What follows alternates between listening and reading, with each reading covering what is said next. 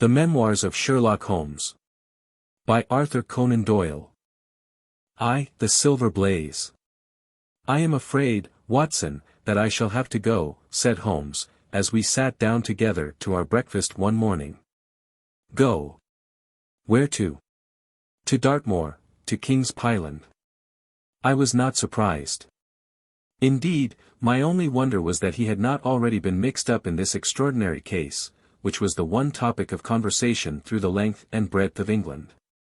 For a whole day my companion had rambled about the room with his chin upon his chest and his brows knitted, charging and recharging his pipe with the strongest black tobacco, and absolutely deaf to any of my questions or remarks.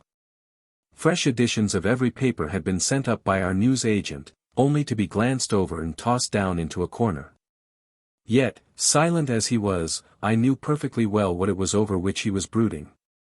There was but one problem before the public which could challenge his powers of analysis, and that was the singular disappearance of the favourite for the Wessex Cup, and the tragic murder of its trainer.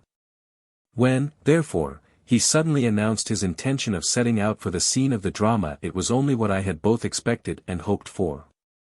"I should be most happy to go down with you if I should not be in the way," said I. "My dear Watson, you would confer a great favour upon me by coming. And I think that your time will not be misspent, for there are points about the case which promise to make it an absolutely unique one. We have, I think, just time to catch our train at Paddington, and I will go further into the matter upon our journey. You would oblige me by bringing with you your very excellent field-glass."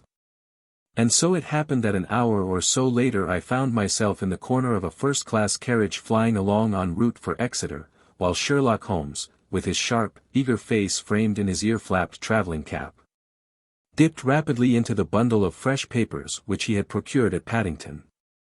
We had left reading far behind us before he thrust the last one of them under the seat, and offered me his cigar-case. "We are going well," said he, looking out the window and glancing at his watch. "Our rate at present is 53½ miles an hour. "I have not observed the quarter-mile posts," said I. "Nor have I. But the telegraph posts upon this line are 60 yards apart, and the calculation is a simple one. I presume that you have looked into this matter of the murder of John Straker and the disappearance of Silver Blaze. I have seen what the Telegraph and the Chronicle have to say. It is one of those cases where the art of the reasoner should be used rather for the sifting of details than for the acquiring of fresh evidence. The tragedy has been so uncommon, so complete and of such personal importance to so many people, that we are suffering from a plethora of surmise, conjecture, and hypothesis. The difficulty is to detach the framework of fact, of absolute undeniable fact, from the embellishments of theorists and reporters. Then, having established ourselves upon this sound basis, it is our duty to see what inferences may be drawn and what are the special points upon which the whole mystery turns. On Tuesday evening I received telegrams from both Colonel Ross, the owner of the horse, and from Inspector Gregory, who is looking after the case, inviting my cooperation. "Tuesday evening!" I exclaimed. "And this is Thursday morning. Why didn't you go down yesterday?" "Because I made a blunder, my dear Watson, which is, I am afraid, a more common occurrence than any one would think who only knew me through your memoirs.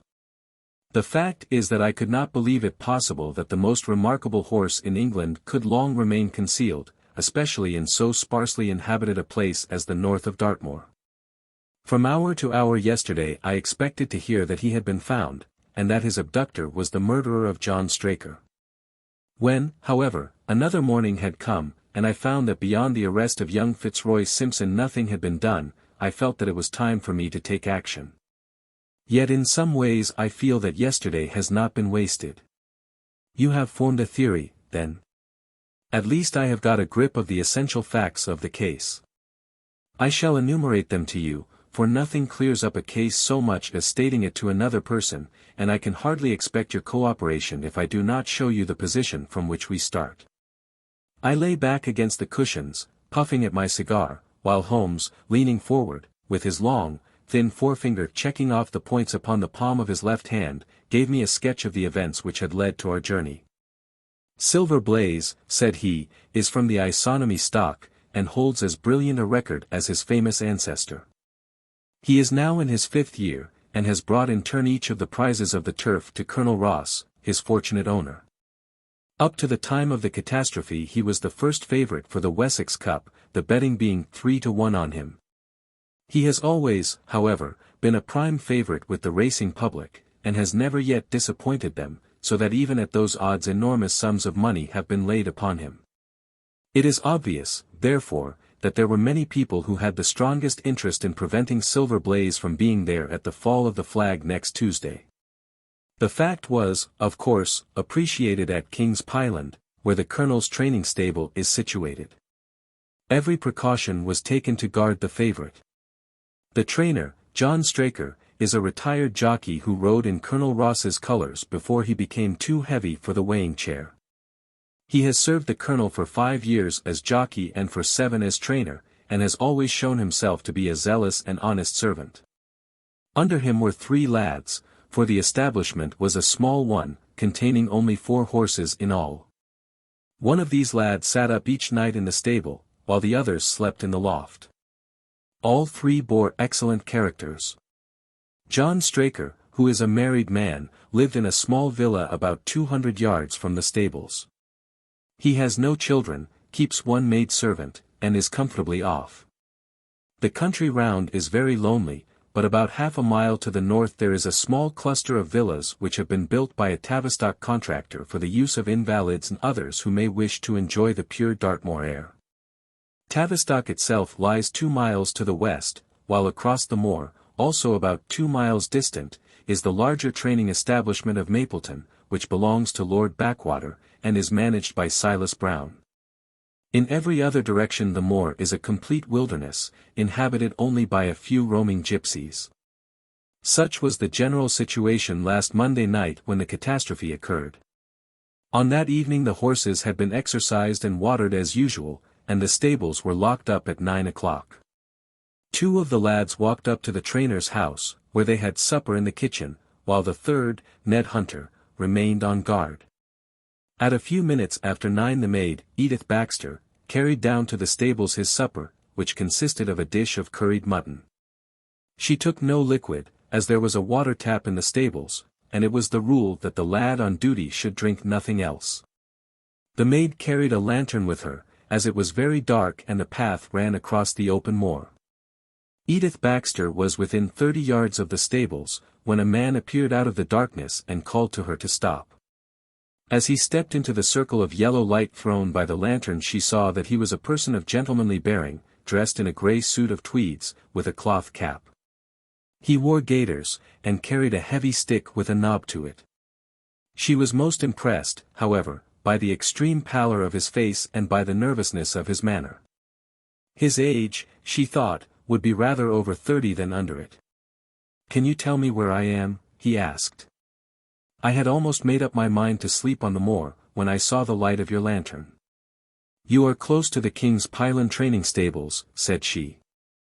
"Oh, indeed. What a stroke of luck," he cried.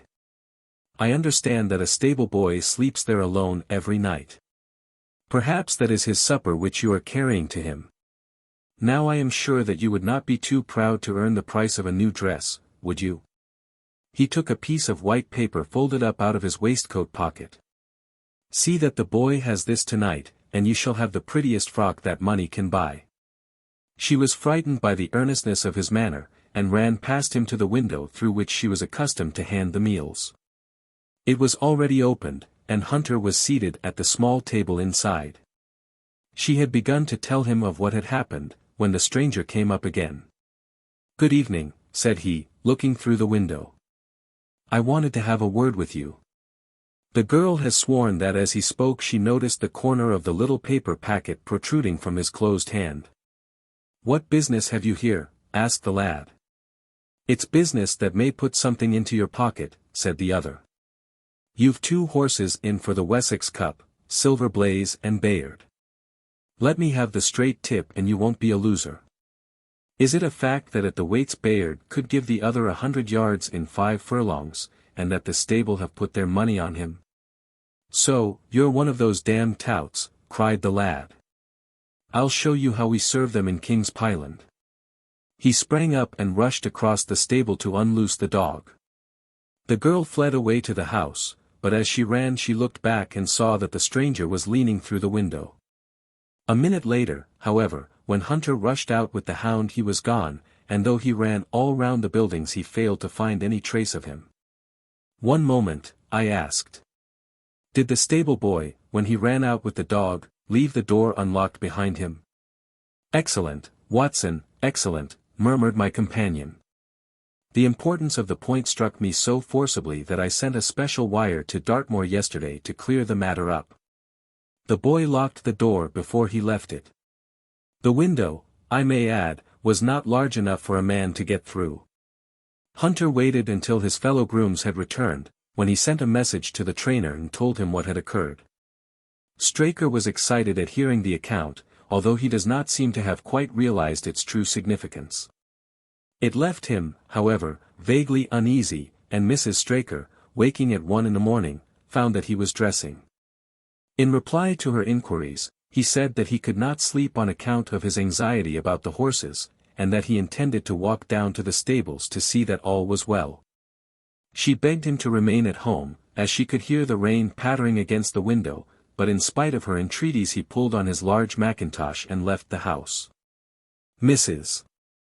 Straker awoke at 7 in the morning, to find that her husband had not yet returned. She dressed herself hastily, called the maid, and set off for the stables. The door was open. Inside, huddled together upon a chair, Hunter was sunk in a state of absolute stupor. The favourite stall was empty, and there were no signs of his trainer. The two lads who slept in the chaff-cutting loft above the harness room were quickly aroused. They had heard nothing during the night, for they are both sound sleepers. Hunter was obviously under the influence of some powerful drug, and as no sense could be got out of him, he was left to sleep it off while the two lads and the two women ran out in search of the absentees. They still had hopes that the trainer had for some reason taken out the horse for early exercise, but on ascending the knoll near the house, from which all the neighbouring moors were visible, they not only could see no signs of the missing favourite, but they perceived something which warned them that they were in the presence of a tragedy. About a quarter of a mile from the stables John Straker's overcoat was flapping from a furze bush. Immediately beyond there was a bowl-shaped depression in the moor, and at the bottom of this was found the dead body of the unfortunate trainer. His head had been shattered by a savage blow from some heavy weapon, and he was wounded on the thigh, where there was a long, clean cut, inflicted evidently by some very sharp instrument.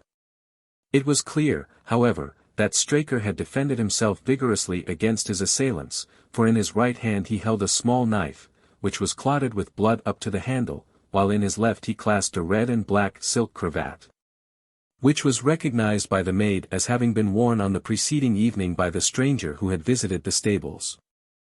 Hunter, on recovering from his stupor, was also quite positive as to the ownership of the cravat. He was equally certain that the same stranger had, while standing at the window, drugged his curried mutton, and so deprived the stables of their watchman. As to the missing horse, there were abundant proofs in the mud which lay at the bottom of the fatal hollow that he had been there at the time of the struggle. But from that morning he has disappeared, and although a large reward has been offered, and all the gypsies of Dartmoor are on the alert, no news has come of him.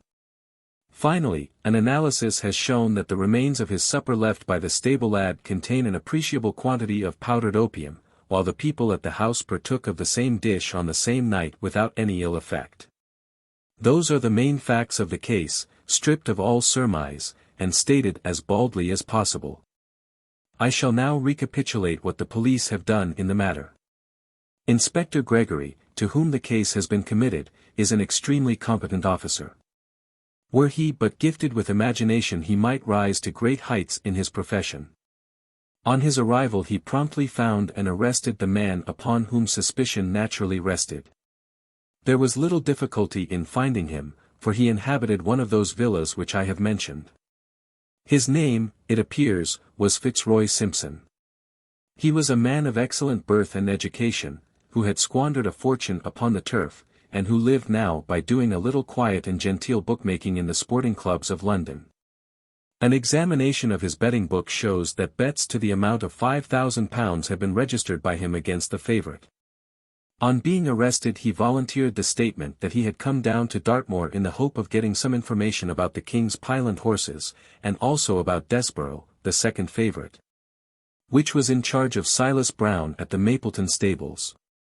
He did not attempt to deny that he had acted as described upon the evening before, but declared that he had no sinister designs, and had simply wished to obtain first-hand information. When confronted with his cravat, he turned very pale, and was utterly unable to account for its presence in the hand of the murdered man. His wet clothing showed that he had been out in the storm of the night before, and his stick, which was a Penang lawyer weighted with lead, was just such a weapon as might, by repeated blows, have inflicted the terrible injuries to which the trainer had succumbed. On the other hand, there was no wound upon his person, while the state of Straker's knife would show that one at least of his assailants must bear his mark upon him. There you have it all in a nutshell, Watson, and if you can give me any light I shall be infinitely obliged to you. I had listened with the greatest interest to the statement which Holmes, with characteristic clearness, had laid before me. Though most of the facts were familiar to me, I had not sufficiently appreciated their relative importance, nor their connection to each other. Is it not possible, I suggested, that the incised wound upon Straker may have been caused by his own knife in the convulsive struggles which follow any brain injury? It is more than possible, it is probable, said Holmes. In that case one of the main points in favor of the accused disappears. And yet, said I, even now I fail to understand what the theory of the police can be. I am afraid that whatever theory we state has very grave objections to it, returned my companion. The police imagine, I take it, that this Fitzroy Simpson, having drugged the lad, and having in some way obtained a duplicate key, opened the stable door and took out the horse, with the intention, apparently, of kidnapping him altogether.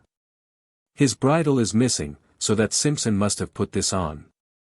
Then, having left the door open behind him, he was leading the horse away over the moor, when he was either met or overtaken by the trainer.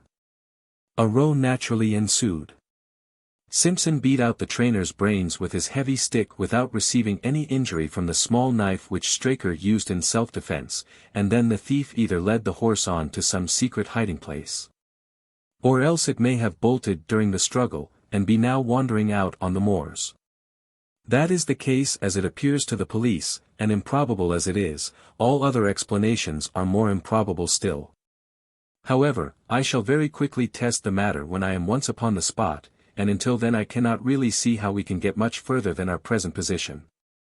It was evening before we reached the little town of Tavistock, which lies, like the boss of a shield, in the middle of the huge circle of Dartmoor. Two gentlemen were awaiting us in the station, the one a tall, fair man with lion-like hair and beard and curiously penetrating light blue eyes. The other a small, alert person, very neat and dapper, in a frock coat and gaiters, with trim little side whiskers and an eyeglass. The latter was Colonel Ross, the well-known sportsman. The other, Inspector Gregory, a man who was rapidly making his name in the English detective service. "I am delighted that you have come down, Mr. Holmes," said the colonel. "The inspector here has done all that could possibly be suggested, but I wish to leave no stone unturned in trying to avenge poor Straker and in recovering my horse." "Have there been any fresh developments?" asked Holmes. "I am sorry to say that we have made very little progress," said the inspector. "We have an open carriage outside, and as you would no doubt like to see the place before the light fails, we might talk it over as we drive." A minute later we were all seated in a comfortable landau, and were rattling through the quaint old Devonshire city. Inspector Gregory was full of his case, and poured out a stream of remarks, while Holmes threw in an occasional question or interjection. Colonel Ross leaned back with his arms folded and his hat tilted over his eyes, while I listened with interest to the dialogue of the two detectives. Gregory was formulating his theory, which was almost exactly what Holmes had foretold in the train. "The net is drawn pretty close round Fitzroy Simpson," he remarked, "and I believe myself that he is our man. At the same time I recognize that the evidence is purely circumstantial, and that some new development may upset it. How about Straker's knife? We have quite come to the conclusion that he wounded himself in his fall. My friend Dr. Watson made that suggestion to me as we came down. If so, it would tell against this man Simpson. Undoubtedly. He has neither a knife nor any sign of a wound. The evidence against him is certainly very strong. He had a great interest in the disappearance of the favorite. He lies under suspicion of having poisoned the stable boy. He was undoubtedly out in the storm, he was armed with a heavy stick, and his cravat was found in the dead man's hand. I really think we have enough to go before a jury. Holmes shook his head. A clever counsel would tear it all to rags, said he. Why should he take the horse out of the stable? If he wished to injure it, why could he not do it there? Has a duplicate key been found in his possession? What chemist sold him the powdered opium? Above all, where could he, a stranger to the district, hide a horse, and such a horse as this? What is his own explanation as to the paper which he wished the maid to give to the stable boy? He says that it was a £10 note. One was found in his purse. But your other difficulties are not so formidable as they seem. He is not a stranger to the district. He has twice lodged at Tavistock in the summer. The opium was probably brought from London. The key, having served its purpose, would be hurled away. The horse may be at the bottom of one of the pits or old mines upon the moor. What does he say about the cravat? He acknowledges that it is his, and declares that he had lost it. But a new element has been introduced into the case which may account for his leading the horse from the stable. Holmes pricked up his ears. We have found traces which show that a party of gypsies encamped on Monday night within a mile of the spot where the murder took place. On Tuesday they were gone. Now, presuming that there was some understanding between Simpson and these gypsies, might he not have been leading the horse to them when he was overtaken, and may they not have him now? It is certainly possible. The moor is being scoured for these gypsies. I have also examined every stable and outhouse in Tavistock, and for a radius of 10 miles. There is another training stable quite close, I understand. Yes, and that is a factor which we must certainly not neglect. As Desborough, their horse, was second in the betting, they had an interest in the disappearance of the favorite. Silas Brown, the trainer, is known to have had large bets upon the event, and he was no friend to poor Straker. We have, however, examined the stables, and there is nothing to connect him with the affair. And nothing to connect this man Simpson with the interests of the Mapleton stables? Nothing at all. Holmes leaned back in the carriage, and the conversation ceased. A few minutes later our driver pulled up at a neat little red brick villa with overhanging eaves which stood by the road. Some distance off, across a paddock, lay a long grey tiled outbuilding.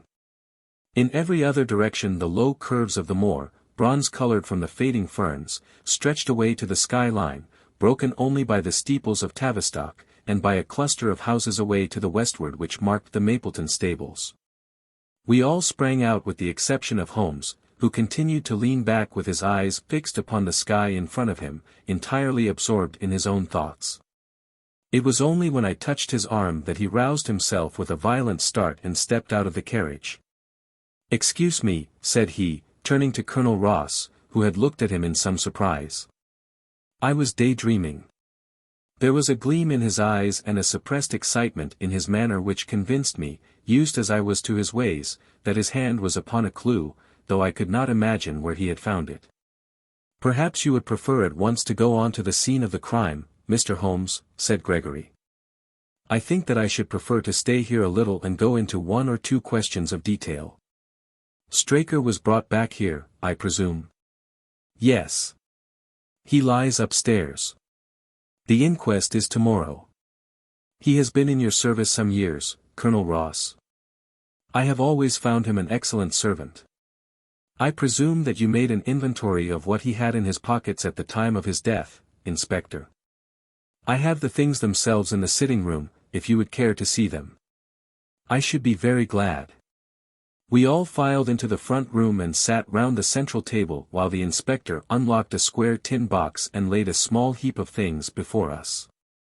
There was a box of Vestas, 2 inches of tallow candle, an ADP briarroot pipe, a pouch of sealskin with half an ounce of long-cut Cavendish, a silver watch with a gold chain, 5 sovereigns in gold, an aluminium pencil case, a few papers, and an ivory-handled knife with a very delicate, inflexible blade marked Weiss and Company, London.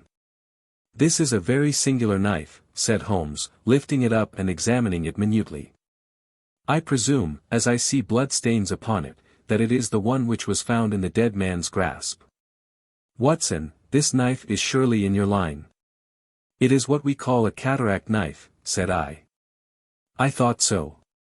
A very delicate blade devised for very delicate work. A strange thing for a man to carry with him upon a rough expedition, especially as it would not shut in his pocket." "The tip was guarded by a disc of cork which we found beside his body," said the inspector. "His wife tells us that the knife had lain upon the dressing table, and that he had picked it up as he left the room. It was a poor weapon, but perhaps the best that he could lay his hands on at the moment."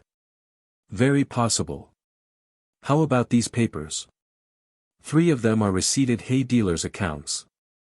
One of them is a letter of instructions from Colonel Ross.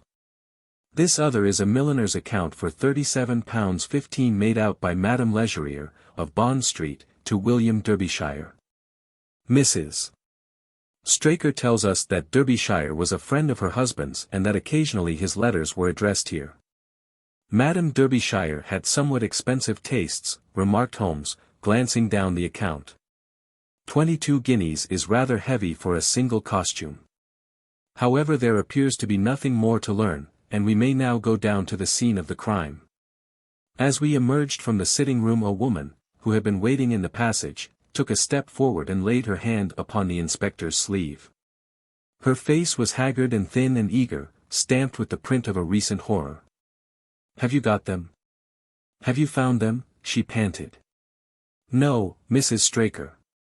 But Mr. Holmes here has come from London to help us, and we shall do all that is possible. Surely I met you in Plymouth at a garden party some little time ago, Mrs. Straker," said Holmes. "No, sir, you are mistaken." "Dear me.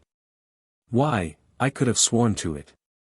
You wore a costume of dove-colored silk with ostrich feather trimming." "I never had such a dress, sir," answered the lady. "Ah, that quite settles it," said Holmes. And with an apology he followed the inspector outside. A short walk across the moor took us to the hollow in which the body had been found. At the brink of it was the furze bush upon which the coat had been hung. "There was no wind that night, I understand," said Holmes. "None, but very heavy rain." "In that case the overcoat was not blown against the furze bush, but placed there." "Yes, it was laid across the bush." "You fill me with interest. I perceive that the ground has been trampled up a good deal. No doubt many feet have been here since Monday night. A piece of matting has been laid here at the side, and we have all stood upon that." "Excellent. In this bag I have one of the boots which Straker wore, one of Fitzroy Simpson's shoes, and a cast horseshoe of silver blaze." "My dear inspector, you surpass yourself." Holmes took the bag, and, descending into the hollow, he pushed the matting into a more central position. Then stretching himself upon his face and leaning his chin upon his hands, he made a careful study of the trampled mud in front of him. "Hullo," said he, suddenly. "What's this?" It was a wax vesta half burned, which was so coated with mud that it looked at first like a little chip of wood. "I cannot think how I came to overlook it," said the inspector, with an expression of annoyance. "It was invisible, buried in the mud. I only saw it because I was looking for it." "What? You expected to find it?" "I thought it not unlikely." He took the boots from the bag, and compared the impressions of each of them with marks upon the ground. Then he clambered up to the rim of the hollow, and crawled about among the ferns and bushes. "I am afraid that there are no more tracks," said the inspector. I have examined the ground very carefully for 100 yards in each direction. Indeed, said Holmes, rising. I should not have the impertinence to do it again after what you say. But I should like to take a little walk over the moor before it grows dark, that I may know my ground tomorrow, and I think that I shall put this horseshoe into my pocket for luck. Colonel Ross, who had shown some signs of impatience at my companion's quiet and systematic method of work, glanced at his watch. I wish you would come back with me, Inspector, said he. There are several points on which I should like your advice, and especially as to whether we do not owe it to the public to remove our horse's name from the entries for the cup. Certainly not, cried Holmes, with decision. I should let the name stand. The colonel bowed. I am very glad to have had your opinion, sir, said he. You will find us at poor Straker's house when you have finished your walk, and we can drive together into Tavistock. He turned back with the inspector, while Holmes and I walked slowly across the moor. The sun was beginning to sink behind the stables of Mapleton, and the long, sloping plain in front of us was tinged with gold, deepening into rich, ruddy browns where the faded ferns and brambles caught the evening light. But the glories of the landscape were all wasted upon my companion, who was sunk in the deepest thought. It's this way, Watson, said he at last. We may leave the question of who killed John Straker for the instant, and confine ourselves to finding out what has become of the horse. Now, supposing that he broke away during or after the tragedy, where could he have gone to? The horse is a very gregarious creature. If left to himself his instincts would have been either to return to King's Pyland or go over to Mapleton. Why should he run wild upon the moor? He would surely have been seen by now. And why should gypsies kidnap him? These people always clear out when they hear of trouble, for they do not wish to be pestered by the police.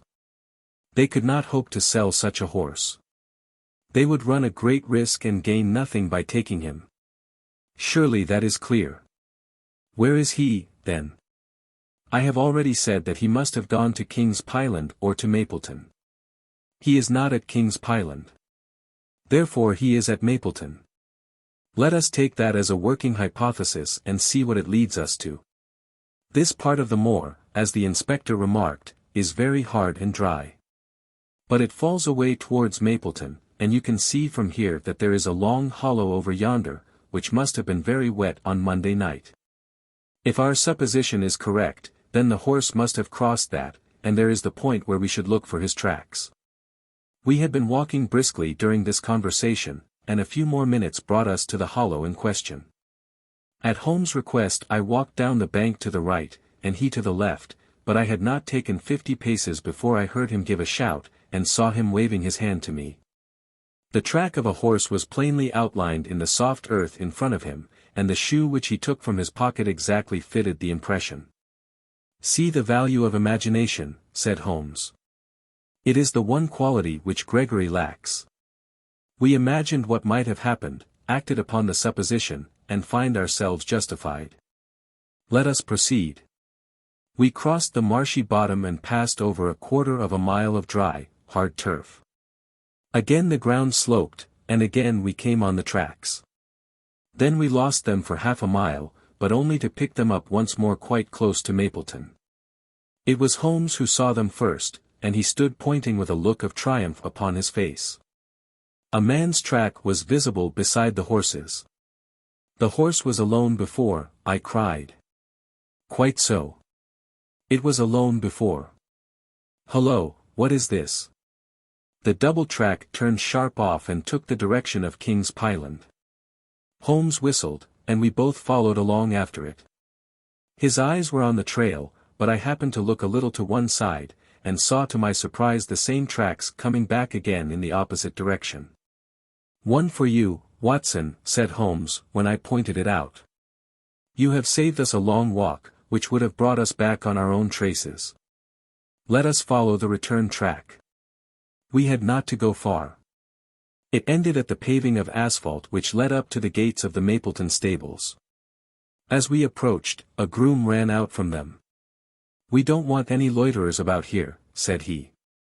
I only wish to ask a question, said Holmes, with his finger and thumb in his waistcoat pocket. Should I be too early to see your master, Mr. Silas Brown, if I were to call at 5 o'clock tomorrow morning? Bless you, sir, if any one is about he will be, for he is always the first stirring. But here he is, sir, to answer your questions for himself. No, sir, no, it is as much as my place is worth to let him see me touch your money. Afterwards, if you like. As Sherlock Holmes replaced the half-crown which he had drawn from his pocket, a fierce-looking elderly man strode out from the gate with a hunting crop swinging in his hand. "What's this, Dawson?" he cried. "No gossiping. Go about your business. And you, what the devil do you want here?" "10 minutes' talk with you, my good sir," said Holmes in the sweetest of voices. "I've no time to talk to every gadabout. We want no strangers here. Be off, or you may find a dog at your heels." Holmes leaned forward and whispered something in the trainer's ear. He started violently and flushed to the temples.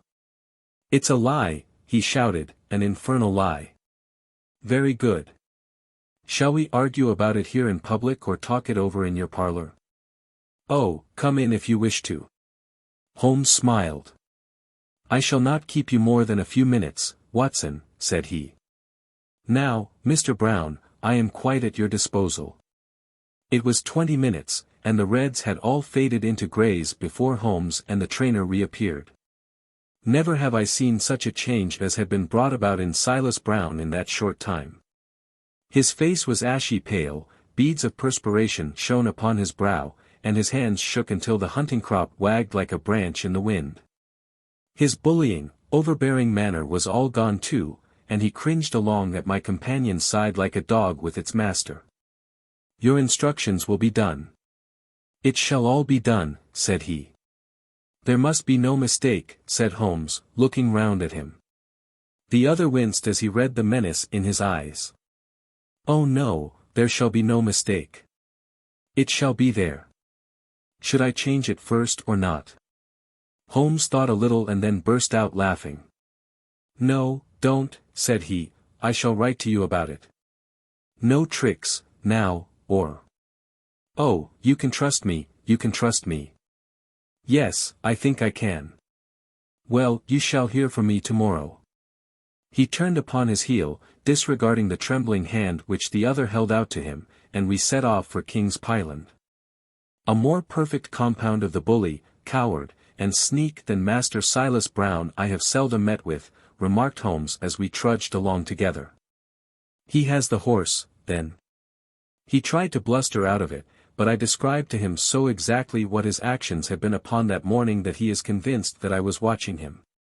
"Of course you observed the peculiarly square toes in the impressions, and that his own boots exactly corresponded to them.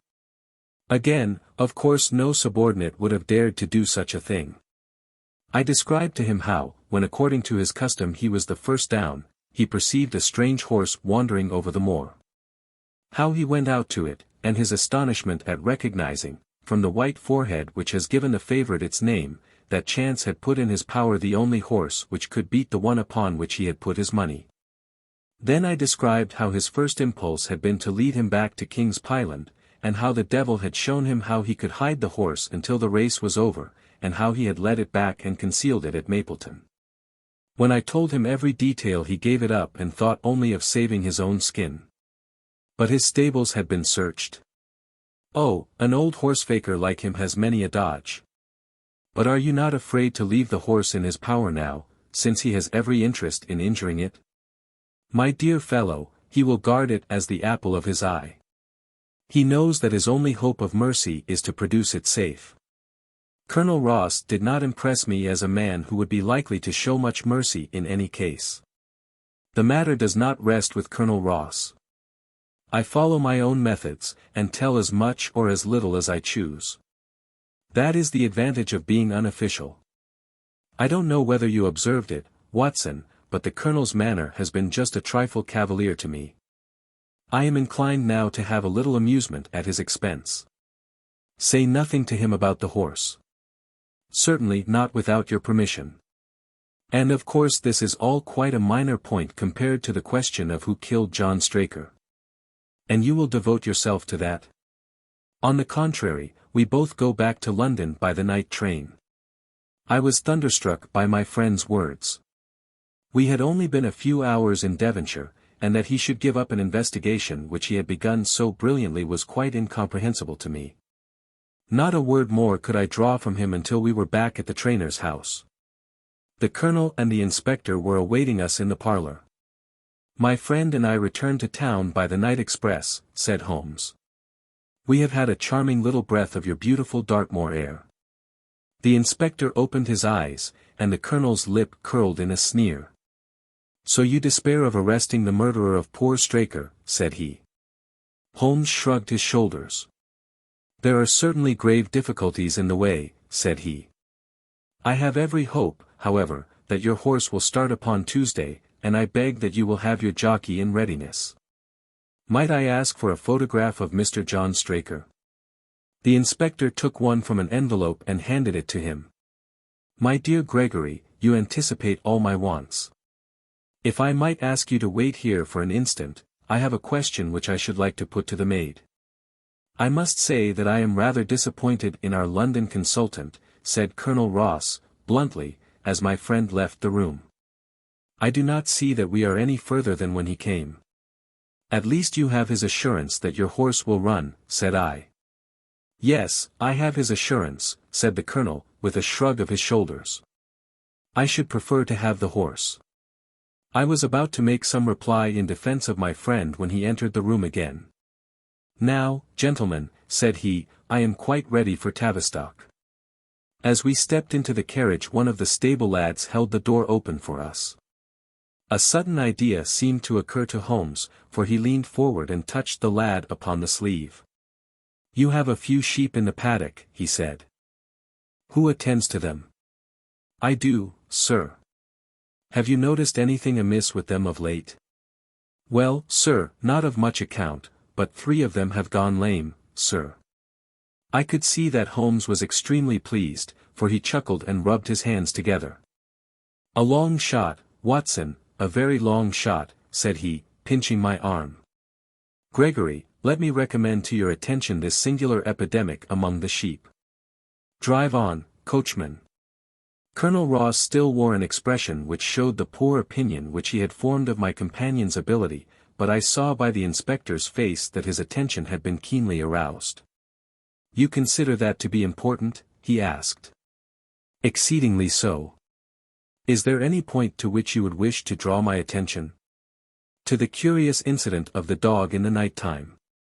"The dog did nothing in the night time." "That was the curious incident," remarked Sherlock Holmes. For days later Holmes and I were again in the train, bound for Winchester to see the race for the Wessex Cup. Colonel Ross met us by appointment outside the station, and we drove in his drag to the course beyond the town. His face was grave, and his manner was cold in the extreme. "I have seen nothing of my horse," said he. "I suppose that you would know him when you saw him?" asked Holmes. The colonel was very angry. "I have been on the turf for 20 years, and never was asked such a question as that before," said he. "A child would know Silver Blaze, with his white forehead and his mottled-off foreleg. How is the betting?" "Well, that is the curious part of it. You could have got 15 to 1 yesterday, but the price has become shorter and shorter, until you can hardly get 3 to 1 now." "Hum," said Holmes. "Somebody knows something, that is clear." As the drag drew up in the enclosure near the grand stand I glanced at the card to see the entries. It ran: Wessex Plate. 50 sovs each HFT with 1,000 sovs added for 4 and 5-year-olds. Second, £300. Third, £200. New course, 1 mile and 5 furlongs. 1. Mr. Heath Newton's The Negro, red cap, cinnamon jacket. 2. Colonel Wardlaw's Pugilist, pink cap, blue and black jacket. 3. Lord Backwater's Desborough, yellow cap and sleeves. 4. Colonel Ross's Silver Blaze, black cap, red jacket. 5. Duke of Balmoral's Iris, yellow and black stripes. 6. Lord Singleford's Raspier, purple cap, black sleeves. We scratched our other one, and put all hopes on your word, said the colonel. Why, what is that? Silver Blaze favorite. 5-4 against Silver Blaze, roared the ring. 5-4 against Silver Blaze. 5-15 against Desborough. 5-4 on the field. There are the numbers up, I cried. They are all 6 there. All 6 there. Then my horse is running, cried the colonel in great agitation. But I don't see him. My colors have not passed. Only 5 have passed. This must be he. As I spoke, a powerful bay horse swept out from the weighing enclosure and cantered past us, bearing on its back the well-known black and red of the colonel. That's not my horse, cried the owner. That beast has not a white hair upon its body. What is this that you have done, Mr. Holmes? Well, well, let us see how he gets on, said my friend, imperturbably. For a few minutes he gazed through my field-glass. Capital. An excellent start, he cried suddenly. There they are, coming round the curve. From our drag we had a superb view as they came up the straight.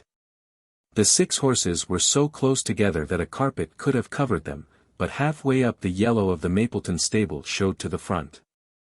Before they reached us, however, Desborough's bolt was shot, and the colonel's horse, coming away with a rush, passed the post a good 6 lengths before its rival, the Duke of Balmoral's Iris, making a bad third. It's my race, anyhow, gasped the colonel, passing his hand over his eyes. I confess that I can make neither head nor tail of it. Don't you think that you have kept up your mystery long enough, Mr. Holmes? Certainly, Colonel, you shall know everything. Let us all go round and have a look at the horse together.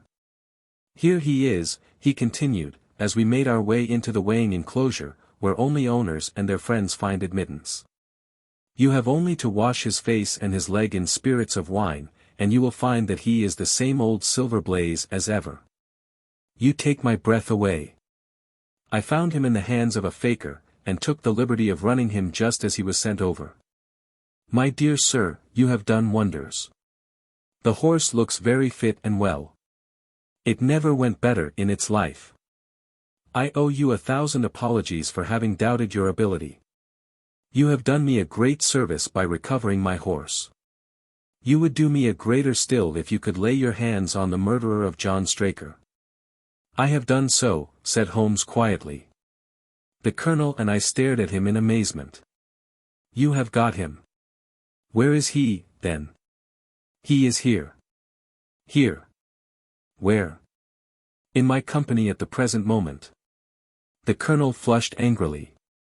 I quite recognize that I am under obligations to you, Mr. Holmes, said he, but I must regard what you have just said as either a very bad joke or an insult. Sherlock Holmes laughed. I assure you that I have not associated you with the crime, Colonel, said he. The real murderer is standing immediately behind you. He stepped past and laid his hand upon the glossy neck of the thoroughbred. The horse! Cried both the colonel and myself. Yes, the horse.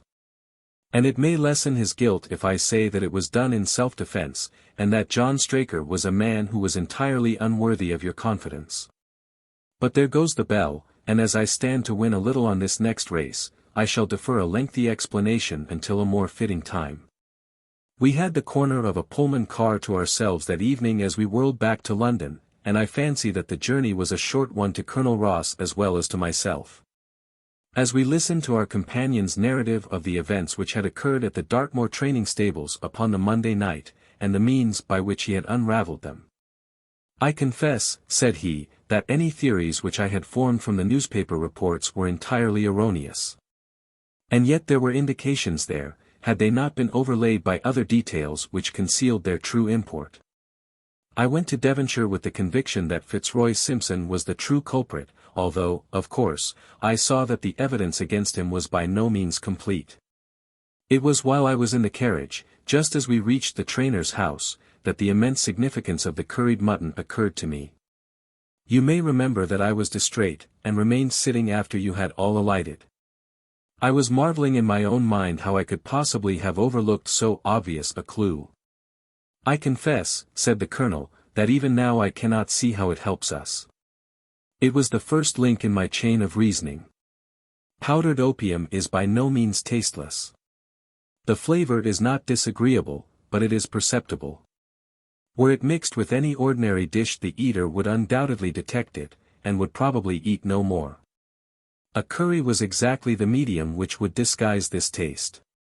By no possible supposition could this stranger, Fitzroy Simpson, have caused curry to be served in the trainer's family that night. And it is surely too monstrous a coincidence to suppose that he happened to come along with powdered opium upon the very night when a dish happened to be served which would disguise the flavor. That is unthinkable. Therefore Simpson becomes eliminated from the case, and our attention centers upon Straker and his wife, the only two people who could have chosen curried mutton for supper that night. The opium was added after the dish was set aside for the stable boy, for the others had the same for supper with no ill effects. Which of them, then, had access to that dish without the maid seeing them? Before deciding that question I had grasped the significance of the silence of the dog, for one true inference invariably suggests others. The Simpson incident had shown me that a dog was kept in the stables, and yet, though someone had been in and had fetched out a horse, he had not barked enough to arouse the two lads in the loft. Obviously the midnight visitor was someone whom the dog knew well. I was already convinced, or almost convinced, that John Straker went down to the stables in the dead of the night and took out Silver Blaze. For what purpose? For a dishonest one, obviously, or why should he drug his own stable boy? And yet I was at a loss to know why. There have been cases before now where trainers have made sure of great sums of money by laying against their own horses, through agents, and then preventing them from winning by fraud. Sometimes it is a pulling jockey. Sometimes it is some surer and subtler means. What was it here? I hoped that the contents of his pockets might help me to form a conclusion. And they did so. You cannot have forgotten the singular knife which was found in the dead man's hand, a knife which certainly no sane man would choose for a weapon. It was, as Dr. Watson told us, a form of knife which is used for the most delicate operations known in surgery. And it was to be used for a delicate operation that night. You must know, with your wide experience of turf matters, Colonel Ross, that it is possible to make a slight nick upon the tendons of a horse's ham, and to do it subcutaneously, so as to leave absolutely no trace. A horse so treated would develop a slight lameness, which would be put down to a strain in exercise or a touch of rheumatism, but never to foul play. Villain! Scoundrel! Cried the colonel. We have here the explanation of why John Straker wished to take the horse out onto the moor. So spirited a creature would have certainly roused the soundest of sleepers when it felt the prick of the knife. It was absolutely necessary to do it in the open air. I have been blind, cried the colonel. Of course that was why he needed the candle, and struck the match. Undoubtedly. But in examining his belongings I was fortunate enough to discover not only the method of the crime, but even its motives. As a man of the world, Colonel, you know that men do not carry other people's bills about in their pockets.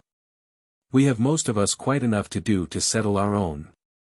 I at once concluded that Straker was leading a double life, and keeping a second establishment. The nature of the bill showed that there was a lady in the case, and one who had expensive tastes. Liberal as you are with your servants, one can hardly expect that they can buy 20-guinea walking dresses for their ladies. I questioned Mrs. Straker as to the dress without her knowing it, and having satisfied myself that it had never reached her, I made a note of the milliner's address. And felt that by calling there with Straker's photograph I could easily dispose of the mythical Derbyshire. From that time on all was plain. Straker had led out the horse to a hollow where his light would be invisible. Simpson in his flight had dropped his cravat, and Straker had picked it up, with some idea, perhaps, that he might use it in securing the horse's leg. Once in the hollow, he had got behind the horse and had struck a light.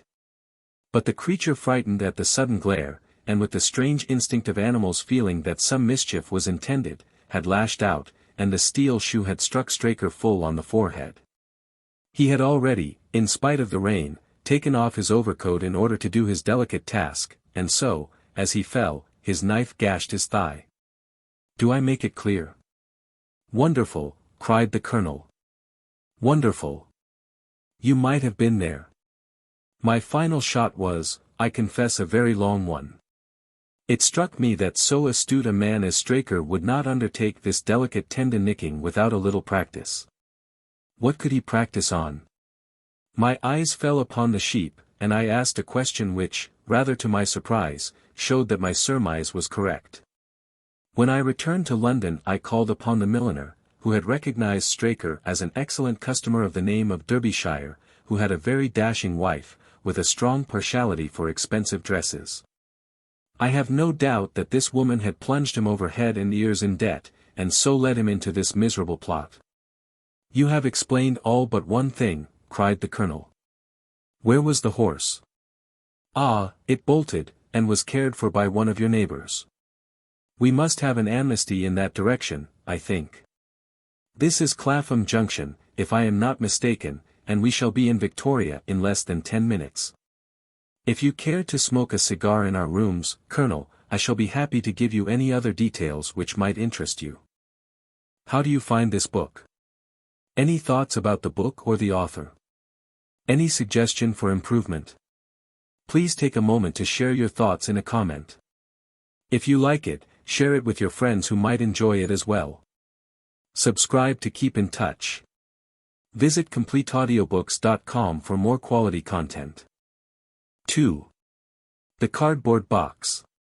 In choosing a few typical cases which illustrate the remarkable mental qualities of my friend, Sherlock Holmes, I have endeavored, as far as possible, to select those which presented the minimum of sensationalism, while offering a fair field for his talents. It is, however, unfortunately impossible entirely to separate the sensational from the criminal. And a chronicler is left in the dilemma that he must either sacrifice details which are essential to his statement and so give a false impression of the problem, or he must use matter which chance, and not choice, has provided him with. With this short preface I shall turn to my notes of what proved to be a strange, though a peculiarly terrible, chain of events. It was a blazing hot day in August. Baker Street was like an oven, and the glare of the sunlight upon the yellow brickwork of the house across the road was painful to the eye. It was hard to believe that these were the same walls which loomed so gloomily through the fogs of winter.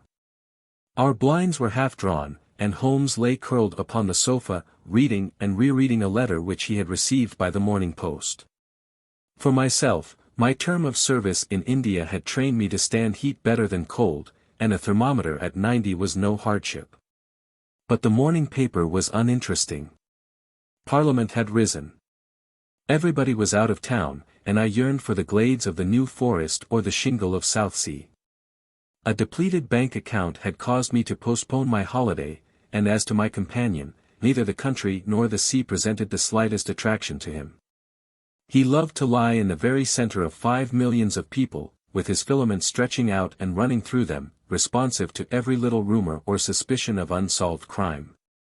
Appreciation of nature found no place among his many gifts, and his only change was when he turned his mind from the evil-doer of the town to track down his brother of the country. Finding that Holmes was too absorbed for conversation, I had tossed aside the barren paper, and leaning back in my chair I fell into a brown study. Suddenly my companion's voice broke in upon my thoughts. "You are right, Watson," said he. "It does seem a most preposterous way of settling a dispute." "Most preposterous," I exclaimed, and then suddenly realizing how he had echoed the inmost thought of my soul, I sat up in my chair and stared at him in blank amazement. "What is this, Holmes?" I cried. "This is beyond anything which I could have imagined." He laughed heartily at my perplexity. "You remember," he said, "that some little time ago when I read you the passage in one of Poe's sketches in which a close reasoner follows the unspoken thoughts of his companion. You were inclined to treat the matter as a mere tour de force of the author. On my remarking that I was constantly in the habit of doing the same thing you expressed incredulity." "Oh, no. Perhaps not with your tongue, my dear Watson, but certainly with your eyebrows. So when I saw you throw down your paper and enter upon a train of thought, I was very happy to have the opportunity of reading it off, and eventually of breaking into it, as a proof that I had been in rapport with you. But I was still far from satisfied. In the example which you read to me, said I, the reasoner drew his conclusions from the actions of the man whom he observed. If I remember right, he stumbled over a heap of stones, looked up at the stars, and so on. But I have been seated quietly in my chair, and what clues can I have given you? You do yourself an injustice. The features are given to man as the means by which he shall express his emotions, and yours are faithful servants. Do you mean to say that you read my train of thoughts from my features? Your features and especially your eyes. Perhaps you cannot yourself recall how your reverie commenced. No, I cannot. Then I will tell you. After throwing down your paper, which was the action which drew my attention to you, you sat for half a minute with a vacant expression. Then your eyes fixed themselves upon your newly framed picture of General Gordon, and I saw by the alteration in your face that a train of thought had been started. But it did not lead very far. Your eyes flashed across to the unframed portrait of Henry Ward Beecher which stands upon the top of your books. Then you glanced up at the wall, and of course your meaning was obvious. You were thinking that if the portrait were framed it would just cover that bare space and correspond with Gordon's picture over there. You have followed me wonderfully, I exclaimed. So far I could hardly have gone astray. But now your thoughts went back to Beecher, and you looked hard across as if you were studying the character in his features. Then your eyes ceased to pucker, but you continued to look across, and your face was thoughtful. You were recalling the incidents of Beecher's career. I was well aware that you could not do this without thinking of the mission which he undertook on behalf of the North at the time of the Civil War. For I remember your expressing your passionate indignation at the way in which he was received by the more turbulent of our people. You felt so strongly about it that I knew you could not think of Beecher without thinking of that also. When a moment later I saw your eyes wander away from the picture, I suspected that your mind had now turned to the Civil War, and when I observed that your lips set, your eyes sparkled, and your hands clenched, I was positive that you were indeed thinking of the gallantry which was shown by both sides in that desperate struggle. But then, again, your face grew sadder, you shook your head. You were dwelling upon the sadness and horror and useless waste of life. Your hand stole towards your own old wound and a smile quivered on your lips, which showed me that the ridiculous side of this method of settling international questions had forced itself upon your mind. At this point I agreed with you that it was preposterous and was glad to find that all my deductions had been correct. Absolutely, said I, and now that you have explained it, I confess that I am as amazed as before. It was very superficial, my dear Watson, I assure you. I should not have intruded it upon your attention had you not shown some incredulity the other day. But I have in my hands here a little problem which may prove to be more difficult of solution than my small essay in thought reading.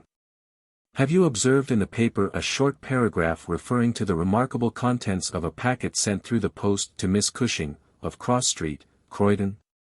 No, I saw nothing. Ah! Then you must have overlooked it. Just toss it over to me. Here it is, under the financial column. Perhaps you would be good enough to read it aloud. I picked up the paper which he had thrown back to me and read the paragraph indicated. It was headed, "A Gruesome Packet." Miss Susan Cushing, living at Cross Street, Croydon, has been made the victim of what must be regarded as a peculiarly revolting practical joke unless some more sinister meaning should prove to be attached to the incident. At 2 o'clock yesterday afternoon a small packet, wrapped in brown paper, was handed in by the postman. A cardboard box was inside, which was filled with coarse salt. On emptying this, Miss Cushing was horrified to find 2 human ears, apparently quite freshly severed. The box had been sent by parcel post from Belfast upon the morning before. There is no indication as to the sender, and the matter is the more mysterious as Miss Cushing, who is a maiden lady of 50, has led a most retired life, and has so few acquaintances or correspondents that it is a rare event for her to receive anything through the post.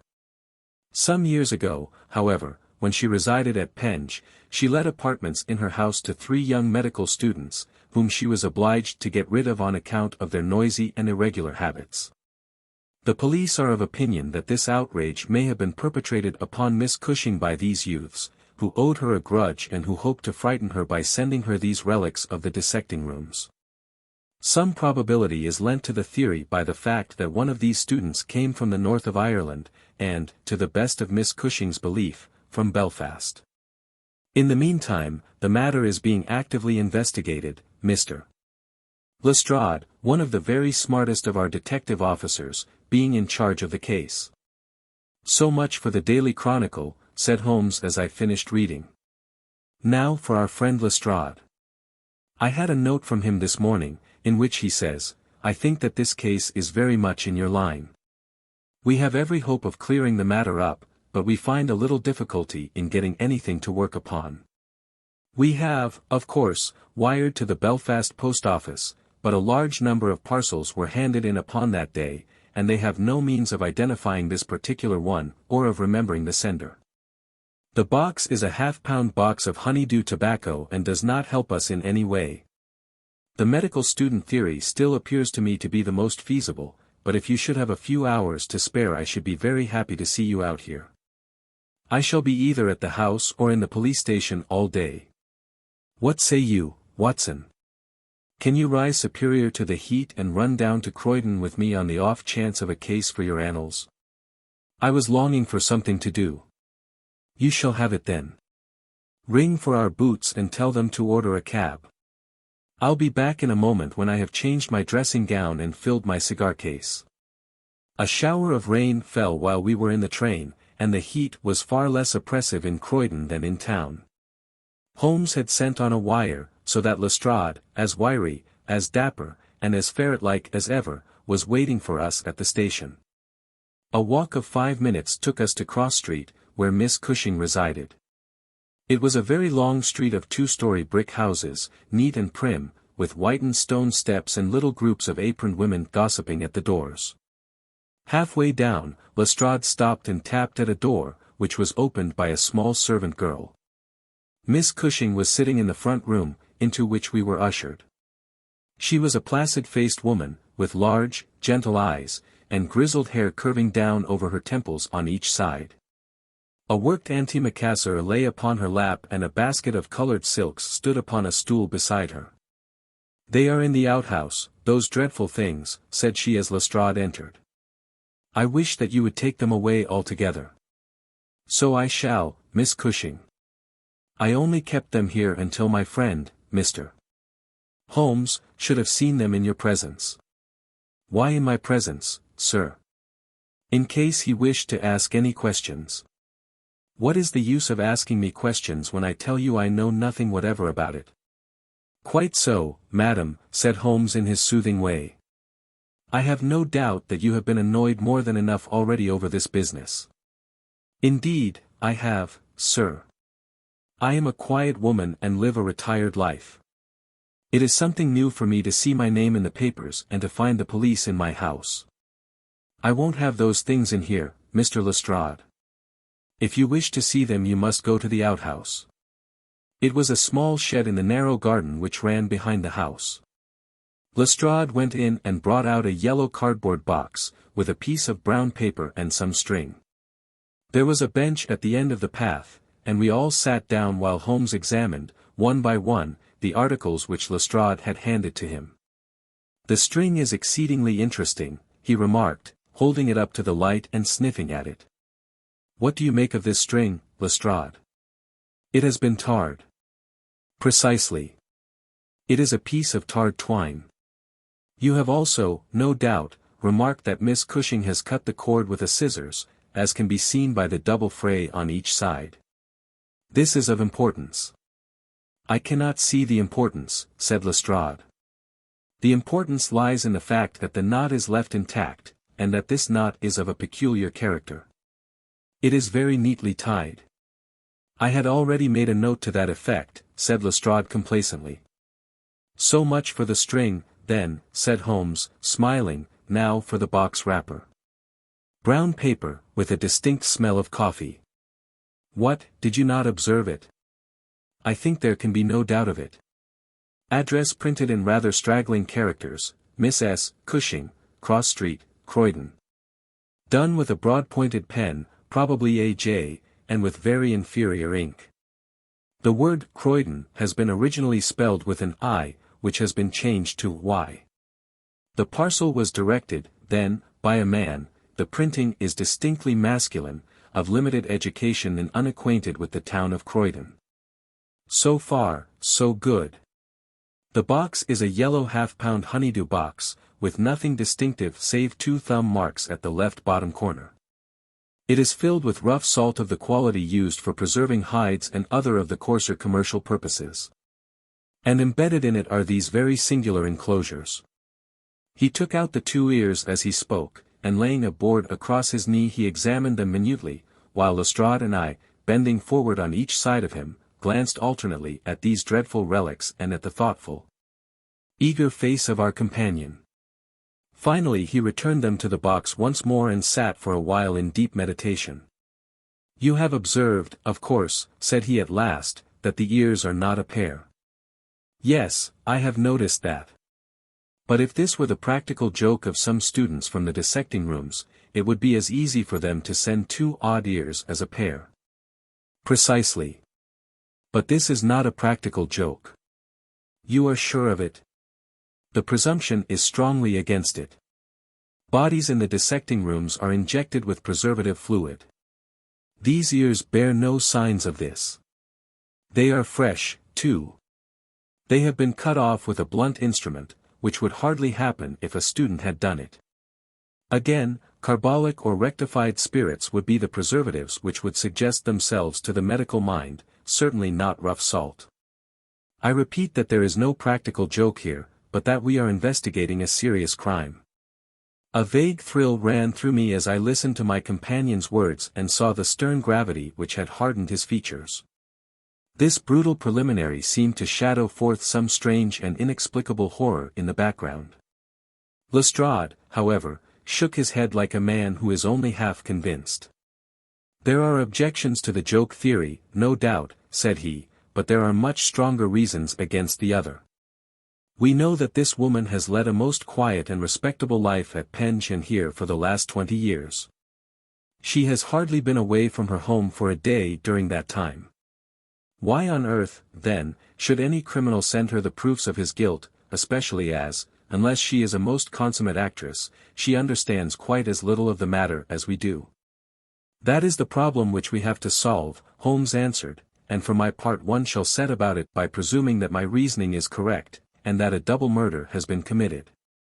One of these ears is a woman's, small, finely formed, and pierced for an earring.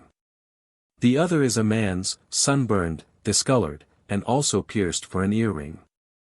These 2 people are presumably dead, or we should have heard their story before now. Today is Friday. The packet was posted on Thursday morning. The tragedy, then, occurred on Wednesday or Tuesday or earlier. If the 2 people were murdered, who but their murderer would have sent this sign of his work to Miss Cushing? We may take it that the sender of the packet is the man whom we want. But he must have some strong reason for sending Miss Cushing this packet. What reason then? It must have been to tell her that the deed was done. Or to pain her, perhaps. But in that case she knows who it is. Does she know? I doubt it. If she knew, why should she call the police in? She might have buried the ears, and no one would have been the wiser. That is what she would have done if she had wished to shield the criminal. But if she does not wish to shield him she would give his name. There is a tangle here which needs straightening out. He had been talking in a high, quick voice, staring blankly up over the garden fence, but now he sprang briskly to his feet and walked towards the house. I have a few questions to ask Miss Cushing, said he. In that case I may leave you here, said Lestrade, for I have another small business on hand. I think that I have nothing further to learn from Miss Cushing. You will find me at the police station. We shall look in on our way to the train, answered Holmes. A moment later he and I were back in the front room, where the impassive lady was still quietly working away at her antimacassar. She put it down on her lap as we entered and looked at us with her frank, searching blue eyes. "I am convinced, sir," she said, "that this matter is a mistake, and that the parcel was never meant for me at all. I have said this several times to the gentleman from Scotland Yard, but he simply laughs at me. I have not an enemy in the world, as far as I know, so why should anyone play me such a trick?" "I am coming to be of the same opinion, Miss Cushing," said Holmes, taking a seat beside her. "I think that it is more than probable." He paused, and I was surprised, on glancing round to see that he was staring with singular intentness at the lady's profile. Surprise and satisfaction were both for an instant to be read upon his eager face, though when she glanced round to find out the cause of his silence he had become as demure as ever. I stared hard myself at her flat, grizzled hair, her trim cap, her little gilt earrings, her placid features, but I could see nothing which could account for my companion's evident excitement. There were one or two questions. "Oh, I am weary of questions," cried Miss Cushing impatiently. "You have 2 sisters, I believe. How could you know that?" "I observed the very instant that I entered the room that you have a portrait group of 3 ladies upon the mantelpiece, one of whom is undoubtedly yourself. While the others are so exceedingly like you that there could be no doubt of the relationship." "Yes, you are quite right. Those are my sisters, Sarah and Mary. And here at my elbow is another portrait, taken at Liverpool, of your younger sister, in the company of a man who appears to be a steward by his uniform. I observe that she was unmarried at the time."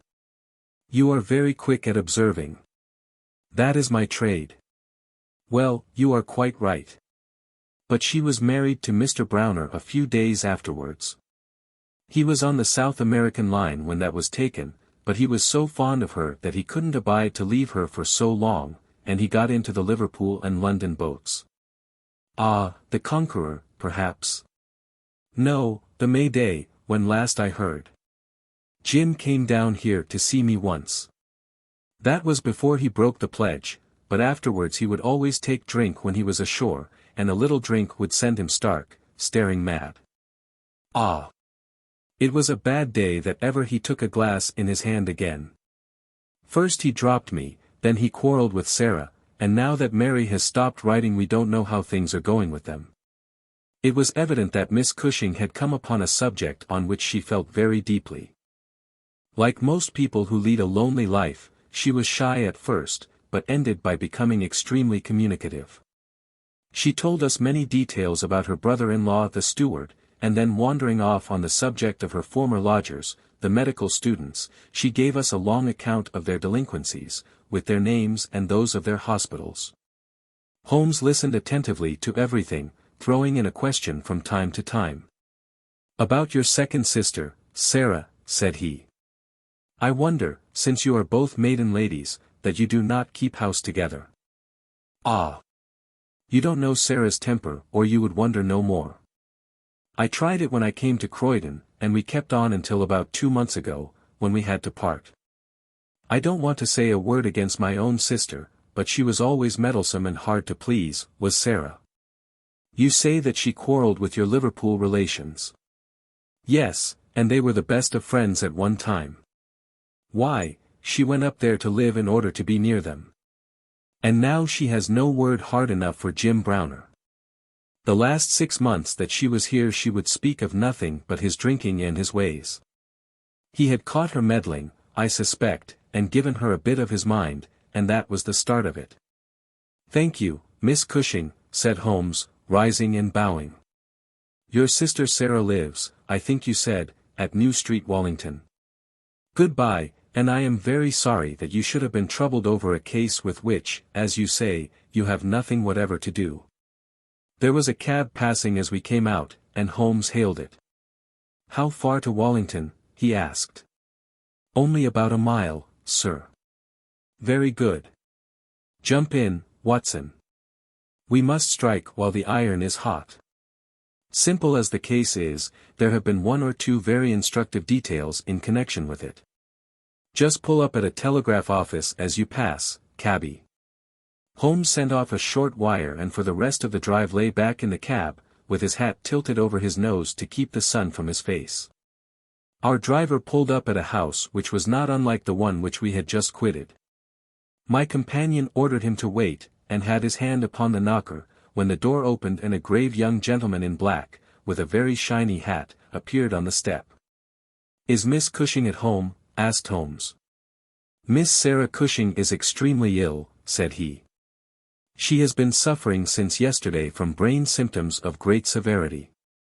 As her medical adviser, I cannot possibly take the responsibility of allowing anyone to see her. I should recommend you to call again in 10 days.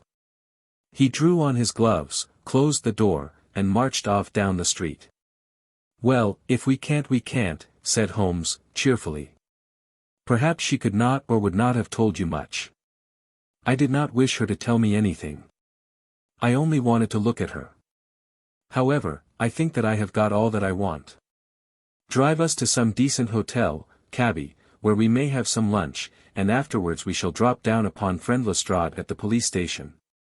We had a pleasant little meal together, during which Holmes would talk about nothing but violins, narrating with great exultation how he had purchased his own Stradivarius, which was worth at least 500 guineas. At a Jew broker's in Tottenham Court Road for 55 shillings. This led him to Paganini, and we sat for an hour over a bottle of claret while he told me anecdote after anecdote of that extraordinary man. The afternoon was far advanced and the hot glare had softened into a mellow glow before we found ourselves at the police station. Lestrade was waiting for us at the door. "A telegram for you, Mr. Holmes," said he. "Ha! It is the answer." He tore it open, glanced his eyes over it, and crumpled it into his pocket. "That's all right," said he. "Have you found out anything?" "I have found out everything." "What?" Lestrade stared at him in amazement. "You are joking." "I was never more serious in my life. A shocking crime has been committed, and I think I have now laid bare every detail of it." "And the criminal?"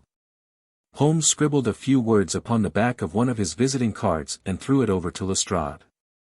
"That is the name," he said. "You cannot effect an arrest until tomorrow night at the earliest. I should prefer that you do not mention my name at all in connection with the case, as I choose to be only associated with those crimes which present some difficulty in their solution. Come on, Watson." We strode off together to the station, leaving Lestrade still staring with a delighted face at the card which Holmes had thrown him.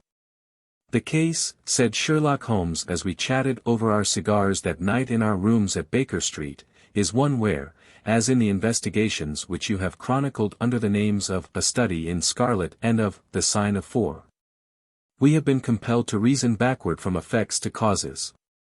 I have written to Lestrade asking him to supply us with the details which are now wanting, and which he will only get after he has secured his man. That he may be safely trusted to do, for although he is absolutely devoid of reason, he is as tenacious as a bulldog when he once understands what he has to do, and, indeed, it is just this tenacity which has brought him to the top at Scotland Yard." "Your case is not complete, then?" I asked.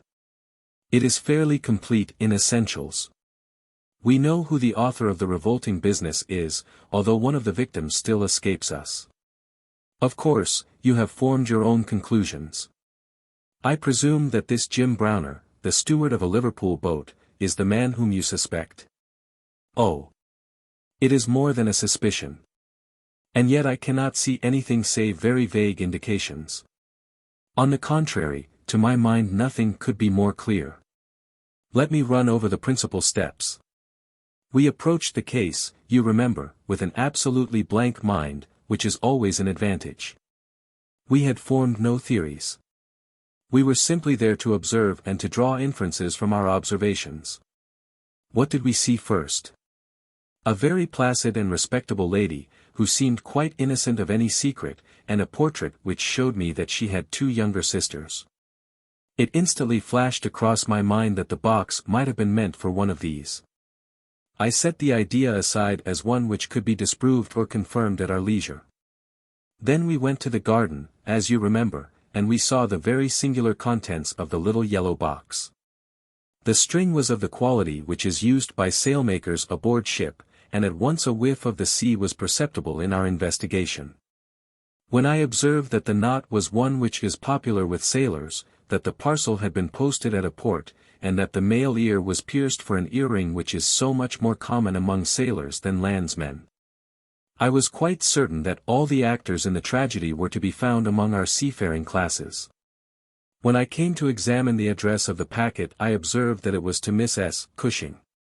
Now, the oldest sister would, of course, be Miss Cushing, and although her initial was S, it might belong to one of the others as well. In that case we should have to commence our investigation from a fresh basis altogether. I therefore went into the house with the intention of clearing up this point. I was about to assure Miss Cushing that I was convinced that a mistake had been made when you may remember that I came suddenly to a stop. The fact was that I had just seen something which filled me with surprise and at the same time narrowed the field of our inquiry immensely. As a medical man, you are aware, Watson, that there is no part of the body which varies so much as the human ear. Each ear is as a rule quite distinctive and differs from all other ones. In last year's Anthropological Journal you will find 2 short monographs from my pen upon the subject. I had, therefore, examined the ears in the box with the eyes of an expert and had carefully noted their anatomical peculiarities. Imagine my surprise, then, when on looking at Miss Cushing I perceived that her ear corresponded exactly with the female ear which I had just inspected. The matter was entirely beyond coincidence. There was the same shortening of the pinna, the same broad curve of the upper lobe, the same convolution of the inner cartilage. In all essentials it was the same ear. Of course I at once saw the enormous importance of the observation. It was evident that the victim was a blood relation and probably a very close one. I began to talk to her about her family, and you remember that she at once gave us some exceedingly valuable details. In the first place, her sister's name was Sarah, and her address had until recently been the same, so that it was quite obvious how the mistake had occurred and for whom the packet was meant. Then we heard of this steward, married to the 3rd sister, and learned that he had at one time been so intimate with Miss Sarah that she had actually gone up to Liverpool to be near the Browners, but a quarrel had afterwards divided them. This quarrel had put a stop to all communications for some months, so that if Browner had occasion to address a packet to Miss Sarah, he would undoubtedly have done so to her old address. And now the matter had begun to straighten itself out wonderfully. We had learned of the existence of this steward, an impulsive man, of strong passions. You remember that he threw up what must have been a very superior berth in order to be nearer to his wife, subject, too, to occasional fits of hard drinking. We had reason to believe that his wife had been murdered, and that a man, presumably a seafaring man, had been murdered at the same time. Jealousy, of course, at once suggests itself as the motive for the crime. And why should these proofs of the deed be sent to Miss Sarah Cushing? Probably because during her residence in Liverpool she had some hand in bringing about the events which led to the tragedy. You will observe that this line of boats calls at Belfast, Dublin, and Waterford. So that, presuming that Browner had committed the deed and had embarked at once upon his steamer, the May Day, Belfast would be the first place at which he could post his terrible packet. A second solution was at this stage obviously possible, and although I thought it exceedingly unlikely, I was determined to elucidate it before going further. An unsuccessful lover might have killed Mr. and Mrs. Browner, and the male ear might have belonged to the husband. There were many grave objections to this theory, but it was conceivable. I therefore sent off a telegram to my friend Algar, of the Liverpool force, and asked him to find out if Mrs. Browner were at home, and if Browner had departed in the May Day. Then we went on to Wallington to visit Miss Sarah. I was curious, in the first place, to see how far the family ear had been reproduced in her. Then, of course, she might give us very important information, but I was not sanguine that she would. She must have heard of the business the day before, since all Croydon was ringing with it, and she alone could have understood for whom the packet was meant. If she had been willing to help justice she would probably have communicated with the police already. However, it was clearly our duty to see her, so we went. We found that the news of the arrival of the packet, for her illness dated from that time, had such an effect upon her as to bring on brain fever. It was clearer than ever that she understood its full significance, but equally clear that we should have to wait some time for any assistance from her. However, we were really independent of her help. Our answers were waiting for us at the police station, where I had directed Algar to send them. Nothing could be more conclusive. Mrs. Browner's house had been closed for more than 3 days, and the neighbors were of opinion that she had gone south to see her relatives. It had been ascertained at the shipping offices that Browner had left aboard of the May Day, and I calculate that she is due in the Thames tomorrow night. When he arrives he will be met by the obtuse but resolute Lestrade, and I have no doubt that we shall have all our details filled in. Sherlock Holmes was not disappointed in his expectations. 2 days later he received a bulky envelope, which contained a short note from the detective, and a typewritten document, which covered several pages of foolscap. "Lestrade has got him all right," said Holmes, glancing up at me. "Perhaps it would interest you to hear what he says. My dear Mr. Holmes, in accordance with the scheme which we had formed in order to test our theories, the we is rather fine, Watson, is it not? I went down to the Albert Dock yesterday at 6 p.m., and boarded the SS May Day, belonging to the Liverpool, Dublin, and London Steam Packet Company. On inquiry, I found that there was a steward on board of the name of James Browner, and that he had acted during the voyage in such an extraordinary manner that the captain had been compelled to relieve him of his duties. On descending to his berth, I found him seated upon a chest with his head sunk upon his hands, rocking himself to and fro. He is a big, powerful chap, clean-shaven, and very swarthy, something like Aldrich, who helped us in the bogus laundry affair. He jumped up when he heard my business, and I had my whistle to my lips to call a couple of river police, who were round the corner, but he seemed to have no heart in him, and he held out his hands quietly enough for the darbies. We brought him along to the cells, and his box as well, for we thought there might be something incriminating, but, bar a big sharp knife such as most sailors have, we got nothing for our trouble. However, we find that we shall want no more evidence, for on being brought before the inspector at the station he asked leave to make a statement, which was, of course, taken down, just as he made it, by our shorthand man. We had 3 copies typewritten, one of which I enclose. The affair proves, as I always thought it would, to be an extremely simple one, but I am obliged to you for assisting me in my investigation. With kind regards, yours very truly, G. Lestrade. The investigation really was a very simple one, remarked Holmes, but I don't think it struck him in that light when he first called us in. However, let us see what Jim Browner has to say for himself. This is his statement as made before Inspector Montgomery at the Shadwell police station, and it has the advantage of being verbatim. Have I anything to say?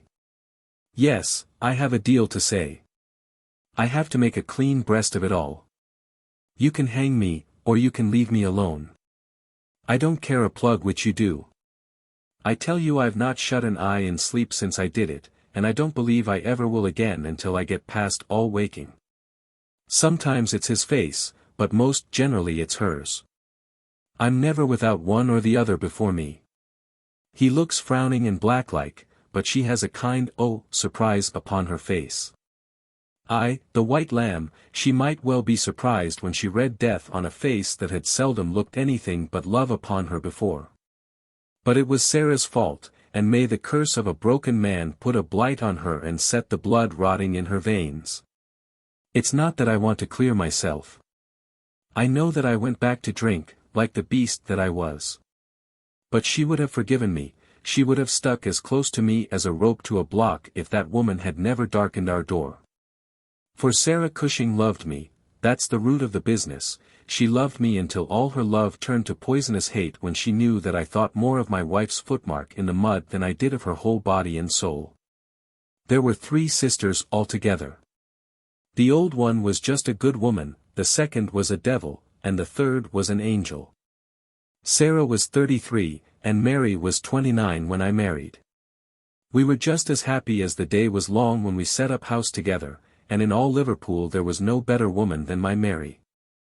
And then we asked Sarah up for a week, and the week grew into a month, and one thing led to another, until she was just one of ourselves. I was blue ribbon at that time, and we were putting a little money by, and all was as bright as a new dollar. My God, whoever would have thought that it could have come to this? Whoever would have dreamed it? I used to be home for the weekends very often, and sometimes if the ship were held back for cargo I would have a whole week at a time, and in this way I saw a deal of my sister-in-law, Sarah. She was a fine tall woman, black and quick and fierce, with a proud way of carrying her head, and a glint from her eye like a spark from a flint. But when little Mary was there I had never a thought of her, and that I swear as I hope for God's mercy.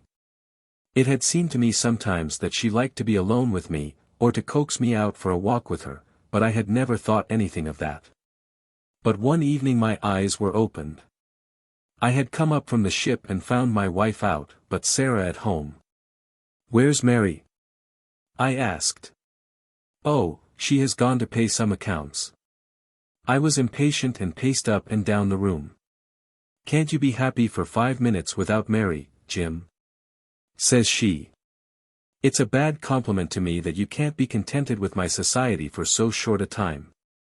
"That's all right, my lass," said I, putting out my hand towards her in a kindly way, but she had it in both hers in an instant, and they burned as if they were in a fever. I looked into her eyes and I read it all there. There was no need for her to speak, nor for me either. I frowned and drew my hand away. Then she stood by my side in silence for a bit, and then put up her hand and patted me on the shoulder. "Steady, old Jim," said she, and with a kind, mocking laugh, she ran out of the room. Well, from that time Sarah hated me with her whole heart and soul, and she is a woman who can hate, too. I was a fool to let her go on biding with us, a besotted fool, but I never said a word to Mary, for I knew it would grieve her. Things went on much as before, but after a time I began to find that there was a bit of a change in Mary herself. She had always been so trusting and so innocent, but now she became queer and suspicious, wanting to know where I had been and what I had been doing, and whom my letters were from, and what I had in my pockets, and 1,000 such follies. Day by day she grew queerer and more irritable, and we had ceaseless rows about nothing. I was fairly puzzled by it all. Sarah avoided me now, but she and Mary were just inseparable. I can see now how she was plotting and scheming and poisoning my wife's mind against me, but I was such a blind beetle that I could not understand it at the time. Then I broke my blue ribbon and began to drink again, but I think I should not have done it if Mary had been the same as ever. She had some reason to be disgusted with me now, and the gap between us began to be wider and wider. And then this Alec Fairbairn chipped in, and things became 1,000 times blacker. It was to see Sarah that he came to my house first, but soon it was to see us, for he was a man with winning ways, and he made friends wherever he went. He was a dashing, swaggering chap, smart and curled, who had seen half the world and could talk of what he had seen. He was good company, I won't deny it, and he had wonderful polite ways with him for a sailor man, so that I think there must have been a time when he knew more of the poop than the forecastle. For a month he was in and out of my house, and never once did it cross my mind that harm might come of his soft, tricky ways. And then at last something made me suspect, and from that day my peace was gone forever. It was only a little thing, too. I had come into the parlor unexpected, and as I walked in at the door I saw a light of welcome on my wife's face. But as she saw who it was it faded again, and she turned away with a look of disappointment. That was enough for me. There was no one but Alec Fairbairn whose step she could have mistaken for mine. If I could have seen him then I should have killed him, for I have always been like a madman when my temper gets loose. Mary saw the devil's light in my eyes, and she ran forward with her hands on my sleeve. "Don't, Jim, don't," says she. "Where's Sarah?" I asked. "In the kitchen," says she. "Sarah," says I as I went in, "this man Fairbairn is never to darken my door again." "Why not?" says she. "Because I order it." "Oh," says she, "if my friends are not good enough for this house, then I am not good enough for it either. You can do what you like, says I, but if Fairbairn shows his face here again I'll send you one of his ears for a keepsake. She was frightened by my face, I think, for she never answered a word, and the same evening she left my house. Well, I don't know now whether it was pure devilry on the part of this woman, or whether she thought that she could turn me against my wife by encouraging her to misbehave. Anyway, she took a house just 2 streets off and let lodgings to sailors. Fairbairn used to stay there, and Mary would go round to have tea with her sister and him. How often she went I don't know, but I followed her one day, and as I broke in at the door Fairbairn got away over the back garden wall, like the cowardly skunk that he was. I swore to my wife that I would kill her if I found her in his company again, and I led her back with me, sobbing and trembling, and as white as a piece of paper. There was no trace of love between us any longer. I could see that she hated me and feared me, and when the thought of it drove me to drink, then she despised me as well. Well, Sarah found that she could not make a living in Liverpool, so she went back, as I understand, to live with her sister in Croydon, and things jogged on much the same as ever at home. And then came this last week and all the misery and ruin. It was in this way. We had gone on the May Day for a round voyage of 7 days, but a hogshead got loose and started one of our plates, so that we had to put back into port for 12 hours. I left the ship and came home, thinking what a surprise it would be for my wife, and hoping that maybe she would be glad to see me so soon. The thought was in my head as I turned into my own street, and at that moment a cab passed me, and there she was, sitting by the side of Fairbairn, the two chatting and laughing. With never a thought for me as I stood watching them from the footpath. I tell you, and I give you my word for it, that from that moment I was not my own master, and it is all like a dim dream when I look back on it. I had been drinking hard of late, and the two things together fairly turned my brain. There's something throbbing in my head now, like a docker's hammer, but that morning I seemed to have all Niagara whizzing and buzzing in my ears. Well, I took to my heels, and I ran after the cab. I had a heavy oak stick in my hand, and I tell you I saw red from the first, but as I ran I got cunning, too, and hung back a little to see them without being seen. They pulled up soon at the railway station. There was a good crowd round the booking office, so I got quite close to them without being seen. They took tickets for New Brighton. So did I, but I got in 3 carriages behind them. When we reached it they walked along the parade, and I was never more than 100 yards from them. At last I saw them hire a boat and start for a row, for it was a very hot day, and they thought, no doubt, that it would be cooler on the water. It was just as if they had been given into my hands. There was a bit of a haze, and you could not see more than a few 100 yards. I hired a boat for myself, and I pulled after them. I could see the blur of their craft, but they were going nearly as fast as I, and they must have been a long mile from the shore before I caught them up. The haze was like a curtain all round us, and there were we 3 in the middle of it. My God, shall I ever forget their faces when they saw who was in the boat that was closing in upon them? She screamed out. He swore like a madman and jabbed at me with an oar, for he must have seen death in my eyes. I got past it and got one in with my stick that crushed his head like an egg. I would have spared her, perhaps, for all my madness, but she threw her arms round him, crying out to him, and calling him Alec. I struck again, and she lay stretched beside him. I was like a wild beast then that had tasted blood. If Sarah had been there, by the Lord, she should have joined them. I pulled out my knife, and, well, there. I've said enough. It gave me a kind of savage joy when I thought how Sarah would feel when she had such signs as these of what her meddling had brought about. Then I tied the bodies into the boat, stove a plank, and stood by until they had sunk. I knew very well that the owner would think that they had lost their bearings in the haze, and had drifted off out to sea. I cleaned myself up, got back to land, and joined my ship without a soul having a suspicion of what had passed. That night I made up the packet for Sarah Cushing, and next day I sent it from Belfast. There you have the whole truth of it. You can hang me, or do what you like with me, but you cannot punish me as I have been punished already. I cannot shut my eyes, but I see those two faces staring at me as they stared when my boat broke through the haze. I killed them quick, but they are killing me slow. And if I have another night of it, I shall be either mad or dead before morning. You won't put me alone into a cell, sir?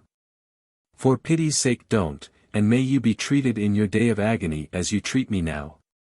What is the meaning of it, Watson? Said Holmes solemnly as he laid down the paper. What object is served by this circle of misery and violence and fear? It must tend to some end, or else our universe is ruled by chance, which is unthinkable. But what end? There is the great standing perennial problem to which human reason is as far from an answer as ever. 3. The Yellow Face. In publishing these short sketches based upon the numerous cases in which my companion's singular gifts have made us the listeners to, and eventually the actors in, some strange drama, it is only natural that I should dwell rather upon his successes than upon his failures. And this not so much for the sake of his reputation, for, indeed, it was when he was at his wit's end that his energy and his versatility were most admirable, but because where he failed it happened too often that no one else succeeded. And that the tale was left forever without a conclusion. Now and again, however, it chanced that even when he erred, the truth was still discovered. I have noted of some half-dozen cases of the kind, of which the affair of the second stain and that which I am now about to recount are the two which present the strongest features of interest. Sherlock Holmes was a man who seldom took exercise for exercise's sake. Few men were capable of greater muscular effort, and he was undoubtedly one of the finest boxers of his weight that I have ever seen. But he looked upon aimless bodily exertion as a waste of energy, and he seldom bestirred himself save when there was some professional object to be served. Then he was absolutely untiring and indefatigable. That he should have kept himself in training under such circumstances is remarkable, but his diet was usually of the sparest, and his habits were simple to the verge of austerity. Save for the occasional use of cocaine, he had no vices, and he only turned to the drug as a protest against the monotony of existence when cases were scanty and the papers uninteresting. One day in early spring he had so far relaxed as to go for a walk with me in the park, where the first faint shoots of green were breaking out upon the elms. And the sticky spearheads of the chestnuts were just beginning to burst into their five-fold leaves. For 2 hours we rambled about together, in silence for the most part, as befits two men who know each other intimately. It was nearly 5 before we were back in Baker Street once more. "Beg pardon, sir," said our page boy, as he opened the door. "There's been a gentleman here asking for you, sir." Holmes glanced reproachfully at me. "So much for afternoon walks," said he. "Has this gentleman gone, then?" "Yes, sir." "Didn't you ask him in?" "Yes, sir, he came in." "How long did he wait?" "Half an hour, sir." "He was a very restless gentleman, sir, walkin' and stampin' all the time he was here. I was waitin' outside the door, sir, and I could hear him. At last he outs into the passage, and he cries, 'Is that man never goin' to come?' Those were his very words, sir. 'You'll only need to wait a little longer,' says I. 'Then I'll wait in the open air, for I feel half choked,' says he. 'I'll be back before long.' And with that he ups and he outs, and all I could say wouldn't hold him back." "Well, you did your best," said Holmes, as we walked into our room. "It's very annoying, though, Watson. I was badly in need of a case, and this looks, from the man's impatience, as if it were of importance. Hullo! That's not your pipe on the table. He must have left his behind him. A nice old briar with a good long stem of what the tobacconists call amber. I wonder how many real amber mouthpieces there are in London. Some people think that a fly in it is a sign.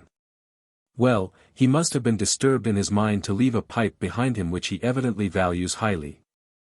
"How do you know that he values it highly?" I asked. "Well, I should put the original cost of the pipe at 7 and 6 pence. Now it has, you see, been twice mended, once in the wooden stem and once in the amber. Each of these mends, but done, as you observe, with silver bands, must have cost more than the pipe did originally. The man must value the pipe highly when he prefers to patch it up rather than buy a new one with the same money. Anything else? I asked, for Holmes was turning the pipe about in his hand, and staring at it in his peculiar pensive way. He held it up and tapped on it with his long, thin forefinger, as a professor might who was lecturing on a bone. Pipes are occasionally of extraordinary interest, said he. Nothing has more individuality, save perhaps watches and bootlaces. The indications here, however, are neither very marked nor very important. The owner is obviously a muscular man, left-handed, with an excellent set of teeth, careless in his habits, and with no need to practice economy. My friend threw out the information in a very off-hand way, but I saw that he cocked his eye at me to see if I had followed his reasoning. You think a man must be well-to-do if he smokes a 7-shilling pipe, said I. This is Grosvenor mixture at 8 pence an ounce, Holmes answered, knocking a little out on his palm. As he might get an excellent smoke for half the price, he has no need to practice economy. And the other points? He has been in the habit of lighting his pipe at lamps and gas jets. You can see that it is quite charred all down one side. Of course a match could not have done that. Why should a man hold a match to the side of his pipe? But you cannot light it at a lamp without getting the bowl charred. And it is all on the right side of the pipe. From that I gather that he is a left-handed man. You hold your own pipe to the lamp, and see how naturally you, being right-handed, hold the left side to the flame. You might do it once the other way, but not as a constancy. This has always been held so. Then he has bitten through his amber. It takes a muscular, energetic fellow, and one with a good set of teeth, to do that. But if I am not mistaken I hear him upon the stair, so we shall have something more interesting than his pipe to study. An instant later our door opened, and a tall young man entered the room. He was well but quietly dressed in a dark grey suit, and carried a brown wide-awake in his hand. I should have put him at about 30, though he was really some years older. I beg your pardon, said he, with some embarrassment, I suppose I should have knocked. Yes, of course I should have knocked. The fact is that I am a little upset, and you must put it all down to that. He passed his hand over his forehead like a man who is half dazed, and then fell rather than sat down upon a chair. I can see that you have not slept for a night or two, said Holmes, in his easy, genial way. That tries a man's nerves more than work, and more even than pleasure. May I ask how I can help you? I wanted your advice, sir. I don't know what to do and my whole life seems to have gone to pieces. You wish to employ me as a consulting detective? Not that only. I want your opinion as a judicious man, as a man of the world. I want to know what I ought to do next. I hope to God you'll be able to tell me. He spoke in little, sharp, jerky outbursts, and it seemed to me that to speak at all was very painful to him, and that his will all through was overriding his inclinations. It's a very delicate thing, said he. One does not like to speak of one's domestic affairs to strangers. It seems dreadful to discuss the conduct of one's wife with two men whom I have never seen before. It's horrible to have to do it. But I've got to the end of my tether, and I must have advice. My dear Mr. Grant Munro, began Holmes. Our visitor sprang from his chair. What, he cried, you know my name. If you wish to preserve your incognito, said Holmes, smiling, I would suggest that you cease to write your name upon the lining of your hat, or else that you turn the crown towards the person whom you are addressing. I was about to say that my friend and I have listened to a good many strange secrets in this room, and that we have had the good fortune to bring peace to many troubled souls. I trust that we may do as much for you. Might I beg you, as time may prove to be of importance, to furnish me with the facts of your case without further delay? Our visitor again passed his hand over his forehead, as if he found it bitterly hard. From every gesture and expression I could see that he was a reserved, self-contained man, with a dash of pride in his nature, more likely to hide his wounds than to expose them. Then suddenly, with a fierce gesture of his closed hand, like one who throws reserve to the winds, he began. "The facts are these, Mr. Holmes," said he. "I am a married man, and have been so for 3 years. During that time my wife and I have loved each other as fondly and lived as happily as any two that ever were joined. We have not had a difference, not one, in thought or word or deed. And now, since last Monday, there has suddenly sprung up a barrier between us, and I find that there is something in her life and in her thought of which I know as little as if she were the woman who brushes by me in the street. We are estranged, and I want to know why. Now there is one thing that I want to impress upon you before I go any further, Mr. Holmes. Effie loves me. Don't let there be any mistake about that. She loves me with her whole heart and soul, and never more than now. I know it. I feel it. I don't want to argue about that. A man can tell easily enough when a woman loves him. But there's this secret between us, and we can never be the same until it is cleared. Kindly let me have the facts, Mr. Monroe, said Holmes, with some impatience. I'll tell you what I know about Effie's history. She was a widow when I met her first, though quite young, only 25. Her name then was Mrs. Hebron. She went out to America when she was young, and lived in the town of Atlanta, where she married this Hebron, who was a lawyer with a good practice. They had one child, but the yellow fever broke out badly in the place, and both husband and child died of it. I have seen his death certificate. This sickened her of America, and she came back to live with a maiden aunt at Pinner, in Middlesex. I may mention that her husband had left her comfortably off, and that she had a capital of about £4,500, which had been so well invested by him that it returned an average of 7%. She had only been 6 months at Pinner when I met her. We fell in love with each other, and we married a few weeks afterwards. I am a hop merchant myself, and as I have an income of 700 or 800, we found ourselves comfortably off, and took a nice £80 a year villa at Norbury. Our little place was very countrified, considering that it is so close to town. We had an inn and 2 houses a little above us, and a single cottage at the other side of the field which faces us, and except those there were no houses until you got halfway to the station. My business took me into town at certain seasons, but in summer I had less to do, and then in our country home my wife and I were just as happy as could be wished. I tell you that there never was a shadow between us until this accursed affair began. There's one thing I ought to tell you before I go further.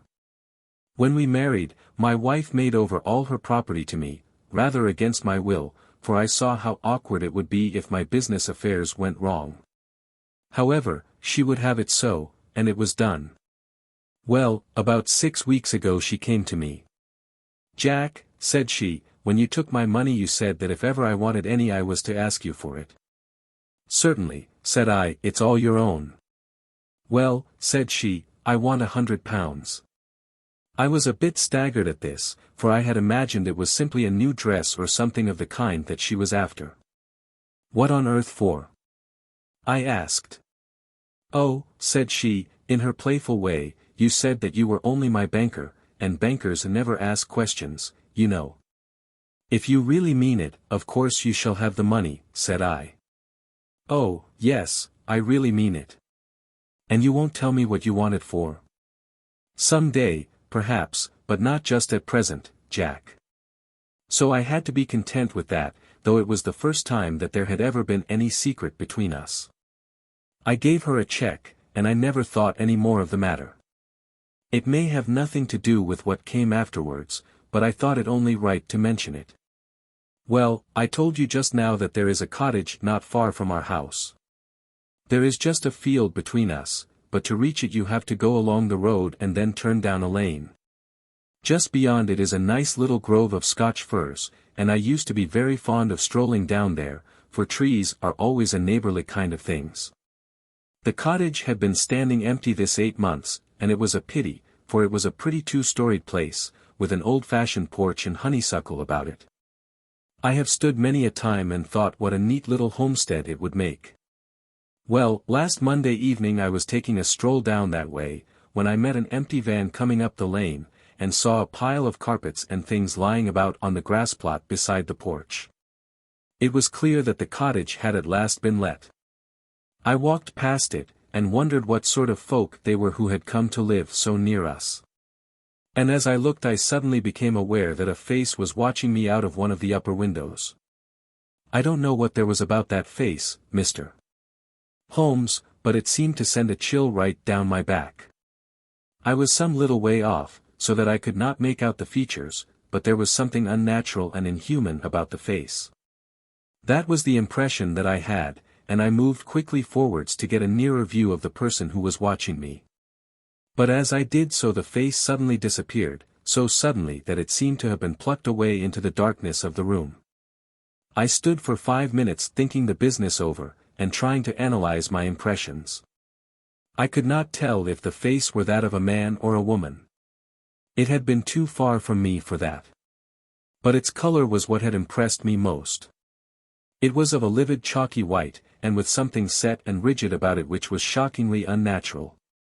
So disturbed was I that I determined to see a little more of the new inmates of the cottage.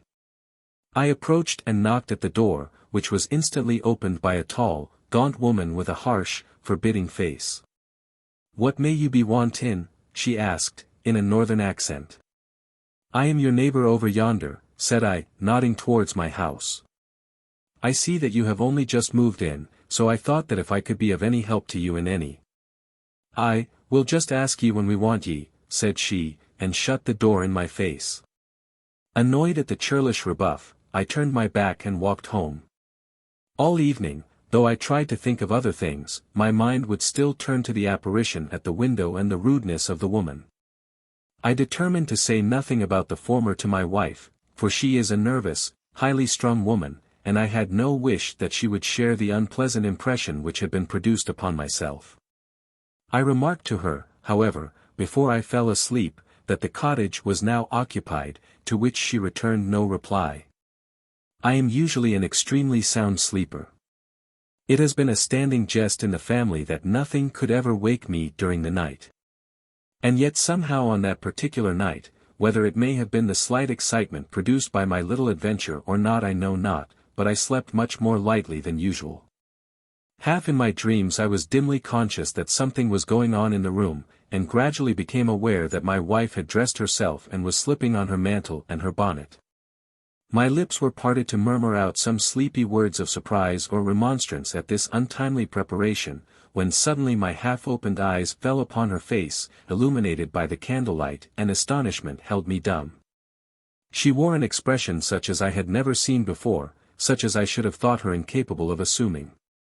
She was deadly pale and breathing fast, glancing furtively towards the bed as she fastened her mantle, to see if she had disturbed me. Then, thinking that I was still asleep, she slipped noiselessly from the room, and an instant later I heard a sharp creaking which could only come from the hinges of the front door. I sat up in bed and rapped my knuckles against the rail to make certain that I was truly awake. Then I took my watch from under the pillow. It was 3 in the morning. What on this earth could my wife be doing out on the country road at 3 in the morning? I had sat for about 20 minutes turning the thing over in my mind and trying to find some possible explanation. The more I thought, the more extraordinary and inexplicable did it appear. I was still puzzling over it when I heard the door gently close again, and her footsteps coming up the stairs. "Where in the world have you been, Effie?" I asked as she entered. She gave a violent start and a kind of gasping cry when I spoke, and that cry and start troubled me more than all the rest, for there was something indescribably guilty about them. My wife had always been a woman of a frank, open nature, and it gave me a chill to see her slinking into her own room, and crying out and wincing when her own husband spoke to her. "You awake, Jack," she cried, with a nervous laugh. "Why, I thought that nothing could awake you. Where have you been?" I asked, more sternly. "I don't wonder that you are surprised," said she, and I could see that her fingers were trembling as she undid the fastenings of her mantle. "Why, I never remember having done such a thing in my life before. The fact is that I felt as though I were choking, and had a perfect longing for a breath of fresh air. I really think that I should have fainted if I had not gone out. I stood at the door for a few minutes, and now I am quite myself again. All the time that she was telling me this story she never once looked in my direction, and her voice was quite unlike her usual tones. It was evident to me that she was saying what was false. I said nothing in reply, but turned my face to the wall, sick at heart, with my mind filled with 1,000 venomous doubts and suspicions. What was it that my wife was concealing from me? Where had she been during that strange expedition? I felt that I should have no peace until I knew, and yet I shrank from asking her again after once she had told me what was false. All the rest of the night I tossed and tumbled, framing theory after theory, each more unlikely than the last.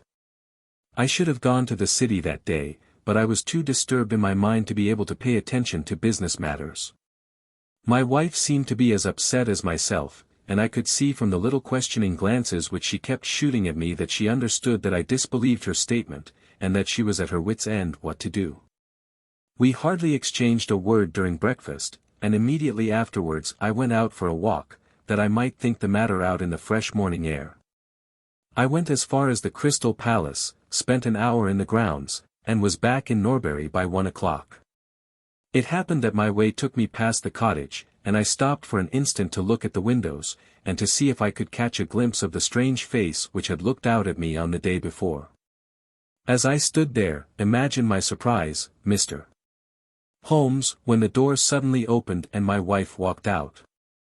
I was struck dumb with astonishment at the sight of her, but my emotions were nothing to those which showed themselves upon her face when our eyes met. She seemed for an instant to wish to shrink back inside the house again, and then, seeing how useless all concealment must be, she came forward, with a very white face and frightened eyes which belied the smile upon her lips.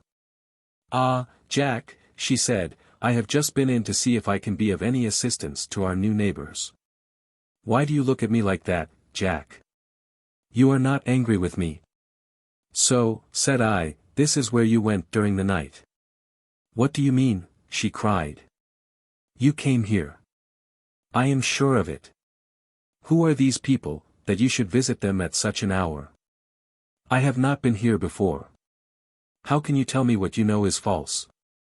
I cried. "Your very voice changes as you speak. When have I ever had a secret from you? I shall enter that cottage, and I shall probe the matter to the bottom." "No, no, Jack, for God's sake," she gasped, in uncontrollable emotion. Then, as I approached the door, she seized my sleeve and pulled me back with convulsive strength. "I implore you not to do this, Jack," she cried. "I swear that I will tell you everything some day, but nothing but misery can come of it if you enter that cottage." Then, as I tried to shake her off, she clung to me in a frenzy of entreaty. "Trust me, Jack," she cried. "Trust me only this once. You will never have cause to regret it. You know that I would not have a secret from you if it were not for your own sake. Our whole lives are at stake in this. If you come home with me, all will be well. If you force your way into that cottage, all is over between us." There was such earnestness, such despair, in her manner that her words arrested me, and I stood irresolute before the door. "I will trust you on one condition, and on one condition only," said I at last. "It is that this mystery comes to an end from now. You are at liberty to preserve your secret, but you must promise me that there shall be no more nightly visits, no more doings which are kept from my knowledge. I am willing to forget those which are past if you will promise that there shall be no more in the future." "I was sure that you would trust me," she cried, with a great sigh of relief. "It shall be just as you wish. Come away, oh, come away up to the house." Still pulling at my sleeve, she led me away from the cottage. As we went I glanced back, and there was that yellow livid face watching us out of the upper window. What link could there be between that creature and my wife? Or how could the coarse, rough woman whom I had seen the day before be connected with her? It was a strange puzzle, and yet I knew that my mind could never know ease again until I had solved it. For 2 days after this I stayed at home, and my wife appeared to abide loyally by our engagement, for, as far as I know, she never stirred out of the house. On the 3rd day, however, I had ample evidence that her solemn promise was not enough to hold her back from this secret influence which drew her away from her husband and her duty. I had gone into town on that day, but I returned by the 2:40 instead of the 3:36, which is my usual train. As I entered the house the maid ran into the hall with a startled face. "Where is your mistress?" I asked. "I think that she has gone out for a walk," she answered. My mind was instantly filled with suspicion. I rushed upstairs to make sure that she was not in the house. As I did so I happened to glance out of one of the upper windows, and saw the maid with whom I had just been speaking running across the field in the direction of the cottage. Then of course I saw exactly what it all meant. My wife had gone over there, and had asked the servant to call her if I should return. Tingling with anger, I rushed down and hurried across, determined to end the matter once and forever. I saw my wife and the maid hurrying back along the lane, but I did not stop to speak with them. In the cottage lay the secret which was casting a shadow over my life. I vowed that, come what might, it should be a secret no longer. I did not even knock when I reached it, but turned the handle and rushed into the passage. It was all still and quiet upon the ground floor. In the kitchen a kettle was singing on the fire, and a large black cat lay coiled up in the basket. But there was no sign of the woman whom I had seen before. I ran into the other room, but it was equally deserted. Then I rushed up the stairs, only to find 2 other rooms empty and deserted at the top. There was no one at all in the whole house. The furniture and pictures were of the most common and vulgar description, save in the one chamber at the window of which I had seen the strange face. That was comfortable and elegant, and all my suspicions rose into a fierce bitter flame when I saw that on the mantelpiece stood a copy of a full-length photograph of my wife, which had been taken at my request only 3 months ago. I stayed long enough to make certain that the house was absolutely empty. Then I left it, feeling a weight at my heart such as I had never had before. My wife came out into the hall as I entered my house. But I was too hurt and angry to speak with her, and pushing past her, I made my way into my study. She followed me, however, before I could close the door. "I am sorry that I broke my promise, Jack," said she. "But if you knew all the circumstances I am sure that you would forgive me." "Tell me everything, then," said I. "I cannot, Jack, I cannot," she cried. "Until you tell me who it is that has been living in that cottage, and who it is to whom you have given that photograph, there can never be any confidence between us," said I, and breaking away from her, I left the house. That was yesterday, Mr. Holmes, and I have not seen her since, nor do I know anything more about this strange business. It is the first shadow that has come between us, and it has so shaken me that I do not know what I should do for the best. Suddenly this morning it occurred to me that you were the man to advise me, so I have hurried to you now, and I place myself unreservedly in your hands. If there is any point which I have not made clear, pray question me about it. But, above all, tell me quickly what I am to do, for this misery is more than I can bear. Holmes and I had listened with the utmost interest to this extraordinary statement, which had been delivered in the jerky, broken fashion of a man who is under the influence of extreme emotions. My companion sat silent for some time, with his chin upon his hand, lost in thought. "Tell me," said he at last, "could you swear that this was a man's face which you saw at the window?" "Each time that I saw it I was some distance away from it, so that it is impossible for me to say." "You appear, however, to have been disagreeably impressed by it. It seemed to be of an unnatural color, and to have a strange rigidity about the features. When I approached, it vanished with a jerk." "How long is it since your wife asked you for £100? "Nearly 2 months. "Have you ever seen a photograph of her first husband?" "No, there was a great fire at Atlanta very shortly after his death, and all her papers were destroyed." "And yet she had a certificate of death. You say that you saw it?" "Yes. She got a duplicate after the fire." "Did you ever meet anyone who knew her in America?" "No." "Did she ever talk of revisiting the place?" "No." "Or get letters from it?" "No." "Thank you. I should like to think over the matter a little now. If the cottage is now permanently deserted we may have some difficulty. If, on the other hand, as I fancy is more likely, the inmates were warned of your coming, and left before you entered yesterday, then they may be back now, and we should clear it all up easily. Let me advise you, then, to return to Norbury, and to examine the windows of the cottage again. If you have reason to believe that it is inhabited, do not force your way in, but send a wire to my friend and me. We shall be with you within an hour of receiving it, and we shall then very soon get to the bottom of the business. And if it is still empty? In that case I shall come out tomorrow and talk it over with you. Goodbye. And, above all, do not fret until you know that you really have a cause for it. I am afraid that this is a bad business, Watson, said my companion, as he returned after accompanying Mr. Grant Munro to the door. What do you make of it? It had an ugly sound, I answered. Yes. There's blackmail in it, or I am much mistaken. And who is the blackmailer? Well, it must be the creature who lives in the only comfortable room in the place, and has her photograph above his fireplace. Upon my word, Watson, there is something very attractive about that livid face at the window, and I would not have missed the case for worlds. You have a theory? Yes, a provisional one. But I shall be surprised if it does not turn out to be correct. This woman's first husband is in that cottage. Why do you think so? How else can we explain her frenzied anxiety that her second one should not enter it? The facts, as I read them, are something like this: this woman was married in America. Her husband developed some hateful qualities, or shall we say that he contracted some loathsome disease, and became a leper or an imbecile. She flies from him at last, returns to England, changes her name, and starts her life, as she thinks, afresh.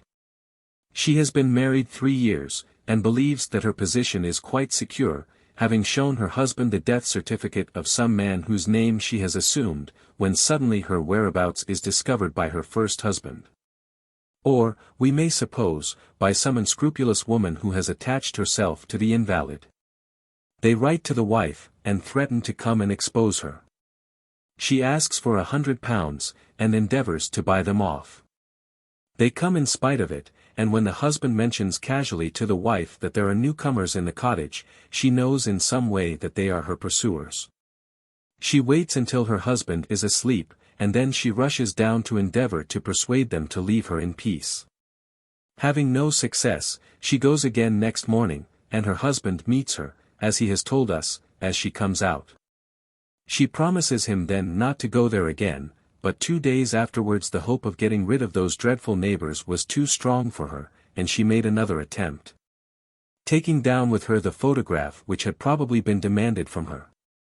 In the midst of this interview the maid rushed in to say that the master had come home, on which the wife, knowing that he would come straight down to the cottage, hurried the inmates out at the back door, into the grove of fir trees, probably, which was mentioned as standing near. In this way he found the place deserted. I shall be very much surprised, however, if it is still so when he reconnoitres it this evening. What do you think of my theory? It is all surmise. But at least it covers all the facts. When new facts come to our knowledge which cannot be covered by it, it will be time enough to reconsider it. We can do nothing more until we have a message from our friend at Norbury. But we had not a very long time to wait for that. It came just as we had finished our tea. The cottage is still tenanted, it said. Have seen the face again at the window. Will meet the 7 o'clock train, and will take no steps until you arrive. He was waiting on the platform when we stepped out, and we could see in the light of the station lamps that he was very pale, and quivering with agitation.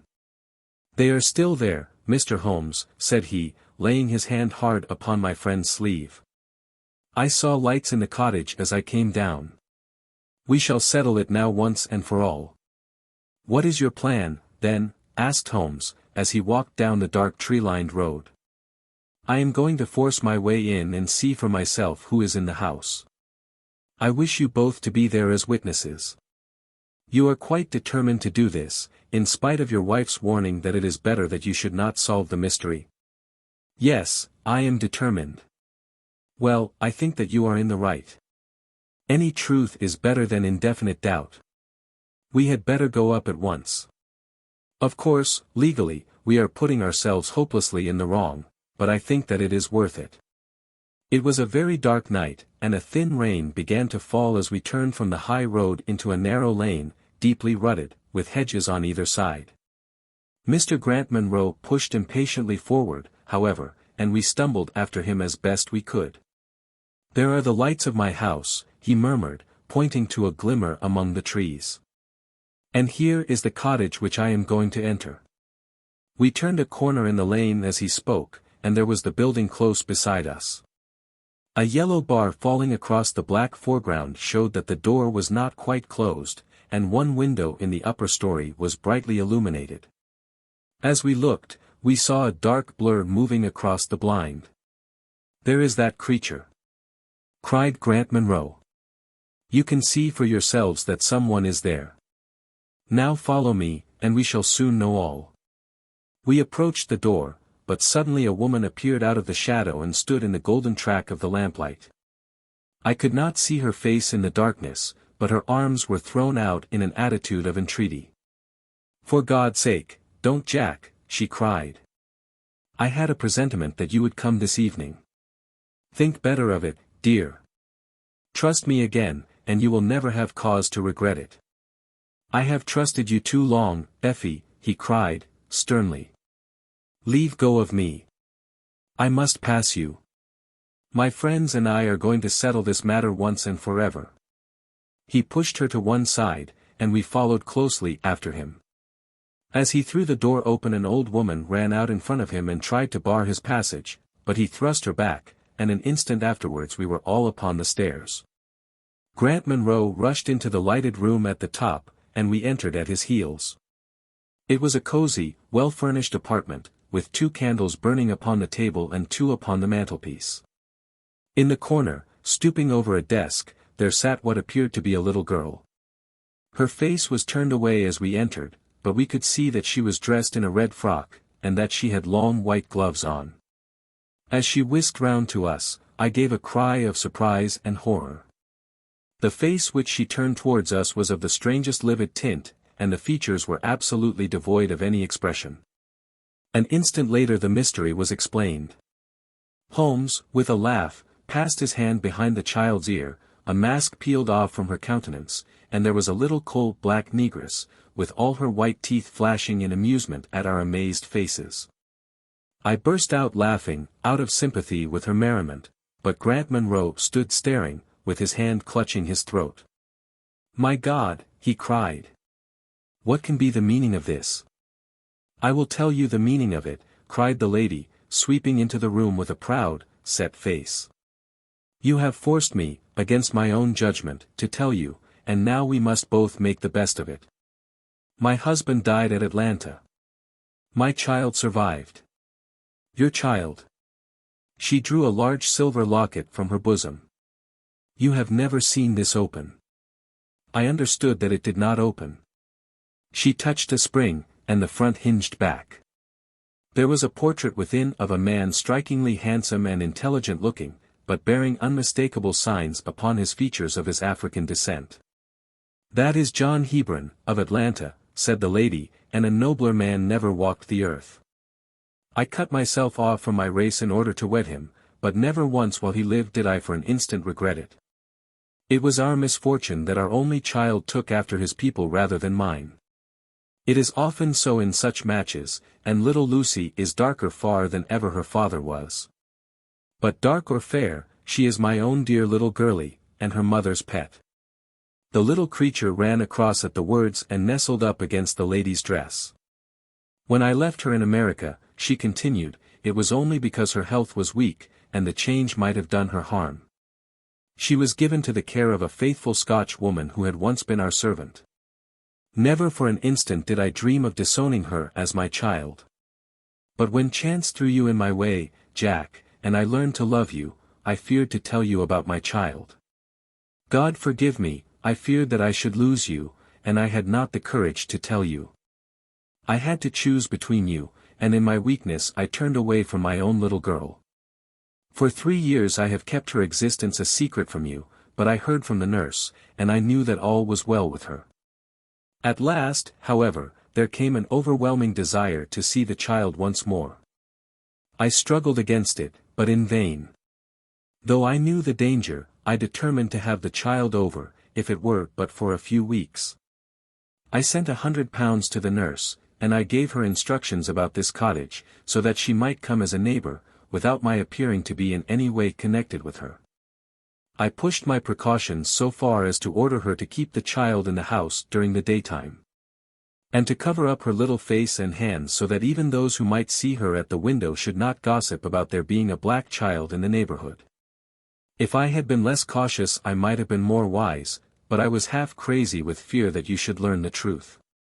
It was you who told me first that the cottage was occupied.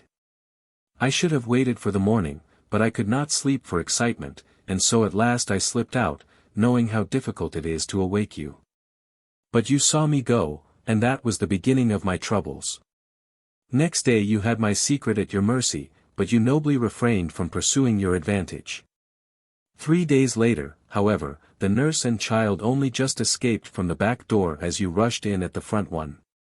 And now tonight you at last know all, and I ask you what is to become of us, my child and me. She clasped her hands and waited for an answer. It was a long 10 minutes before Grant Munro broke the silence, and when his answer came it was one of which I love to think. He lifted the little child, kissed her, and then, still carrying her, he held his other hand out to his wife and turned towards the door. "We can talk it over more comfortably at home," said he. "I am not a very good man, Effie, but I think that I am a better one than you have given me credit for being." Holmes and I followed them down the lane, and my friend plucked at my sleeve as we came out. "I think," said he, "that we shall be of more use in London than in Norbury." Not another word did he say of the case until late that night, when he was turning away, with his lighted candle, for his bedroom.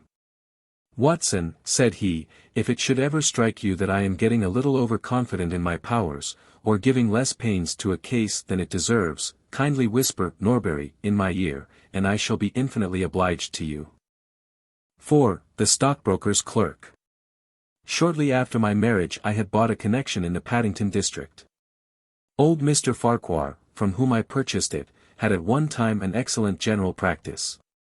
But his age, and an affliction of the nature of St. Vitus's dance from which he suffered, had very much thinned it. The public not unnaturally goes on the principle that he who would heal others must himself be whole, and looks askance at the curative powers of the man whose own case is beyond the reach of his drugs. Thus as my predecessor weakened his practice declined, until when I purchased it from him it had sunk from 1,200 to little more than 300 a year. I had confidence, however, in my own youth and energy, and was convinced that in a very few years the concern would be as flourishing as ever. For 3 months after taking over the practice I was kept very closely at work, and saw little of my friend Sherlock Holmes, for I was too busy to visit Baker Street, and he seldom went anywhere himself save upon professional business. I was surprised, therefore, when, one morning in June, as I sat reading the British Medical Journal after breakfast, I heard a ring at the bell, followed by the high, somewhat strident tones of my old companion's voice. "Ah, my dear Watson," said he, striding into the room, "I am very delighted to see you. I trust that Mrs. Watson has entirely recovered from all the little excitements connected with our adventure of the Sign of 4. "Thank you, we are both very well," said I, shaking him warmly by the hand. "And I hope, also," he continued, sitting down in the rocking chair, "that the cares of medical practice have not entirely obliterated the interest which you used to take in our little deductive problems." "On the contrary," I answered, "it was only last night that I was looking over my old notes, and classifying some of our past results." "I trust that you don't consider your collection closed." "Not at all. I should wish nothing better than to have some more of such experiences." "Today, for example?" "Yes, today, if you like." "And as far off as Birmingham?" "Certainly, if you wish it." "And the practice?" "I do my neighbor's when he goes. He is always ready to work off the debt." Ha! Nothing could be better, said Holmes, leaning back in his chair and looking keenly at me from under his half-closed lids. I perceive that you have been unwell lately. Summer colds are always a little trying. I was confined to the house by a severe chill for 3 days last week. I thought, however, that I had cast off every trace of it. So you have. You look remarkably robust. How, then, did you know of it? My dear fellow, you know my methods. You deduced it, then? Certainly. And from what? From your slippers. I glanced down at the new patent leathers which I was wearing. How on earth, I began, but Holmes answered my question before it was asked. Your slippers are new, he said. You could not have had them more than a few weeks. The soles which you are at this moment presenting to me are slightly scorched. For a moment I thought they might have got wet and been burned in the drying. But near the instep there is a small circular wafer of paper with the shopman's hieroglyphics upon it. Damp would of course have removed this. You had, then, been sitting with your feet outstretched to the fire, which a man would hardly do even in so wet a June as this if he were in his full health. Like all Holmes's reasoning, the thing seemed simplicity itself when it was once explained. He read the thought upon my features, and his smile had a tinge of bitterness. I am afraid that I rather give myself away when I explain, said he. Results without causes are much more impressive. You are ready to come to Birmingham, then? Certainly. What is the case? You shall hear it all in the train. My client is outside in a four-wheeler. Can you come at once? In an instant. I scribbled a note to my neighbor, rushed upstairs to explain the matter to my wife, and joined Holmes upon the doorstep. Your neighbor is a doctor, said he, nodding at the brass plate. Yes, he bought a practice as I did. An old established one. Just the same as mine. Both have been ever since the houses were built. Ah. Then you got hold of the best of the two. I think I did. But how do you know? By the steps, my boy. Yours are worn 3 inches deeper than his. But this gentleman in the cab is my client, Mr. Hall Pycroft. Allow me to introduce you to him. Whip your horse up, cabby, for we have only just time to catch our train. The man whom I found myself facing was a well-built, fresh-complexioned young fellow, with a frank, honest face and a slight, crisp, yellow mustache. He wore a very shiny top hat and a neat suit of sober black, which made him look what he was, a smart young city man, of the class who have been labelled cockneys, but who give us our crack volunteer regiments. And who turn out more fine athletes and sportsmen than any body of men in these islands. His round, ruddy face was naturally full of cheeriness, but the corners of his mouth seemed to me to be pulled down in a half-comical distress. It was not, however, until we were all in a first-class carriage and well started upon our journey to Birmingham that I was able to learn what the trouble was which had driven him to Sherlock Holmes. We have a clear run here of 70 minutes, Holmes remarked. I want you, Mr. Hall Pycroft, to tell my friend your very interesting experience exactly as you have told it to me, or with more detail if possible. It will be of use to me to hear the succession of events again. It is a case, Watson, which may prove to have something in it, or may prove to have nothing, but which, at least, presents those unusual noutre features which are as dear to you as they are to me. Now, Mr. Pycroft, I shall not interrupt you again. Our young companion looked at me with a twinkle in his eye. The worst of the story is, said he, that I show myself up as such a confounded fool. Of course it may work out all right, and I don't see that I could have done otherwise, but if I have lost my crib and get nothing in exchange I shall feel what a soft Johnny I have been. I'm not very good at telling a story, Dr. Watson, but it is like this with me.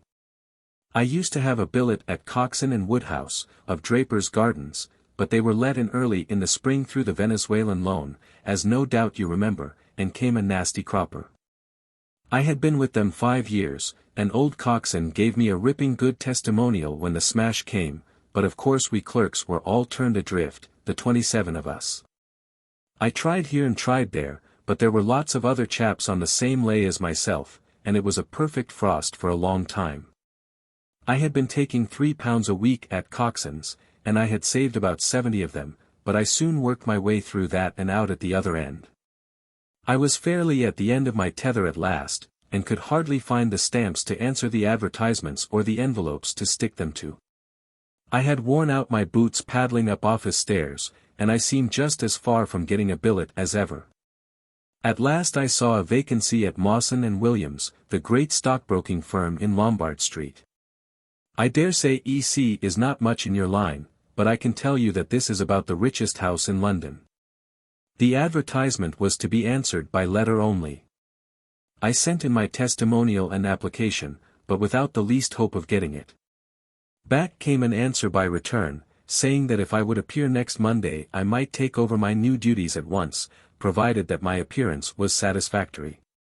No one knows how these things are worked. Some people say that the manager just plunges his hand into the heap and takes the first that comes. Anyhow, it was my innings that time, and I don't ever wish to feel better pleased. The screw was £1 a week rise, and the duties just about the same as at Coxon's. And now I come to the queer part of the business.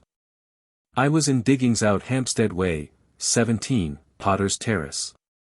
Well, I was sitting doing a smoke that very evening after I had been promised the appointment, when up came my landlady with a card which had Arthur Pinner, financial agent, printed upon it.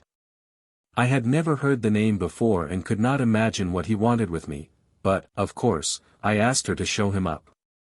In he walked, a middle-sized, dark-haired, dark-eyed, black-bearded man, with a touch of the sheeny about his nose.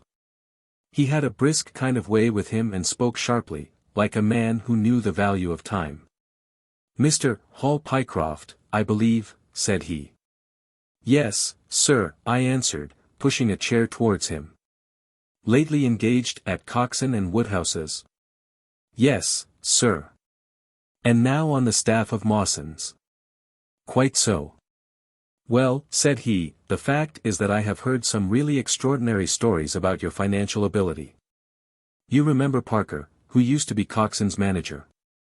He can never say enough about it." Of course I was pleased to hear this. I had always been pretty sharp in the office, but I had never dreamed that I was talked about in the city in this fashion.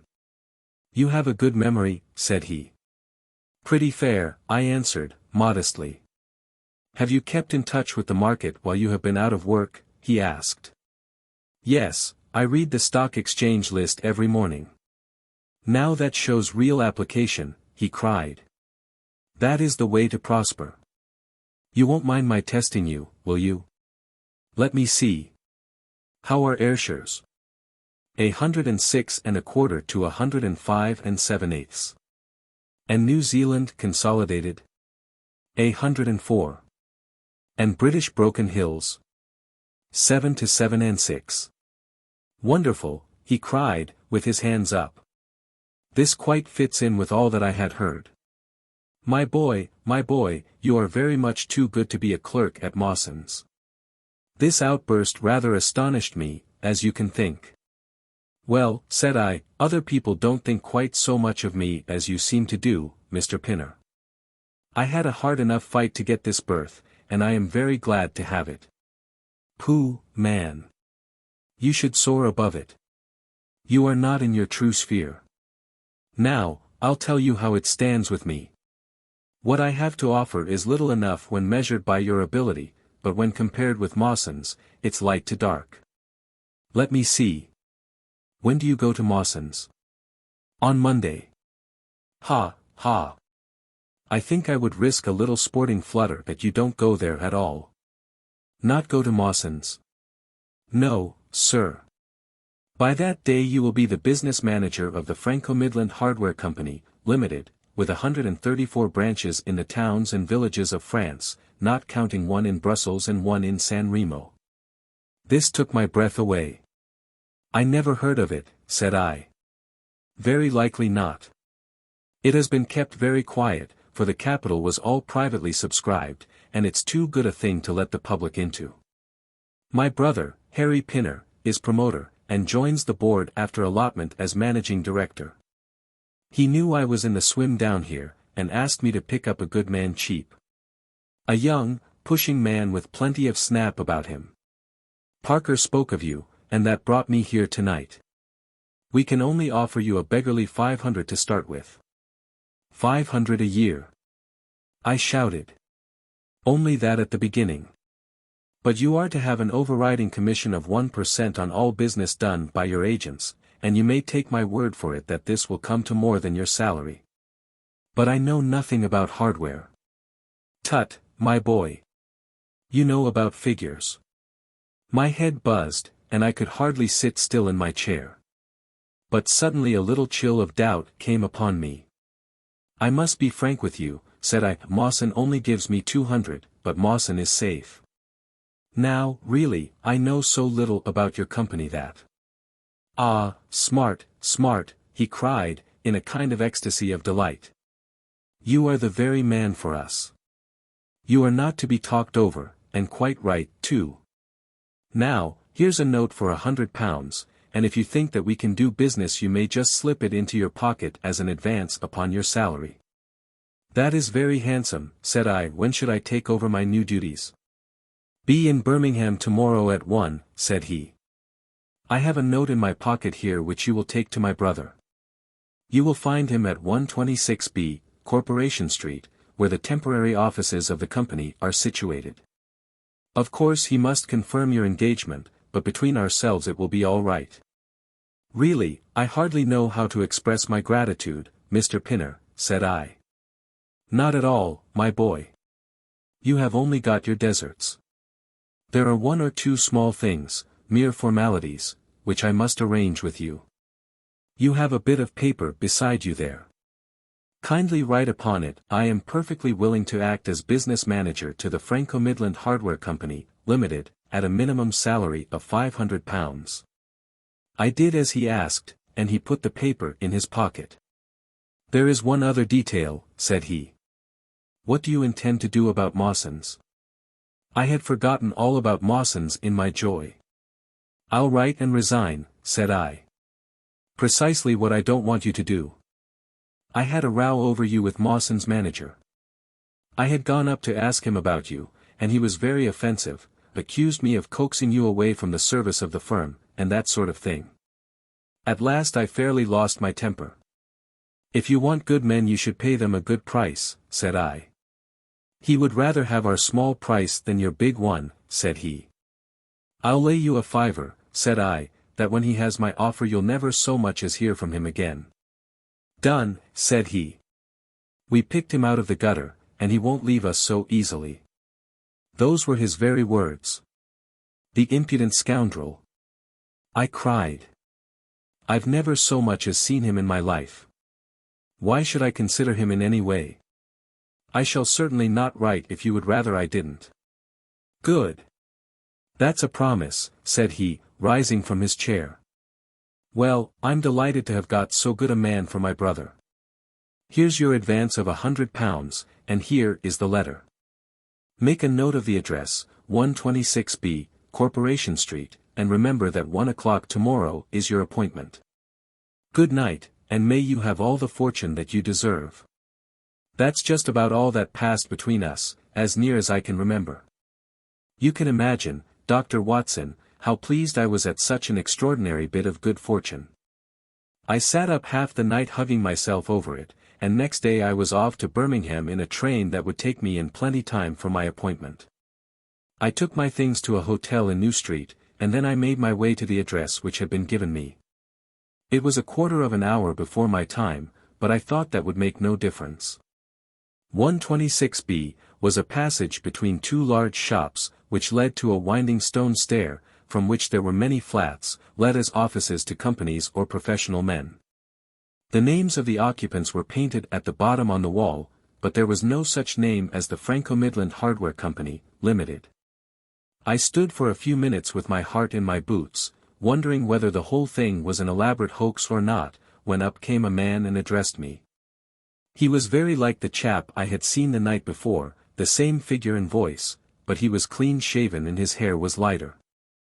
"Are you Mr. Hall Pycroft?" he asked. Yes, said I. Oh. I was expecting you, but you are a trifle before your time. I had a note from my brother this morning in which he sang your praises very loudly. I was just looking for the offices when you came. We have not got our name up yet, for we only secured these temporary premises last week. Come up with me, and we will talk the matter over. I followed him to the top of a very lofty stair, and there, right under the slates, were a couple of empty, dusty little rooms, uncarpeted and uncurtained, into which he led me. I had thought of a great office with shining tables and rows of clerks, such as I was used to, and I dare say I stared rather straight at the 2 deal chairs and one little table, which, with a ledger and a waste-paper basket, made up the whole furniture. Don't be disheartened, Mr. Pycroft, said my new acquaintance, seeing the length of my face. Rome was not built in a day, and we have lots of money at our backs, though we don't cut much dash yet in offices. Pray sit down, and let me have your letter. I gave it to him, and he read it over very carefully. You seem to have made a vast impression upon my brother Arthur, said he, and I know that he is a pretty shrewd judge. He swears by London, you know, and I by Birmingham, but this time I shall follow his advice. Pray consider yourself definitely engaged. What are my duties? I asked. You will eventually manage the great depot in Paris, which will pour a flood of English crockery into the shops of 134 agents in France. The purchase will be completed in a week, and meanwhile you will remain in Birmingham and make yourself useful. How? For answer, he took a big red book out of a drawer. This is a directory of Paris, said he, with the trades after the names of the people. I want you to take it home with you, and to mark off all the hardware sellers, with their addresses. It would be of the greatest use to me to have them. Surely there are classified lists? I suggested. Not reliable ones. Their system is different from ours. Stick at it, and let me have the lists by Monday, at 12. Good day, Mr. Pycroft. If you continue to show zeal and intelligence you will find the company a good master. I went back to the hotel with the big book under my arm, and with very conflicting feelings in my breast.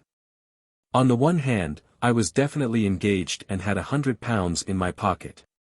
On the other, the look of the offices, the absence of name on the wall, and other of the points which would strike a business man had left a bad impression as to the position of my employers.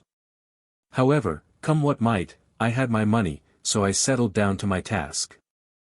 All Sunday I was kept hard at work, and yet by Monday I had only got as far as H. I went round to my employer, found him in the same dismantled kind of room, and was told to keep at it until Wednesday, and then come again. On Wednesday it was still unfinished, so I hammered away until Friday, that is, yesterday. Then I brought it round to Mr. Harry Pinner. Thank you very much, said he, I fear that I underrated the difficulty of the task. This list will be of very material assistance to me. It took some time, said I. And now, said he, I want you to make a list of the furniture shops, for they all sell crockery. Very good. And you can come up tomorrow evening, at 7, and let me know how you are getting on. Don't overwork yourself. A couple of hours at Day's Music Hall in the evening would do you no harm after your labors. He laughed as he spoke, and I saw with a thrill that his second tooth upon the left-hand side had been very badly stuffed with gold. Sherlock Holmes rubbed his hands with delight, and I stared with astonishment at our client. You may well look surprised, Dr. Watson. But it is this way, said he, when I was speaking to the other chap in London, at the time that he laughed at my not going to Mawson's, I happened to notice that his tooth was stuffed in this very identical fashion. The glint of the gold in each case caught my eye, you see. When I put that with the voice and figure being the same, and only those things altered which might be changed by a razor or a wig, I could not doubt that it was the same man. Of course you expect 2 brothers to be alike, but not that they should have the same tooth stuffed in the same way. He bowed me out, and I found myself in the street, hardly knowing whether I was on my head or my heels. Back I went to my hotel, put my head in a basin of cold water, and tried to think it out. Why had he sent me from London to Birmingham? Why had he got there before me?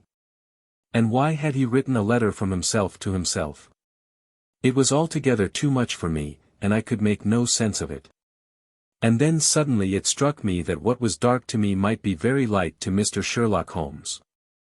I had just time to get up to town by the night train to see him this morning, and to bring you both back with me to Birmingham. There was a pause after the stockbroker's clerk had concluded his surprising experience. Then Sherlock Holmes cocked his eye at me, leaning back on the cushions with a pleased and yet critical face, like a connoisseur who has just taken his first sip of a Comet vintage. "Rather fine, Watson, is it not?" said he. "There are points in it which please me. I think that you will agree with me that an interview with Mr. Arthur Harry Pinner in the temporary offices of the Franco-Midland Hardware Company, Limited, would be a rather interesting experience for both of us." "But how can we do it?" I asked. "Oh, easily enough," said Hall Pycroft, cheerily. "You are two friends of mine who are in want of a billet, and what could be more natural than that I should bring you both round to the managing director?" "Quite so, of course," said Holmes. "I should like to have a look at the gentleman, and see if I can make anything of his little game. What qualities have you, my friend, which would make your services so valuable? Or is it possible that—" He began biting his nails and staring blankly out of the window, and we hardly drew another word from him until we were in New Street. At 7 o'clock that evening we were walking, the three of us, down Corporation Street to the company's offices. "It is no use our being at all before our time," said our client. "He only comes there to see me, apparently, for the place is deserted up to the very hour he names." "That is suggestive," remarked Holmes. "By Jove, I told you so," cried the clerk. "That's he walking ahead of us there." He pointed to a smallish, dark, well-dressed man who was bustling along the other side of the road. As we watched him he looked across at a boy who was bawling out the latest edition of the evening paper, and running over among the cabs and buses, he bought one from him. Then, clutching it in his hand, he vanished through a doorway. "There he goes," cried Hall Pycroft. "These are the company's offices into which he has gone. Come with me, and I'll fix it up as easily as possible." Following his lead, we ascended 5 stories, until we found ourselves outside a half-open door, at which our client tapped. A voice within bade us enter, and we entered a bare, unfurnished room such as Hall Pycroft had described. At the single table sat the man whom we had seen in the street, with his evening paper spread out in front of him, and as he looked up at us it seemed to me that I had never looked upon a face which bore such marks of grief. And of something beyond grief, of a horror such as comes to few men in a lifetime. His brow glistened with perspiration, his cheeks were of the dull, dead white of a fish's belly, and his eyes were wild and staring. He looked at his clerk as though he failed to recognize him, and I could see by the astonishment depicted upon our conductor's face that this was by no means the usual appearance of his employer. "You look ill, Mr. Pinner," he exclaimed. "Yes, I am not very well," answered the other, making obvious efforts to pull himself together, and licking his dry lips before he spoke. "Who are these gentlemen whom you have brought with you?" "One is Mr. Harris, of Bermondsey, and the other is Mr. Price, of this town," said our clerk, glibly. "They are friends of mine and gentlemen of experience, but they have been out of a place for some little time, and they hope that perhaps you might find an opening for them in the company's employment." "Very possibly. Very possibly," cried Mr. Pinner with a ghastly smile. "Yes, I have no doubt that we shall be able to do something for you. What is your particular line, Mr. Harris?" "I am an accountant," said Holmes. "Ah yes, we shall want something of the sort." "And you, Mr. Price?" "A clerk," said I. "I have every hope that the company may accommodate you. I will let you know about it as soon as we come to any conclusion. And now I beg that you will go. For God's sake leave me to myself." These last words were shot out of him, as though the constraint which he was evidently setting upon himself had suddenly and utterly burst asunder. Holmes and I glanced at each other, and Hall Pycroft took a step towards the table. "You forget, Mr. Pinner, that I am here by appointment to receive some directions from you," said he. "Certainly, Mr. Pycroft, certainly," the other resumed in a calmer tone. "You may wait here a moment. And there is no reason why your friends should not wait with you. I will be entirely at your service in 3 minutes, if I might trespass upon your patience so far." He rose with a very courteous air, and, bowing to us, he passed out through a door at the farther end of the room, which he closed behind him. "What now?" whispered Holmes. "Is he giving us the slip?" "Impossible," answered Pycroft. "Why so?" "That door leads into an inner room." "There is no exit?" "None." "Is it furnished?" "It was empty yesterday." "Then what on earth can he be doing? There is something which I don't understand in this manner. If ever a man was 3 parts mad with terror, that man's name is Pinner. What can have put the shivers on him?" "He suspects that we are detectives," I suggested. "That's it," cried Pycroft. Holmes shook his head. He did not turn pale.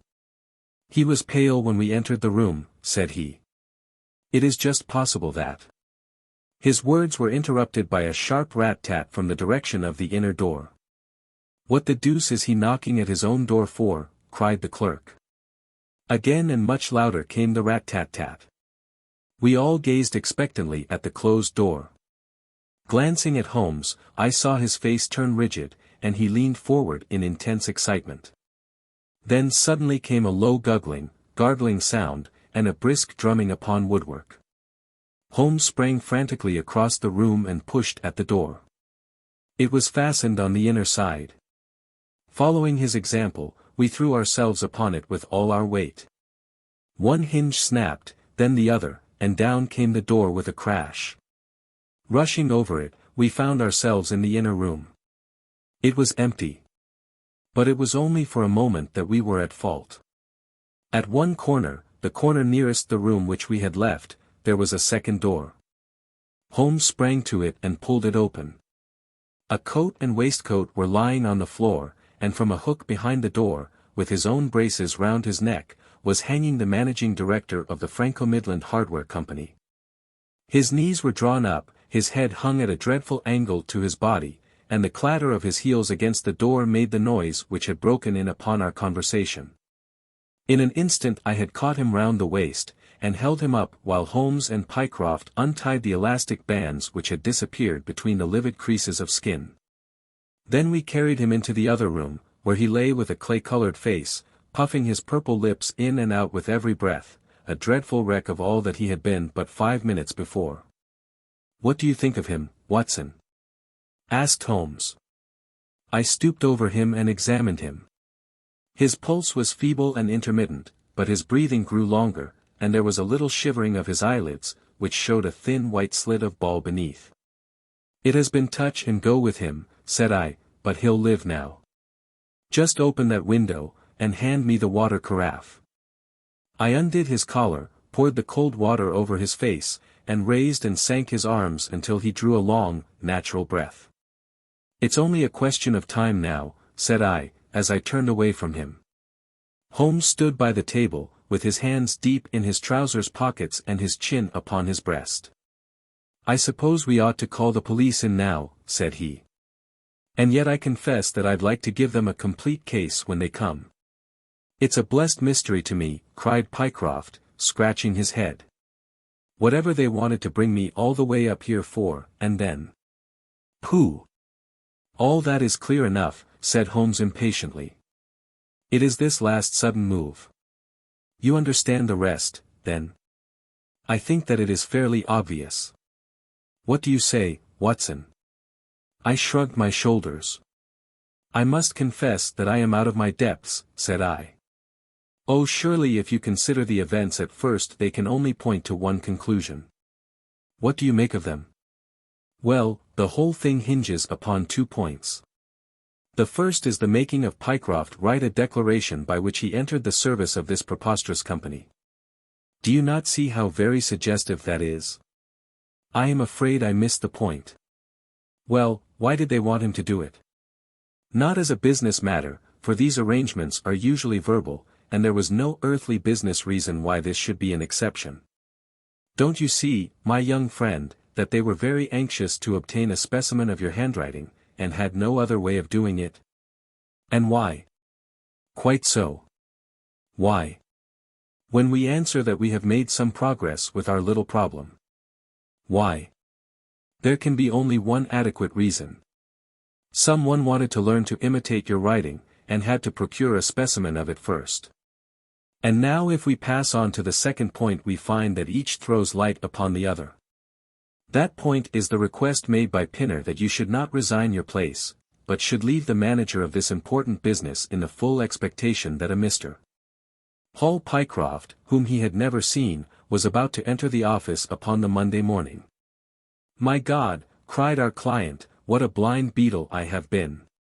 Now you see the point about the handwriting. Suppose that someone turned up in your place who wrote a completely different hand from that in which you had applied for the vacancy, of course the game would have been up. But in the interval the rogue had learned to imitate you, and his position was therefore secure, as I presume that nobody in the office had ever set eyes upon you." "Not a soul," groaned Hall Pycroft. "Very good. Of course it was of the utmost importance to prevent you from thinking better of it, and also to keep you from coming into contact with anyone who might tell you that your double was at work in Mawson's office. Therefore they gave you a handsome advance on your salary, and ran you off to the Midlands, where they gave you enough work to do to prevent your going to London, where you might have burst their little game up. That is all plain enough. But why should this man pretend to be his own brother? Well, that is pretty clear also. There are evidently only two of them in it. The other is impersonating you at the office. This one acted as your engager, and then found that he could not find you an employer without admitting a third person into his plot. That he was most unwilling to do. He changed his appearance as far as he could, and trusted that the likeness, which you could not fail to observe, would be put down to a family resemblance. But for the happy chance of the gold stuffing, your suspicions would probably never have been aroused." Hall Pycroft shook his clenched hands in the air. "Good Lord!" he cried, "while I have been fooled in this way, what has this other Hall Pycroft been doing at Mawson's? What should we do, Mr. Holmes? Tell me what to do." "We must wire to Mawson's. They shut at 12 on Saturdays." "Never mind. There may be some doorkeeper or attendant." "Ah yes, they keep a permanent guard there on account of the value of the securities that they hold. I remember hearing it talked of in the city." "Very good. We shall wire to him, and see if all is well, and if a clerk of your name is working there. That is clear enough, but what is not so clear is why at sight of us one of the rogues should instantly walk out of the room and hang himself." "The paper," croaked a voice behind us. The man was sitting up, blanched and ghastly, with returning reason in his eyes, and hands which rubbed nervously at the broad red band which still encircled his throat. "The paper. Of course," yelled Holmes, in a paroxysm of excitement. "Idiot that I was. I thought so much of our visit that the paper never entered my head for an instant. To be sure, the secret must be there." He flattened it out upon the table, and a cry of triumph burst from his lips. "Look at this, Watson," he cried. "It is a London paper, an early edition of the Evening Standard. Here is what we want. Look at the headlines: Crime in the City. Murder at Mawson and Williams. Gigantic attempted robbery. Capture of the criminal. Here, Watson, we are all equally anxious to hear it, so kindly read it aloud to us." It appeared from its position in the paper to have been the one event of importance in town, and the account of it ran in this way. A desperate attempt at robbery, culminating in the death of one man and the capture of the criminal, occurred this afternoon in the city. For some time back Mawson and Williams, the famous financial house, have been the guardians of securities which amount in the aggregate to a sum of considerably over £1 million. So conscious was the manager of the responsibility which devolved upon him in consequence of the great interests at stake that safes of the very latest construction have been employed. And an armed watchman has been left day and night in the building. It appears that last week a new clerk named Hall Pycroft was engaged by the firm. This person appears to have been none other than Beddington, the famous forger and cracksman, who, with his brother, had only recently emerged from a 5-year spell of penal servitude. By some means, which are not yet clear, he succeeded in winning, under a false name, this official position in the office, which he utilized in order to obtain molding of various locks, and a thorough knowledge of the position of the strong room and the safes. It is customary at Mawson's for the clerks to leave at midday on Saturday. Sergeant Tuzin, of the city police, was somewhat surprised, therefore, to see a gentleman with a carpet bag come down the steps at 20 minutes past 1. His suspicions being aroused, the sergeant followed the man, and with the aid of Constable Pollock succeeded, after a most desperate resistance, in arresting him. It was at once clear that a daring and gigantic robbery had been committed. Nearly £100,000 worth of American railway bonds, with a large amount of scrip in other mines and companies, was discovered in the bag. On examining the premises, the body of the unfortunate watchman was found doubled up and thrust into the largest of the safes, where it would not have been discovered until Monday morning had it not been for the prompt action of Sergeant Tuzin. The man's skull had been shattered by a blow from a poker delivered from behind. There could be no doubt that Beddington had obtained entrance by pretending that he had left something behind him, and having murdered the watchman, rapidly rifled the large safe, and then made off with his booty. His brother, who usually works with him, has not appeared in this job as far as can at present be ascertained, although the police are making energetic inquiries as to his whereabouts. "Well, we may save the police some little trouble in that direction," said Holmes, glancing at the haggard figure huddled up by the window. "Human nature is a strange mixture, Watson. You see that even a villain and murderer can inspire such affection that his brother turns to suicide when he learns that his neck is forfeited. However, we have no choice as to our action. The doctor and I will remain on guard, Mr. Pycroft, if you will have the kindness to step out for the police. The Gloria Scott. I have some papers here," said my friend Sherlock Holmes, as we sat one winter's night on either side of the fire, "which I really think, Watson, that it would be worth your while to glance over. These are the documents in the extraordinary case of the Gloria Scott, and this is the message which struck Justice of the Peace Trevor dead with horror when he read it." He had picked from a drawer a little tarnished cylinder, and, undoing the tape, he handed me a short note scrawled upon a half-sheet of slate-grey paper. "The supply of game for London is going steadily up," it ran. "Headkeeper Hudson, we believe, has been now told to receive all orders for fly-paper and for preservation of your hen-pheasant's life." As I glanced up from reading this enigmatical message, I saw Holmes chuckling at the expression upon my face. "You look a little bewildered," said he. "I cannot see how such a message as this could inspire horror. It seems to me to be rather grotesque than otherwise." "Very likely. Yet the fact remains that the reader, who was a fine, robust old man, was knocked clean down by it as if it had been the butt end of a pistol." "You arouse my curiosity," said I. "But why did you say just now that there were very particular reasons why I should study this case?" "Because it was the first in which I was ever engaged. I had often endeavored to elicit from my companion what had first turned his mind in the direction of criminal research, but had never caught him before in a communicative humor. Now he sat forward in this armchair and spread out the documents upon his knees. Then he lit his pipe and sat for some time smoking and turning them over. "You never heard me talk of Victor Trevor?" he asked. "He was the only friend I made during the 2 years I was at college. I was never a very sociable fellow, Watson, always rather fond of moping in my rooms and working out my own little methods of thought, so that I never mixed much with the men of my year. Bar fencing and boxing I had few athletic tastes, and then my line of study was quite distinct from that of the other fellows, so that we had no points of contact at all.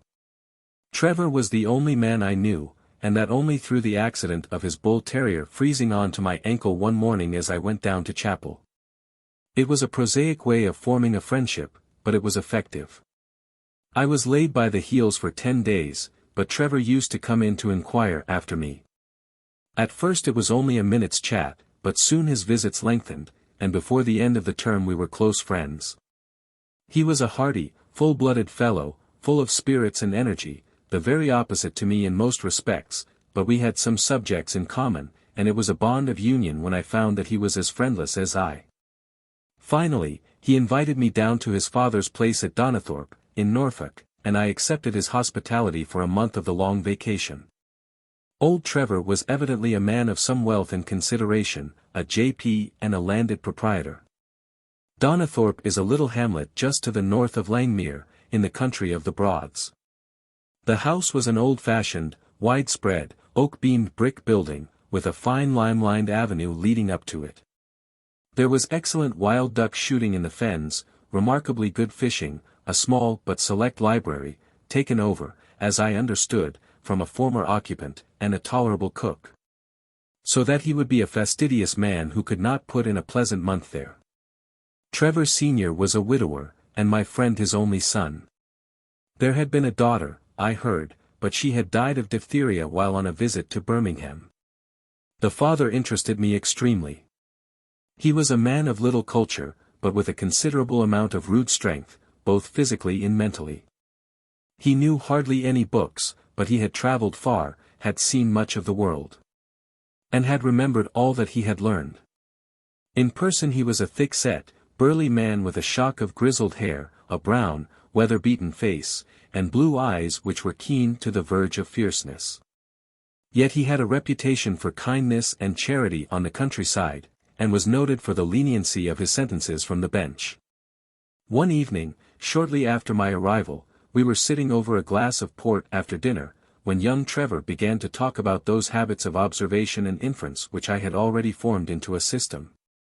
Although I had not yet appreciated the part which they were to play in my life. The old man evidently thought that his son was exaggerating in his description of 1 or 2 trivial feats which I had performed. "Come, now, Mr. Holmes," said he, laughing good-humoredly. "I'm an excellent subject, if you can deduce anything from me." "I fear there is not very much," I answered. "I might suggest that you have gone about in fear of some personal attack within the last 12 months. The laugh faded from his lips, and he stared at me in great surprise. "Well, that's true enough," said he. "You know, Victor," turning to his son, "when we broke up that poaching gang, they swore to knife us, and Sir Edward Hawley has actually been attacked. I've always been on my guard since then, though I have no idea how you know it." "You have a very handsome stick," I answered. "By the inscription I observed that you had not had it more than a year. But you have taken some pains to bore the head of it and pour melted lead into the holes so as to make it a formidable weapon. I argued that you would not take such precautions unless you had some danger to fear." "Anything else?" he asked, smiling. "You have boxed a good deal in your youth." "Right again. How did you know it? Is my nose knocked a little out of the straight?" "No," said I, "it is your ears. They have the peculiar flattening and thickening which marks the boxing man." "Anything else?" "You have done a good deal of digging by your callosities." "Made all my money at the gold fields." "You have been in New Zealand." "Right again. You have visited Japan." "Quite true. And you have been most intimately associated with someone whose initials were J.A. and whom you afterwards were eager to entirely forget." Mr. Trevor stood slowly up, fixed his large blue eyes upon me with a strange wild stare, and then pitched forward, with his face among the nutshells which strewed the cloth, in a dead faint. You can imagine, Watson, how shocked both his son and I were. His attack did not last long, however, for when we undid his collar, and sprinkled the water from one of the finger-glasses over his face, he gave a gasp or two and sat up. "Ah, boys," said he, forcing a smile, "I hope I haven't frightened you. Strong as I look, there is a weak place in my heart, and it does not take much to knock me over. I don't know how you manage this, Mr. Holmes, but it seems to me that all the detectives of fact and of fancy would be children in your hands. That's your line of life, sir, and you may take the word of a man who has seen something of the world. And that recommendation, with the exaggerated estimate of my ability with which he prefaced it, was, if you will believe me, Watson, the very first thing which ever made me feel that a profession might be made out of what had up to that time been the merest hobby. At the moment, however, I was too much concerned at the sudden illness of my host to think of anything else. I hope that I have said nothing to pain you, said I.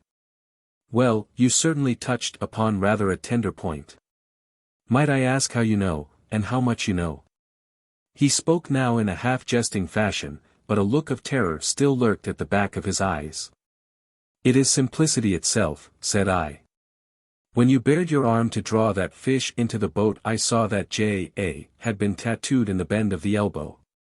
The letters were still legible, but it was perfectly clear from their blurred appearance, and from the staining of the skin round them, that efforts had been made to obliterate them.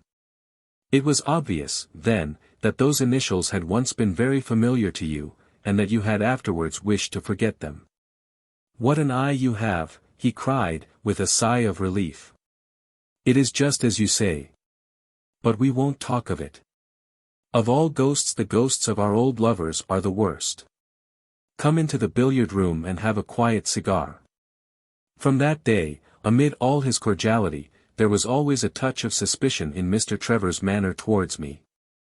Even his son remarked it. You've given the governor such a turn, said he, that he'll never be sure again of what you know and what you don't know. He did not mean to show it, I am sure, but it was so strongly in his mind that it peeped out at every action. At last I became so convinced that I was causing him uneasiness that I drew my visit to a close.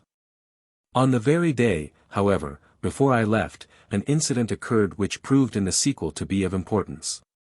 We were sitting out upon the lawn on garden chairs, the three of us, basking in the sun and admiring the view across the Broads, when a maid came out to say that there was a man at the door who wanted to see Mr. Trevor.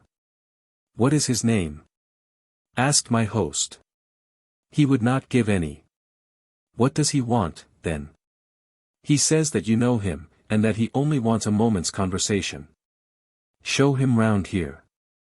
An instant afterwards there appeared a little wizened fellow with a cringing manner and a shambling style of walking. He wore an open jacket, with a splotch of tar on the sleeve, a red and black check shirt, dungaree trousers, and heavy boots badly worn. His face was thin and brown and crafty, with a perpetual smile upon it, which showed an irregular line of yellow teeth, and his crinkled hands were half closed in a way that is distinctive of sailors. As he came slouching across the lawn I heard Mr. Trevor make a sort of hiccuping noise in his throat, and jumping out of his chair, he ran into the house. He was back in a moment, and I smelt a strong reek of brandy as he passed me. Well, my man, said he, what can I do for you? The sailor stood looking at him with puckered eyes, and with the same loose-lipped smile upon his face. You don't know me? He asked. Why, dear me, it is surely Hudson, said Mr. Trevor in a tone of surprise. Hudson it is, sir, said the seaman. Why, it's 30 year and more since I saw you last. Here you are in your house, and me still picking my salt meat out of the harness cask. Tut, you will find that I have not forgotten old times, cried Mr. Trevor, and, walking towards the sailor, he said something in a low voice. Go into the kitchen, he continued out loud, and you will get food and drink. I have no doubt that I shall find you a situation. Thank you, sir, said the seaman, touching his forelock. I'm just off a 2-yearer in an 8-knot tramp, short-handed at that, and I want a rest. I thought I'd get it either with Mr. Beddoes or with you. Ah, cried Trevor. You know where Mr. Beddoes is? Bless you, sir, I know where all my old friends are, said the fellow with a sinister smile, and he slouched off after the maid to the kitchen. Mr. Trevor mumbled something to us about having been shipmate with the man when he was going back to the diggings, and then, leaving us on the lawn, he went indoors. An hour later, when we entered the house, we found him stretched dead drunk upon the dining-room sofa. The whole incident left a most ugly impression upon my mind, and I was not sorry next day to leave Donnithorpe behind me, for I felt that my presence must be a source of embarrassment to my friend. All this occurred during the first month of the long vacation. I went up to my London rooms, where I spent 7 weeks working out a few experiments in organic chemistry. One day, however, when the autumn was far advanced and the vacation drawing to a close, I received a telegram from my friend imploring me to return to Donnithorpe, and saying that he was in great need of my advice and assistance. Of course I dropped everything and set out for the north once more. He met me with the dog-cart at the station, and I saw at a glance that the last 2 months had been very trying ones for him.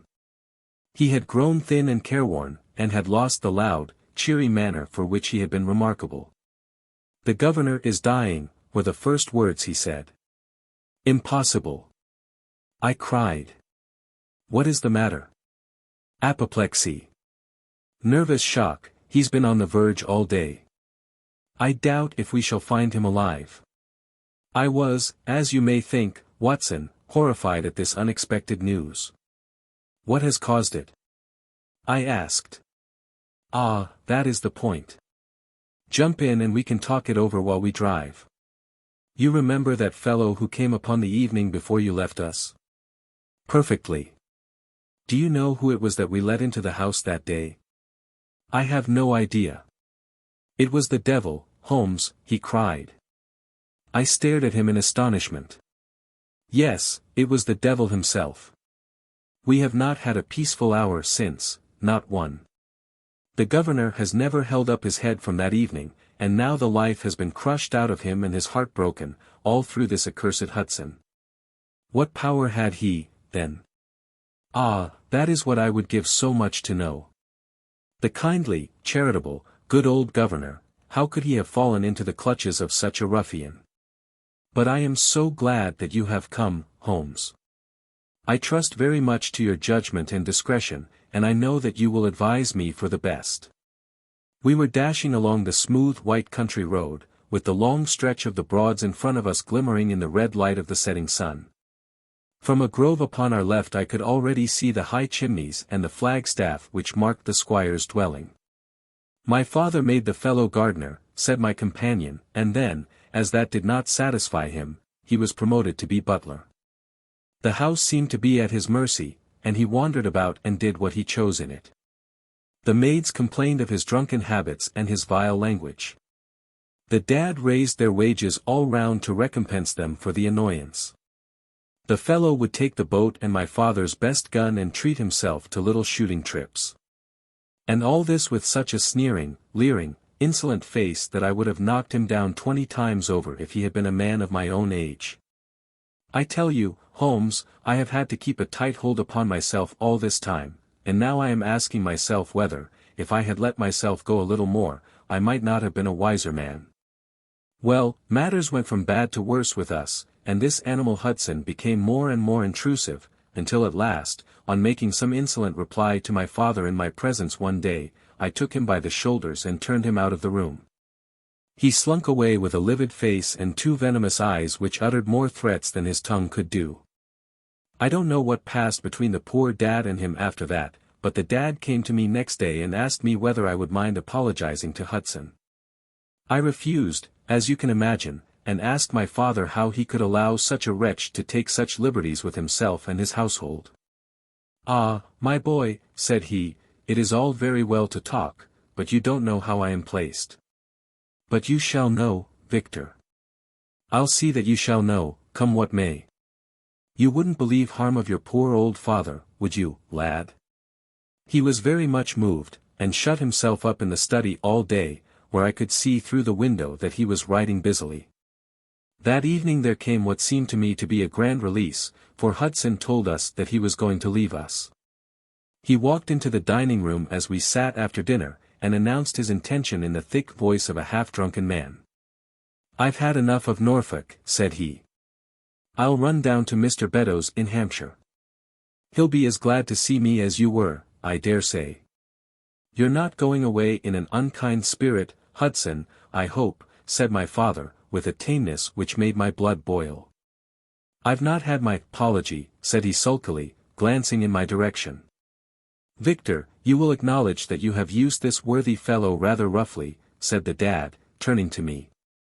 "On the contrary, I think that we have both shown extraordinary patience towards him," I answered. "Oh, you do you?"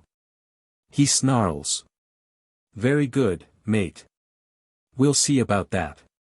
He slouched out of the room, and half an hour afterwards left the house, leaving my father in a state of pitiable nervousness.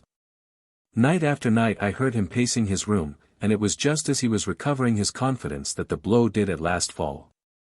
"And how?" I asked eagerly. "In a most extraordinary fashion. A letter arrived for my father yesterday evening, bearing the Fordingbridge postmark." My father read it, clapped both his hands to his head, and began running round the room in little circles like a man who has been driven out of his senses. When I at last drew him down onto the sofa, his mouth and eyelids were all puckered on one side, and I saw that he had a stroke. Dr. Fordham came over at once. We put him to bed. But the paralysis has spread, he has shown no sign of returning consciousness, and I think that we shall hardly find him alive. "You horrify me, Trevor," I cried. "What then could have been in this letter to cause so dreadful a result?" "Nothing. There lies the inexplicable part of it. The message was absurd and trivial." "Ah, my God, it is as I feared."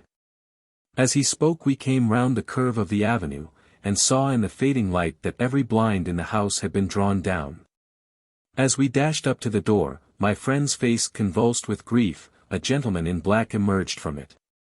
"When did it happen, doctor?" asked Trevor. "Almost immediately after you left." "Did he recover consciousness?" "For an instant before the end." "Any message for me?" "Only that the papers were in the back drawer of the Japanese cabinet." My friend ascended with the doctor to the chamber of death, while I remained in the study, turning the whole matter over and over in my head, and feeling as sombre as ever I had done in my life. What was the past of this Trevor, pugilist, traveller, and gold digger, and how had he placed himself in the power of this acid-faced seaman? Why, too, should he faint at an allusion to the half-effaced initials upon his arm, and die of fright when he had a letter from Fordingbridge? Then I remembered that Fordingbridge was in Hampshire, and that this Mr.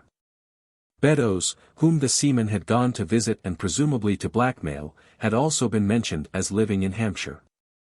The letter, then, might either come from Hudson, the seaman, saying that he had betrayed the guilty secret which appeared to exist, or it might come from Beddoes, warning an old confederate that such a betrayal was imminent. So far it seemed clear enough. But then how could this letter be trivial and grotesque, as described by the Sun? He must have misread it. If so, it must have been one of those ingenious secret codes which mean one thing while they seem to mean another. I must see this letter. If there were a hidden meaning in it, I was confident that I could pluck it forth. For an hour I sat pondering over it in the gloom, until at last a weeping maid brought in a lamp, and close at her heels came my friend Trevor, pale but composed, with these very papers which lie upon my knee held in his grasp. He sat down opposite to me, drew the lamp to the edge of the table, and handed me a short note scribbled, as you see, upon a single sheet of grey paper. "The supply of game for London is going steadily up," it ran. "Headkeeper Hudson, we believe, has been now told to receive all orders for fly paper and for preservation of your hen pheasant's life." I dare say my face looked as bewildered as yours did just now when first I read this message. Then I reread it very carefully. It was evidently as I had thought, and some secret meaning must lie buried in this strange combination of words. Or could it be that there was a prearranged significance to such phrases as fly paper and hen pheasant? Such a meaning would be arbitrary and could not be deduced in any way. And yet I was loath to believe that this was the case, and the presence of the word Hudson seemed to show that the subject of the message was as I had guessed, and that it was from Beddoes rather than the sailor. I tried it backwards, but the combination life pheasant's hen was not encouraging. Then I tried alternate words, but neither the of for nor supply game London promised to throw any light upon it. And then in an instant the key of the riddle was in my hands, and I saw that every third word, beginning with the first, would give a message which might well drive old Trevor to despair. It was short and terse, the warning, as I now read it to my companion. The game is up. Hudson has told all. Fly for your life. Victor Trevor sank his face into his shaking hands.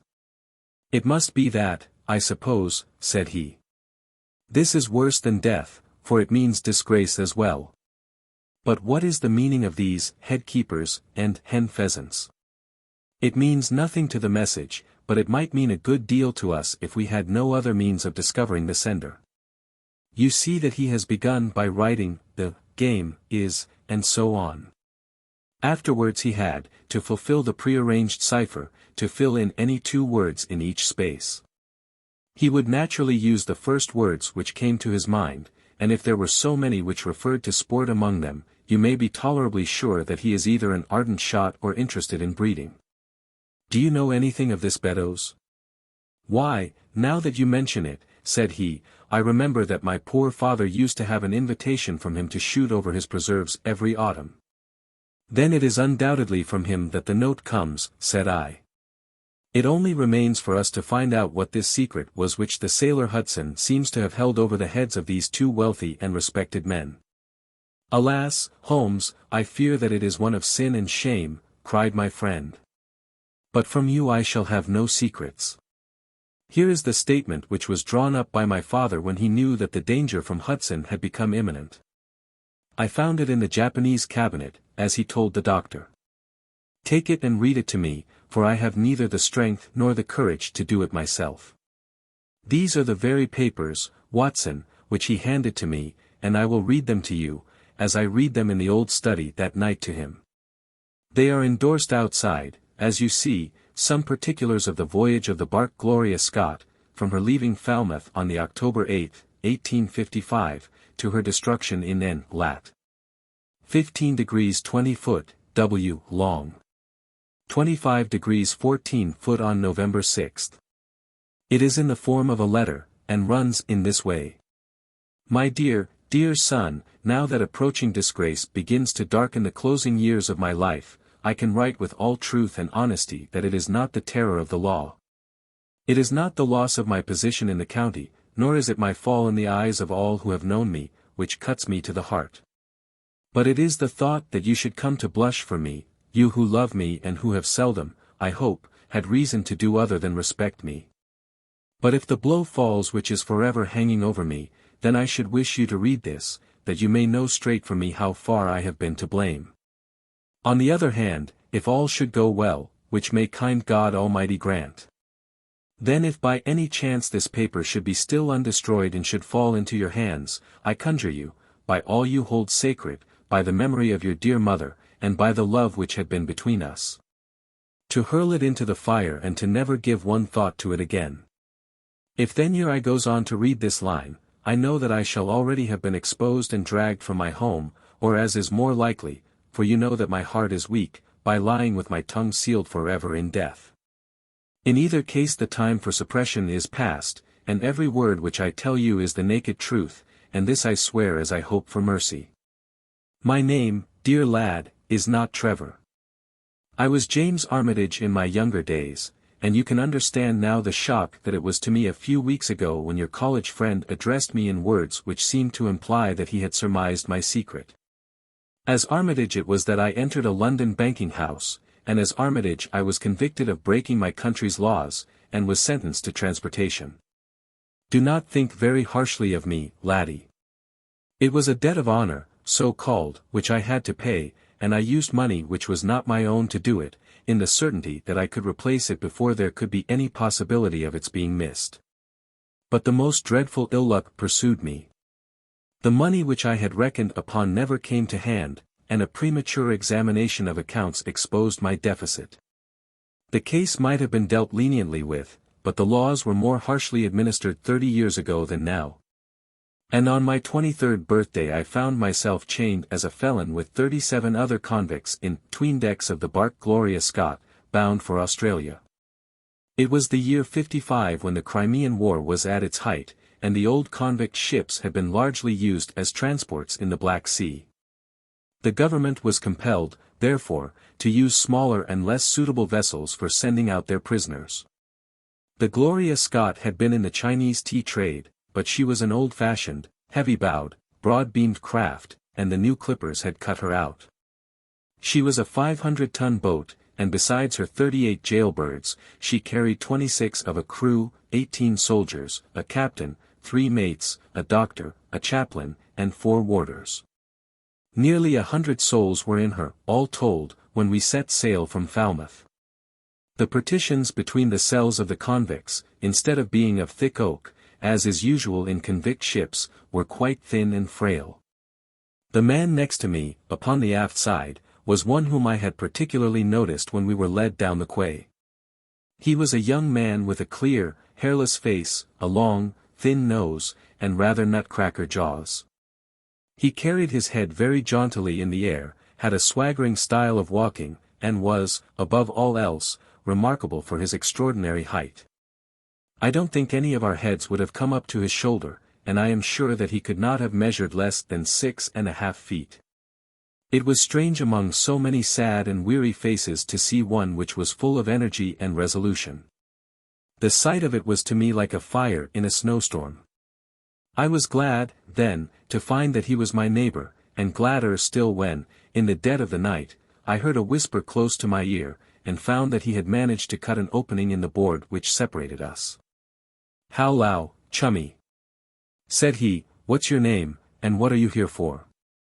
I answered him, and asked in turn who I was talking with. "I'm Jack Prendergast," said he, "and by God, you'll learn to bless my name before you've done with me."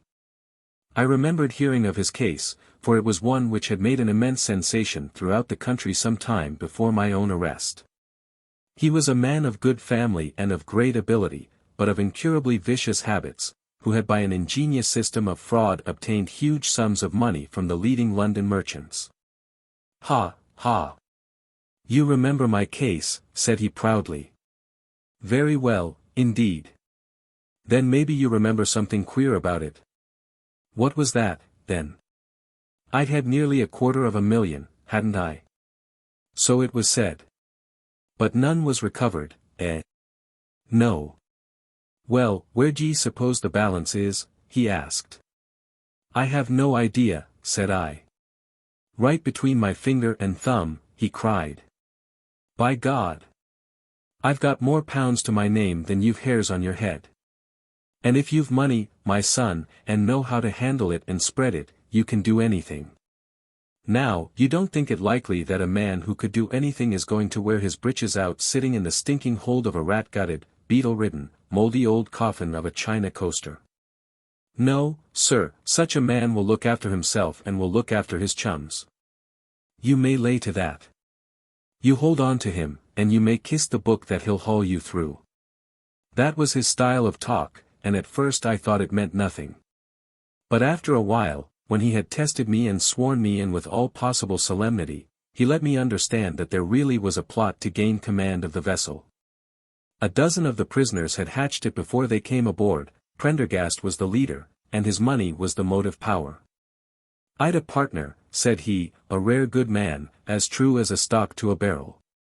He's got the dibs, he has, and where do you think he is at this moment? Why, he's the chaplain of this ship, the chaplain, no less. He came aboard with a black coat, and his papers right, and money enough in his box to buy the thing right up from keel to main truck. The crew are his, body and soul. He could buy them at so much a gross with a cash discount, and he did it before ever they signed on. He's got 2 of the warders and Mercer, the second mate, and he'd get the captain himself, if he thought him worth it." "What are we to do, then?" I asked. "What do you think?" said he. "We'll make the coats of some of these soldiers redder than ever the tailor did." "But they are armed," said I. "And so shall we be, my boy. There's a brace of pistols for every mother's son of us, and if we can't carry this ship, with the crew at our back, it's time we were all sent to a young Mrs. boarding school. You speak to your mate upon the left tonight, and see if he is to be trusted." I did so, and found my other neighbor to be a young fellow in much the same position as myself, whose crime had been forgery. His name was Evans, but he afterwards changed it, like myself, and he is now a rich and prosperous man in the south of England. He was ready enough to join the conspiracy, as the only means of saving ourselves, and before we had crossed the bay there were only 2 of the prisoners who were not in the secret.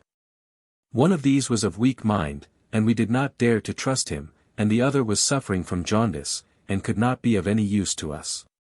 From the beginning there was really nothing to prevent us from taking possession of the ship. The crew were a set of ruffians, specially picked for the job. The sham chaplain came into our cells to exhort us, carrying a black bag, supposed to be full of tracts, and so often did he come that by the 3rd day we had each stowed away at the foot of our beds a file, a brace of pistols, a pound of powder, and 20 slugs. 2 of the warders were agents of Prendergast, and the second mate was his right-hand man. The captain, the 2 mates, 2 warders, Lieutenant Martin, his 18 soldiers, and the doctor were all that we had against us.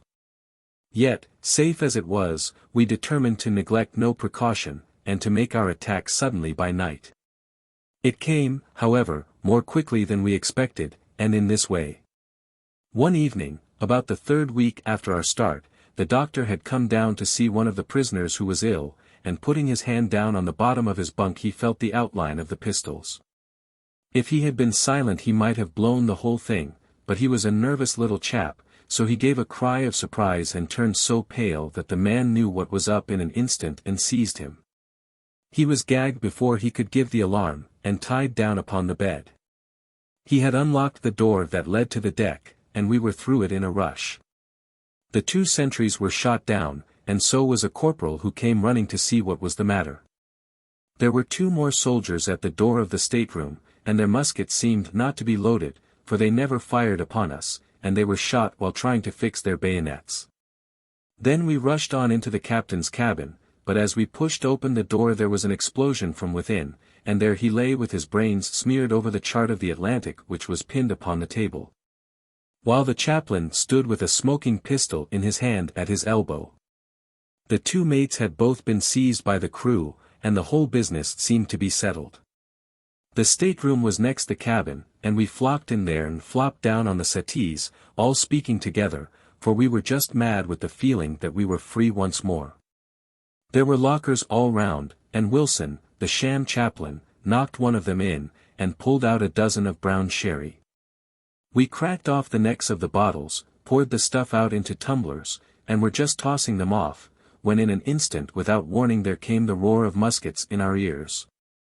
And the saloon was so full of smoke that we could not see across the table.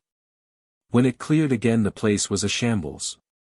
Wilson and 8 others were wriggling on the top of each other on the floor, and the blood and the brown sherry on that table turn me sick now when I think of it. We were so cowed by the sight that I think we should have given the job up if it had not been for Prendergast. He bellowed like a bull and rushed for the door with all that were left alive at his heels. Out we ran, and there on the poop were the lieutenant and 10 of his men. The swing skylights above the saloon table had been a bit open, and they had fired on us through the slit. We got on them before they could load, and they stood to it like men, but we had the upper hand of them, and in 5 minutes it was all over. My God! Was there ever a slaughterhouse like that ship? Prendergast was like a raging devil, and he picked the soldiers up as if they had been children and threw them overboard alive or dead. There was one sergeant that was horribly wounded and yet kept on swimming for a surprising time, until someone in mercy blew out his brains. When the fighting was over there was no one left of our enemies except just the warders, the mates, and the doctor. It was over them that the great quarrel arose. There were many of us who were glad enough to win back our freedom, and yet who had no wish to have murder on our souls. It was one thing to knock the soldiers over with their muskets in their hands, and it was another to stand by while men were being killed in cold blood. 8 of us, 5 convicts and 3 sailors, said that we would not see it done. But there was no moving Prendergast and those who were with him. Our only chance of safety lay in making a clean job of it, said he, and he would not leave a tongue with power to wag in a witness box. It nearly came to our sharing the fate of the prisoners, but at last he said that if we wished we might take a boat and go. We jumped at the offer, for we were already sick of these bloodthirsty doings, and we saw that there would be worse before it was done. We were given a suit of sailors' togs each, a barrel of water, 2 casks, one of junk and one of biscuits, and a compass. Prendergast threw us over a chart, told us that we were shipwrecked mariners whose ship had foundered in lat. 15 degrees north. And long 25 degrees west, and then cut the painter and let us go. And now I come to the most surprising part of my story, my dear son. The seamen had hauled the foreyard aback during the rising, but now as we left them they brought it square again, and as there was a light wind from the north and east the bark began to draw slowly away from us. Our boat lay, rising and falling, upon the long, smooth rollers, and Evans and I, who were the most educated of the party, were sitting in the sheets working out our position and planning what coast we should make for. It was a nice question, for the Cape de Verds were about 500 miles to the north of us, and the African coast about 700 to the east. On the whole, as the wind was coming round to the north, we thought that Sierra Leone might be best, and turned our head in that direction, the bark being at that time nearly hulled down on our starboard quarter. Suddenly as we looked at her we saw a dense black cloud of smoke shoot up from her, which hung like a monstrous tree upon the skyline. A few seconds later a roar like thunder burst upon our ears, and as the smoke thinned away there was no sign left of the Gloria Scott. In an instant we swept the boat's head round again and pulled with all our strength for the place where the haze still trailing over the water marked the scene of this catastrophe. It was a long hour before we reached it, and at first we feared that we had come too late to save any one. A splintered boat and a number of crates and fragments of spars rising and falling on the waves showed us where the vessel had foundered. But there was no sign of life, and we had turned away in despair when we heard a cry for help, and saw at some distance a piece of wreckage with a man lying stretched across it. When we pulled him aboard the boat he proved to be a young seaman of the name of Hudson, who was so burned and exhausted that he could give us no account of what had happened until the following morning. It seemed that after we had left, Prendergast and his gang had proceeded to put to death the 5 remaining prisoners. The 2 warders had been shot and thrown overboard, and so also had the 3rd mate. Prendergast then descended into the 'tween decks and with his own hands cut the throat of the unfortunate surgeon. There only remained the 1st mate, who was a bold and active man. When he saw the convict approaching him with the bloody knife in his hand he kicked off his bonds, which he had somehow contrived to loosen, and rushing down the deck he plunged into the afterhold. A dozen convicts, who descended with their pistols in search of him, found him with a matchbox in his hand seated beside an open powder barrel, which was one of 100 carried on board. And swearing that he would blow all hands up if he were in any way molested. An instant later the explosion occurred, though Hudson thought it was caused by the misdirected bullet of one of the convicts rather than the mate's match. Be the cause what it may, it was the end of the Gloria Scott and of the rabble who held command of her. Such, in a few words, my dear boy, is the history of this terrible business in which I was involved. Next day we were picked up by the brig Hotspur, bound for Australia, whose captain found no difficulty in believing that we were the survivors of a passenger ship which had foundered. The transport ship Gloria Scott was set down by the Admiralty as being lost at sea, and no word has ever leaked out as to her true fate. After an excellent voyage the Hotspur landed us at Sydney, where Evans and I changed our names and made our way to the diggings, where, among the crowds who were gathered from all nations, we had no difficulty in losing our former identities. The rest I need not relate. We prospered, we travelled, we came back as rich colonials to England, and we bought country estates. For more than 20 years we have led peaceful and useful lives, and we hoped that our past was forever buried. Imagine, then, my feelings when in the seaman who came to us I recognized instantly the man who had been picked off the wreck. He had tracked us down somehow, and had set himself to live upon our fears. You will understand now how it was that I strove to keep the peace with him, and you will in some measure sympathize with me in the fears which fill me, now that he has gone from me to his other victim with threats upon his tongue. Underneath is written in a hand so shaky as to be hardly legible, Beddoes writes in cipher to say H has told all. Sweet Lord, have mercy on our souls. That was the narrative which I read that night to young Trevor, and I think, Watson, that under the circumstances it was a dramatic one. The good fellow was heartbroken at it, and went out to the Terai tea planting, where I hear that he is doing well. As to the sailor and Beddoes, neither of them was ever heard of again after that day on which the letter of warning was written. They both disappeared utterly and completely. No complaint had been lodged with the police, so that Beddoes had mistaken a threat for a deed. Hudson had been seen lurking about, and it was believed by the police that he had done away with Beddoes and had fled. For myself, I believe that the truth was exactly the opposite. I think that it is most probable that Beddoes, pushed to desperation and believing himself to have been already betrayed, had revenged himself upon Hudson, and had fled from the country with as much money as he could lay his hands on. Those are the facts of the case, Doctor, and if they are of any use to your collection, I am sure that they are very heartily at your service. 6. The Musgrave Ritual. An anomaly which often struck me in the character of my friend Sherlock Holmes was that, although in his methods of thought he was the neatest and most methodical of mankind, and although also he affected a certain quiet primness of dress, he was none the less in his personal habits one of the most untidy men that ever drove a fellow lodger to distraction. Not that I am in the least conventional in that respect myself. The rough and tumble work in Afghanistan, coming on the top of a natural bohemianism of disposition, has made me rather more lax than befits a medical man. But with me there is a limit, and when I find a man who keeps his cigars in the coal scuttle, his tobacco in the toe end of a Persian slipper, and his unanswered correspondence transfixed by a jackknife into the very center of his wooden mantelpiece, then I begin to give myself virtuous airs. I have always held, too, that pistol practice should be distinctly an open-air pastime.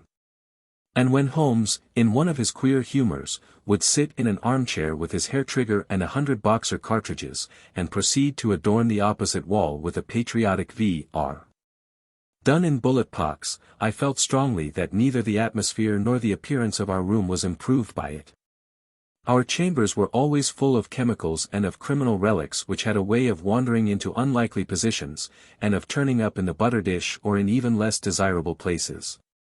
But his papers were my great crux. He had a horror of destroying documents, especially those which were connected with his past cases, and yet it was only once in every year or two that he would muster energy to docket and arrange them. For, as I have mentioned somewhere in these incoherent memoirs, the outbursts of passionate energy when he performed the remarkable feats with which his name is associated were followed by reactions of lethargy during which he would lie about with his violin and his books, hardly moving save from the sofa to the table. Thus month after month his papers accumulated, until every corner of the room was stacked with bundles of manuscript which were on no account to be burned, and which could not be put away save by their owner. One winter's night, as we sat together by the fire, I ventured to suggest to him that, as he had finished pasting extracts into his commonplace book, he might employ the next 2 hours in making our room a little more habitable. He could not deny the justice of my request, so with a rather rueful face he went off to his bedroom, from which he returned presently pulling a large tin box behind him. This he placed in the middle of the floor and, squatting down upon a stool in front of it, he threw back the lid. I could see that it was already a third full of bundles of paper tied up with red tape into separate packages. "There are cases enough here, Watson," said he, looking at me with mischievous eyes. "I think that if you knew all that I had in this box you would ask me to pull some out instead of putting others in." "These are the records of your early work, then?" I asked. "I have often wished that I had notes of those cases." "Yes, my boy, these were all done prematurely before my biographer had come to glorify me." He lifted bundle after bundle in a tender, caressing sort of way. "They are not all successes, Watson," said he. "But there are some pretty little problems among them. Here's the record of the Tarleton murders, and the case of Vanbury, the wine merchant, and the adventure of the old Russian woman, and the singular affair of the aluminium crutch, as well as a full account of Ricoletti of the clubfoot, and his abominable wife. And here, now, this really is something a little recherché." He dived his arm down to the bottom of the chest, and brought up a small wooden box with a sliding lid, such as children's toys are kept in. From within he produced a crumpled piece of paper, an old-fashioned brass key, a peg of wood with a ball of string attached to it, and 3 rusty old discs of metal. "Well, my boy, what do you make of this lot?" he asked, smiling at my expression. "It is a curious collection. Very curious, and the story that hangs round it will strike you as being more curious still." "These relics have a history then?" "So much so that they are history." "What do you mean by that?" Sherlock Holmes picked them up one by one, and laid them along the edge of the table. Then he reseated himself in his chair and looked them over with a gleam of satisfaction in his eyes. "These," said he, "are all that I have left to remind me of the adventure of the Musgrave Ritual." I had heard him mention the case more than once, though I had never been able to gather the details. "I should be so glad," said I, "if you would give me an account of it." "And leave the litter as it is?" he cried, mischievously. "Your tidiness won't bear much strain after all, Watson. But I should be glad that you should add this case to your annals, for there are points in it which make it quite unique in the criminal records of this or, I believe, of any other country. A collection of my trifling achievements would certainly be incomplete which contained no account of this very singular business. You may remember how the affair of the Gloria Scott, and my conversation with the unhappy man whose fate I told you of, first turned my attention in the direction of the profession which has become my life's work. You see me now when my name has become known far and wide, and when I am generally recognized both by the public and by the official force as being a final court of appeal in doubtful cases. Even when you knew me first, at the time of the affair which you have commemorated in A Study in Scarlet, I had already established a considerable, though not a very lucrative, connection.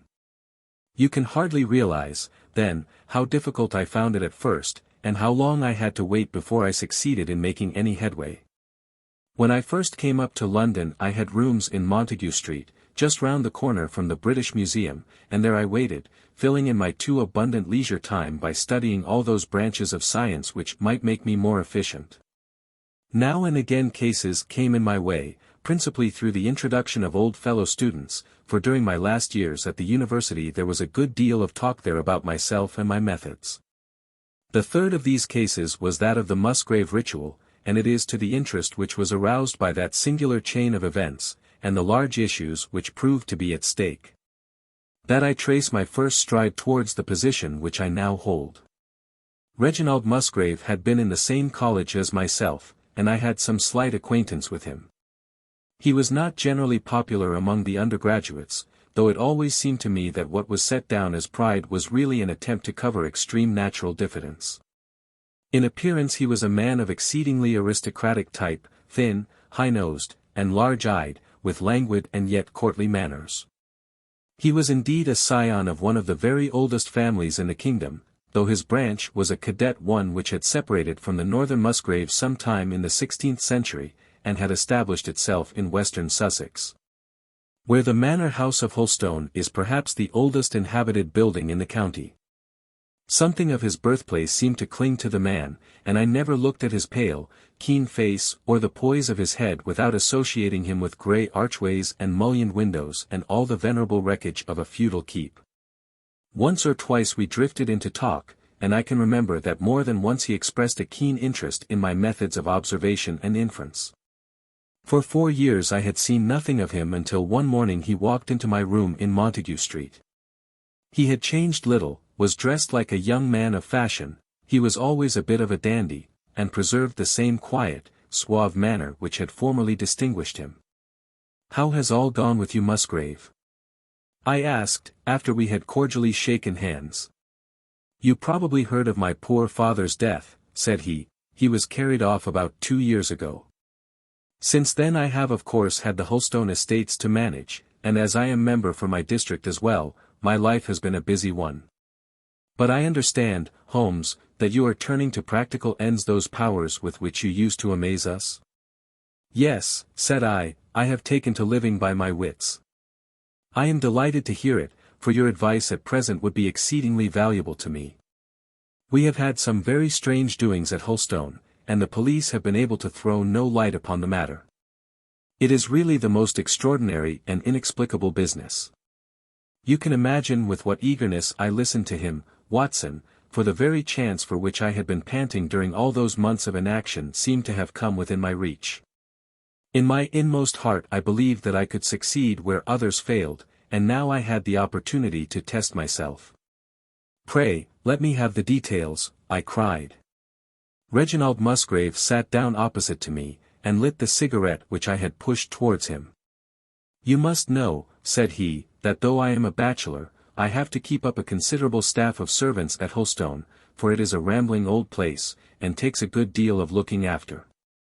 I preserve, too, and in the pheasant months I usually have a house party, so that it would not do to be short-handed. Altogether there are 8 maids, the cook, the butler, 2 footmen, and a boy. The garden and the stables of course have a separate staff.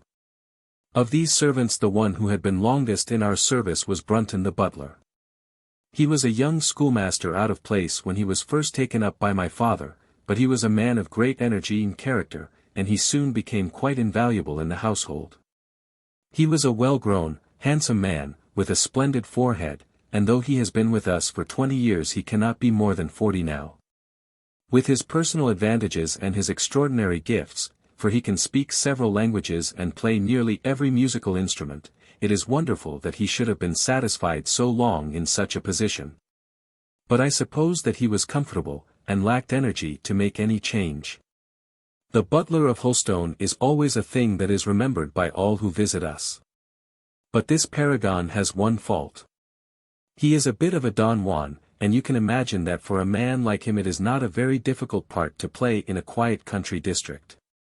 When he was married it was all right, but since he has been a widower we have had no end of trouble with him.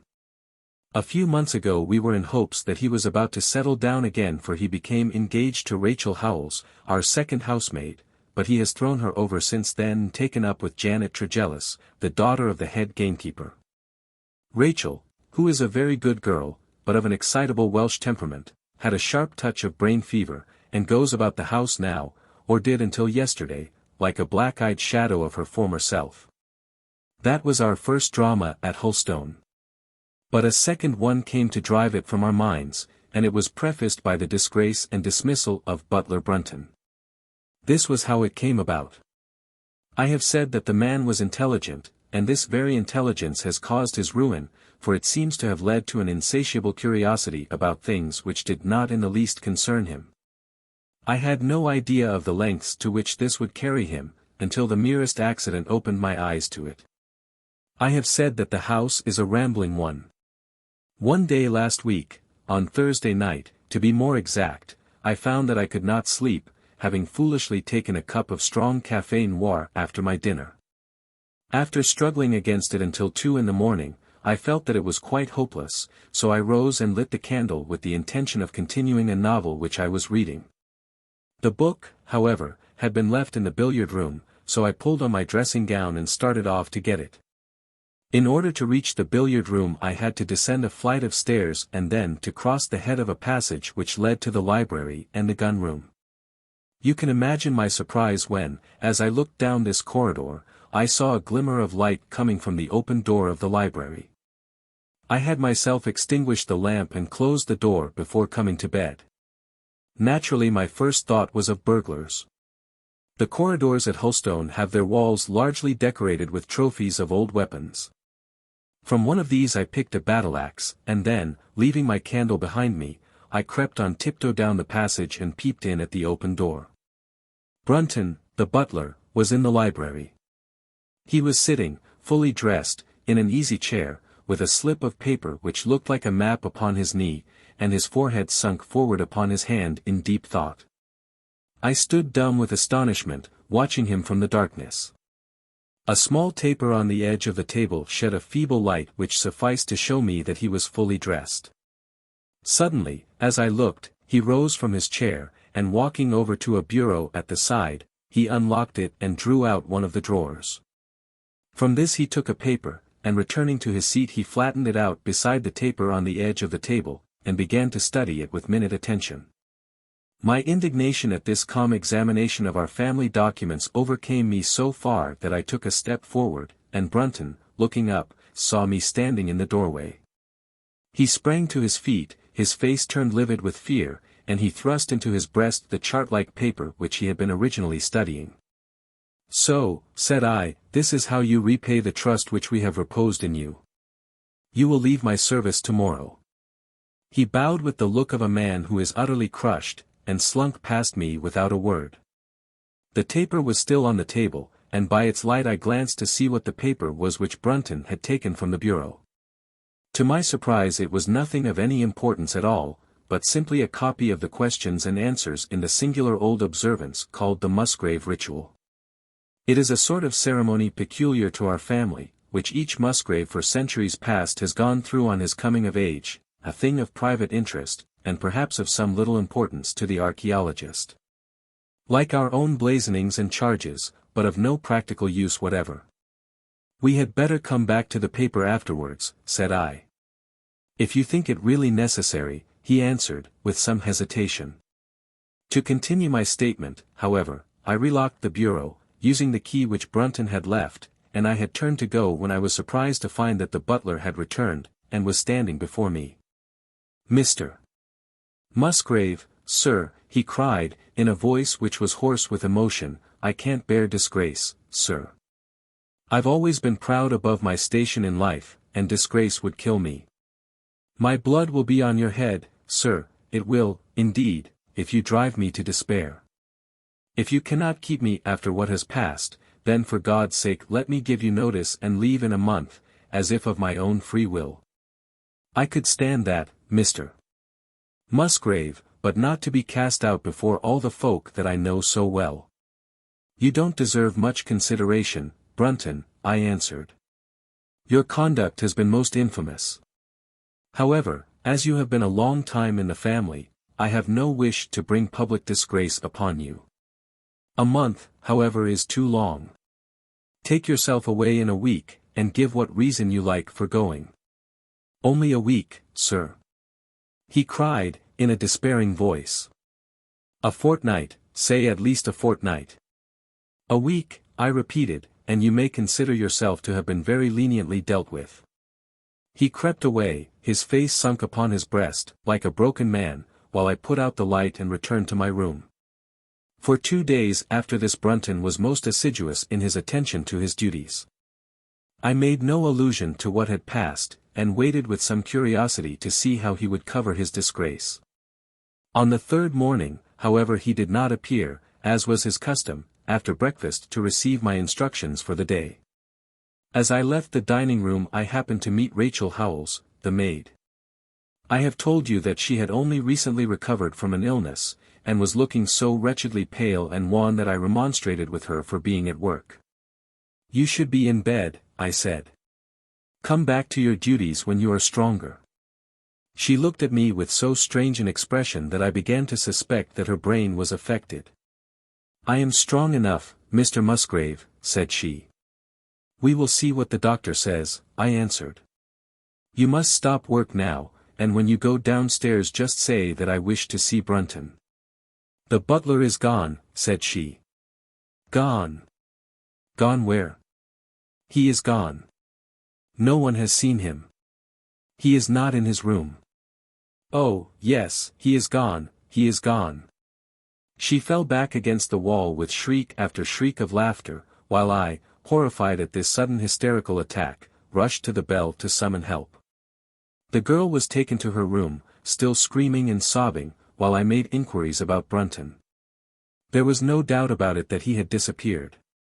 His bed had not been slept in, he had been seen by no one since he had retired to his room the night before, and yet it was difficult to see how he could have left the house, as both windows and doors were found to be fastened in the morning. His clothes, his watch, and even his money were in his room, but the black suit which he usually wore was missing. His slippers, too, were gone, but his boots were left behind. Where then could butler Brunton have gone in the night, and what could have become of him now? Of course we searched the house from cellar to garret, but there was no trace of him. It is, as I have said, a labyrinth of an old house, especially the original wing, which is now practically uninhabited, but we ransacked every room and cellar without discovering the least sign of the missing man. It was incredible to me that he could have gone away leaving all his property behind him, and yet where could he be? I called in the local police, but without success. Rain had fallen on the night before and we examined the lawn and the paths all round the house, but in vain. Matters were in this state, when a new development quite drew our attention away from the original mystery. For 2 days Rachel Howells had been so ill, sometimes delirious, sometimes hysterical, that a nurse had been employed to sit up with her at night. On the 3rd night after Brunton's disappearance, the nurse, finding her patient sleeping nicely, had dropped into a nap in the armchair, when she woke in the early morning to find the bed empty, the window open, and no signs of the invalid. I was instantly aroused, and, with the 2 footmen, started off at once in search of the missing girl. It was not difficult to tell the direction which she had taken, for, starting from under her window, we could follow her footmarks easily across the lawn to the edge of the mere, where they vanished close to the gravel path which leads out of the grounds. The lake there is 8 feet deep, and you can imagine our feelings when we saw that the trail of the poor demented girl came to an end at the edge of it. Of course, we had the drags at once, and set to work to recover the remains, but no trace of the body could we find. On the other hand, we brought to the surface an object of a most unexpected kind. It was a linen bag which contained within it a mass of old rusted and discolored metal and several dull-colored pieces of pebble or glass. This strange find was all that we could get from the mere, and, although we made every possible search and inquiry yesterday, we know nothing of the fate either of Rachel Howells or of Richard Brunton. The county police are at their wits' end, and I have come up to you as a last resource. You can imagine, Watson, with what eagerness I listened to this extraordinary sequence of events, and endeavored to piece them together, and to devise some common thread upon which they might all hang. The butler was gone. The maid was gone. The maid had loved the butler, but had afterwards had cause to hate him. She was of Welsh blood, fiery and passionate. She had been terribly excited immediately after his disappearance. She had flung into the lake a bag containing some curious contents. These were all factors which had to be taken into consideration, and yet none of them got quite to the heart of the matter. What was the starting point of this chain of events? There lay the end of this tangled line. I must see that paper, Musgrave, said I, which this butler of yours thought it worth his while to consult, even at the risk of the loss of his place. It is rather an absurd business, this ritual of ours, he answered. But it has at least the saving grace of antiquity to excuse it. I have a copy of the questions and answers here if you care to run your eye over them. He handed me the very paper which I have here, Watson, and this is the strange catechism to which each Musgrave had to submit when he came to man's estate. I will read you the questions and answers as they stand. Whose was it? His who is gone. Who shall have it? He who will come. Where was the sun? Over the oak. Where was the shadow? Under the elm. How was it stepped? North by 10 and by 10, east by 5 and by 5, south by 2 and by 2, west by 1 and by 1, and so under. What shall we give for it? All that is ours. Why should we give it? For the sake of the trust. The original has no date, but is in the spelling of the middle of the 17th century, remarked Musgrave. I am afraid, however, that it can be of little help to you in solving this mystery. At least, said I, it gives us another mystery, and one which is even more interesting than the first. It may be that the solution of the one may prove to be the solution of the other. You will excuse me, Musgrave, if I say that your butler appears to me to have been a very clever man, and to have had a clearer insight than 10 generations of his masters. I hardly follow you, said Musgrave. The paper seems to me to be of no practical importance. But to me it seems immensely practical, and I fancy that Brunton took the same view. He had probably seen it before that night on which you caught him. It is very possible. We took no pains to hide it. He simply wished, I should imagine, to refresh his memory upon that last occasion. He had, as I understand, some sort of map or chart which he was comparing with the manuscript, and which he thrust into his pocket when you appeared. That is true. But what could he have to do with this old family custom of ours, and what does this rigmarole mean? I don't think that we should have much difficulty in determining that, said I. With your permission we will take the first train down to Sussex, and go a little more deeply into the matter upon the spot. The same afternoon saw us both at Holstone. Possibly you have seen pictures and read descriptions of the famous old building, so I will confine my account of it to saying that it is built in the shape of an L, the long arm being the more modern portion, and the shorter the ancient nucleus, from which the other had developed. Over the low, heavily linteled door, in the center of this old part, is chiseled the date, 1607, but experts are agreed that the beams and stonework are really much older than this. The enormously thick walls and tiny windows of this part had in the last century driven the family into building the new wing, and the old one was used now as a storehouse and a cellar, when it was used at all. A splendid park with fine old timber surrounds the house, and the lake, to which my client had referred, lay close to the avenue, about 200 yards from the building. I was already firmly convinced, Watson, that there were not 3 separate mysteries here, but one only. And that if I could read the Musgrave Ritual aright I should hold in my hand the clue which would lead me to the truth concerning both the butler Brunton and the maid Howells. To that then I turned all my energies. Why should this servant be so anxious to master this old formula? Evidently because he saw something in it which had escaped all those generations of country squires, and from which he expected some personal advantage. What was it then, and how had it affected his fate? It was perfectly obvious to me, on reading the ritual, that the measurements must refer to some spot to which the rest of the document alluded, and that if we could find that spot, we should be in a fair way towards finding what the secret was which the old Musgraves had thought it necessary to embalm in so curious a fashion. There were 2 guides given us to start with, an oak and an elm. As to the oak there could be no question at all. Right in front of the house, upon the left-hand side of the drive, there stood a patriarch among oaks, one of the most magnificent trees that I have ever seen. That was there when your ritual was drawn up, said I, as we drove past it. It was there at the Norman Conquest in all probability, he answered. It has a girth of 23 feet. Have you any old elms? I asked. There used to be a very old one over yonder but it was struck by lightning 10 years ago, and we cut down the stump. You can see where it used to be? Oh, yes. There are no other elms. No old ones, but plenty of beeches.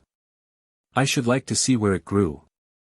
We had driven up in a dog-cart, and my client led me away at once, without our entering the house, to the scar on the lawn where the elm had stood. It was nearly midway between the oak and the house. My investigation seemed to be progressing. I suppose it is impossible to find out how high the elm was? I asked. I can give you it at once. It was 64 feet. How do you come to know it? I asked, in surprise. When my old tutor used to give me an exercise in trigonometry, it always took the shape of measuring heights. When I was a lad I worked out every tree and building in the estate. This was an unexpected piece of luck. My data were coming more quickly than I could have reasonably hoped. Tell me, I asked, did your butler ever ask you such a question? Reginald Musgrave looked at me in astonishment. Now that you call it to my mind, he answered, Brunton did ask me about the height of the tree some months ago, in connection with some little argument with the groom. This was excellent news, Watson, for it showed me that I was on the right road. I looked up at the sun. It was low in the heavens, and I calculated that in less than an hour it would lie just above the topmost branches of the old oak. One condition mentioned in the ritual would then be fulfilled. And the shadow of the elm must mean the farther end of the shadow, otherwise the trunk would have been chosen as the guide. I had, then, to find where the far end of the shadow would fall when the sun was just clear of the oak. That must have been difficult, Holmes, when the elm was no longer there. Well, at least I knew that if Brunton could do it, I could also. Besides, there was no real difficulty. I went with Musgrave to his study and whittled myself this peg, to which I tied this long string with a knot at each yard. Then I took 2 lengths of a fishing rod, which came to just 6 feet, and I went back with my client to where the elm had been. The sun was just grazing the top of the oak. I fastened the rod on end, marked out the direction of the shadow, and measured it. It was 9 feet in length. Of course the calculation now was a simple one. If a rod of 6 feet threw a shadow of 9, a tree of 64 feet would throw one of 96, and the line of the one would of course be the line of the other. I measured out the distance, which brought me almost to the wall of the house, and I thrust a peg into the spot. You can imagine my exultation, Watson, when within 2 inches of my peg I saw a conical depression in the ground. I knew that it was the mark made by Brunton in his measurements, and that I was still upon his trail. From this starting point I proceeded to step, having first taken the cardinal points by my pocket compass. 10 steps with each foot took me along parallel with the wall of the house, and again I marked my spot with a peg. Then I carefully paced off 5 to the east and 2 to the south. It brought me to the very threshold of the old door. 2 steps to the west meant now that I was to go 2 paces down the stone-flagged passage, and this was the place indicated by the ritual. Never have I felt such a cold chill of disappointment, Watson. For a moment it seemed to me that there must be some radical mistake in my calculations. The setting sun shone full upon the passage floor, and I could see that the old, foot-worn grey stones with which it was paved were firmly cemented together, and had certainly not been moved for many a long year. Brunton had not been at work here. I tapped upon the floor, but it sounded the same all over, and there was no sign of any crack or crevice. But, fortunately, Musgrave, who had begun to appreciate the meaning of my proceedings, and who was now as excited as myself, took out his manuscript to check my calculation. "And under," he cried. "You have omitted the and under." I had thought that it meant that we were to dig, but now, of course, I saw at once that I was wrong. "There is a cellar under this then?" I cried. "Yes, and as old as the house. Down here, through this door." We went down a winding stone stair, and my companion, striking a match, lit a large lantern which stood on a barrel in the corner. In an instant it was obvious that we had at last come upon the true place, and that we had not been the only people to visit the spot recently. It had been used for the storage of wood, but the billets, which had evidently been littered over the floor, were now piled at the sides, so as to leave a clear space in the middle. In this space lay a large and heavy flagstone with a rusted iron ring in the center to which a thick shepherd's check muffler was attached. "By Jove!" cried my client. "That's Brunton's muffler. I have seen it on him, and could swear to it. What has the villain been doing here?" At my suggestion a couple of the county police were summoned to be present, and I then endeavored to raise the stone by pulling on the cravat. I could only move it slightly, and it was with the aid of one of the constables that I succeeded at last in carrying it to one side. A black hole yawned beneath into which we all peered, while Musgrave, kneeling at the side, pushed down the lantern. A small chamber about 7 feet deep and 4 feet square lay open to us. At one side of this was a squat, brass-bound wooden box, the lid of which was hinged upwards, with this curious old-fashioned key projecting from the lock. It was furred outside by a thick layer of dust, and damp and worms had eaten through the wood, so that a crop of livid fungi was growing on the inside of it. Several discs of metal, old coins apparently, such as I hold here, were scattered over the bottom of the box, but it contained nothing else. At the moment, however, we had no thought for the old chest, for our eyes were riveted upon that which crouched beside it. It was the figure of a man, clad in a suit of black, who squatted down upon his hams with his forehead sunk upon the edge of the box and his 2 arms thrown out on each side of it. The attitude had drawn all the stagnant blood to the face, and no man could have recognized that distorted liver-colored countenance. But his height, his dress, and his hair were all sufficient to show my client, when we had drawn the body up, that it was indeed his missing butler. He had been dead some days, but there was no wound or bruise upon his person to show how he had met his dreadful end. When his body had been carried from the cellar, we found ourselves still confronted with a problem which was almost as formidable as that with which we had started. I confess that so far, Watson, I had been disappointed in my investigation. I had reckoned upon solving the matter when once I had found the place referred to in the ritual, but now I was there, and was apparently as far as ever from knowing what it was which the family had concealed with such elaborate precautions. It is true that I had thrown a light upon the fate of Brunton, but now I had to ascertain how that fate had come upon him, and what part had been played in the matter by the woman who had disappeared. I sat down upon a keg in the corner and thought the whole matter carefully over. You know my methods in such cases, Watson. I put myself in the man's place and, having first gauged his intelligence, I try to imagine how I should myself have proceeded under the same circumstances. In this case the matter was simplified by Brunton's intelligence being quite first-rate, so that it was unnecessary to make any allowance for the personal equation, as the astronomers have dubbed it. He knew that something valuable was concealed. He had spotted the place. He found that the stone which covered it was just too heavy for a man to move unaided. What would he do next? He could not get help from outside, even if he had someone whom he could trust, without the unbarring of doors and considerable risk of detection. It was better, if he could, to have his helpmate inside the house. But whom could he ask? This girl had been devoted to him. A man always finds it hard to realize that he may have finally lost a woman's love, however badly he may have treated her. He would try by a few attentions to make his peace with the girl Howells, and then would engage her as his accomplice.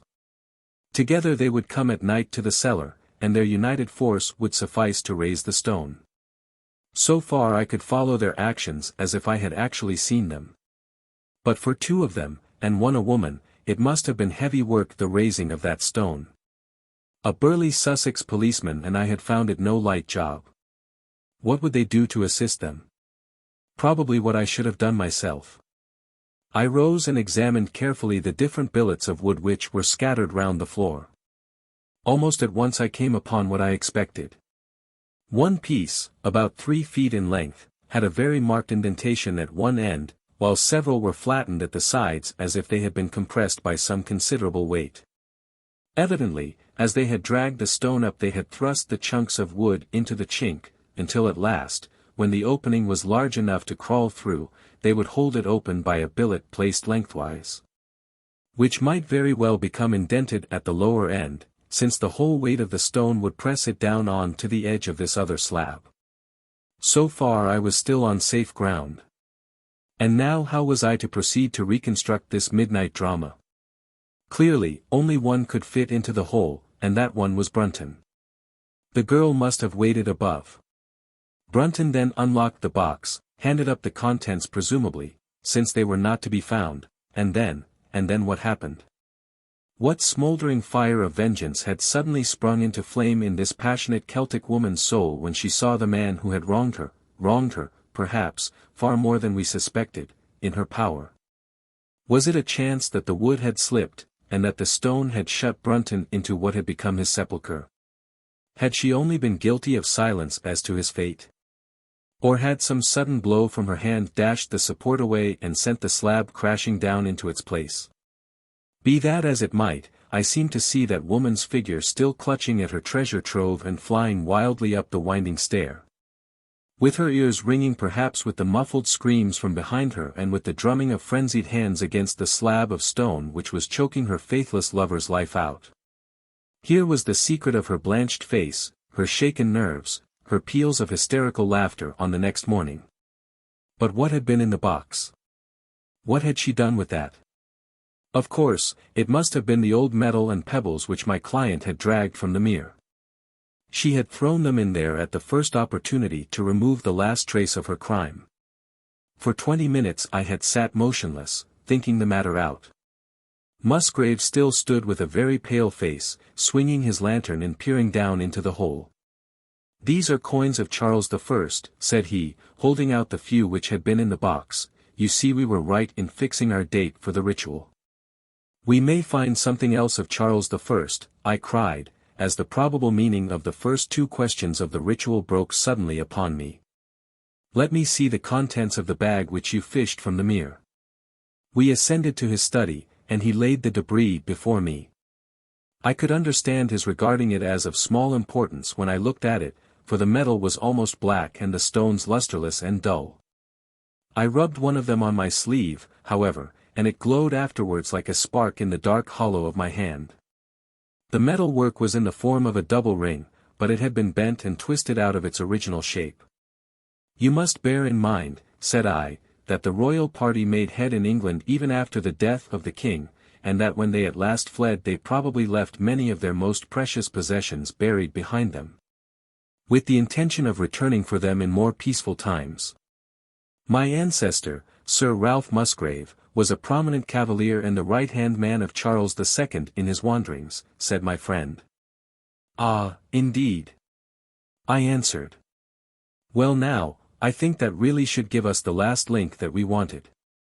I must congratulate you on coming into the possession, though in rather a tragic manner, of a relic which is of great intrinsic value, but of even greater importance as an historical curiosity." "What is it, then?" he gasped in astonishment. "It is nothing less than the ancient crown of the kings of England." "The crown?" "Precisely.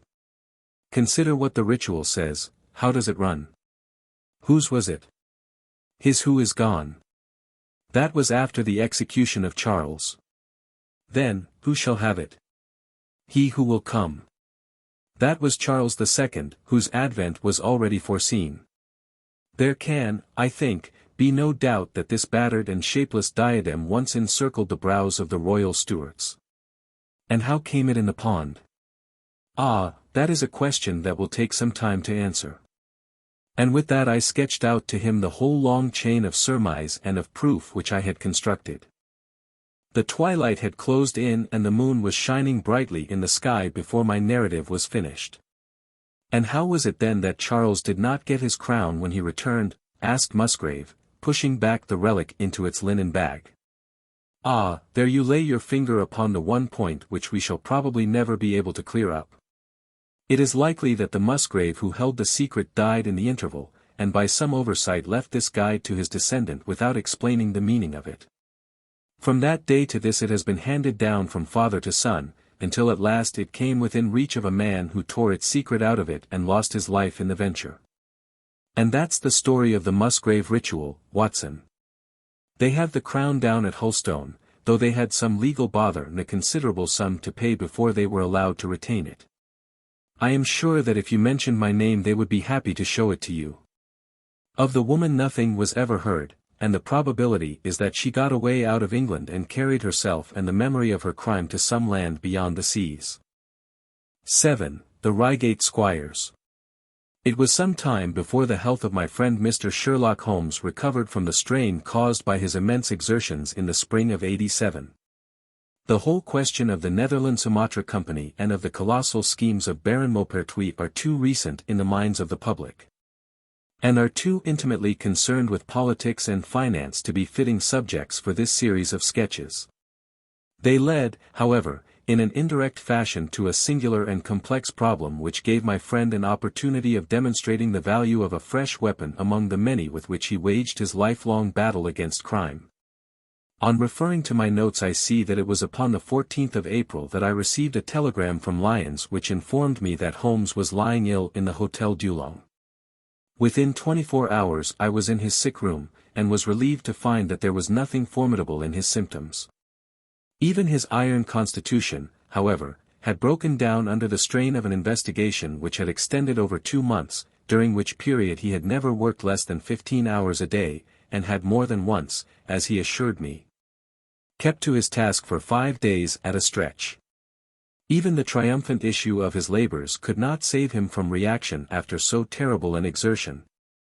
And at a time when Europe was ringing with his name and when his room was literally ankle-deep with congratulatory telegrams, I found him a prey to the blackest depression. Even the knowledge that he had succeeded where the police of 3 countries had failed, and that he had outmaneuvered at every point the most accomplished swindler in Europe, was insufficient to rouse him from his nervous prostration.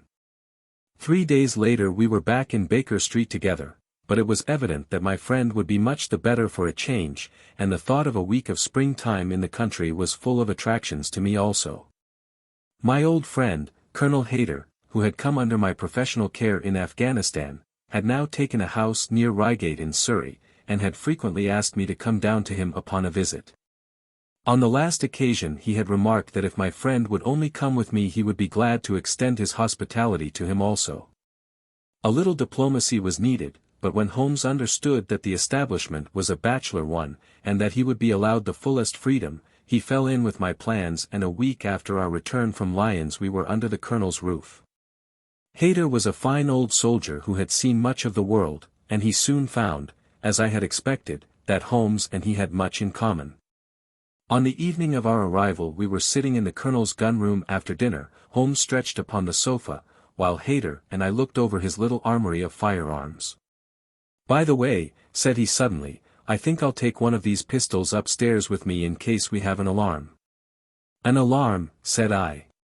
"Yes, we've had a scare in this part lately. Old Acton, who is one of our county magnates, had his house broken into last Monday. No great damage done, but the fellows are still at large." "No clue?" asked Holmes, cocking his eye at the Colonel. "None as yet. But the affair is a petty one of our little country crimes, which must seem too small for your attention, Mr. Holmes, after this great international affair." Holmes waved away the compliment, though his smile showed that it had pleased him. "Was there any feature of interest?" "I fancy not. The thieves ransacked the library and got very little for their pains. The whole place was turned upside down, drawers burst open, and presses ransacked, with the result that an odd volume of Pope's Homer, 2 plated candlesticks, an ivory letter weight, a small oak barometer, and a ball of twine are all that have vanished." "What an extraordinary assortment!" I exclaimed. "Oh, the fellows evidently grabbed hold of everything they could get." Holmes grunted from the sofa. "The county police ought to make something of that," said he. "Why, it is surely obvious that—" But I held up a warning finger. "You are here for a rest, my dear fellow. For heaven's sake don't get started on a new problem when your nerves are all in shreds." Holmes shrugged his shoulders with a glance of comic resignation towards the Colonel, and the talk drifted away into less dangerous channels. It was destined, however, that all my professional caution should be wasted, for next morning the problem obtruded itself upon us in such a way that it was impossible to ignore it. And our country visit took a turn which neither of us could have anticipated. We were at breakfast when the Colonel's butler rushed in with all his propriety shaken out of him. "Have you heard the news, sir?" he gasped. "At the Cunninghams, sir." "Burglary," cried the Colonel, with his coffee cup in mid-air. "Murder." The Colonel whistled. "By Jove," said he. "Who's killed, then? The J.P. or his son?" "Neither, sir. It was William the coachman. Shot through the heart, sir, and never spoke again." "Who shot him, then?" "The burglar, sir. He was off like a shot and got clean away. He just broke in at the pantry window when William came on him and met his end in saving his master's property." "What time?" "It was last night, sir, somewhere about 12. "Ah, then, we'll step over afterwards," said the Colonel, coolly settling down to his breakfast again. "It's a baddish business," he added when the butler had gone. "He's our leading man about here, is old Cunningham, and a very decent fellow too. He'll be cut up over this, for the man has been in his service for years and was a good servant. It's evidently the same villains who broke into Acton's." "And stole that very singular collection," said Holmes, thoughtfully. "Precisely. It may prove the simplest matter in the world, but all the same at first glance this is just a little curious, is it not? A gang of burglars acting in the country might be expected to vary the scene of their operations, and not to crack 2 cribs in the same district within a few days. When you spoke last night of taking precautions, I remember that it passed through my mind that this was probably the last parish in England to which the thief or thieves would be likely to turn their attention, which shows that I have still much to learn. I fancy it's some local practitioner, said the Colonel. In that case, of course, Acton's and Cunningham's are just the places he would go for, since they are far the largest about here. And richest?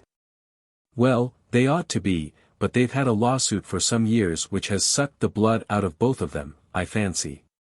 Old Acton has some claim on half Cunningham's estate, and the lawyers have been at it with both hands. If it's a local villain there should not be much difficulty in running him down, said Holmes with a yawn. All right, Watson, I don't intend to meddle. Inspector Forrester, sir, said the butler, throwing open the door. The official, a smart, keen-faced young fellow, stepped into the room. Good morning, Colonel, said he, I hope I don't intrude, but we hear that Mr. Holmes of Baker Street is here. The Colonel waved his hand towards my friend, and the inspector bowed. We thought that perhaps you would care to step across, Mr. Holmes. The fates are against you, Watson, said he, laughing. We were chatting about the matter when you came in, Inspector. Perhaps you can let us have a few details. As he leaned back in his chair in the familiar attitude I knew that the case was hopeless. We had no clue in the Acton affair. But here we have plenty to go on, and there's no doubt it is the same party in each case. The man was seen. Ah. Yes, sir. But he was off like a deer after the shot that killed poor William Kirwan was fired. Mr. Cunningham saw him from the bedroom window, and Mr. Alec Cunningham saw him from the back passage. It was 11:45 when the alarm broke out. Mr. Cunningham had just got into bed, and Mr. Alec was smoking a pipe in his dressing gown. They both heard William the coachman calling for help, and Mr. Alec ran down to see what was the matter. The back door was open, and as he came to the foot of the stairs he saw two men wrestling together outside. One of them fired a shot, the other dropped, and the murderer rushed across the garden and over the hedge. Mr. Cunningham, looking out of his bedroom, saw the fellow as he gained the road, but lost sight of him at once. Mr. Alec stopped to see if he could help the dying man, and so the villain got clean away. Beyond the fact that he was a middle-sized man dressed in some dark stuff, we have no personal clue. But we are making energetic inquiries, and if he is a stranger we shall soon find him out. What was this William doing there? Did he say anything before he died? Not a word. He lives at the lodge with his mother, and as he was a very faithful fellow we imagine that he walked up to the house with the intention of seeing that all was right there. Of course this Acton business has put everyone on their guard. The robber must have just burst open the door, the lock has been forced, when William came upon him. Did William say anything to his mother before going out? She is very old and deaf, and we can get no information from her. The shock has made her half-witted, but I understand that she was never very bright. There is one very important circumstance, however. Look at this. He took a small piece of torn paper from a notebook and spread it out upon his knee. This was found between the finger and thumb of the dead man. It appears to be a fragment torn from a larger sheet. You will observe that the hour mentioned upon it is the very time at which the poor fellow met his fate. You see that his murderer might have torn the rest of the sheet from him or he might have taken this fragment from the murderer. It reads almost as though it were an appointment. Holmes took up the scrap of paper, a facsimile of which is here reproduced. At 11:45 learn what may be. Presuming that it is an appointment, continued the inspector, it is of course a conceivable theory that this William Kirwan, though he had the reputation of being an honest man, may have been in league with the thief. He may have met him there, may even have helped him to break in the door, and then they may have fallen out between themselves. This writing is of extraordinary interest, said Holmes, who had been examining it with intense concentration. These are much deeper waters than I had thought. He sank his head upon his hands, while the inspector smiled at the effect which his case had had upon the famous London specialist. Your last remark, said Holmes, presently, as to the possibility of there being an understanding between the burglar and the servant, and this being a note of appointment from one to the other. is an ingenious and not entirely impossible supposition. But this writing opens up. He sank his head into his hands again and remained for some minutes in the deepest thought. When he raised his face again, I was surprised to see that his cheek was tinged with color, and his eyes as bright as before his illness. He sprang to his feet with all his old energy. "I'll tell you what," said he, "I should like to have a quiet little glance into the details of this case. There is something in it which fascinates me extremely. If you will permit me, Colonel, I will leave my friend Watson and you, and I will step round with the inspector to test the truth of one or two little fancies of mine. I will be with you again in half an hour." An hour and a half had elapsed before the inspector returned alone. "Mr. Holmes is walking up and down in the field outside," said he. "He wants us all four to go up to the house together." "To Mr. Cunningham's?" "Yes, sir." "What for?" The inspector shrugged his shoulders. "I don't quite know, sir. Between ourselves, I think Mr. Holmes had not quite got over his illness yet.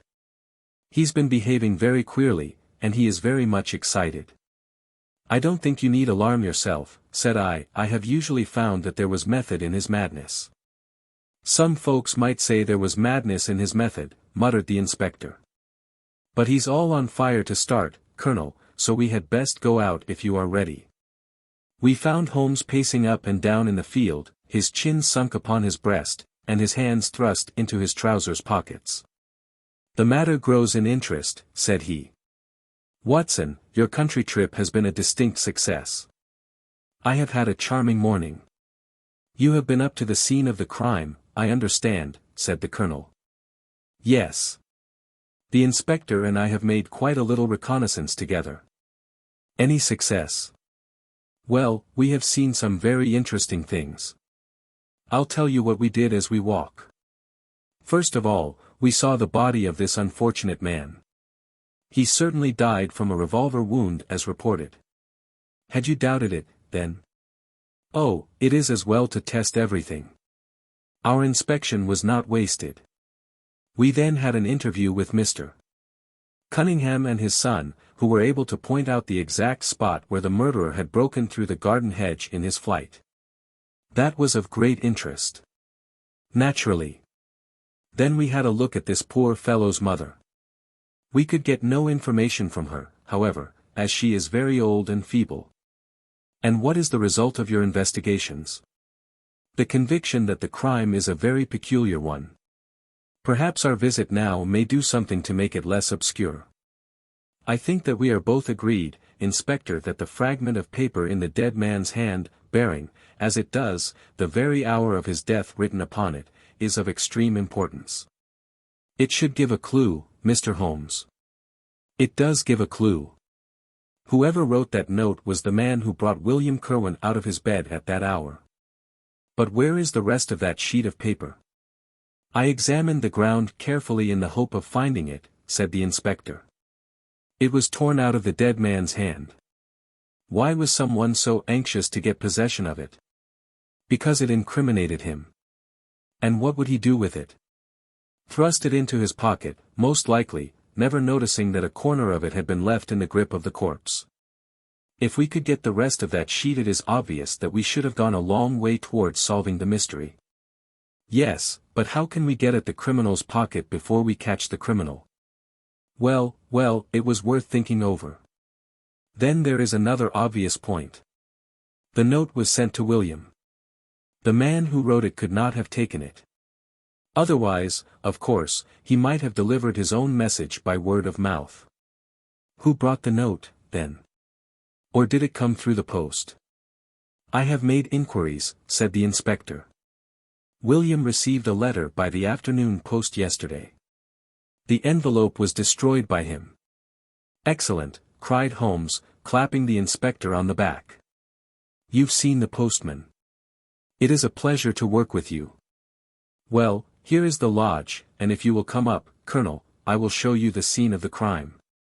We passed the pretty cottage where the murdered man had lived, and walked up an oak-lined avenue to the fine old Queen and house, which bears the date of Malplaquet upon the lintel of the door.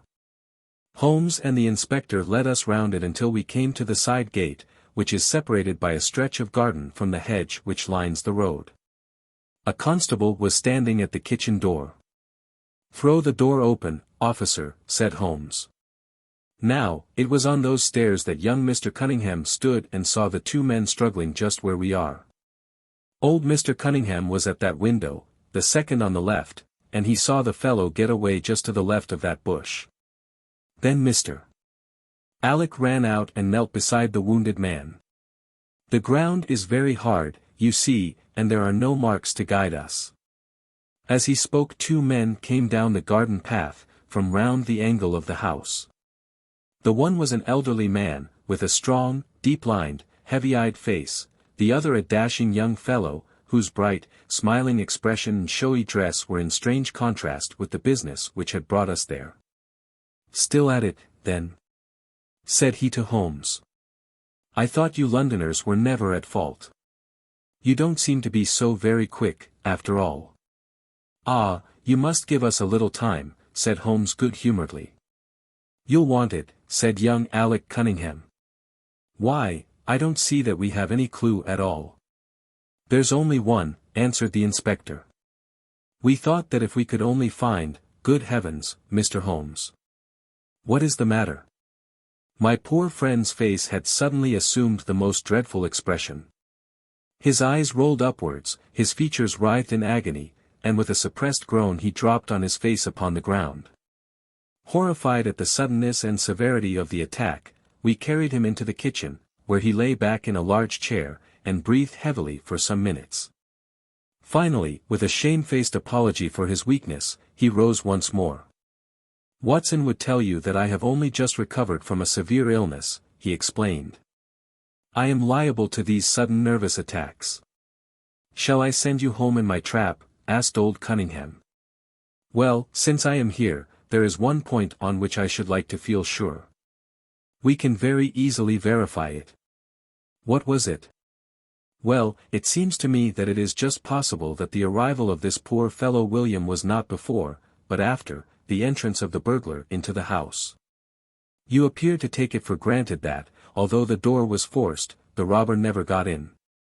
"I fancy that is quite obvious," said Mr. Cunningham, gravely. "Why, my son Alec had not yet gone to bed, and he would certainly have heard any one moving about." "Where was he sitting?" "I was smoking in my dressing-room." "Which window is that?" "The last on the left next my father's." "Both of your lamps were lit, of course?" "Undoubtedly." "There are some very singular points here," said Holmes, smiling.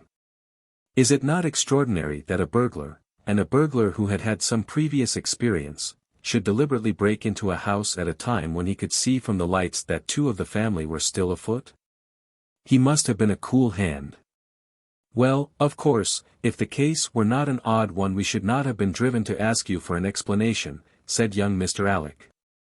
"But as to your ideas that the man had robbed the house before William tackled him, I think it a most absurd notion. Wouldn't we have found the place disarranged, and missed the things which he had taken?" "It depends on what the things were," said Holmes. "You must remember that we are dealing with a burglar who is a very peculiar fellow, and who appears to work on lines of his own. Look, for example, at the queer lot of things which he took from Acton's. What was it? A ball of string, a letter weight, and I don't know what other odds and ends." "Well, we are quite in your hands, Mr. Holmes," said old Cunningham. "Anything which you or the inspector may suggest will most certainly be done." "In the first place," said Holmes, "I should like you to offer a reward, coming from yourself, for the officials may take a little time before they would agree upon the sum, and these things cannot be done too promptly. I have jotted down the form here, if you would not mind signing it." £50 was quite enough, I thought. "I would willingly give 500, said the J.P., taking the slip of paper and the pencil which Holmes handed to him. "This is not quite correct, however," he added, glancing over the document. "I wrote it rather hurriedly. You see you begin, whereas, at about 1:45 on Tuesday morning an attempt was made, and so on. It was at 11:45, as a matter of fact. I was pained at the mistake, for I knew how keenly Holmes would feel any slip of the kind. It was his specialty to be accurate as to fact, but his recent illness had shaken him, and this one little incident was enough to show me that he was still far from being himself. He was obviously embarrassed for an instant, while the inspector raised his eyebrows, and Alec Cunningham burst into a laugh. The old gentleman corrected the mistake, however, and handed the paper back to Holmes. "Get it printed as soon as possible," he said. "I think your idea is an excellent one." Holmes put the slip of paper carefully away into his pocketbook. "And now," said he, "it really would be a good thing that we should all go over the house together and make certain that this rather erratic burglar did not, after all, carry anything away with him." Before entering, Holmes made an examination of the door which had been forced. It was evident that a chisel or strong knife had been thrust in, and the lock forced back with it. We could see the marks in the wood where it had been pushed in. "You don't use bars, then?" he asked. "We have never found it necessary." "You don't keep a dog?" "Yes, but he is chained on the other side of the house." "When do the servants go to bed?" "About 10. I understand that William was usually in bed also at that hour." "Yes. It is singular that on this particular night he should have been up. Now, I should be very glad if you would have the kindness to show us over the house, Mr. Cunningham." A stone-flagged passage, with the kitchens branching away from it, led by a wooden staircase directly to the first floor of the house. It came out upon the landing opposite to a second more ornamental stair which came up from the front hall. Out of this landing opened the drawing-room and several bedrooms, including those of Mr. Cunningham and his son. Holmes walked slowly, taking keen note of the architecture of the house. I could tell from his expression that he was on a hot scent, and yet I could not in the least imagine in what direction his inferences were leading him. "My good sir," said Mr. Cunningham with some impatience, "this is surely very unnecessary. That is my room at the end of the stairs, and my son's is the one beyond it. I leave it to your judgment whether it was possible for the thief to have come up here without disturbing us. You must try round and get on a fresh scent, I fancy," said the son with a rather malicious smile. "Still, I must ask you to humor me a little further. I should like, for example, to see how far the windows of the bedrooms command the front. This, I understand, is your son's room." He pushed open the door, "and that, I presume, is the dressing-room in which he sat smoking when the alarm was given. Where does the window of that look out to?" He stepped across the bedroom, pushed open the door, and glanced round the other chamber. "I hope that you are satisfied now," said Mr. Cunningham, tartly. "Thank you, I think I have seen all that I wished. Then if it is really necessary we can go into my room. If it is not too much trouble." The J.P. shrugged his shoulders, and led the way into his own chamber, which was a plainly furnished and commonplace room. As we moved across it in the direction of the window, Holmes fell back until he and I were the last of the group. Near the foot of the bed stood a dish of oranges and a carafe of water. As we passed it, Holmes, to my unutterable astonishment, leaned over in front of me and deliberately knocked the whole thing over. The glass smashed into 1,000 pieces and the fruit rolled about into every corner of the room. "You've done it now, Watson," said he, coolly. "A pretty mess you've made of the carpet." I stooped in some confusion and began to pick up the fruit, understanding for some reason my companion desired me to take the blame upon myself. The others did the same, and set the table on its legs again. "Hullo," cried the inspector, "where's he got to?" Holmes had disappeared. "Wait here an instant," said young Alec Cunningham. "The fellow is off his head, in my opinion. Come with me, father, and see where he has got to." They rushed out of the room, leaving the inspector, the colonel, and me staring at each other. "'Pon my word, I am inclined to agree with Master Alec," said the official. "It may be the effect of this illness, but it seems to me that—" His words were cut short by a sudden scream of "Help! Help! Murder!" With a thrill I recognized the voice of that of my friend. I rushed madly from the room on to the landing. The cries, which had sunk down into a hoarse, inarticulate shouting, came from the room which we had first visited. I dashed in, and on into the dressing-room beyond. The two Cunninghams were bending over the prostrate figure of Sherlock Holmes, the younger clutching his throat with both hands, while the elder seemed to be twisting one of his wrists. In an instant the three of us had torn them away from him, and Holmes staggered to his feet, very pale and evidently greatly exhausted. "Arrest these men, Inspector," he gasped. "On what charge?" "That of murdering their coachman, William Kirwan."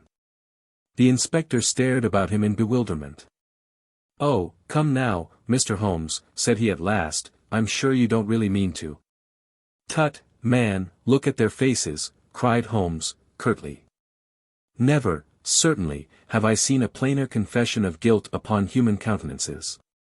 The older man seemed numbed and dazed with a heavy, sullen expression upon his strongly marked face. The son, on the other hand, had dropped all that jaunty, dashing style which had characterized him, and the ferocity of a dangerous wild beast gleamed in his dark eyes and distorted his handsome features. The inspector said nothing, but, stepping to the door, he blew his whistle. Two of his constables came at the call. "I have no alternative, Mr. Cunningham," said he. "I trust that this may all prove to be an absurd mistake, but you can see that, would you? Drop it." He struck out with his hand, and a revolver which the younger man was in the act of cocking clattered down upon the floor. "Keep that," said Holmes, quietly putting his foot upon it, "you will find it useful at the trial. But this is what we really wanted." He held up a little crumpled piece of paper. "The remainder of the sheet," cried the inspector. "Precisely. And where was it?" "Where I was sure it must be. I'll make the whole matter clear to you presently.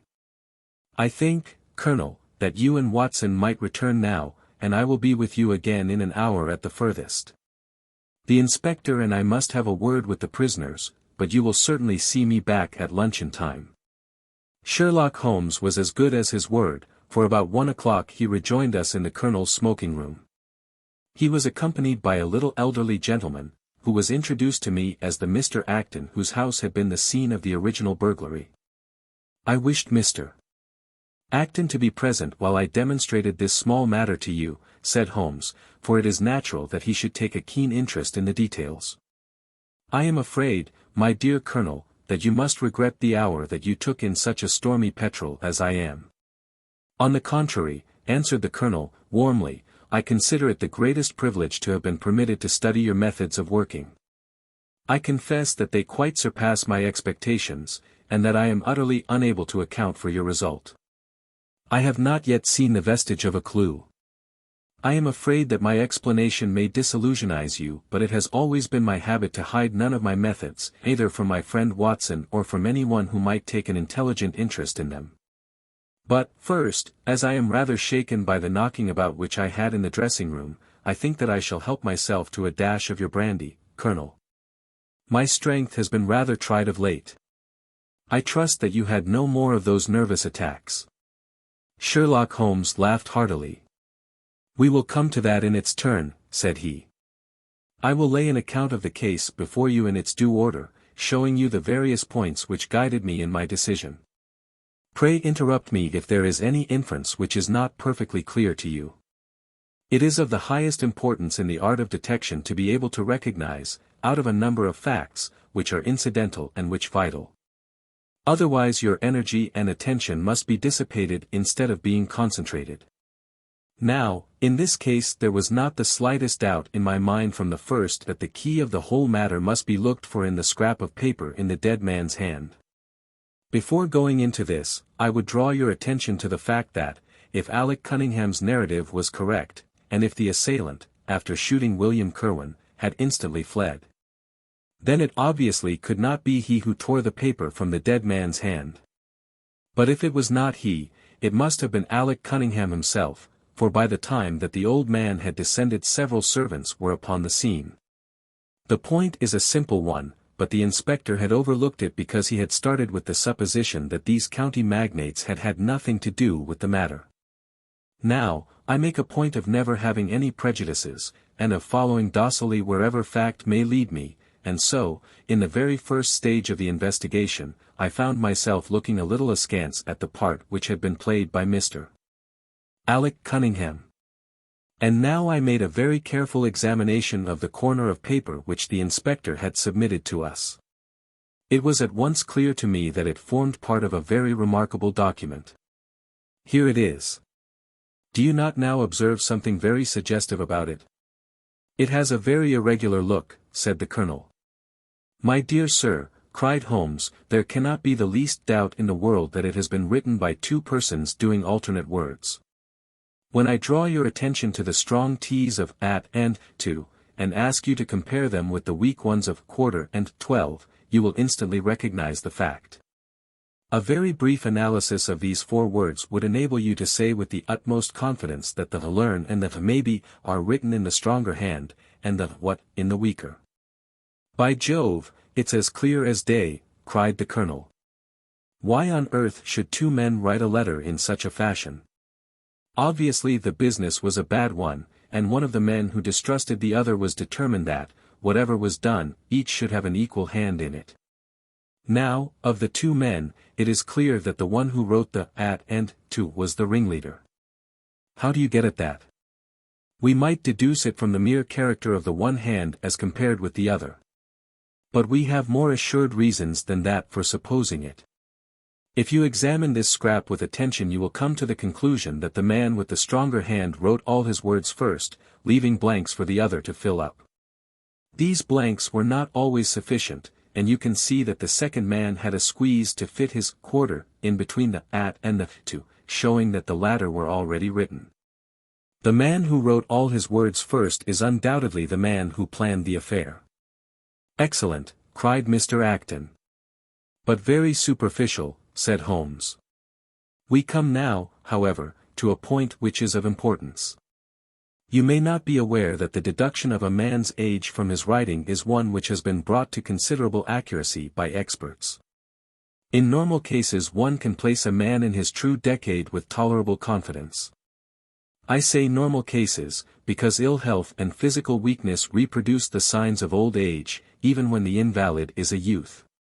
In this case, looking at the bold, strong hand of the one, and the rather broken-backed appearance of the other, which still retains its legibility although the T's have begun to lose their crossing, we can say that the one was a young man and the other was advanced in years without being positively decrepit. Excellent, cried Mr. Acton again. There is a further point, however, which is subtler and of greater interest. There is something in common between these hands. They belong to men who are blood relatives. It may be most obvious to you in the Greek E's, but to me there are many small points which indicate the same thing. I have no doubt at all that a family mannerism can be traced in these two specimens of writing. I am only, of course, giving you the leading results now of my examination of the paper. There were 23 other deductions which would be of more interest to experts than to you. They all tend to deepen the impression upon my mind that the Cunninghams, father and son, had written this letter. Having got so far, my next step was, of course, to examine into the details of the crime, and to see how far they would help us. I went up to the house with the inspector, and saw all that was to be seen. The wound upon the dead man was, as I was able to determine with absolute confidence, fired from a revolver at the distance of something over 4 yards. There was no powder blackening on the clothes. Evidently, therefore, Alec Cunningham had lied when he said that the two men were struggling when the shot was fired. Again, both father and son agreed as to the place where the man escaped into the road. At that point, however, as it happens, there is a broadish ditch, moist at the bottom. As there were no indications of boot marks about this ditch, I was absolutely sure not only that the Cunninghams had again lied, but that there had never been any unknown man upon the scene at all. And now I have to consider the motive of this singular crime. To get at this, I endeavored first of all to solve the reason of the original burglary at Mr. Acton's. I understood, from something which the Colonel told us, that a lawsuit had been going on between you, Mr. Acton, and the Cunninghams. Of course, it instantly occurred to me that they had broken into your library with the intention of getting at some document which might be of importance in the case. Precisely so, said Mr. Acton. There can be no possible doubt as to their intentions.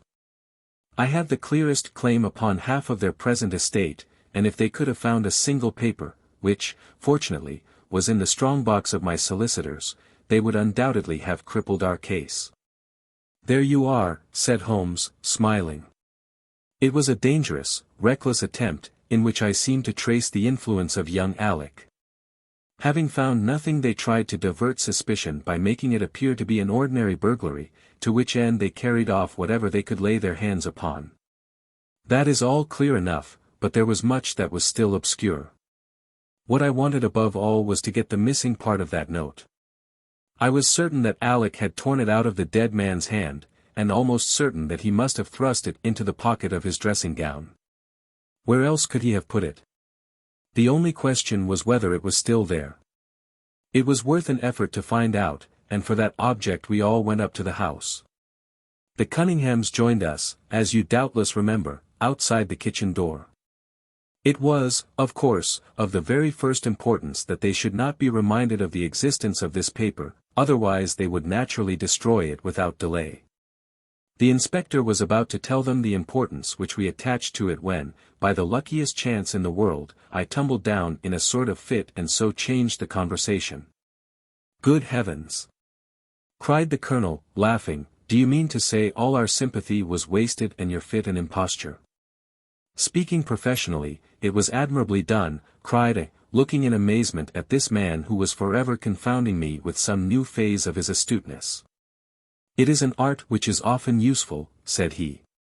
When I recovered I managed, by a device which had perhaps some little merit of ingenuity, to get old Cunningham to write the word 12, so that I might compare it with the 12 upon the paper. Oh, what an ass I have been! I exclaimed. I could see that you were commiserating me over my weakness, said Holmes, laughing. I was sorry to cause you the sympathetic pain which I know that you felt. We then went upstairs together, and having entered the room and seen the dressing-gown hanging up behind the door, I contrived, by upsetting a table, to engage their attention for the moment, and slipped back to examine the pockets. I had hardly got the paper, however, which was, as I had expected, in one of them, when the two Cunninghams were on me, and would, I verily believe, have murdered me then and there but for your prompt and friendly aid. As it is, I feel that young man's grip on my throat now, and the father has twisted my wrist round in the effort to get the paper out of my hand. They saw that I must know all about it, you see, and the sudden change from absolute security to complete despair made them perfectly desperate. I had a little talk with old Cunningham afterwards as to the motive of the crime. He was tractable enough, though his son was a perfect demon, ready to blow out his own or anybody else's brains if he could have got to his revolver. When Cunningham saw that the case against him was so strong he lost all heart and made a clean breast of everything. It seems that William had secretly followed his two masters on the night when they made their raid upon Mr. Acton's, and having thus got them into his power, proceeded, under threats of exposure, to levy blackmail upon them. Mr. Alec, however, was a dangerous man to play games of that sort with. It was a stroke of positive genius on his part to see in the burglary scare which was convulsing the countryside an opportunity of plausibly getting rid of the man whom he feared. William was decoyed up and shot, and had they only got the whole of the note and paid a little more attention to detail in the accessories, it is very possible that suspicion might never have been aroused. And the note? I asked. Sherlock Holmes placed the subjoined paper before us. If you will only come round at 11:45. To the East Gate you will learn what will very much surprise you and maybe be of the greatest service to you and also to Annie Morrison. But say nothing to anyone upon the matter. It is very much the sort of thing that I expected, said he. Of course, we do not yet know what the relations may have been between Alec Cunningham, William Kirwan, and Annie Morrison. The result shows that the trap was skillfully baited. I am sure that you cannot fail to be delighted with the traces of heredity shown in the P's and in the tails of the G's. The absence of the I dots in the old man's writing is also most characteristic. Watson, I think our quiet rest in the country has been a distinct success, and I shall certainly return much invigorated to Baker Street tomorrow. 8. The Crooked Man. One summer night, a few months after my marriage, I was seated by my own hearth smoking a last pipe and nodding over a novel, for my day's work had been an exhausting one. My wife had already gone upstairs, and the sound of the locking of the hall door some time before told me that the servants had also retired. I had risen from my seat and was knocking out the ashes of my pipe when I suddenly heard the clang of the bell. I looked at the clock. It was 11:45. This could not be a visitor at so late an hour. A patient, evidently, and possibly an all-night sitting. With a wry face I went out into the hall and opened the door. To my astonishment it was Sherlock Holmes who stood upon my step. "Ah, Watson," said he, "I hoped that I might not be too late to catch you. My dear fellow, pray come in. You look surprised, and no wonder. Relieved, too, I fancy. You still smoke the Arcadia mixture of your bachelor days then. There's no mistaking that fluffy ash upon your coat. It's easy to tell that you have been accustomed to wear a uniform, Watson. You'll never pass as a purebred civilian as long as you keep that habit of carrying your handkerchief in your sleeve. Could you put me up tonight?" "With pleasure. You told me that you had bachelor quarters for one, and I see that you have no gentleman visitor at present. Your hat stand proclaims as much. I shall be delighted if you will stay." "Thank you. I'll fill the vacant peg then. Sorry to see that you've had the British workman in the house. He's a token of evil. Not the drains, I hope." "No, the gas." "Ah. He has left 2 nail marks from his boot upon your linoleum just where the light strikes it." "No, thank you, I had some supper at Waterloo, but I'll smoke a pipe with you with pleasure." I handed him my pouch, and he seated himself opposite to me and smoked for some time in silence.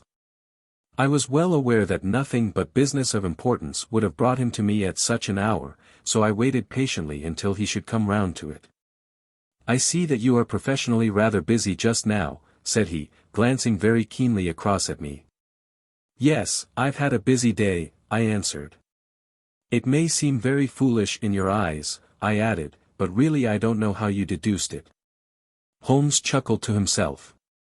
"I have the advantage of knowing your habits, my dear Watson," said he. "When your round is a short one you walk, and when it is a long one you use a hansom. As I perceive that your boots, although used, are by no means dirty, I cannot doubt that you are at present busy enough to justify the hansom." "Excellent!" I cried. "Elementary," said he. It is one of those instances where the reasoner can produce an effect which seems remarkable to his neighbor, because the latter has missed the one little point which is the basis of the deduction. The same may be said, my dear fellow, for the effect of some of these little sketches of yours, which is entirely meretricious. Depending as it does upon your retaining in your own hand some factors in the problem which are never imparted to the reader. Now, at present I am in the position of these same readers, for I hold in this hand several threads of one of the strangest cases which ever perplexed a man's brain, and yet I lack the one or two which are needful to complete my theory. But I'll have them, Watson, I'll have them." His eyes kindled and a slight flush sprang into his thin cheeks. For an instant only. When I glanced again his face had resumed that red Indian composure which had made so many regard him as a machine rather than a man.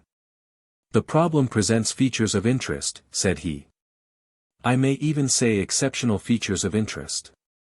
I have already looked into the matter, and have come, as I think, within sight of my solution. If you could accompany me in that last step you might be of considerable service to me." "I should be delighted. Could you go as far as Aldershot tomorrow?" "I have no doubt Jackson would take my practice." "Very good. I want to start by the 11.10 from Waterloo. That would give me time. Then, if you are not too sleepy, I will give you a sketch of what has happened, and of what remains to be done. I was sleepy before you came. I am quite wakeful now. I will compress the story as far as may be done without omitting anything vital to the case. It is conceivable that you may even have read some account of the matter. It is the supposed murder of Colonel Berkeley, of the Royal Mallows, at Aldershot, which I am investigating. I have heard nothing of it. It has not excited much attention yet, except locally. The facts are only 2 days old. Briefly they are these. The Royal Mallows is, as you know, one of the most famous Irish regiments in the British Army. It did wonders both in the Crimea and the Mutiny, and has since that time distinguished itself upon every possible occasion. It was commanded up to Monday night by James Berkeley, a gallant veteran, who started as a full private, was raised to commissioned rank for his bravery at the time of the Mutiny, and so lived to command the regiment in which he had once carried a musket.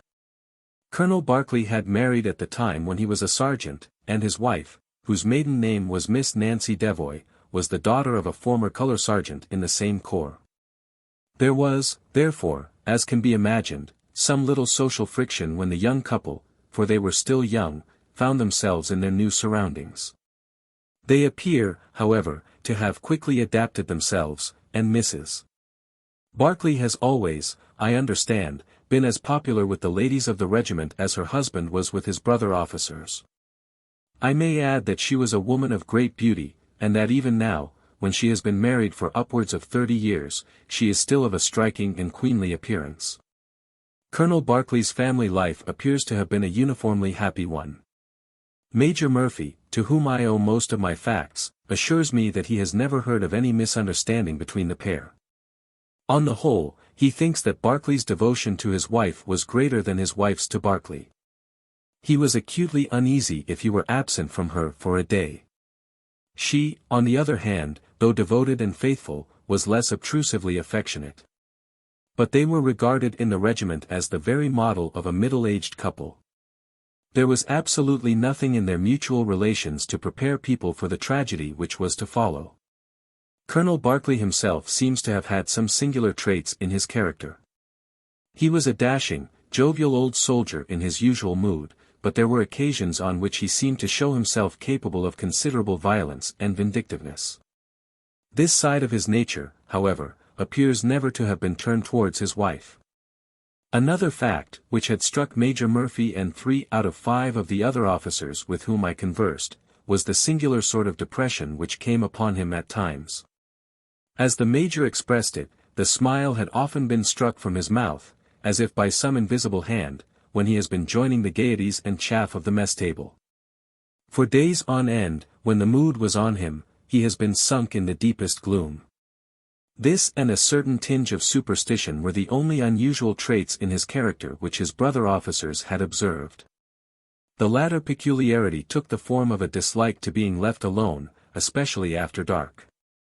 This puerile feature in a nature which was conspicuously manly had often given rise to comment and conjecture. The 1st Battalion of the Royal Mallows, which is the old 117th, has been stationed at Aldershot for some years. The married officers live out of barracks, and the colonel has during all this time occupied a villa called Lachine, about half a mile from the North Camp. The house stands in its own grounds, but the west side of it is not more than 30 yards from the high road. A coachman and 2 maids formed the staff of servants. These with their master and mistress were the sole occupants of Lachine, for the Berkeleys had no children, nor was it usual for them to have resident visitors.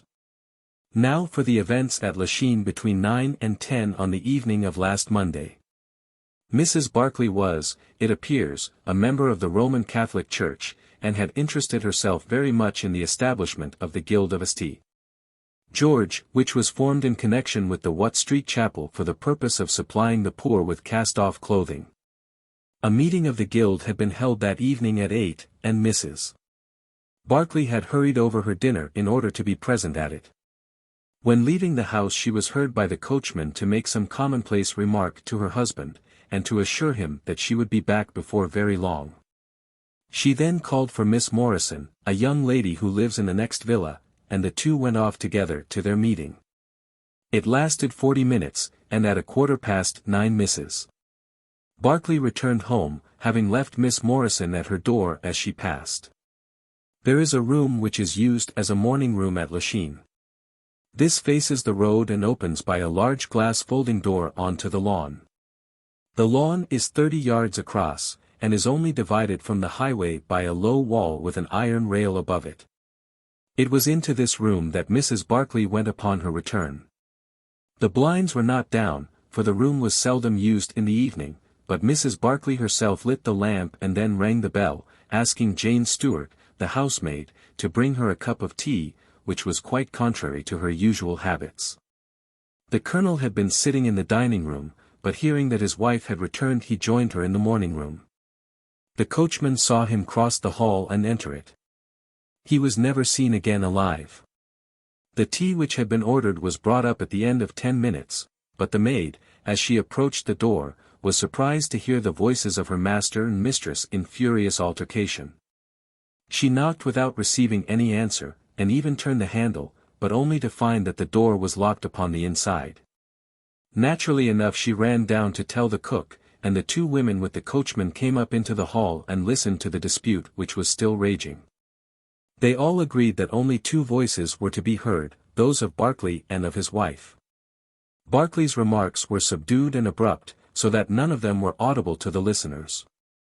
The ladies, on the other hand, were most bitter, and when she raised her voice could be plainly heard. "You coward," she repeated over and over again. "What can be done now? What can be done now? Give me back my life. I will never so much as breathe the same air with you again. You coward! You coward!" Those were scraps of her conversation, ending in a sudden dreadful cry in the man's voice, with a crash, and a piercing scream from the woman. Convinced that some tragedy had occurred, the coachman rushed to the door and strove to force it, while scream after scream issued from within. He was unable, however, to make his way in, and the maids were too distracted with fear to be of any assistance to him. A sudden thought struck him, however, and he ran through the hall door and round to the lawn upon which the long French windows open. One side of the window was open, which I understand was quite usual in the summer-time, and he passed without difficulty into the room.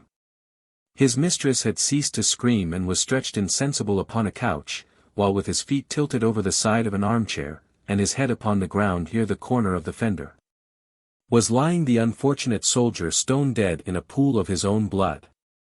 Naturally, the coachman's first thought, on finding that he could do nothing for his master, was to open the door. But here an unexpected and singular difficulty presented itself. The key was not in the inner side of the door, nor could he find it anywhere in the room. He went out again, therefore, through the window, and having obtained the help of a policeman and of a medical man, he returned. The lady, against whom naturally the strongest suspicion rested, was removed to her room, still in a state of insensibility. The colonel's body was then placed upon the sofa, and a careful examination made of the scene of the tragedy. The injury from which the unfortunate veteran was suffering was found to be a jagged cut some 2 inches long at the back part of his head, which had evidently been caused by a violent blow from a blunt weapon. Nor was it difficult to guess what that weapon may have been. Upon the floor, close to the body, was lying a singular club of hard carved wood with a bone handle. The colonel possessed a varied collection of weapons brought from the different countries in which he had fought, and it is conjectured by the police that his club was among his trophies. The servants deny having seen it before, but among the numerous curiosities in the house it is possible that it may have been overlooked. Nothing else of importance was discovered in the room by the police, save the inexplicable fact that neither upon Mrs. Barclay's person nor upon that of the victim nor in any part of the room was the missing key to be found. The door had eventually to be opened by a locksmith from Aldershot. That was the state of things, Watson, when upon the Tuesday morning I, at the request of Major Murphy, went down to Aldershot to supplement the efforts of the police. I think that you will acknowledge that the problem was already one of interest, but my observations soon made me realize that it was in truth much more extraordinary than would at first sight appear. Before examining the room I cross-questioned the servants, but only succeeded in eliciting the facts which I have already stated. One other detail of interest was remembered by Jane Stewart, the housemaid. You will remember that on hearing the sound of the quarrel she descended and returned with the other servants. On that first occasion, when she was alone, she says that the voices of her master and mistress were sunk so low that she could hear hardly anything, and judged by their tones rather than their words that they had fallen out. On my pressing her, however, she remembered that she heard the word David uttered twice by the lady. The point is of the utmost importance as guiding us towards the reason of the sudden quarrel. The colonel's name, you remember, was James. There was one thing in the case which had made the deepest impression both upon the servants and the police. This was the contortion of the colonel's face. It had set, according to their account, into the most dreadful expression of fear and horror which a human countenance is capable of assuming. More than one person fainted at the mere sight of him, so terrible was the effect. It was quite certain that he had foreseen his fate, and that it had caused him the utmost horror. This, of course, fitted in well enough with the police theory, if the colonel could have seen his wife making a murderous attack upon him. Nor was the fact of the wound being on the back of his head a fatal objection to this, as he might have turned to avoid the blow. No information could be got from the lady herself, who was temporarily insane from an acute attack of brain fever. From the police I learned that Miss Morrison, who you remember went out that evening with Mrs. Barclay, denied having any knowledge of what it was which had caused the ill humor in which her companion had returned. Having gathered these facts, Watson, I smoked several pipes over them, trying to separate those which were crucial from others which were merely incidental.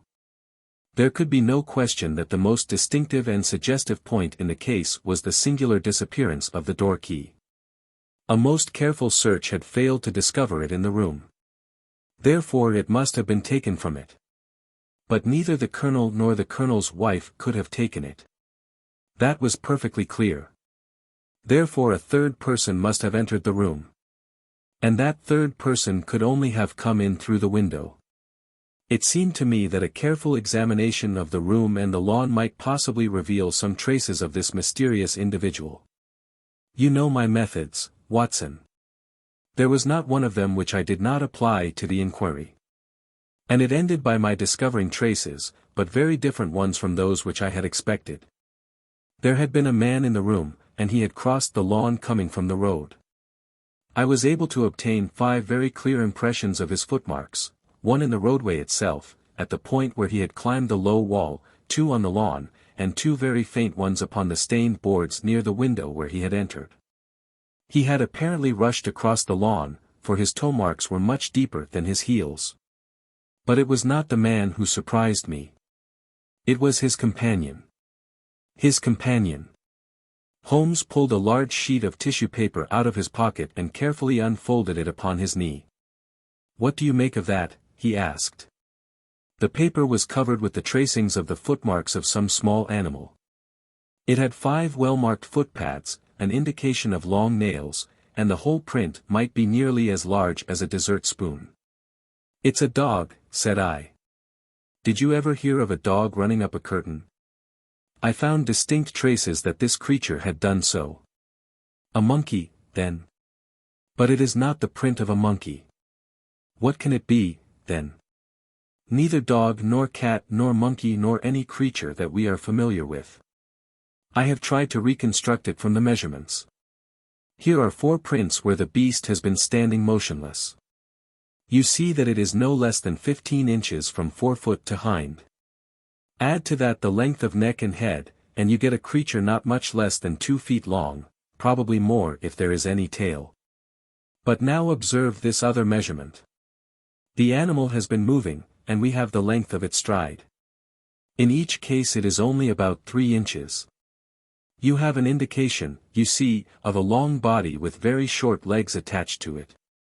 It has not been considerate enough to leave any of its hair behind it.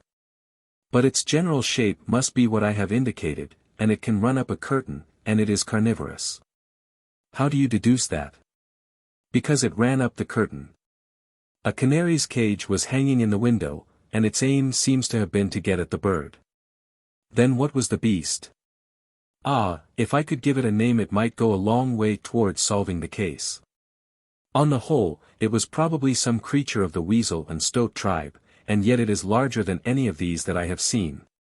But what had it to do with the crime? That, also, is still obscure. But we have learned a good deal, you perceive. We know that a man stood in the road looking at the quarrel between the Barclays, the blinds were up and the room lighted. We know, also, that he ran across the lawn, entered the room, accompanied by a strange animal, and that he either struck the colonel or, as is equally possible, that the colonel fell down from sheer fright at the sight of him, and cut his head on the corner of the fender.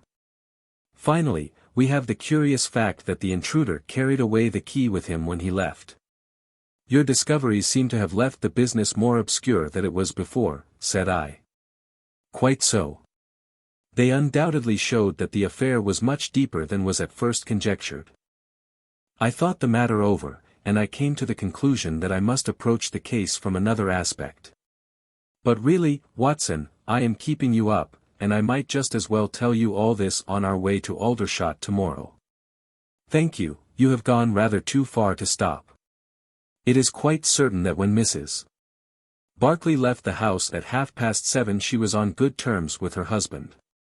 She was never, as I think I have said, ostentatiously affectionate, but she was heard by the coachman chatting with the colonel in a friendly fashion. Now, it was equally certain that, immediately on her return, she had gone to the room in which she was least likely to see her husband, had flown to tea as an agitated woman will, and finally, on his coming in to her, had broken into violent recriminations. Therefore something had occurred between 7:30 and 9 o'clock which had completely altered her feelings towards him. But Miss Morrison had been with her during the whole of that hour and a half. It was absolutely certain, therefore, in spite of her denial, that she must know something of the matter. My first conjecture was, that possibly there had been some passages between this young lady and the old soldier, which the former had now confessed to the wife. That would account for the angry return, and also for the girl's denial that anything had occurred. Nor would it be entirely incompatible with most of the words overheard. But there was the reference to David, and there was the known affection of the colonel for his wife, to weigh against it, to say nothing of the tragic intrusion of this other man, which might, of course, be entirely disconnected with what had gone before. It was not easy to pick one's steps, but, on the whole, I was inclined to dismiss the idea that there had been anything between the colonel and Miss Morrison. But more than ever convinced that the young lady held the clue as to what it was which had turned Mrs. Barclay to hatred of her husband. I took the obvious course, therefore, of calling upon Miss Morrison, of explaining to her that I was perfectly certain that she held the facts in her possession, and of assuring her that her friend, Mrs. Barclay, might find herself in the dock upon a capital charge unless the matter were cleared up. Miss Morrison is a little, ethereal slip of a girl, with timid eyes and blonde hair, but I found her by no means wanting in shrewdness and common sense. She sat thinking for some time after I had spoken, and then, turning to me with a brisk air of resolution, she broke into a remarkable statement which I will condense for your benefit. I promised my friend that I would say nothing of the matter, and a promise is a promise, said she. But if I can really help her when so serious a charge is laid against her, and when her own mouth, poor darling, is closed by illness, then I think I am absolved from my promise. I will tell you exactly what happened upon Monday evening. We were returning from the Watt Street Mission about 8:45 o'clock.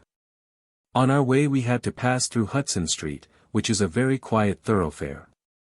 There is only one lamp in it, upon the left-hand side, and as we approached this lamp I saw a man coming towards us with his back very bent, and something like a box slung over one of his shoulders.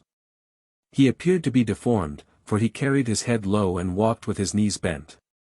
We were passing him when he raised his face to look at us in the circle of light thrown by the lamp, and as he did so he stopped and screamed out in a dreadful voice, "My God, it's Nancy!" Mrs. Barclay turned as white as death, and would have fallen down had the dreadful-looking creature not caught hold of her. I was going to call for the police, but she, to my surprise, spoke quite civilly to the fellow. "I thought you had been dead this 30 years, Henry," said she, in a shaking voice. "So I have," said he, and it was awful to hear the tones that he said it in. He had a very dark, fearsome face, and a gleam in his eyes that comes back to me in my dreams.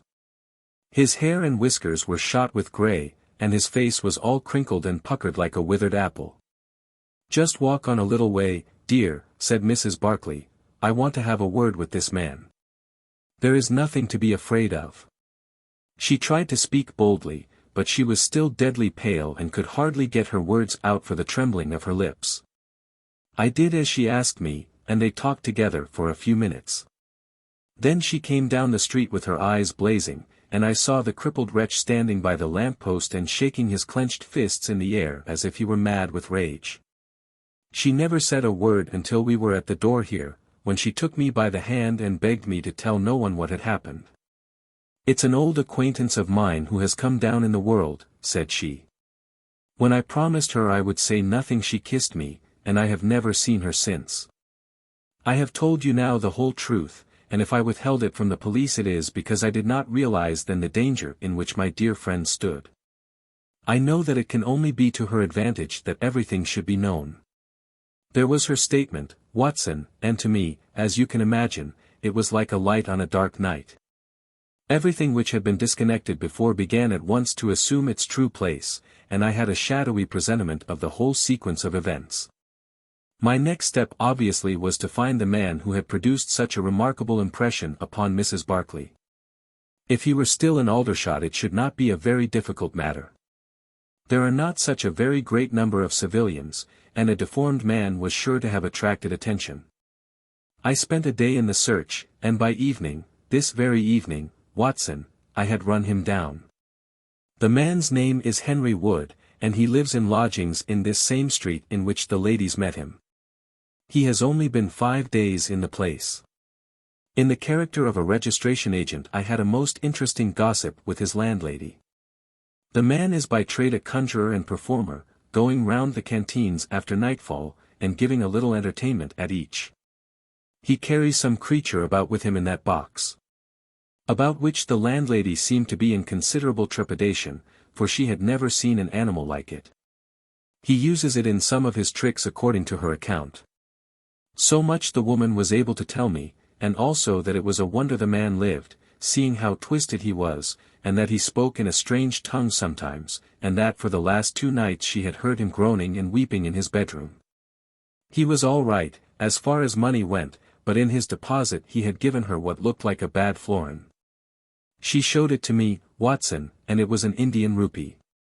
So now, my dear fellow, you see exactly how we stand and why it is I want you.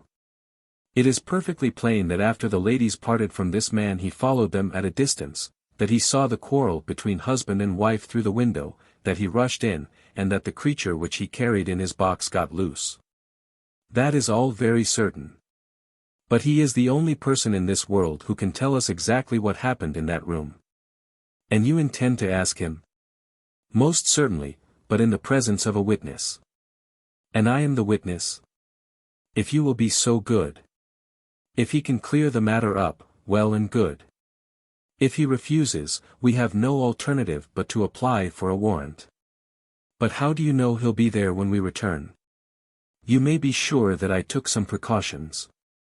I have one of my Baker Street boys mounting guard over him who would stick to him like a burr, go where he might. We shall find him in Hudson Street tomorrow, Watson, and meanwhile I should be the criminal myself if I kept you out of bed any longer. It was midday when we found ourselves at the scene of the tragedy, and, under my companion's guidance, we made our way at once to Hudson Street. In spite of his capacity for concealing his emotions, I could easily see that Holmes was in a state of suppressed excitement, while I was myself tingling with that half-sporting, half-intellectual pleasure which I invariably experienced when I associated myself with him in his investigations. "This is the street," said he, as we turned into a short thoroughfare lined with plain 2-storied brick houses. "Ah, here is Simpson to report." "He's in all right, Mr. Holmes," cried a small street Arab, running up to us. "Good, Simpson," said Holmes, patting him on the head. "Come along, Watson. This is the house." He sent in his card with a message that he had come on important business, and a moment later we were face to face with the man whom we had come to see. In spite of the warm weather he was crouching over a fire, and the little room was like an oven. The man sat all twisted and huddled in his chair in a way which gave an indescribable impression of deformity. But the face which he turned towards us, though worn and swarthy, must at some time have been remarkable for its beauty. He looked suspiciously at us now out of yellow-shot, bilious eyes, and, without speaking or rising, he waved towards two chairs. "Mr. Henry Wood, late of India, I believe," said Holmes, affably. "I've come over this little matter of Colonel Berkeley's death." "What should I know about that?" "That's what I want to ascertain. You know, I suppose, that unless the matter is cleared up, Mrs. Berkeley, who is an old friend of yours, will in all probability be tried for murder." The man gave a violent start. "I don't know who you are," he cried, "nor how you come to know what you do know, but will you swear that this is true that you tell me?" "Why, they are only waiting for her to come to her senses to arrest her." "My God! Are you in the police yourself?" "No." "What business is it of yours, then?" "It's every man's business to see justice done." "You can take my word that she is innocent." "Then you are guilty." "No, I am not." "Who killed Colonel James Berkeley, then?" "It was a just providence that killed him. But, mind you this, that if I had knocked his brains out, as it was in my heart to do, he would have had no more than his due from my hands. If his own guilty conscience had not struck him down, it is likely enough that I might have had his blood upon my soul." "You want me to tell the story?" "Well, I don't know why I shouldn't, for there's no cause for me to be ashamed of it. It was in this way, sir. You see me now with my back like a camel and my ribs all awry, but there was a time when Corporal Henry Wood was the smartest man in the 117th foot. We were in India then, in cantonments, at a place we'll call Bertie. Berkeley, who died the other day, was sergeant in the same company as myself, and the belle of the regiment, aye, and the finest girl that ever had the breath of life between her lips, was Nancy Devoy, the daughter of the colour sergeant. There were two men that loved her, and one that she loved, and you'll smile when you look at this poor thing huddled before the fire, and hear me say that it was for my good looks that she loved me. Well, though I had her heart, her father was set upon her marrying Berkeley. I was a harum-scarum, reckless lad, and he had had an education, and was already marked for the sword belt. But the girl held true to me, and it seemed that I would have had her when the mutiny broke out, and all hell was loose in the country. We were shut up in Bertie, the regiment of us with half a battery of artillery, a company of Sikhs, and a lot of civilians and womenfolk. There were 10,000 rebels round us, and they were as keen as a set of terriers round a rat cage. About the second week of it our water gave out, and it was a question whether we could communicate with General Neill's column, which was moving up country. It was our only chance, for we could not hope to fight our way out with all the women and children, so I volunteered to go out and to warn General Neill of our danger. My offer was accepted, and I talked it over with Sergeant Berkeley, who was supposed to know the ground better than any other man, and who drew up a route by which I might get through the rebel lines. At 10 o'clock the same night I started off upon my journey. There were 1,000 lives to save, but it was of only one that I was thinking when I dropped over the wall that night. My way ran down a dried-up watercourse, which we hoped would screen me from the enemy's sentries, but as I crept round the corner of it I walked right into 6 of them, who were crouching down in the dark waiting for me. In an instant I was stunned with a blow and bound hand and foot. But the real blow was to my heart and not to my head, for as I came to and listened to as much as I could understand of their talk, I heard enough to tell me that my comrade, the very man who had arranged the way that I was to take, had betrayed me by means of a native servant into the hands of the enemy. Well, there's no need for me to dwell on that part of it. You know now what James Berkeley was capable of. Bertie was relieved by Neill next day, but the rebels took me away with them in their retreat, and it was many a long year before ever I saw a white face again. I was tortured and tried to get away, and was captured and tortured again. You can see for yourselves the state in which I was left. Some of them that fled into Nepal took me with them, and then afterwards I was up past Darjeeling. The hill folk up there murdered the rebels who had me, and I became their slave for a time until I escaped, but instead of going south I had to go north, until I found myself among the Afghans. There I wandered about for many a year, and at last came back to the Punjab, where I lived mostly among the natives and picked up a living by the conjuring tricks that I had learned. What use was it for me, a wretched cripple, to go back to England or to make myself known to my old comrades? Even my wish for revenge would not make me do that. I had rather that Nancy and my old pals should think of Harry Wood as having died with a straight back, than see him living and crawling with a stick like a chimpanzee. They never doubted that I was dead, and I meant that they never should. I heard that Barclay had married Nancy, and that he was rising rapidly in the regiment, but even that did not make me speak.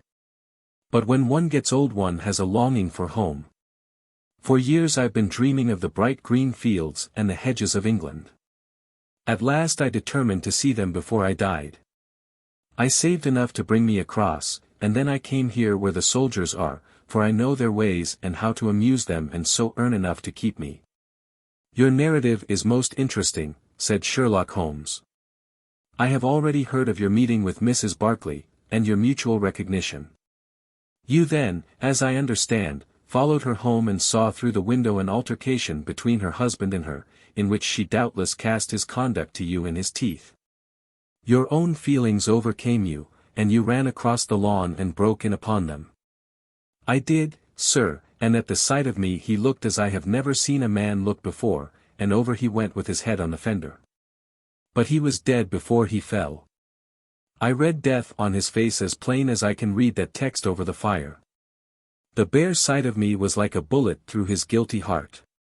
And then Nancy fainted, and I caught up the key of the door from her hand, intending to unlock it and get help.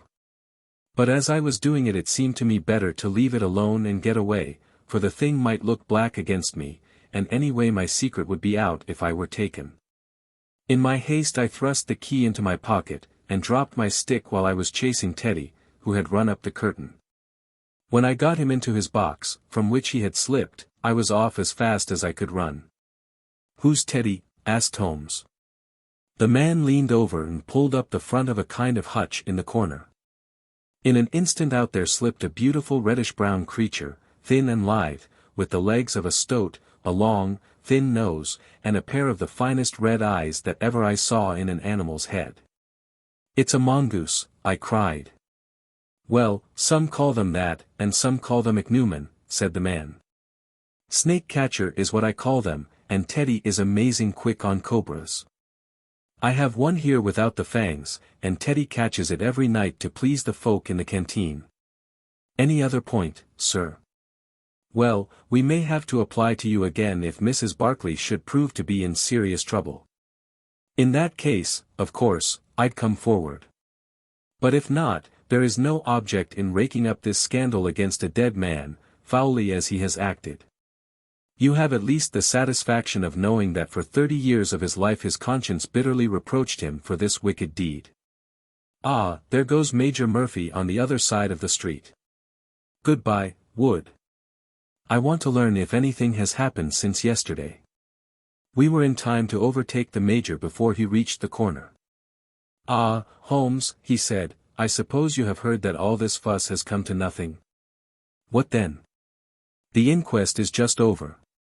The medical evidence showed conclusively that death was due to apoplexy. You see, it was quite a simple case after all. Oh, remarkably superficial, said Holmes, smiling.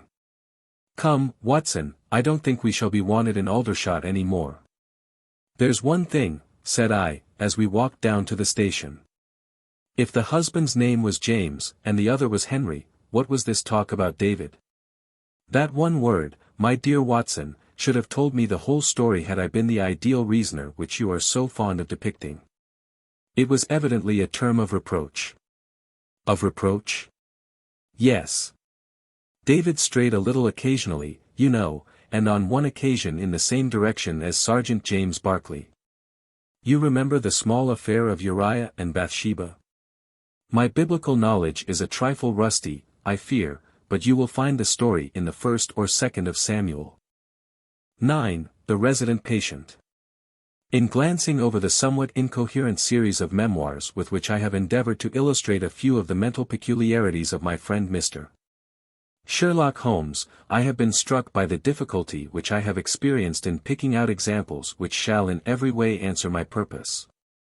For in those cases in which Holmes has performed some tour de force of analytical reasoning, and has demonstrated the value of his peculiar methods of investigation, the facts themselves have often been so slight or so commonplace that I could not feel justified in laying them before the public.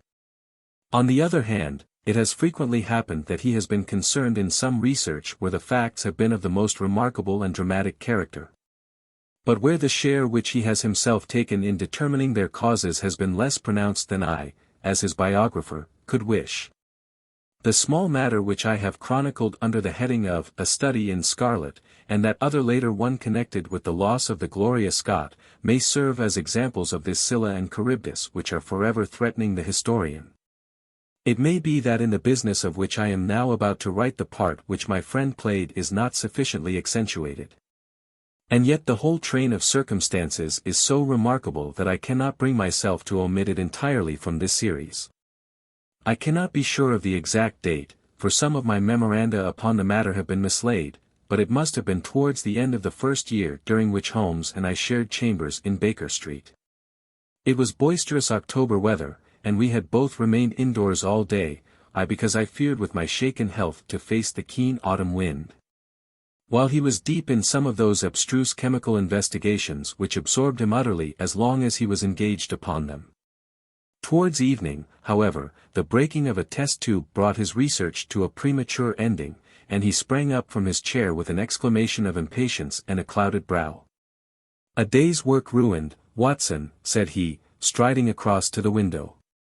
"Ha! The stars are out and the wind has fallen. What do you say to a ramble through London?" I was weary of our little sitting room and gladly acquiesced. For 3 hours we strolled about together, watching the ever-changing kaleidoscope of life as it ebbs and flows through Fleet Street and the Strand.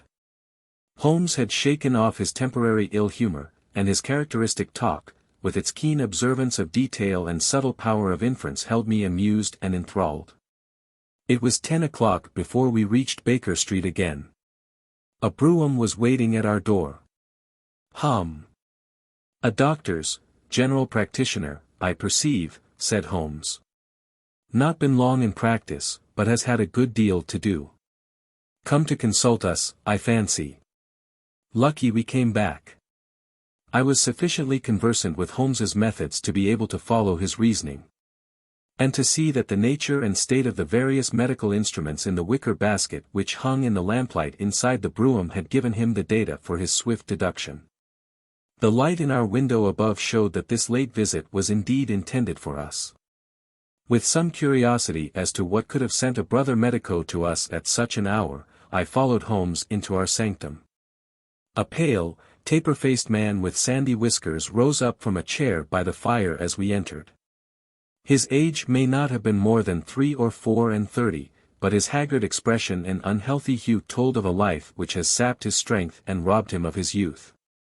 His manner was nervous and shy, like that of a sensitive gentleman, and the thin white hand which he laid on the mantelpiece as he rose was that of an artist rather than of a surgeon.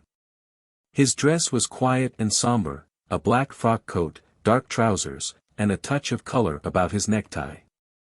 "Good evening, Doctor," said Holmes, cheerily. "I am glad to see that you have only been waiting a very few minutes. You spoke to my coachman, then?" "No, it was the candle on the side table that told me." "Pray resume your seat and let me know how I can serve you." "My name is Dr. Percy Trevelyan," said our visitor, "and I live at 403, Brook Street."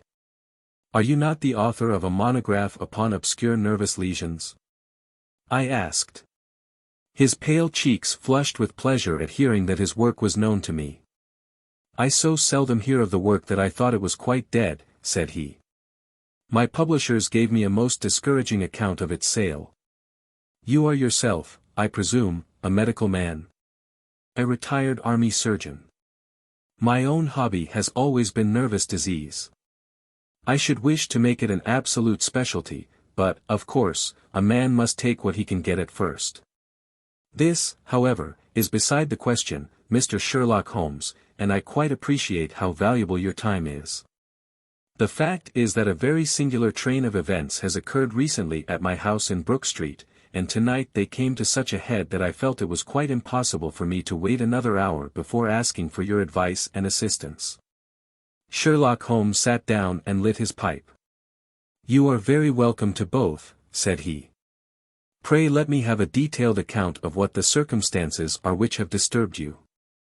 "One or two of them are so trivial," said Dr. Trevelyan, "that really I am almost ashamed to mention them. But the matter is so inexplicable, and the recent turn which it has taken is so elaborate, that I shall lay it all before you, and you shall judge what is essential and what is not. I am compelled, to begin with, to say something of my own college career.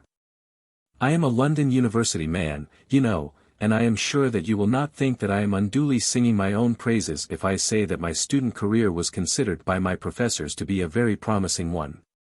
After I had graduated I continued to devote myself to research, occupying a minor position in King's College Hospital, and I was fortunate enough to excite considerable interest by my research into the pathology of catalepsy. And finally to win the Bruce Pinkerton Prize and Medal by the monograph on nervous lesions to which your friend has just alluded. I should not go too far if I were to say that there was a general impression at that time that a distinguished career lay before me. But the one great stumbling block lay in my want of capital.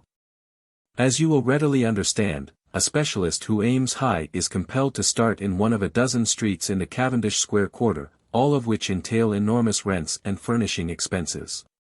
Besides this preliminary outlay, he must be prepared to keep himself for some years, and to hire a presentable carriage and horse. To do this was quite beyond my power, and I could only hope that by economy I might in 10 years' time save enough to enable me to put up my plate.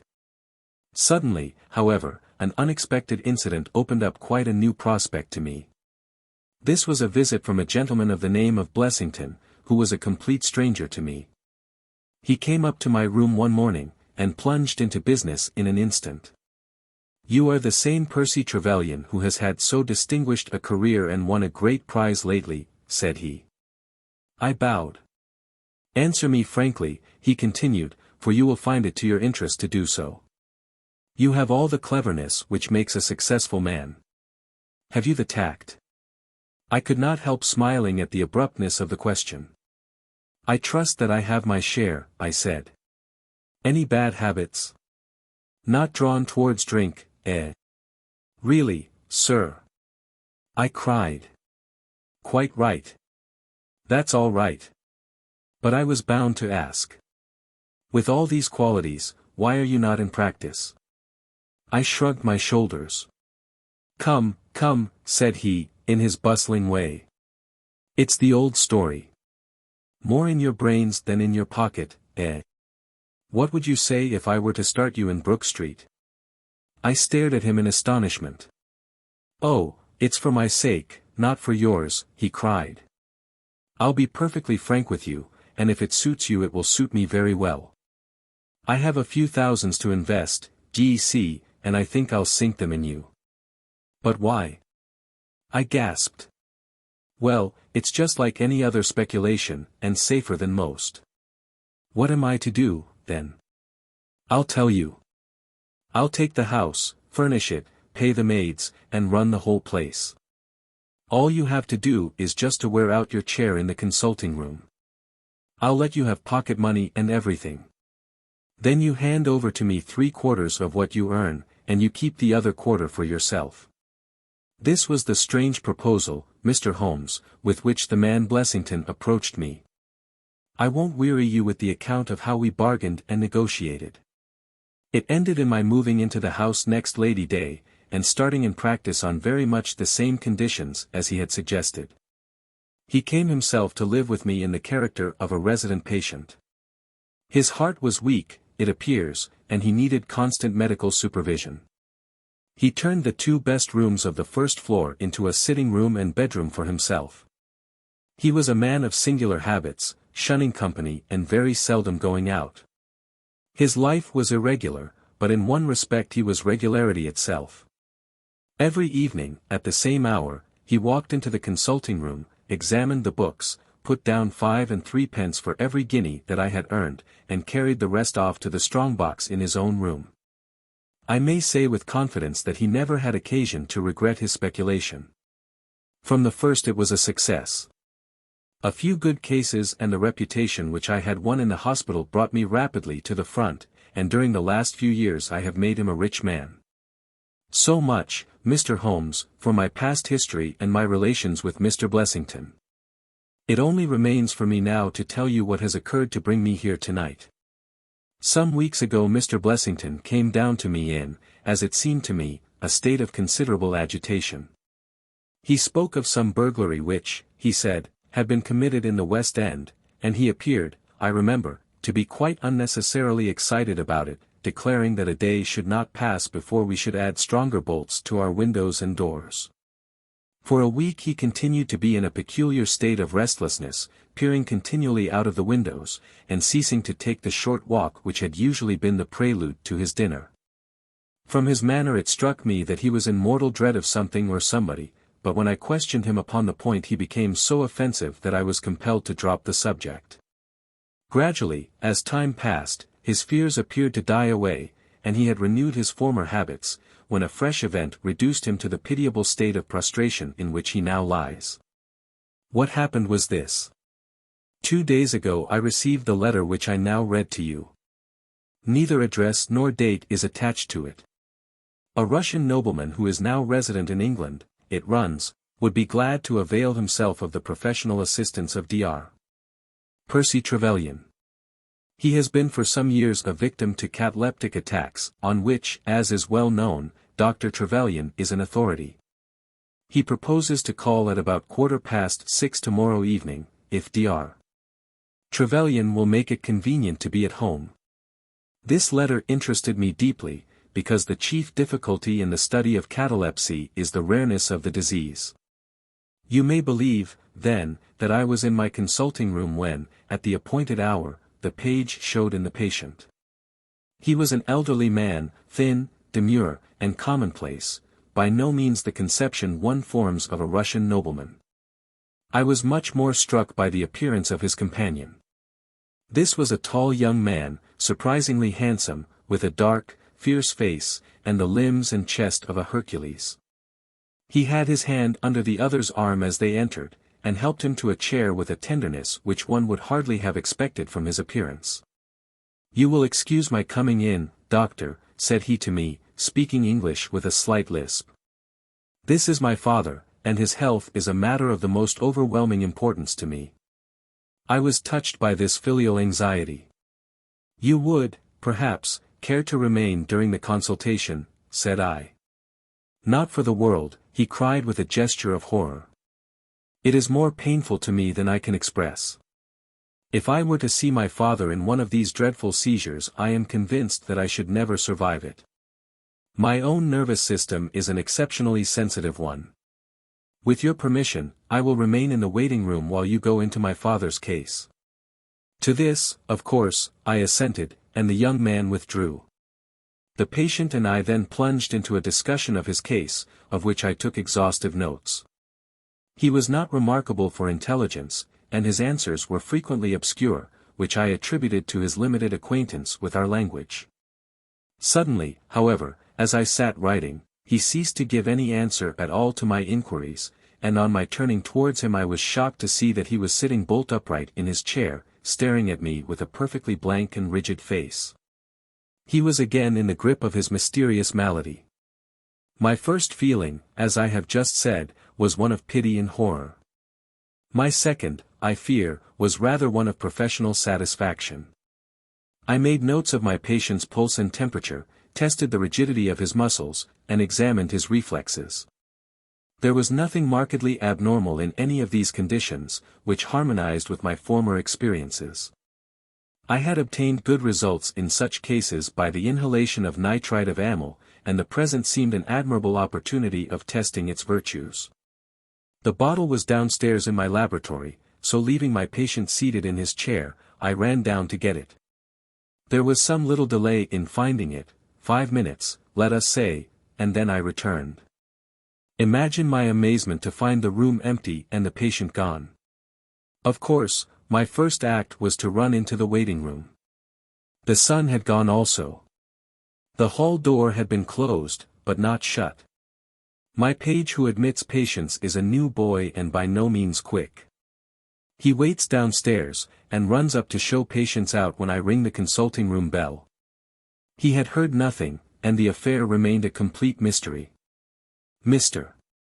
Blessington came in from his walk shortly afterwards, but I did not say anything to him upon the subject, for, to tell the truth, I have got in the way of late of holding as little communication with him as possible. Well, I never thought that I should see anything more of the Russian and his son, so you can imagine my amazement when, at the very same hour this evening, they both came marching into my consulting room, just as they had done before.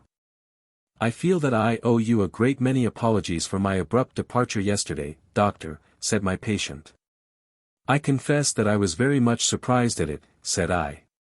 Well, the fact is, he remarked, that when I recover from these attacks my mind is always very clouded as to all that has gone before. I woke up in a strange room, as it seemed to me, and made my way out into the street in a sort of dazed way when you were absent. And I, said the son, seeing my father pass the door of the waiting room, naturally thought that the consultation had come to an end. It was not until we had reached home that I began to realize the true state of affairs.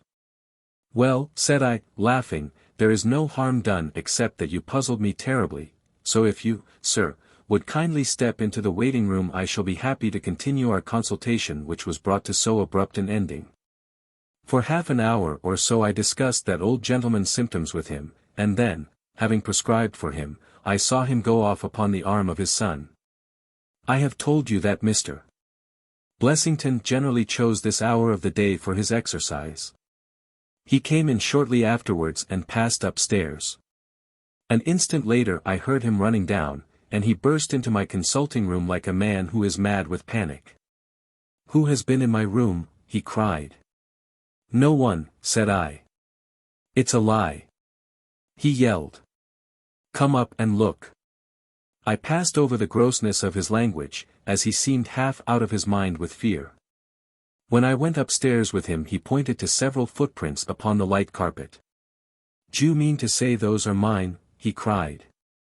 They were certainly very much larger than any which he could have made, and were evidently quite fresh. It rained hard this afternoon, as you know, and my patients were the only people who called.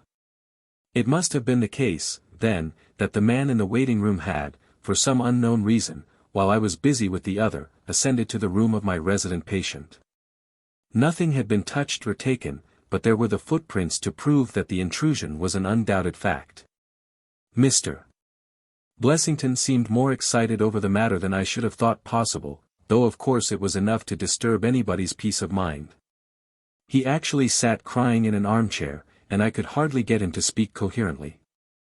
It was his suggestion that I should come round to you, and of course I at once saw the propriety of it, for certainly the incident is a very singular one, though he appears to completely overrate its importance.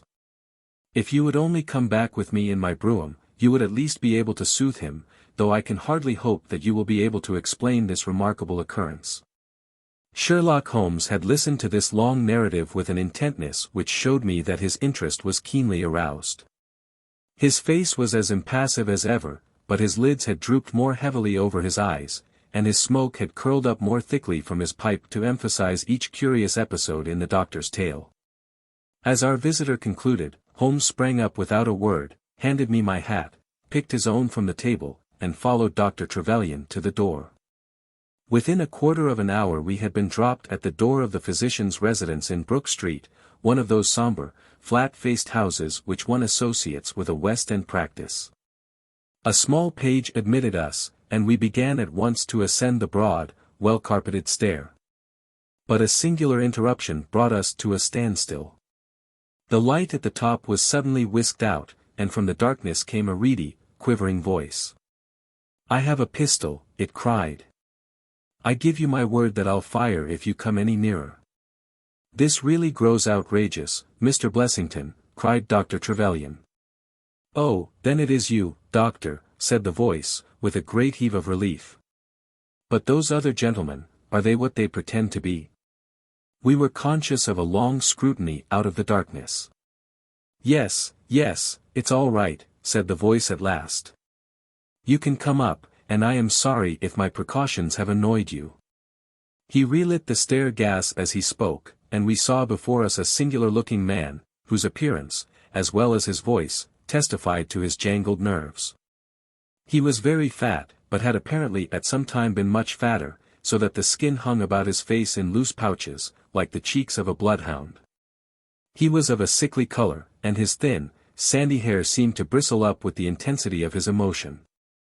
In his hand he held a pistol, but he thrust it into his pocket as we advanced. "Good evening, Mr. Holmes," said he.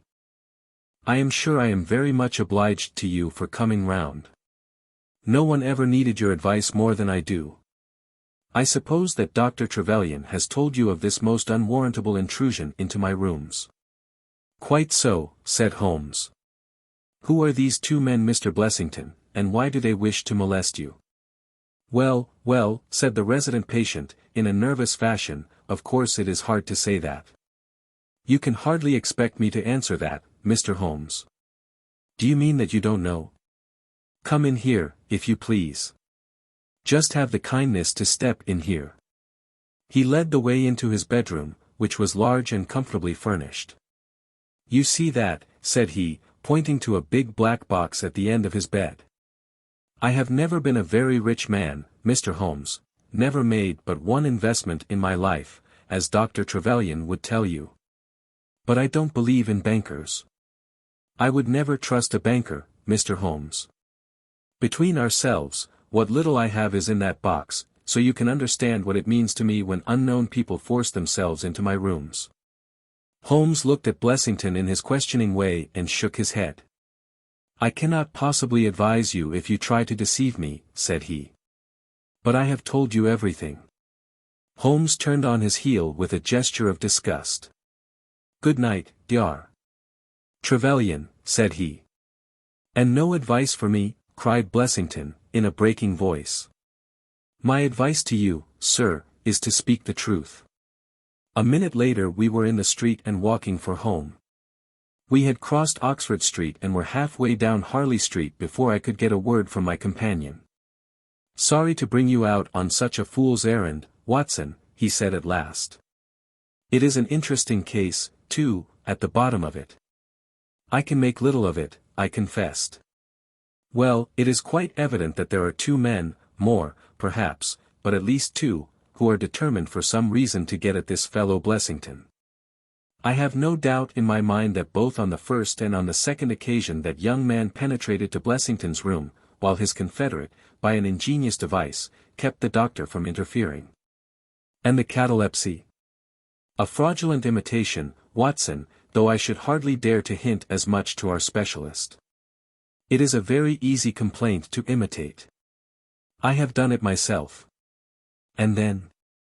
By the purest chance Blessington was out on each occasion. Their reason for choosing so unusual an hour for a consultation was obviously to ensure that there should be no other patient in the waiting room. It just happened, however, that this hour coincided with Blessington's constitutional, which seems to show that they were not very well acquainted with his daily routine. Of course, if they had been merely after plunder they would at least have made some attempt to search for it. Besides, I can read in a man's eye when it is his own skin that he is frightened for. It is inconceivable that this fellow could have made two such vindictive enemies as these appear to be without knowing of it. I hold it, therefore, to be certain that he does know who these men are, and that for reasons of his own he suppresses it. It is just possible that tomorrow may find him in a more communicative mood. Is there not one alternative, I suggested, grotesquely improbable, no doubt, but still just conceivable? Might the whole story of the cataleptic Russian and his son be a concoction of Dr. Trevelyan's, who has, for his own purposes, been in Blessington's rooms? I saw in the gaslight that Holmes wore an amused smile at this brilliant departure of mine. "My dear fellow," said he, "it was one of the first solutions which occurred to me, but I was soon able to corroborate the doctor's tale. This young man has left prints upon the stair carpet which made it quite superfluous for me to ask to see those which he had made in the room. When I tell you that his shoes were square-toed instead of being pointed like Blessington's, and were quite an inch and a third longer than the doctor's, you will acknowledge that there can be no doubt as to his individuality. But we may sleep on it now, for I shall be surprised if we do not hear something further from Brook Street in the morning. Sherlock Holmes's prophecy was soon fulfilled, and in a dramatic fashion. At 7:30 next morning, in the first glimmer of daylight, I found him standing by my bedside in his dressing gown. "There's a brougham waiting for us, Watson," said he. "What's the matter, then?" "The Brook Street business." "Any fresh news?" "Tragic, but ambiguous," said he, pulling up the blind.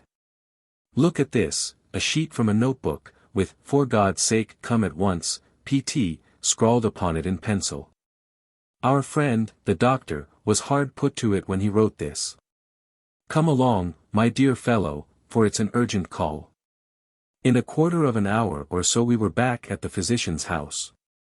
He came running out to meet us with a face of horror. "Oh, such a business," he cried, with his hands to his temples. "What then?" "Blessington has committed suicide." Holmes whistled. "Yes, he hanged himself during the night." We had entered, and the doctor had preceded us into what was evidently his waiting room.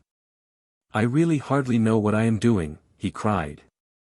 "The police are already upstairs. It has shaken me most dreadfully."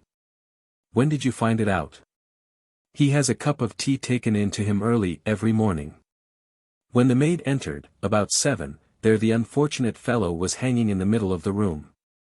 He had tied his cord to the hook on which the heavy lamp used to hang, and he had jumped off from the top of the very box that he showed us yesterday." Holmes stood for a moment in deep thought. "With your permission," said he at last, "I should like to go upstairs and look into the matter." We both ascended, followed by the doctor. It was a dreadful sight which met us as we entered the bedroom door. I have spoken of the impression of flabbiness which this man Blessington conveyed. As he dangled from the hook it was exaggerated and intensified until he was scarce human in his appearance. The neck was drawn out like a plucked chicken's, making the rest of him seem the more obese and unnatural by the contrast. He was clad only in his long nightdress, and his swollen ankles and ungainly feet protruded starkly from beneath it. Beside him stood a smart-looking police inspector, who was taking notes in a pocketbook. "Ah, Mr. Holmes," said he, heartily, as my friend entered, "I am delighted to see you." "Good morning, Lanner," answered Holmes. "You won't think me an intruder, I am sure. Have you heard of the events which led up to this affair?" "Yes, I heard something of them." "Have you formed any opinion?"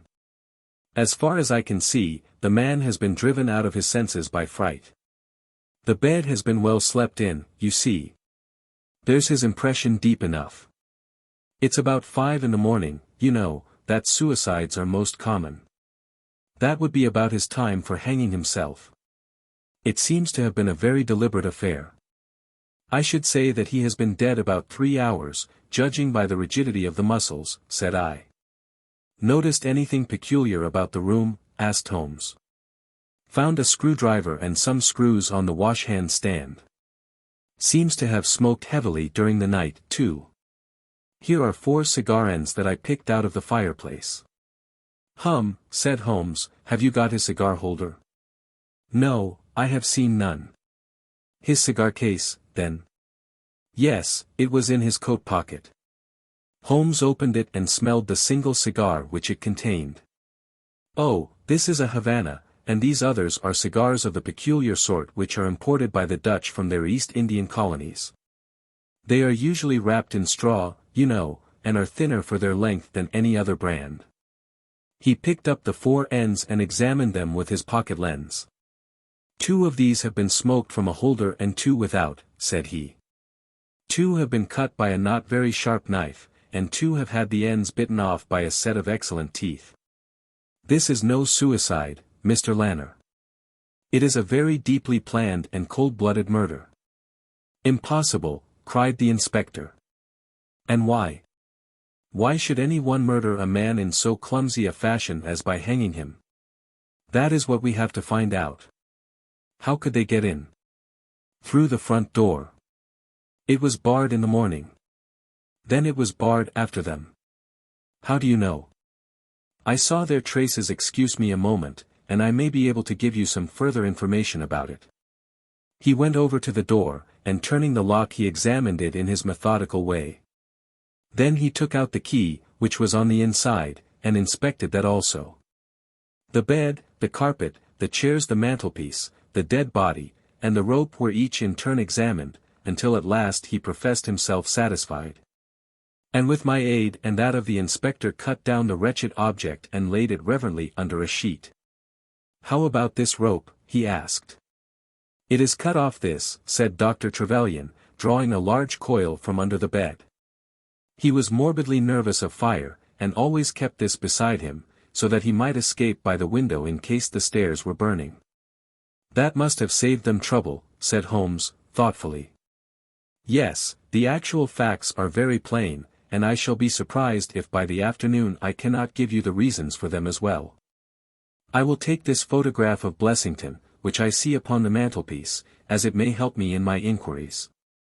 But you have told us nothing, cried the doctor. Oh, there can be no doubt as to the sequence of events, said Holmes. There were 3 of them in it, the young man, the old man, and a third, to whose identity I have no clue. The first 2, I need hardly remark, are the same who masqueraded as the Russian count and his son, so we can give a very full description of them. They were admitted by a confederate inside the house. If I might offer you a word of advice, Inspector, it would be to arrest the page, who, as I understand, has only recently come into your service, Doctor. The young imp cannot be found, said Dr. Trevelyan. The maid and the cook have just been searching for him. Holmes shrugged his shoulders. He has played a not unimportant part in this drama, said he. The 3 men having ascended the stairs, which they did on tiptoe, the elder man first, the younger man second, and the unknown man in the rear. My dear Holmes! I ejaculated. Oh, there could be no question as to the superimposing of the footmarks. I had the advantage of learning which was which last night. They ascended, then, to Mr. Blessington's room, the door of which they found to be locked. With the help of a wire, however, they forced round the key. Even without the lens you will perceive, by the scratches on this ward, where the pressure was applied. On entering the room their first proceeding must have been to gag Mr. Blessington. He may have been asleep, or he may have been so paralyzed with terror as to have been unable to cry out. These walls are thick, and it is conceivable that his shriek, if he had time to utter one, was unheard. Having secured him, it is evident to me that a consultation of some sort was held. Probably it was something in the nature of a judicial proceeding. It must have lasted for some time, for it was then that these cigars were smoked. The older man sat in that wicker chair, it was he who used the cigar holder. The younger man sat over yonder, he knocked his ash off against the chest of drawers. The third fellow paced up and down. Blessington, I think, sat upright in the bed, but of that I cannot be absolutely certain. Well, it ended by their taking Blessington and hanging him. The matter was so prearranged that it is my belief that they brought with them some sort of block or pulley which might serve as a gallows. That screwdriver and those screws were, as I conceive, for fixing it up. Seeing the hook, however, they naturally saved themselves the trouble. Having finished their work they made off, and the door was barred behind them by their confederate.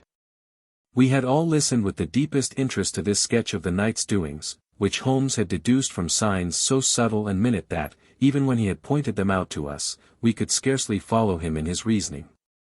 The inspector hurried away on the instant to make inquiries about the page, while Holmes and I returned to Baker Street for breakfast. "I'll be back by 3, said he, when we had finished our meal. Both the inspector and the doctor will meet me here at that hour, and I hope by that time to have cleared up any little obscurity which the case may still present."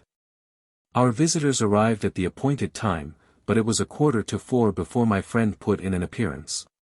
From his expression as he entered, however, I could see that all had gone well with him.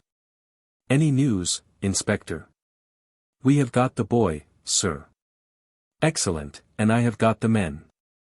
"You have got them," we cried, all three. "Well, at least I have got their identity. This so-called Blessington is, as I expected, well known at headquarters, and so are his assailants. Their names are Biddle, Hayward, and Moffat."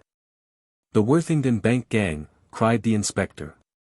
"Precisely," said Holmes.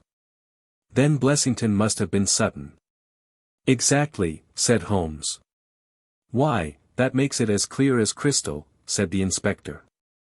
But Trevelyan and I looked at each other in bewilderment. "You must surely remember the great Worthington Bank business," said Holmes. 5 men were in it, these 4 and a 5th called Cartwright. Tobin, the caretaker, was murdered, and the thieves got away with £7,000. This was in 1875. They were all 5 arrested, but the evidence against them was by no means conclusive. This Blessington or Sutton, who was the worst of the gang, turned informer. On his evidence Cartwright was hanged and the other 3 got 15 years apiece. When they got out the other day, which was some years before their full term, they set themselves, as you perceive, to hunt down the traitor and to avenge the death of their comrade upon him. Twice they tried to get at him and failed. A third time, you see, it came off. Is there anything further which I can explain, Dr. Trevelyan? I think you have made it all remarkably clear, said the doctor. No doubt the day on which he was perturbed was the day when he had seen of their release in the newspapers. Quite so. His talk about a burglary was the merest blind. But why could he not tell you this? Well, my dear sir, knowing the vindictive character of his old associates, he was trying to hide his own identity from everybody as long as he could. His secret was a shameful one, and he could not bring himself to divulge it. However, wretch as he was still living under the shield of British law, and I have no doubt, Inspector, that you will see that, though that shield may fail to guard, the sword of justice is still there to avenge. Such were the singular circumstances in connection with the resident patient and the Brook Street doctor. From that night nothing has been seen of the 3 murderers by the police, and it is surmised at Scotland Yard that they were among the passengers of the ill-fated steamer Nora Crana, which was lost some years ago with all hands upon the Portuguese coast, some leagues to the north of Oporto. The proceedings against the page broke down for want of evidence, and the Brook Street mystery, as it was called, has never until now been fully dealt with in any public print. X. The Greek interpreter. During my long and intimate acquaintance with Mr. Sherlock Holmes I had never heard him refer to his relations, and hardly ever to his own early life. This reticence upon his part had increased the somewhat inhuman effect which he produced upon me, until sometimes I found myself regarding him as an isolated phenomenon, a brain without a heart. As deficient in human sympathy as he was preeminent in intelligence. His aversion to women and his disinclination to form new friendships were both typical of his unemotional character, but not more so than his complete suppression of every reference to his own people. I had come to believe that he was an orphan with no relatives living, but one day, to my very great surprise, he began to talk to me about his brother. It was after tea on a summer evening, and the conversation, which had roamed in a desultory, spasmodic fashion from golf clubs to the causes of the change in the obliquity of the ecliptic, came round at last to the question of atavism and hereditary aptitudes. The point under discussion was, how far any singular gift in an individual was due to his ancestry and how far to his own early training. In your own case, said I, from all that you have told me, it seems obvious that your faculty of observation and your peculiar facility for deduction are due to your own systematic training. To some extent, he answered, thoughtfully. My ancestors were country squires, who appear to have led much the same life as is natural to their class. But, none the less, my turn that way is in my veins, and may have come with my grandmother, who was the sister of Vernet, the French artist. Art in the blood is liable to take the strangest forms. But how do you know that it is hereditary? Because my brother Mycroft possesses it in a larger degree than I do. This was news to me indeed. If there were another man with such singular powers in England, how was it that neither police nor public had heard of him? I put the question, with a hint that it was my companion's modesty which made him acknowledge his brother as his superior. Holmes laughed at my suggestion. "My dear Watson," said he, "I cannot agree with those who rank modesty among the virtues. To the logician all things should be seen exactly as they are, and to underestimate one's self is as much a departure from truth as to exaggerate one's own powers. When I say, therefore, that Mycroft has better powers of observation than I, you may take it that I am speaking the exact and literal truth." "Is he your junior?" 7 years my senior." "How comes it that he is unknown?" "Oh, he is very well known in his own circle." "Where, then?" "Well, in the Diogenes Club, for example." I had never heard of the institution, and my face must have proclaimed as much, for Sherlock Holmes pulled out his watch. "The Diogenes Club is the queerest club in London, and Mycroft one of the queerest men. He's always there from 5:15 to 8:20. It's 6 now, so if you care for a stroll this beautiful evening I shall be very happy to introduce you to 2 curiosities." 5 minutes later we were in the street, walking towards Regent's Circus. "You wonder," said my companion, "why it is that Mycroft does not use his powers for detective work. He is incapable of it." "But I thought you said—" "I said that he was my superior in observation and deduction. If the art of the detective began and ended in reasoning from an armchair, my brother would be the greatest criminal agent that ever lived. But he has no ambition and no energy. He will not even go out of his way to verify his own solutions, and would rather be considered wrong than take the trouble to prove himself right. Again and again I have taken a problem to him, and have received an explanation which has afterwards proved to be the correct one. And yet he was absolutely incapable of working out the practical points which must be gone into before a case could be laid before a judge or jury." "It is not his profession, then?" "By no means. What is to me a means of livelihood is to him the merest hobby of a dilettante. He has an extraordinary faculty for figures, and audits the books in some of the government departments. Mycroft lodges in Pall Mall, and he walks round the corner into Whitehall every morning and back every evening. From year's end to year's end he takes no other exercise, and is seen nowhere else, except only in the Diogenes Club, which is just opposite his rooms." "I cannot recall the name." "Very likely not. There are many men in London, you know, who, some from shyness, some from misanthropy, have no wish for the company of their fellows. Yet they are not averse to comfortable chairs and the latest periodicals. It is for the convenience of these that the Diogenes Club was started, and it now contains the most unsociable and unclubable men in town. No member is permitted to take the least notice of any other one. Save in the stranger's room, no talking is, under any circumstances, allowed, and 3 offences, if brought to the notice of the committee, render the talker liable to expulsion. My brother was one of the founders, and I have myself found it a very soothing atmosphere." We had reached Pall Mall as we talked, and were walking down it from the St. James's End. Sherlock Holmes stopped at a door some little distance from the Carlton, and, cautioning me not to speak, he led the way into the hall. Through the glass panelling I caught a glimpse of a large and luxurious room, in which a considerable number of men were sitting about and reading papers, each in his own little nook. Holmes showed me into a small chamber which looked out into Pall Mall, and then, leaving me for a minute, he came back with a companion whom I knew could only be his brother. Mycroft Holmes was a much larger and stouter man than Sherlock. His body was absolutely corpulent, but his face, though massive, had preserved something of the sharpness of expression which was so remarkable in that of his brother. His eyes, which were of a peculiarly light, watery grey, seemed to always retain that far-away, introspective look which I had only observed in Sherlock's when he was exerting his full powers. "I am glad to meet you, sir," said he, putting out a broad, fat hand like the flipper of a seal. "I hear of Sherlock everywhere since you became his chronicler. By the way, Sherlock, I expected to see you round last week, to consult me over that Manor House case." I thought you might be a little out of your depth. No, I solved it, said my friend, smiling. It was Adams, of course. Yes, it was Adams. I was sure of it from the first. The two sat down together in the bow window of the club. To anyone who wishes to study mankind, this is the spot, said Mycroft. Look at the magnificent types. Look at these two men who are coming towards us, for example. The billiard marker and the other. Precisely. What do you make of the other? The two men had stopped opposite the window.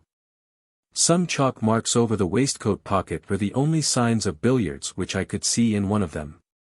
The other was a very small, dark fellow, with his hat pushed back and several packages under his arm. An old soldier, I perceive, said Sherlock. And very recently discharged, remarked the brother. Served in India, I see. And a non-commissioned officer. Royal Artillery, I fancy, said Sherlock. And a widower. But with a child. Children, my dear boy, children. Come, said I, laughing, this is a little too much. Surely, answered Holmes, it is not hard to say that a man with that bearing, expression of authority, and sun-baked skin, is a soldier, is more than a private, and is not long from India. That he has not left the service long is shown by his still wearing his ammunition boots, as they are called, observed Mycroft. He had not the cavalry stride, yet he wore his hat on one side, as is shown by the lighter skin of that side of his brow. His weight is against his being a sapper. He is in the artillery. Then, of course, his complete mourning shows that he has lost someone very dear. The fact that he is doing his own shopping looks as though it were his wife. He has been buying things for children, you perceive. There is a rattle, which shows that one of them is very young. The wife probably died in childbed. The fact that he has a picture book under his arm shows that there is another child to be thought of. I began to understand what my friend meant when he said that his brother possessed even keener faculties than he did himself. He glanced across at me and smiled. Mycroft took snuff from a tortoise-shell box, and brushed away the wandering grains from his coat front with a large, red silk handkerchief. By the way, Sherlock, said he, I have had something quite after your own heart, a most singular problem, submitted to my judgment. I really had not the energy to follow it up save in a very incomplete fashion, but it gave me a basis for some pleasing speculation. If you would care to hear the facts. My dear Mycroft, I should be delighted. The brother scribbled a note upon a leaf of his pocket-book, and, ringing the bell, he handed it to the waiter. I have asked Mr. Melas to step across, said he. He lodges on the floor above me, and I have some slight acquaintance with him, which led him to come to me in his perplexity. Mr. Melas is a Greek by extraction, as I understand, and he is a remarkable linguist. He earns his living partly as interpreter in the law courts and partly by acting as guide to any wealthy Orientals who may visit the Northumberland Avenue hotels. I think I will leave him to tell his very remarkable experience in his own fashion. A few minutes later we were joined by a short, stout man whose olive face and coal-black hair proclaimed his southern origin, though his speech was that of an educated Englishman. He shook hands eagerly with Sherlock Holmes, and his dark eyes sparkled with pleasure when he understood that the specialist was anxious to hear his story. I do not believe that the police credit me, on my word, I do not, said he in a wailing voice. Just because they have never heard of it before, they think that such a thing cannot be. But I know that I shall never be easy in my mind until I know what has become of my poor man with the sticking plaster upon his face. I am all attention, said Sherlock Holmes. This is Wednesday evening, said Mr. Melas. Well then, it was Monday night, only 2 days ago, you understand, that all this happened. I am an interpreter, as perhaps my neighbor there has told you. I interpret all languages, or nearly all, but as I am a Greek by birth and with a Grecian name, it is with that particular tongue that I am principally associated. For many years I have been the chief Greek interpreter in London, and my name is very well known in the hotels. It happens not unfrequently that I am sent for at strange hours by foreigners who get into difficulties, or by travelers who arrive late and wish my services. I was not surprised, therefore, on Monday night when a Mr. Latimer, a very fashionably dressed young man, came up to my rooms and asked me to accompany him in a cab which was waiting at the door. A Greek friend had come to see him upon business, he said, and as he could speak nothing but his own tongue, the services of an interpreter were indispensable. He gave me to understand that his house was some little distance off, in Kensington, and he seemed to be in a great hurry, bustling me rapidly into the cab when we had descended to the street. I say into the cab, but I soon became doubtful as to whether it was not a carriage in which I found myself. It was certainly more roomy than the ordinary four-wheeled disgrace to London, and the fittings, though frayed, were of rich quality. Mr. Latimer seated himself opposite to me and we started off through Charing Cross and up the Shaftesbury Avenue. We had come out upon Oxford Street and I had ventured some remark as to this being a roundabout way to Kensington, when my words were arrested by the extraordinary conduct of my companion. He began by drawing a most formidable-looking bludgeon loaded with lead from his pocket, and switching it backward and forward several times, as if to test its weight and strength. Then he placed it without a word upon the seat beside him. Having done this, he drew up the windows on each side, and I found to my astonishment that they were covered with paper so as to prevent my seeing through them. "I am sorry to cut off your view, Mr. Melas," said he. "The fact is that I have no intention that you should see what the place is to which we are driving. It might possibly be inconvenient to me if you could find your way there again." As you can imagine, I was utterly taken aback by such an address. My companion was a powerful, broad-shouldered young fellow, and, apart from the weapon, I should not have had the slightest chance in a struggle with him. "This is very extraordinary conduct, Mr. Latimer," I stammered. "You must be aware that what you are doing is quite illegal." "It is somewhat of a liberty, no doubt," said he, "but we'll make it up to you. I must warn you, however, Mr. Melas, that if at any time tonight you attempt to raise an alarm or do anything which is against my interests, you will find it a very serious thing.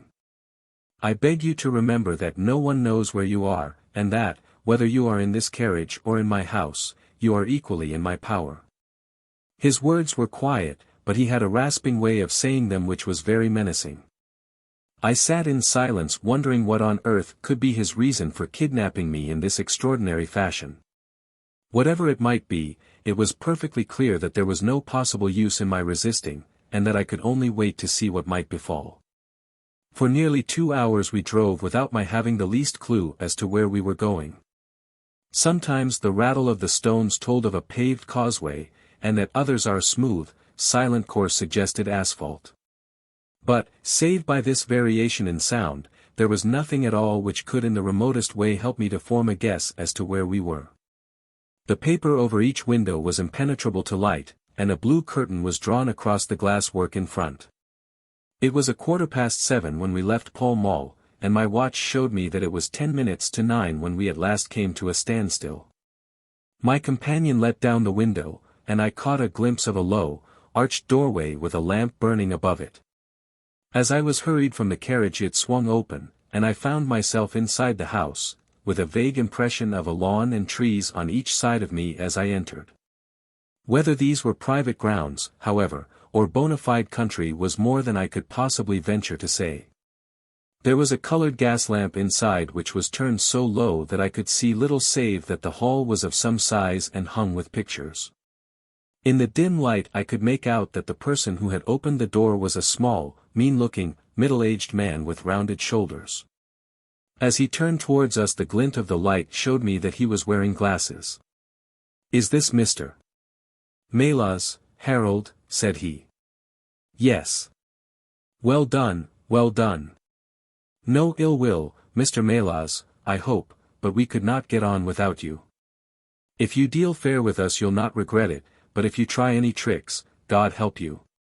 He spoke in a nervous, jerky fashion, and with little giggling laughs in between, but somehow he impressed me with fear more than the other. "What do you want with me?" I asked. Only to ask a few questions of a Greek gentleman who is visiting us, and to let us have the answers. But say no more than you are told to say, or, here came the nervous giggle again, you had better never have been born. As he spoke he opened a door and showed the way into a room which appeared to be very richly furnished, but again the only light was afforded by a single lamp half turned down.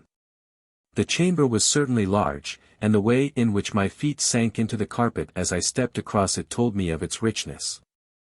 I caught glimpses of velvet chairs, a high white marble mantelpiece, and what seemed to be a suit of Japanese armor at one side of it. There was a chair just under the lamp, and the elderly man motioned that I should sit in it. The younger had left us, but he suddenly returned through another door, leading with him a gentleman clad in some sort of loose dressing gown who moved slowly towards us. As he came into the circle of dim light which enables me to see him more clearly, I was thrilled with horror at his appearance. He was deadly pale and terribly emaciated, with the protruding, brilliant eyes of a man whose spirit was greater than his strength. But what shocked me more than any signs of physical weakness was that his face was grotesquely crisscrossed with sticking plaster, and that one large pad of it was fastened over his mouth. "Have you the slate, Harold?" cried the older man, as this strange being fell rather than sat down into a chair. "Are his hands loose? Now, then, give him the pencil. You are to ask the questions, Mr. Melas, and he will write the answers. Ask him first of all whether he is prepared to sign the papers." The man's eyes flashed fire. "Never," he wrote in Greek upon the slate. "On no condition?" I asked, at the bidding of our tyrant. "Only if I see her married in my presence by a Greek priest whom I know." The man giggled in his venomous way. "You know what awaits you, then. I care nothing for myself." These are samples of the questions and answers which made up our strange half-spoken, half-written conversation. Again and again I had to ask him whether he would give in and sign the documents. Again and again I had the same indignant reply. But soon a happy thought came to me. I took to adding on little sentences of my own to each question, innocent ones at first, to test whether either of our companions knew anything of the matter, and then, as I found that they showed no signs, I played a more dangerous game. Our conversation ran something like this. "You can do no good by this obstinacy." "Who are you?" "I care not. I am a stranger in London." "Your fate will be upon your own head." "How long have you been here?" "Let it be so." 3 weeks. "The property can never be yours." "What ails you?" "It shall not go to villains. They are starving me." "You shall go free if you sign." "What house is this?" "I will never sign." "I do not know." "You are not doing her any service." "What is your name?" "Let me hear her say so." "Crotides." "You shall see her if you sign." "Where are you from?" "Then I shall never see her." "Athens." "Another 5 minutes, Mr. Holmes, and I should have wormed out the whole story under their very noses. My very next question might have cleared the matter up, but at that instant the door opened and a woman stepped into the room. I could not see her clearly enough to know more than that she was tall and graceful, with black hair, and clad in some sort of loose white gown. "Harold," said she, speaking English with a broken accent. "I could not stay away longer. It is so lonely up there with only, oh, my God, it is Paul." These last words were in Greek, and at the same instant the man with a convulsive effort tore the plaster from his lips, and screaming out, "Sophie! Sophie!" rushed into the woman's arms. Their embrace was but for an instant, however, for the younger man seized the woman and pushed her out of the room, while the elder easily overpowered his emaciated victim, and dragged him away through the other door. For a moment I was left alone in the room, and I sprang to my feet with some vague idea that I might in some way get a clue to what this house was in which I found myself. Fortunately, however, I took no steps, for looking up I saw that the older man was standing in the doorway with his eyes fixed upon me. "That will do, Mr. Melas," said he. "You perceive that we have taken you into our confidence over some very private business. We should not have troubled you, only that our friend who speaks Greek and who began these negotiations has been forced to return to the East. It was quite necessary for us to find someone to take his place, and we were fortunate in hearing of your powers. I bowed. There are 5 sovereigns here, said he, walking up to me, which will, I hope, be a sufficient fee. But remember, he added, tapping me lightly on the chest and giggling, if you speak to a human soul about this, one human soul, mind, well, may God have mercy upon your soul. I cannot tell you the loathing and horror with which this insignificant-looking man inspired me. I could see him better now as the lamplight shone upon him. His features were peaky and sallow, and his little pointed beard was thready and ill-nourished. He pushed his face forward as he spoke, and his lips and eyelids were continually twitching like a man with St. Vitus's dance. I could not help thinking that his strange, catchy little laugh was also a symptom of some nervous malady. The terror of his face lay in his eyes, however, steel grey, and glistening coldly with a malignant, inexorable cruelty in their depths. We shall know if you speak of this, said he. We have our own means of information. Now you will find the carriage waiting, and my friend will see you on your way. I was hurried through the hall and into the vehicle, again obtaining that momentary glimpse of trees and a garden. Mr. Latimer followed closely at my heels, and took his place opposite to me without a word. In silence we again drove for an interminable distance with the windows raised, until at last, just after midnight, the carriage pulled up. You will get down here, Mr. Melas, said my companion. I am sorry to leave you so far from your house, but there is no alternative. Any attempt upon your part to follow the carriage can only end in injury to yourself. He opened the door as he spoke, and I had hardly time to spring out when the coachman lashed the horse and the carriage rattled away. I looked around me in astonishment. I was on some sort of a heathy common mottled over with dark clumps of furze bushes. Far away stretched a line of houses, with a light here and there in the upper windows. On the other side I saw the red signal lamps of a railway. The carriage which had brought me was already out of sight. I stood gazing round and wondering where on earth I might be, when I saw someone coming towards me in the darkness. As he came up to me I made out that he was a railway porter. Can you tell me what place this is? I asked. Wandsworth Common, said he. Can I get a train into town? If you walk on a mile or so to Clapham Junction, said he, you'll just be in time for the last of Victoria. So that was the end of my adventure, Mr. Holmes. I do not know where I was, nor whom I spoke with, nor anything save what I have told you. But I know that there is foul play going on, and I want to help that unhappy man if I can. I told the whole story to Mr. Mycroft Holmes next morning, and subsequently to the police. We all sat in silence for some little time after listening to this extraordinary narrative. Then Sherlock looked across at his brother. Any steps?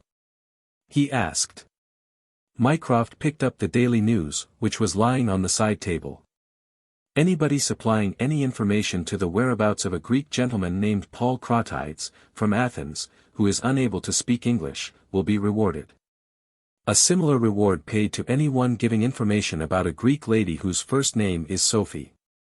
X 2473. That was in all the dailies. No answer. How about the Greek legation? I have inquired. They know nothing. A wire to the head of the Athens police, then. Sherlock has all the energy of the family, said Mycroft, turning to me. Well, you take the case up by all means, and let me know if you do any good.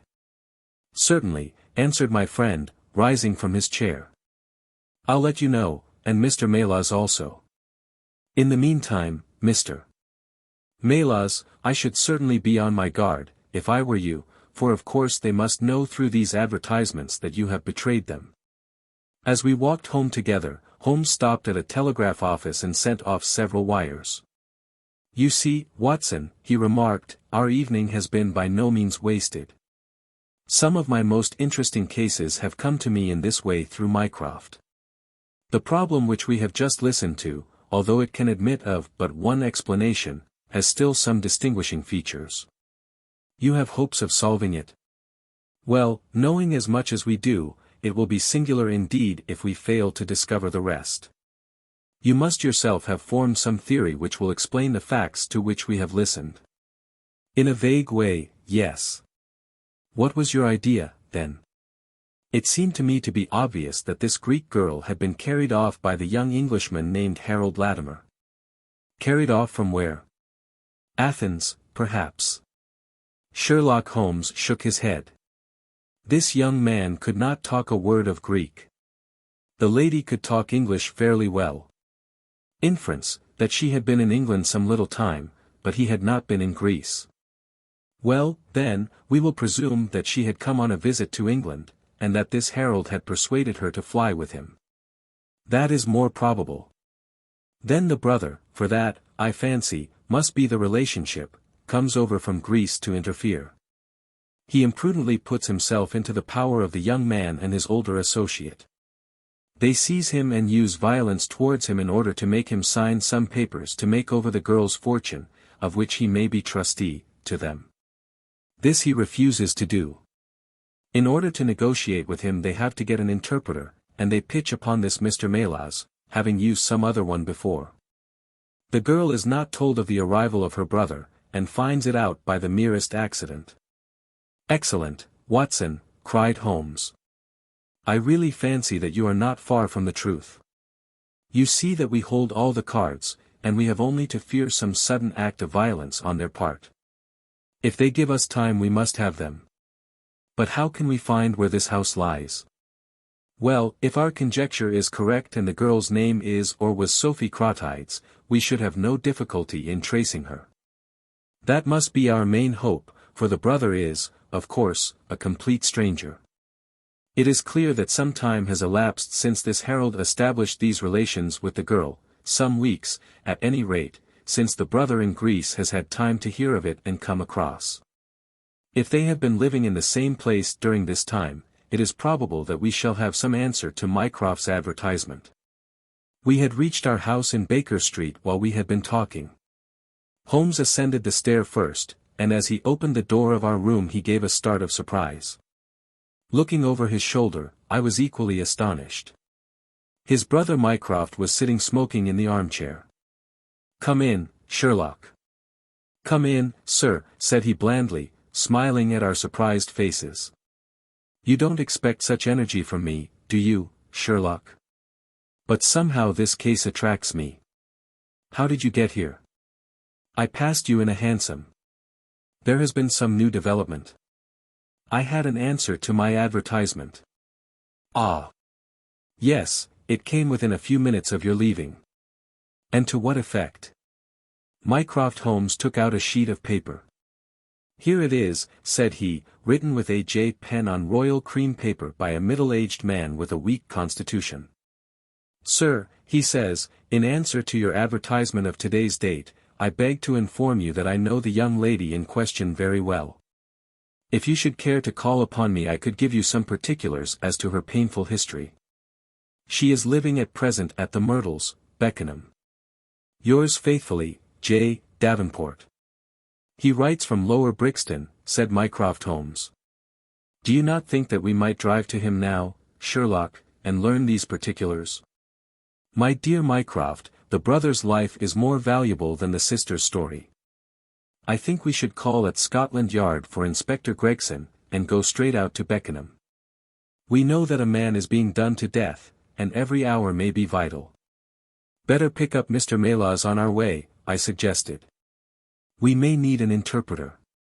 "Excellent," said Sherlock Holmes. "Send the boy for a four-wheeler, and we shall be off at once." He opened the table drawer as he spoke, and I noticed that he slipped his revolver into his pocket. "Yes," said he, in answer to my glance, "I should say from what we have heard, that we are dealing with a particularly dangerous gang." It was almost dark before we found ourselves in Pall Mall, at the rooms of Mr. Melas. A gentleman had just called for him, and he was gone. "Can you tell me where?" asked Mycroft Holmes. "I don't know, sir," answered the woman who had opened the door, "I only know that he drove away with the gentleman in a carriage." Did the gentleman give a name? No, sir. He wasn't a tall, handsome, dark young man.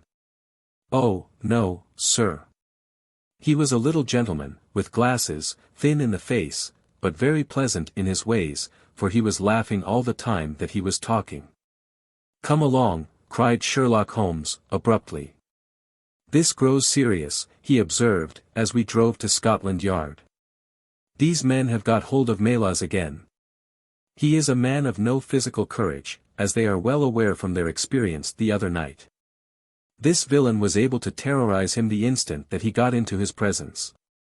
No doubt they want his professional services, but, having used him, they may be inclined to punish him for what they will regard as his treachery. Our hope was that, by taking train, we might get to Beckenham as soon or sooner than the carriage. On reaching Scotland Yard, however, it was more than an hour before we could get Inspector Gregson and comply with the legal formalities which would enable us to enter the house. It was 9:45 before we reached London Bridge, and 9:30 before the four of us alighted on the Beckenham platform. A drive of half a mile brought us to the Myrtles, a large, dark house standing back from the road in its own grounds. Here we dismissed our cab, and made our way up the drive together. The windows are all dark, remarked the inspector. The house seems deserted. Our birds are flown and the nest empty, said Holmes. Why do you say so? A carriage heavily loaded with luggage has passed out during the last hour. The inspector laughed. I saw the wheel tracks in the light of the gate lamp, but where does the luggage come in? You may have observed the same wheel tracks going the other way.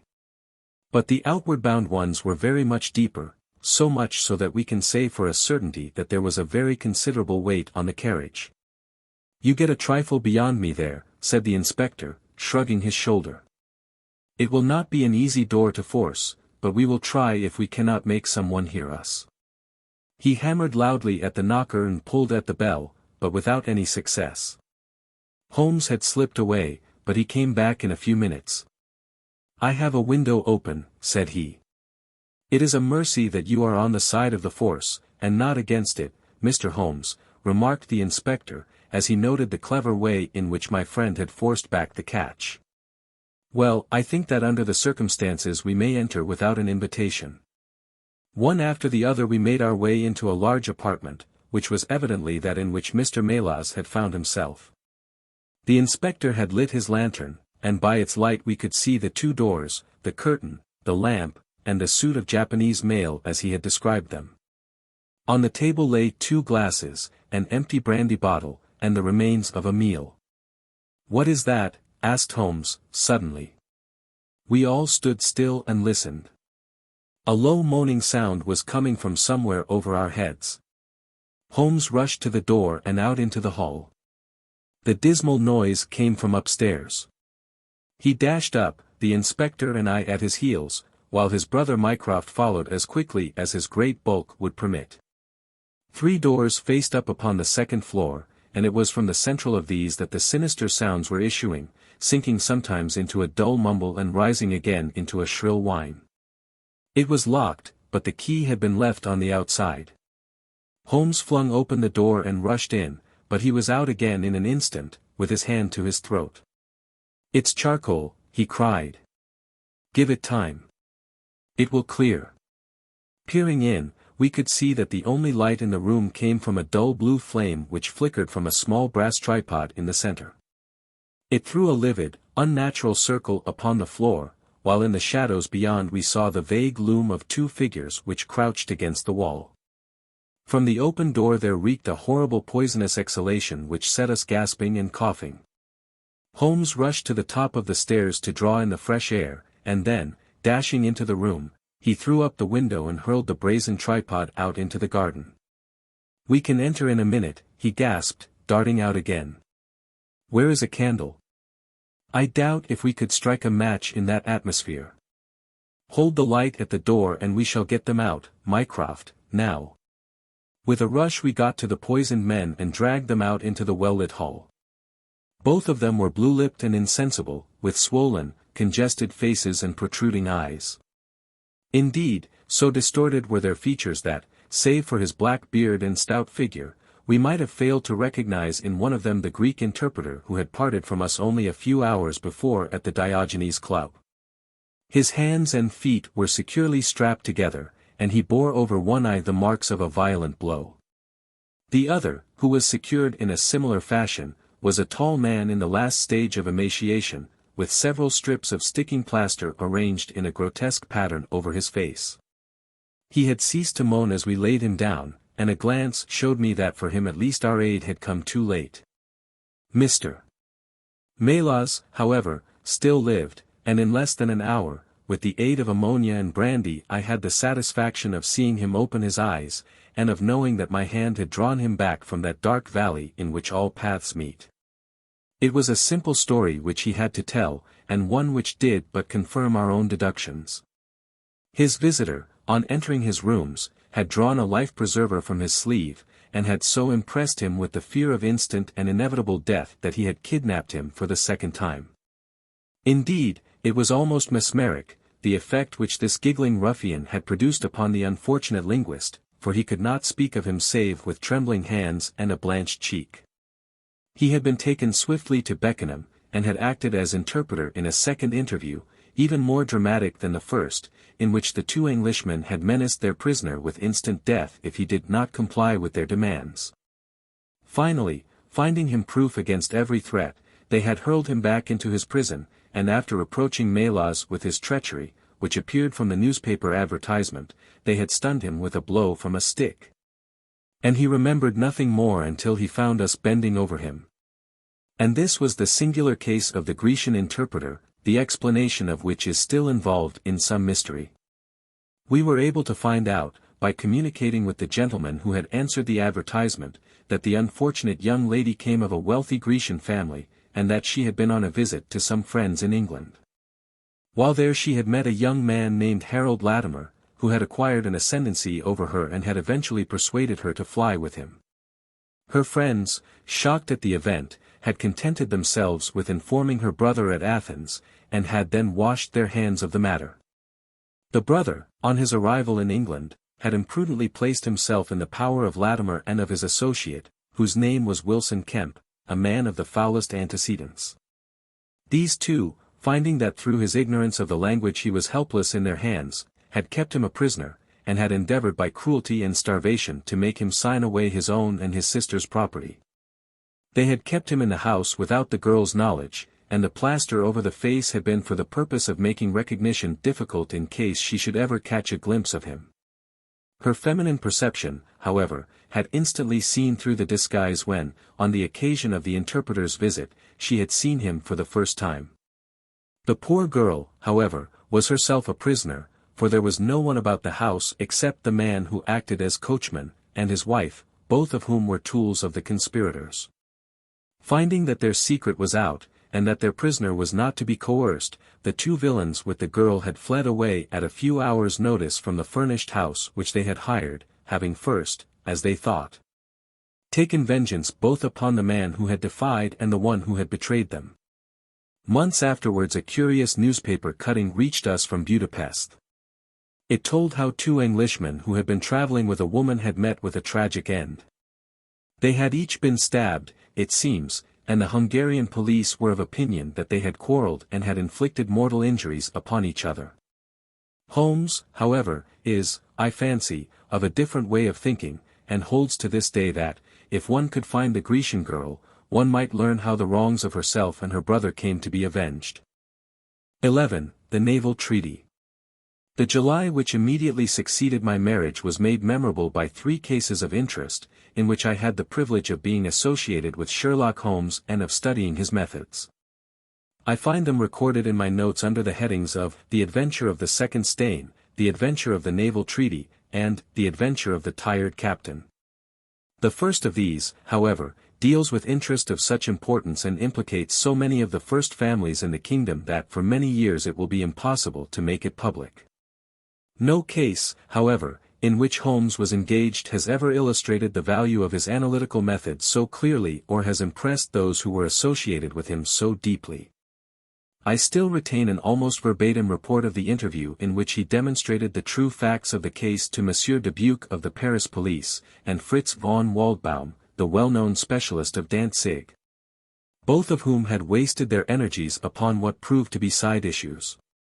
The new century will have come, however, before the story can be safely told. Meanwhile I pass on to the second on my list, which promised also at one time to be of national importance, and was marked by several incidents which give it a quite unique character. During my school days I had been intimately associated with a lad named Percy Phelps, who was of much the same age as myself, though he was 2 classes ahead of me. He was a very brilliant boy, and carried away every prize which the school had to offer, finished his exploits by winning a scholarship which sent him on to continue his triumphant career at Cambridge. He was, I remember, extremely well connected, and even when we were all little boys together we knew that his mother's brother was Lord Holdhurst, the great Conservative politician. This gaudy relationship did him little good at school. On the contrary, it seemed rather a piquant thing to us to chevy him about the playground and hit him over the shins with a wicket. But it was another thing when he came out into the world. I heard vaguely that his abilities and the influences which he commanded had won him a good position at the Foreign Office, and then he passed completely out of my mind until the following letter recalled his existence. Briarbrae, Woking. My dear Watson, I have no doubt that you can remember Tadpole Phelps, who was in the 5th form when you were in the 3rd. It is possible even that you may have heard that through my uncle's influence I obtained a good appointment at the Foreign Office, and that I was in a situation of trust and honor until a horrible misfortune came suddenly to blast my career. There is no use writing of the details of that dreadful event. In the event of your acceding to my request it is probable that I shall have to narrate them to you. I have only just recovered from 9 weeks of brain fever, and am still exceedingly weak. Do you think that you could bring your friend Mr. Holmes down to see me? I should like to have his opinion of the case, though the authorities assure me that nothing more can be done. Do try to bring him down, and as soon as possible. Every minute seems an hour while I live in this state of horrible suspense. Assure him that if I have not asked his advice sooner it was not because I did not appreciate his talents, but because I have been off my head ever since the blow fell. Now I am clear again, though I dare not think of it too much for fear of a relapse. I am still so weak that I have to write, as you see, by dictating. Do try to bring him. Your old schoolfellow, Percy Phelps. There was something that touched me as I read this letter, something pitiable in the reiterated appeals to bring Holmes. So moved was I that even had it been a difficult matter I should have tried it, but of course I knew well that Holmes loved his art, so that he was ever as ready to bring his aid as his client could be to receive it. My wife agreed with me that not a moment should be lost in laying the matter before him, and so within an hour of breakfast time I found myself back once more in the old rooms in Baker Street. Holmes was seated at his side table clad in his dressing gown, and working hard over a chemical investigation. A large curved retort was boiling furiously in the bluish flame of a Bunsen burner, and the distilled drops were condensing into a 2-liter measure. My friend hardly glanced up as I entered, and I, seeing that his investigation must be of importance, seated myself in an armchair and waited. He dipped into this bottle or that, drawing out a few drops of each with his glass pipette, and finally brought a test tube containing a solution over to the table. In his right hand he held a slip of litmus paper. "You come at a crisis, Watson," said he. "If this paper remains blue, all is well. If it turns red, it means a man's life." He dipped it into the test tube and it flushed at once into a dull, dirty crimson. "Hum! I thought as much," he cried. "I will be at your service in an instant, Watson. You will find tobacco in the Persian slipper." He turned to his desk and scribbled off several telegrams, which were handed over to the page boy. Then he threw himself down into the chair opposite, and drew up his knees until his fingers clasped round his long, thin shins. "A very commonplace little murder," said he. "You've got something better, I fancy. You are the stormy petrel of crime, Watson. What is it?" I handed him the letter, which he read with the most concentrated attention. It does not tell us very much, does it? He remarked, as he handed it back to me. Hardly anything. And yet the writing is of interest. But the writing is not his own. Precisely. It is a woman's. A man's surely, I cried. No, a woman's, and a woman of rare character. You see, at the commencement of an investigation it is something to know that your client is in close contact with someone who, for good or evil, has an exceptional nature. My interest is already awakened in the case. If you are ready we will start at once for Woking, and see this diplomatist who is in such evil case, and the lady to whom he dictates his letters. We were fortunate enough to catch an early train at Waterloo, and in a little under an hour we found ourselves among the fir woods and the heather of Woking. Briarbrae proved to be a large detached house standing in extensive grounds within a few minutes' walk of the station. On sending in our cards we were shown into an elegantly appointed drawing-room, where we were joined in a few minutes by a rather stout man who received us with much hospitality. His age may have been nearer 40 than 30, but his cheeks were so ruddy and his eyes so merry that he still conveyed the impression of a plump and mischievous boy. "I am so glad that you have come," said he, shaking our hands with effusion. "Percy has been inquiring for you all morning. Ah, poor old chap, he clings to any straw. His father and his mother asked me to see you, for the mere mention of the subject is very painful to them." "We have had no details yet," observed Holmes. "I perceive that you are not yourself a member of the family." Our acquaintance looked surprised, and then, glancing down, he began to laugh. "Of course you saw that J.H. monogram on my locket," said he. "For a moment I thought you had done something clever. Joseph Harrison is my name, and as Percy is to marry my sister Annie I shall at least be a relation by marriage. You will find my sister in his room, for she has nursed him hand and foot this 2 months back. Perhaps we'd better go in at once, for I know how impatient he is." The chamber in which we were shown was on the same floor as the drawing-room. It was furnished partly as a sitting and partly as a bedroom, with flowers arranged daintily in every nook and corner. A young man, very pale and worn, was lying upon a sofa near the open window, through which came the rich scent of the garden in the balmy summer air. A woman was sitting beside him, who rose as we entered. "Shall I leave, Percy?" she asked. He clutched her hand to detain her. "How are you, Watson?" said he, cordially. "I should never have known you under that mustache, and I dare say you would not be prepared to swear to me. This I presume is your celebrated friend, Mr. Sherlock Holmes." I introduced him in a few words, and we both sat down. The stout young man had left us, but his sister still remained with her hand in that of the invalid. She was a striking-looking woman, a little short and thick for symmetry, but with a beautiful olive complexion, large, dark, Italian eyes, and a wealth of deep black hair. Her rich tints made the white face of her companion the more worn and haggard by the contrast. "I won't waste your time," said he, raising himself upon the sofa. "I'll plunge into the matter without further preamble. I was a happy and successful man, Mr. Holmes, and on the eve of being married, when a sudden and dreadful misfortune wrecked all my prospects in life. I was, as Watson may have told you, in the Foreign Office, and through the influences of my uncle, Lord Holdhurst, I rose rapidly to a responsible position. When my uncle became Foreign Minister in this administration he gave me several missions of trust, and as I always brought them to a successful conclusion, he came at last to have the utmost confidence in my ability and tact. Nearly 10 weeks ago, to be more accurate, on the 23rd of May, he called me into his private room, and, after complimenting me on the good work which I had done, he informed me that he had a new commission of trust for me to execute. "This," said he, taking a grey roll of paper from his bureau, "is the original of that secret treaty between England and Italy of which, I regret to say, some rumours have already got into the public press. It is of enormous importance that nothing further should leak out. The French or the Russian embassy would pay an immense sum to learn the contents of these papers.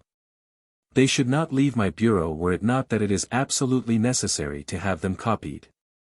You have a desk in your office?" "Yes, sir. Then take the treaty and lock it up there. I shall give directions that you may remain behind when the others go, so that you may copy it at your leisure without fear of being overlooked. When you have finished, relock both the original and the draft in the desk, and hand them over to me personally tomorrow morning. I took the papers and— "Excuse me an instant," said Holmes. "Were you alone during this conversation?" "Absolutely." "In a large room?" 30 feet each way. "In the center?" "Yes, about it." "And speaking low?" "My uncle's voice is always remarkably low." "I hardly spoke at all." "Thank you," said Holmes, shutting his eyes. "Pray go on." I did exactly what he indicated, and waited until the other clerks had departed.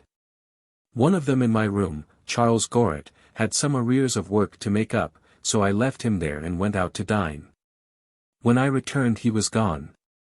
I was anxious to hurry my work, for I knew that Joseph, the Mr. Harrison whom you saw just now, was in town, and that he would travel down to Woking by the 11 o'clock train, and I wanted if possible to catch it.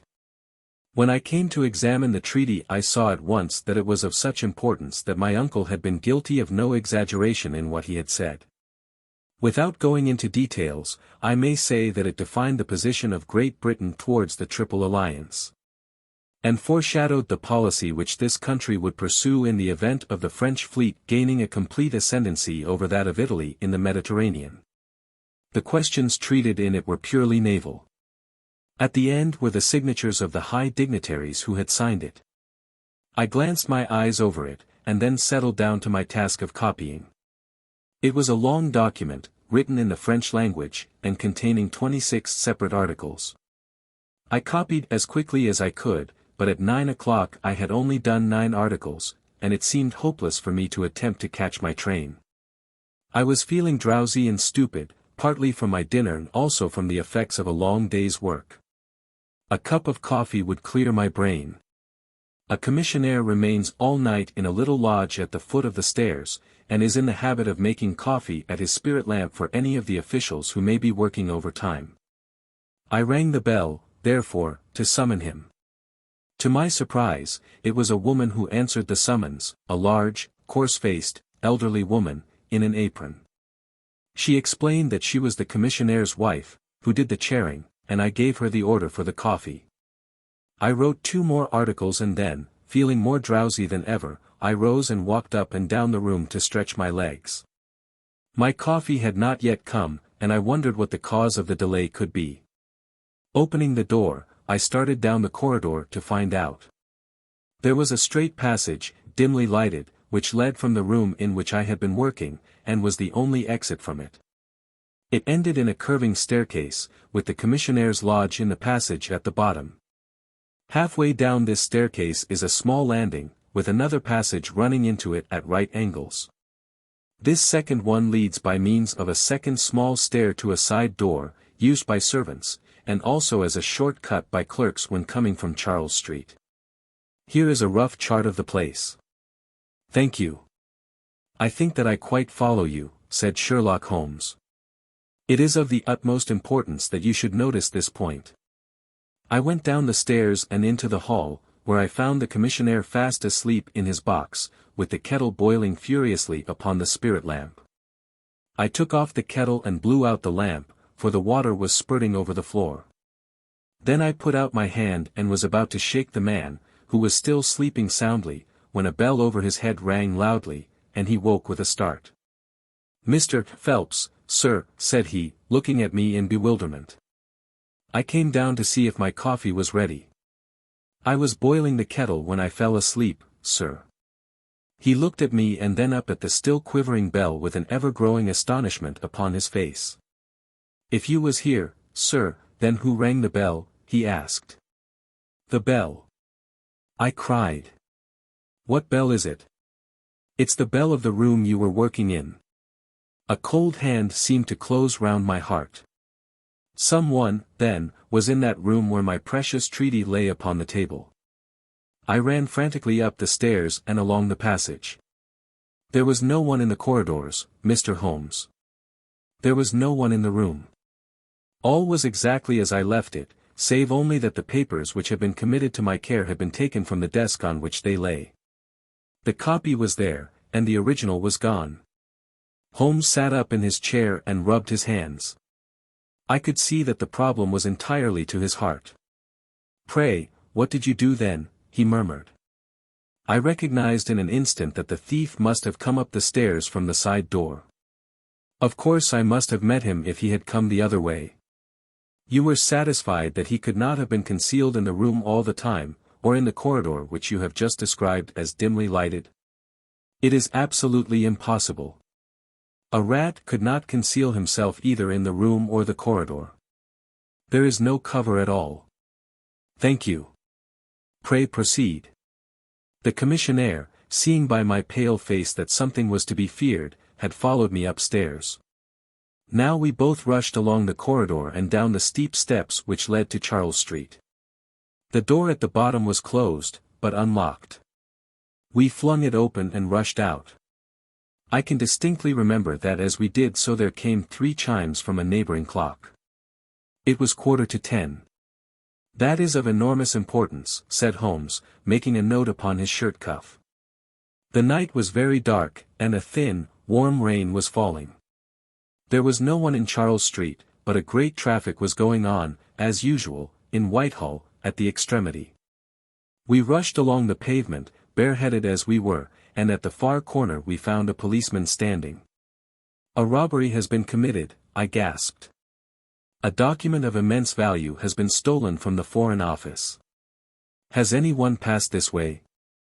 "I have been standing here for a quarter of an hour, sir," said he. "Only one person has passed during that time, a woman, tall and elderly, with a Paisley shawl." "Ah, that is only my wife," cried the commissionaire. "Has no one else passed?" "No one." "Then it must be the other way that the thief took," cried the fellow, tugging at my sleeve. But I was not satisfied, and the attempts which he made to draw me away increased my suspicions. "Which way did the woman go?" I cried. "I don't know, sir. I noticed her pass, but I had no special reason for watching her. She seemed to be in a hurry." "How long ago was it?" "Oh, not very many minutes." "Within the last 5? "Well, it could not be more than 5. "You're only wasting your time, sir, and every minute now is of importance," cried the commissionaire. "Take my word for it that my old woman has nothing to do with it, and come down to the other end of the street." "Well, if you won't, I will." And with that he rushed off in the other direction. But I was after him in an instant and caught him by the sleeve. "Where do you live?" said I. 16, Ivy Lane, Brixton," he answered.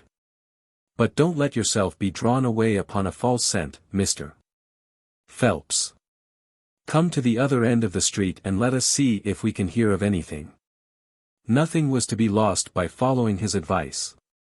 With the policeman we both hurried down, but only to find the street full of traffic, many people coming and going, but all only too eager to get to a place of safety upon so wet a night. There was no lounger who could tell us who had passed. Then we returned to the office, and searched the stairs and the passage without result. The corridor which led to the room was laid down with a kind of creamy linoleum which shows an impression very easily. We examined it very carefully, but found no outline of any footmark. Had it been raining all evening? Since about 7. How is it, then, that the woman who came into the room about 9 left no traces with her muddy boots? I am glad you raised the point. It occurred to me at the time. The charwomen are in the habit of taking off their boots at the commissionnaire's office, and putting on list slippers. That is very clear. There were no marks, then, though the night was a wet one. The chain of events is certainly one of extraordinary interest. What did you do next? We examined the room also. There is no possibility of a secret door, and the windows are quite 30 feet from the ground. Both of them were fastened on the inside. The carpet prevents any possibility of a trapdoor, and the ceiling is of the ordinary whitewashed kind. I will pledge my life that whoever stole my papers could only have come through the door. How about the fireplace? They use none. There is a stove. The bell rope hangs from the wire just to the right of my desk. Whoever rang it must have come right up to the desk to do it. But why should any criminal wish to ring the bell? It is a most insoluble mystery. Certainly the incident was unusual. What were your next steps? You examined the room, I presume, to see if the intruder had left any traces, any cigar end or dropped glove or hairpin or other trifle. There was nothing of the sort. No smell. Well, we never thought of that. Ah, a scent of tobacco would have been worth a great deal to us in such an investigation. I never smoke myself, so I think I should have observed it if there had been any smell of tobacco. There was absolutely no clue of any kind. The only tangible fact was that the commissionaire's wife, Mrs. Tangi was the name, had hurried out of the place. He could give no explanation save that it was about the time when the woman always went home. The policeman and I agreed that our best plan would be to seize the woman before she could get rid of the papers, presuming that she had them. The alarm had reached Scotland Yard by this time, and Mr. Forbes, the detective, came round at once and took up the case with a great deal of energy. We hired a hansom, and in half an hour we were at the address which had been given to us. A young woman opened the door, who proved to be Mrs. Tangi's eldest daughter. Her mother had not come back yet, and we were shown into the front room to wait. About 10 minutes later a knock came at the door, and here we made the one serious mistake for which I blame myself. Instead of opening the door ourselves, we allowed the girl to do so. We heard her say, "Mother, there are 2 men in the house waiting to see you," and an instant afterwards we heard the patter of feet rushing down the passage. Forbes flung open the door, and we both ran into the back room or kitchen, but the woman had got there before us. She stared at us with defiant eyes, and then, suddenly recognizing me, an expression of absolute astonishment came over her face. "Why, if it isn't Mr. Phelps, of the office," she cried. "Come, come, who did you think we were when you ran away from us?" asked my companion. "I thought you were the brokers," said she. "We have had some trouble with a tradesman." "That's not quite good enough," answered Forbes. "We have reason to believe that you have taken a paper of importance from the Foreign Office, and that you ran in here to dispose of it. You must come back with us to Scotland Yard to be searched." It was in vain that she protested and resisted. A four-wheeler was brought, and we all three drove back in it. We had first made an examination of the kitchen, and especially of the kitchen fire, to see whether she might have made away with the papers during the instant that she was alone. There were no signs, however, of any ashes or scraps. When we reached Scotland Yard she was handed over at once to the female searcher. I waited in an agony of suspense until she came back with her report. There were no signs of the papers. Then for the first time the horror of my situation came in its full force. Hitherto I had been acting, and action had none thought. I had been so confident of regaining the treaty at once that I had not dared to think of what would be the consequence if I failed to do so. But now there was nothing more to be done, and I had leisure to realize my position. It was horrible. Watson there would tell you that I was a nervous, sensitive boy at school. It is my nature. I thought of my uncle and of his colleagues in the cabinet, of the shame which I had brought upon him, upon myself, upon everyone connected with me. What though I was the victim of an extraordinary accident? No allowance is made for accidents where diplomatic interests are at stake. I was ruined, shamefully, hopelessly ruined. I don't know what I did. I fancy I must have made a scene. I have a dim recollection of a group of officials who crowded round me, endeavouring to soothe me. One of them drove down with me to Waterloo, and saw me into the Woking train. I believe that he would have come all the way had it not been that Dr. Ferrier, who lives near me, was going down by that very train. The doctor most kindly took charge of me, and it was well he did so, for I had a fit in the station, and before we reached home I was practically a raving maniac. You can imagine the state of things here when they were roused from their beds by the doctor's ringing and found me in this condition. Poor Annie here and my mother were broken-hearted. Dr. Ferrier had just heard enough from the detective at the station to be able to give an idea of what had happened, and his story did not mend matters. It was evident to all that I was in for a long illness, so Joseph was bundled out of this cheery bedroom, and it was turned into a sick room for me. Here I have lain, Mr. Holmes, for over 9 weeks, unconscious, and raving with brain fever. If it had not been for Miss Harrison here and for the doctor's care, I should not be speaking to you now.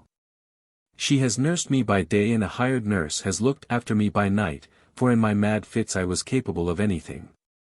Slowly my reason has cleared, but it is only during the last 3 days that my memory has quite returned.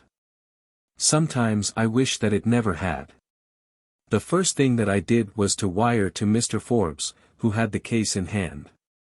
He came out and assures me that, though everything has been done, no trace of a clue has been discovered. The commissionaire and his wife have been examined in every way without any light being thrown upon the matter. The suspicions of the police then rested upon young Goret, who, as you may remember, stayed over time in the office that night. His remaining behind and his French name were really the only 2 points which could suggest suspicion. But, as a matter of fact, I did not begin work until he had gone, and his people are of Huguenot extraction, but as English in sympathy and tradition as you and I are. Nothing was found to implicate him in any way, and there the matter dropped.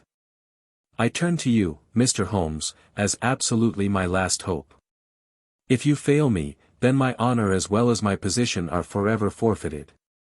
The invalid sank back upon his cushions, tired out by this long recital, while his nurse poured him out a glass of some stimulating medicine. Holmes sat silently, with his head thrown back and his eyes closed, in an attitude which might seem listless to a stranger, but which I knew betokened the most intense self-absorption. Your statement has been so explicit, said he at last, that you have really left me very few questions to ask. There is one of the very utmost importance, however. Did you tell anyone that you had this special task to perform? No one. Not Miss Harrison here, for example. No. I had not been back to Woking between getting the order and executing the commission. And none of your people had by chance been to see you? None. Did any of them know their way about in the office? Oh, yes, all of them had been shown over it. Still, of course, if you said nothing to anyone about the treaty, these inquiries are irrelevant. I said nothing. Do you know anything of the commissionaire? Nothing except that he is an old soldier. What regiment?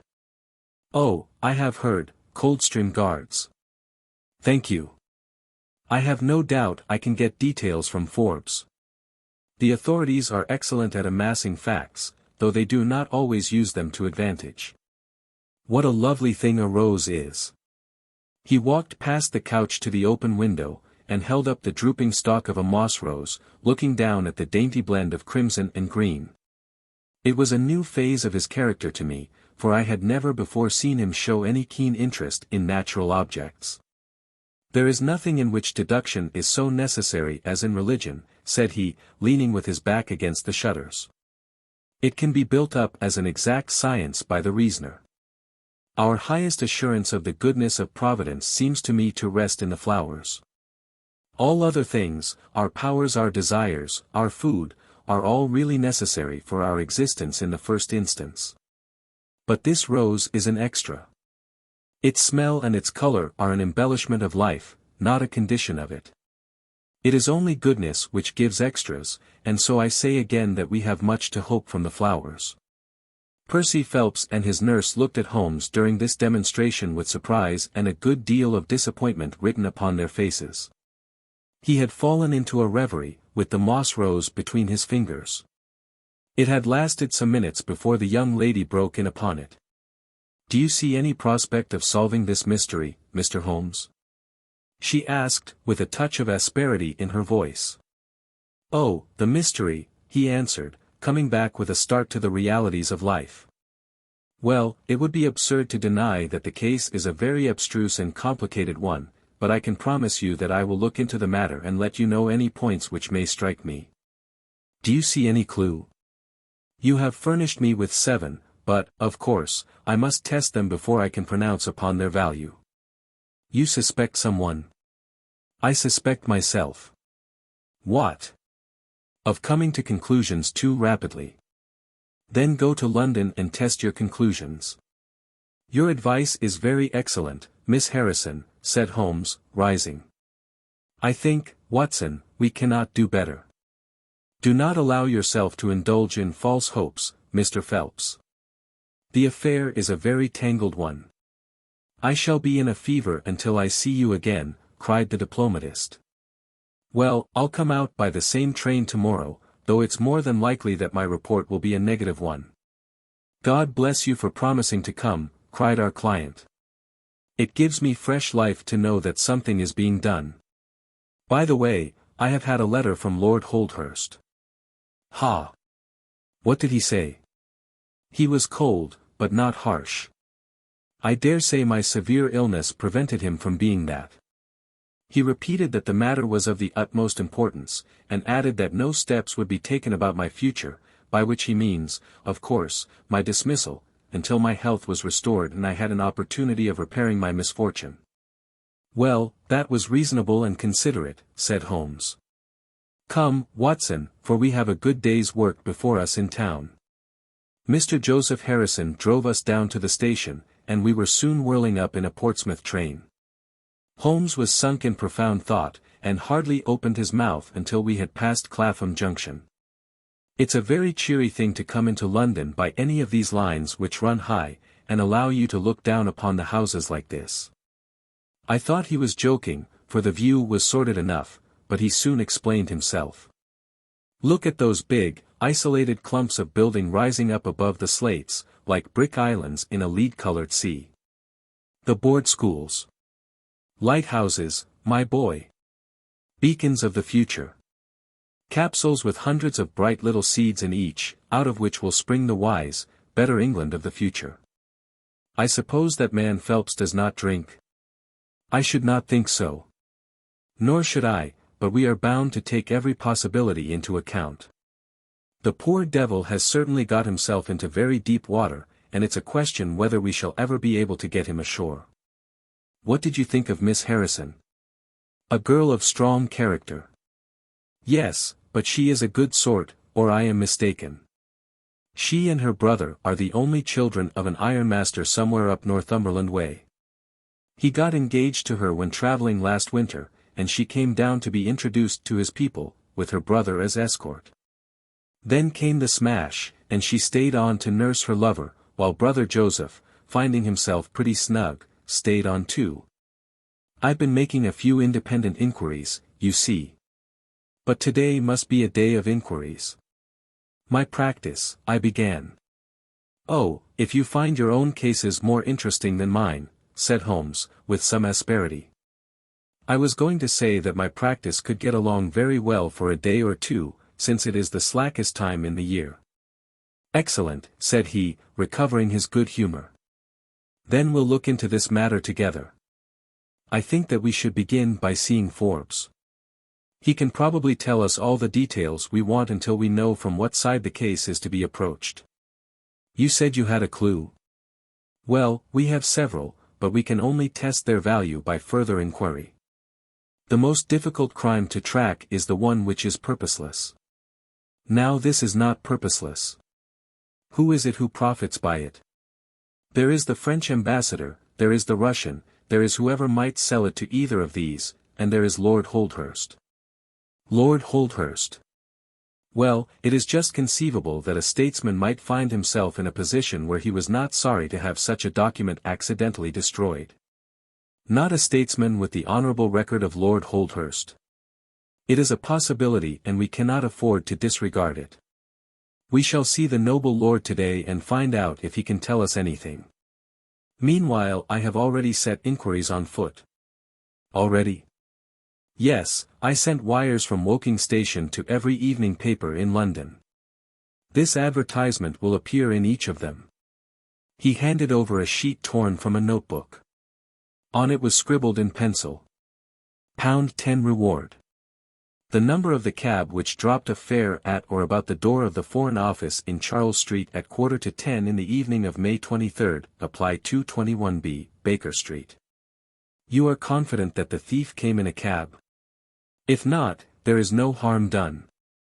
But if Mr. Phelps is correct in stating that there is no hiding place either in the room or the corridors, then the person must have come from outside. If he came from outside on so wet a night, and yet left no trace of damp upon the linoleum, which was examined within a few minutes of his passing, then it is exceeding probable that he came in a cab. Yes, I think that we may safely deduce a cab. It sounds plausible. That is one of the clues of which I spoke. It may lead us to something. And then, of course, there is the bell, which is the most distinctive feature of the case. Why should the bell ring? Was it the thief who did it out of bravado? Or was it someone who was with the thief who did it in order to prevent the crime? Or was it an accident? Or was it? He sank back into the state of intense and silent thought from which he had emerged. But it seemed to me, accustomed as I was to his every mood, that some new possibility had dawned suddenly upon him. It was 3:20 when we reached our terminus, and after a hasty luncheon at the buffet we pushed on at once to Scotland Yard. Holmes had already wired to Forbes, and we found him waiting to receive us, a small, foxy man with a sharp but by no means amiable expression. He was decidedly frigid in his manner to us, especially when he heard the errand upon which we had come. "I've heard of your methods before now, Mr. Holmes," said he, tartly. "You are ready enough to use all the information that the police can lay at your disposal, and then you try to finish the case yourself and bring discredit on them." "On the contrary," said Holmes, "out of my last 53 cases my name has only appeared in 4, and the police have had all the credit in 49. I don't blame you for not knowing this, for you are young and inexperienced, but if you wish to get on in your new duties you will work with me and not against me." "I'd be very glad of a hint or two," said the detective, changing his manner. "I've certainly had no credit from the case so far. What steps have you taken?" "Tangi, the commissionaire, has been shadowed. He left the guards with a good character and we can find nothing against him. His wife is a bad lot, though. I fancy she knows more about this than appears." "Have you shadowed her?" "We have set one of our women on to her. Mrs. Tangi drinks, and our woman has been with her twice when she was well on, but she could get nothing out of her. I understand that they have had brokers in the house." "Yes, but they were paid off." "Where did the money come from?" "That was all right. His pension was due. They have not shown any sign of being in funds." "What explanation did she give of having answered the bell when Mr. Phelps rang for the coffee?" "She said that her husband was very tired and she wished to relieve him." "Well, certainly that would agree with his being found a little later asleep in his chair. There is nothing against them then but the woman's character." "Did you ask her why she hurried away that night?" "Her haste attracted the attention of the police constable. She was later than usual and wanted to get home." "Did you point out to her that you and Mr. Phelps, who started at least 20 minutes after her, got home before her?" "She explains that by the difference between a bus and a hansom." "Did she make it clear why, on reaching her house, she ran into the back kitchen?" "Because she had the money there with which to pay off the brokers." "She has at least an answer for everything." "Did you ask her whether in leaving she met anyone or saw anyone loitering about Charles Street?" "She saw no one but the constable." "Well, you seem to have cross-examined her pretty thoroughly. What else have you done?" "The clerk Goret has been shadowed all these 9 weeks, but without result. We can show nothing against him." "Anything else?" "Well, we have nothing else to go upon, no evidence of any kind." "Have you formed a theory about how that bell rang?" "Well, I must confess that it beats me. It was a cool hand, whoever it was, to go and give the alarm like that." "Yes, it was a queer thing to do. Many thanks to you for what you have told me. If I can put the man into your hands you shall hear from me. Come along, Watson." "Where are we going to now?" I asked, as we left the office. "We are now going to interview Lord Holdhurst, the Cabinet Minister and future Premier of England." We were fortunate in finding that Lord Holdhurst was still in his chambers in Downing Street, and on Holmes sending in his card we were instantly shown up. The statesman received us with that old-fashioned courtesy for which he is remarkable, and seated us on the two luxuriant lounges on either side of the fireplace. Standing on the rug between us, with his slight, tall figure, his sharp features, thoughtful face, and curling hair prematurely tinged with grey, he seemed to represent that not too common type, a nobleman who is in truth noble. "Your name is very familiar to me, Mr. Holmes," said he, smiling. "And, of course, I cannot pretend to be ignorant of the object of your visit. There has only been one occurrence in these offices which could call for your attention." "In whose interest are you acting, may I ask?" "In that of Mr. Percy Phelps," answered Holmes. "Ah, my unfortunate nephew. You can understand that our kinship makes it the more impossible for me to screen him in any way. I fear that the incident must have a very prejudicial effect upon his career. But if the document is found—" "Ah, that, of course, would be different. I had one or two questions which I wished to ask you, Lord Holdhurst. I shall be happy to give you any information in my power. Was it in this room that you gave your instructions as to the copying of the document?" "It was." "Then you could hardly have been overheard?" "It is out of the question." "Did you ever mention to anyone that it was your intention to give anyone the treaty to be copied?" "Never." "You are certain of that?" "Absolutely." "Well, since you never said so, and Mr. Phelps never said so, and nobody else knew anything of the matter, then the thief's presence in the room was purely accidental. He saw his chance and he took it." The statesman smiled. "You take me out of my province there," said he. Holmes considered for a moment. "There is another very important point which I wish to discuss with you," said he. "You feared, as I understand, that very grave results might follow from the details of this treaty becoming known." A shadow passed over the expressive face of the statesman. "Very grave results indeed. And have they occurred?" "Not yet. If the treaty had reached, let us say, the French or Russian Foreign Office, you would expect to hear of it?" "I should," said Lord Holdhurst, with a wry face. "Since nearly 10 weeks have elapsed, then, and nothing has been heard, it is not unfair to suppose that for some reason the treaty has not reached them." Lord Holdhurst shrugged his shoulders. "We can hardly suppose, Mr. Holmes, that the thief took the treaty in order to frame it and hang it up. Perhaps he is waiting for a better price. If he waits a little longer he will get no price at all. The treaty will cease to be secret in a few months." "That is most important," said Holmes. "Of course, it is a possible supposition that the thief has had a sudden illness. An attack of brain fever, for example?" asked the statesman, flashing a swift glance at him.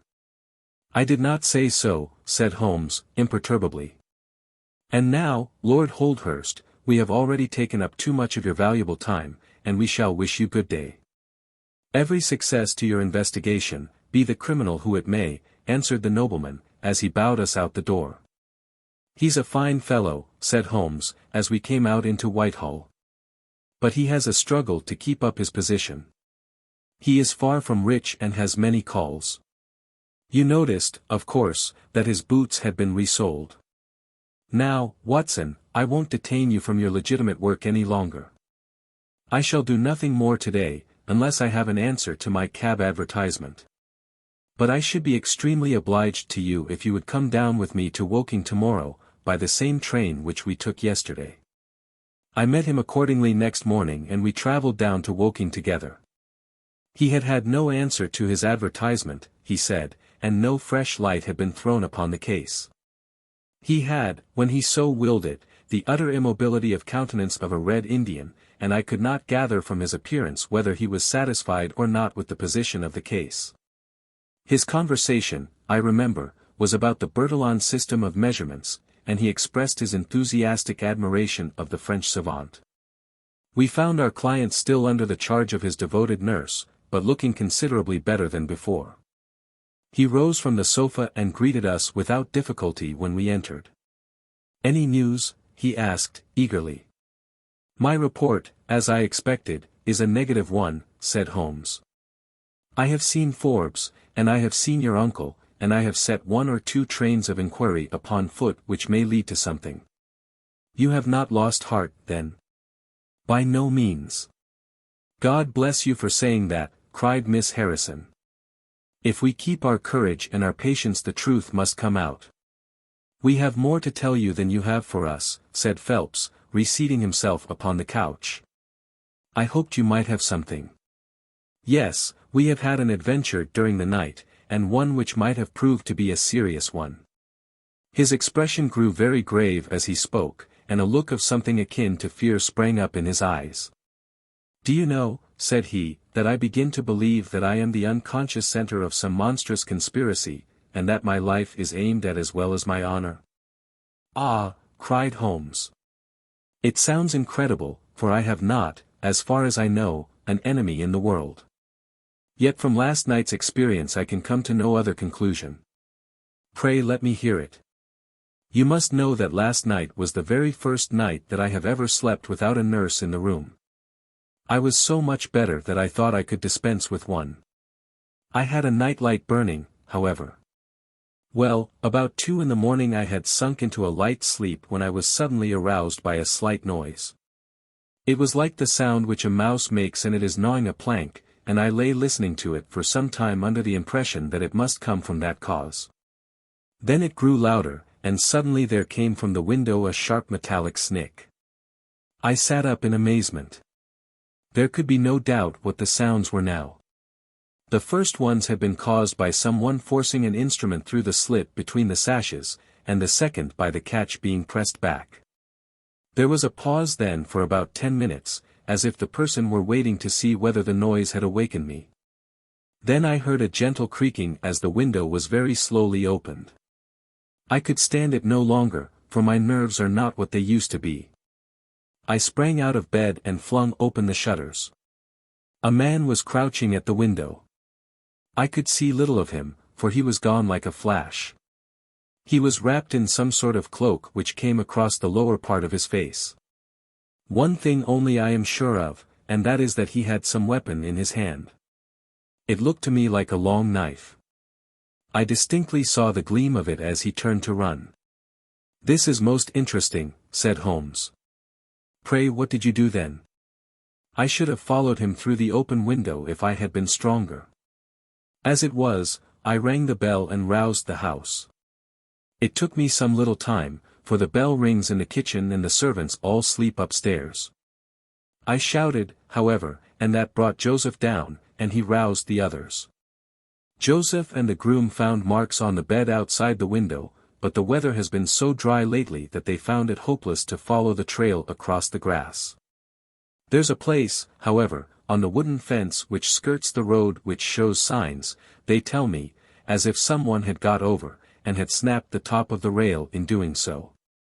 I have said nothing to the local police yet, for I thought I had best have your opinion first. This tale of our client's appeared to have an extraordinary effect upon Sherlock Holmes. He rose from his chair and paced about the room in uncontrollable excitement. Misfortunes never come single, said Phelps, smiling, though it was evident that his adventure had somewhat shaken him. You have certainly had your share, said Holmes. Do you think you could walk round the house with me? Oh, yes, I should like a little sunshine.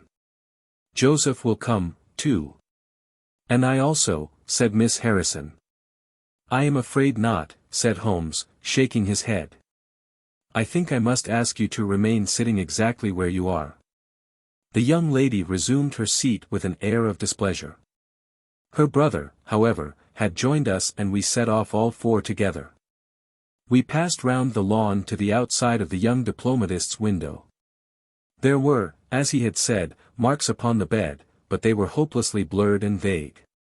Holmes stopped over them for an instant, and then rose shrugging his shoulders. I don't think anyone could make much of this, said he. Let us go round the house and see why this particular room was chosen by the burglar. I should have thought those larger windows of the drawing-room and dining-room would have had more attractions for him. They are more visible from the road, suggested Mr. Joseph Harrison. Ah, yes, of course.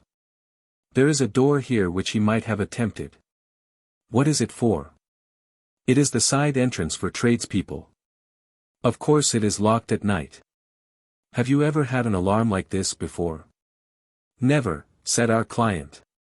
Do you keep plate in the house, or anything to attract burglars? Nothing of value. Holmes strolled round the house with his hands in his pockets and a negligent air which was unusual with him. By the way, said he to Joseph Harrison, you found some place, I understand, where the fellow scaled the fence. Let us have a look at that. The plump young man led us to a spot where the top of one of the wooden rails had been cracked. A small fragment of the wood was hanging down. Holmes pulled it off and examined it critically. Do you think that was done last night? It looks rather old, does it not? Well, possibly so. There are no marks of any one jumping down upon the other side. No, I fancy we shall get no help here. Let us go back to the bedroom and talk the matter over.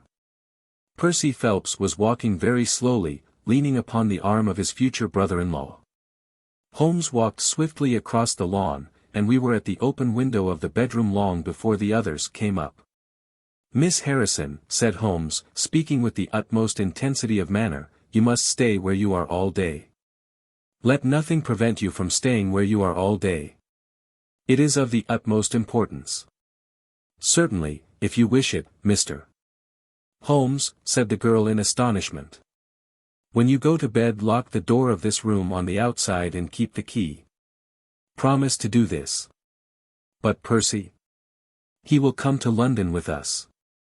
And am I to remain here? It is for his sake. You can serve him. Quick. Promise. She gave a quick nod of assent just as the other two came up. Why do you sit moping there, Annie? Cried her brother. Come out into the sunshine. No, thank you, Joseph.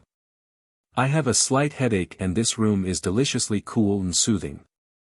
What do you propose now, Mr. Holmes? Asked our client. Well, in investigating this minor affair we must not lose sight of our main inquiry.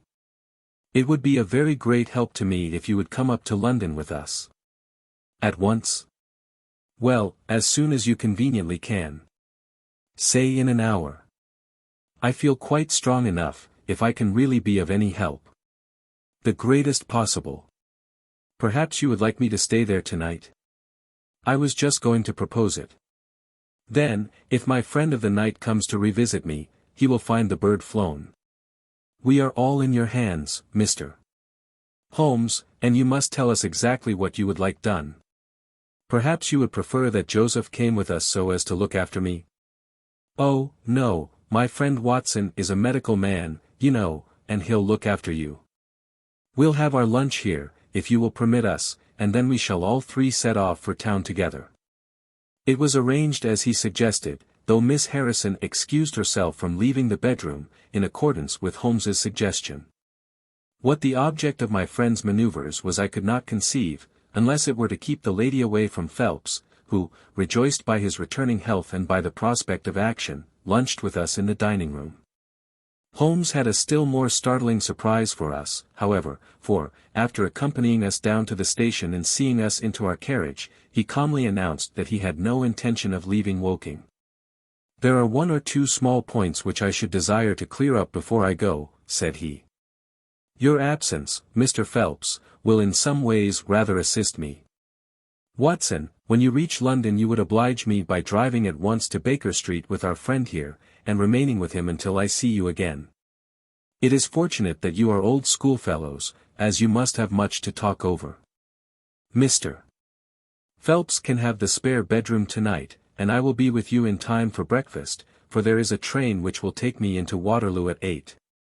But how about our investigation in London? Asked Phelps, ruefully. We can do that tomorrow.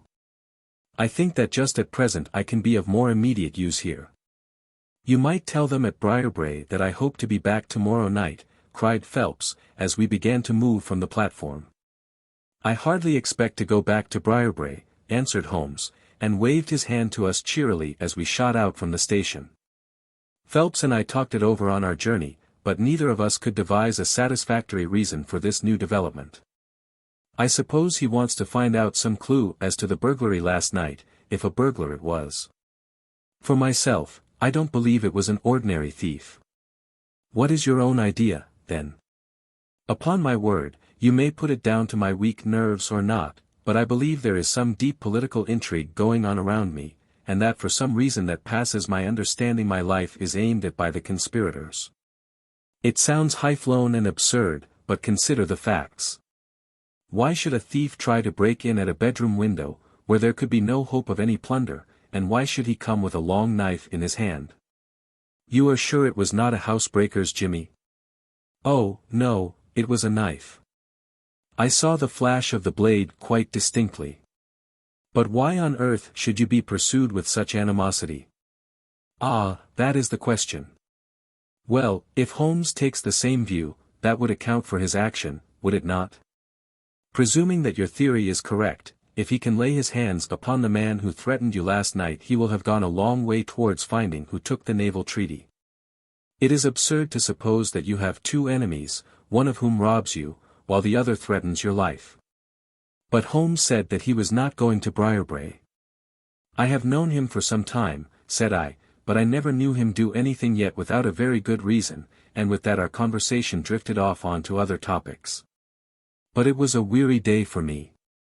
Phelps was still weak after his long illness, and his misfortune made him querulous and nervous. In vain I endeavored to interest him in Afghanistan, in India, in social questions, in anything which might take his mind out of the groove. He would always come back to his lost treaty, wondering, guessing, speculating, as to what Holmes was doing, what steps Lord Holdhurst was taking, what news we should have in the morning. As the evening wore on his excitement became quite painful.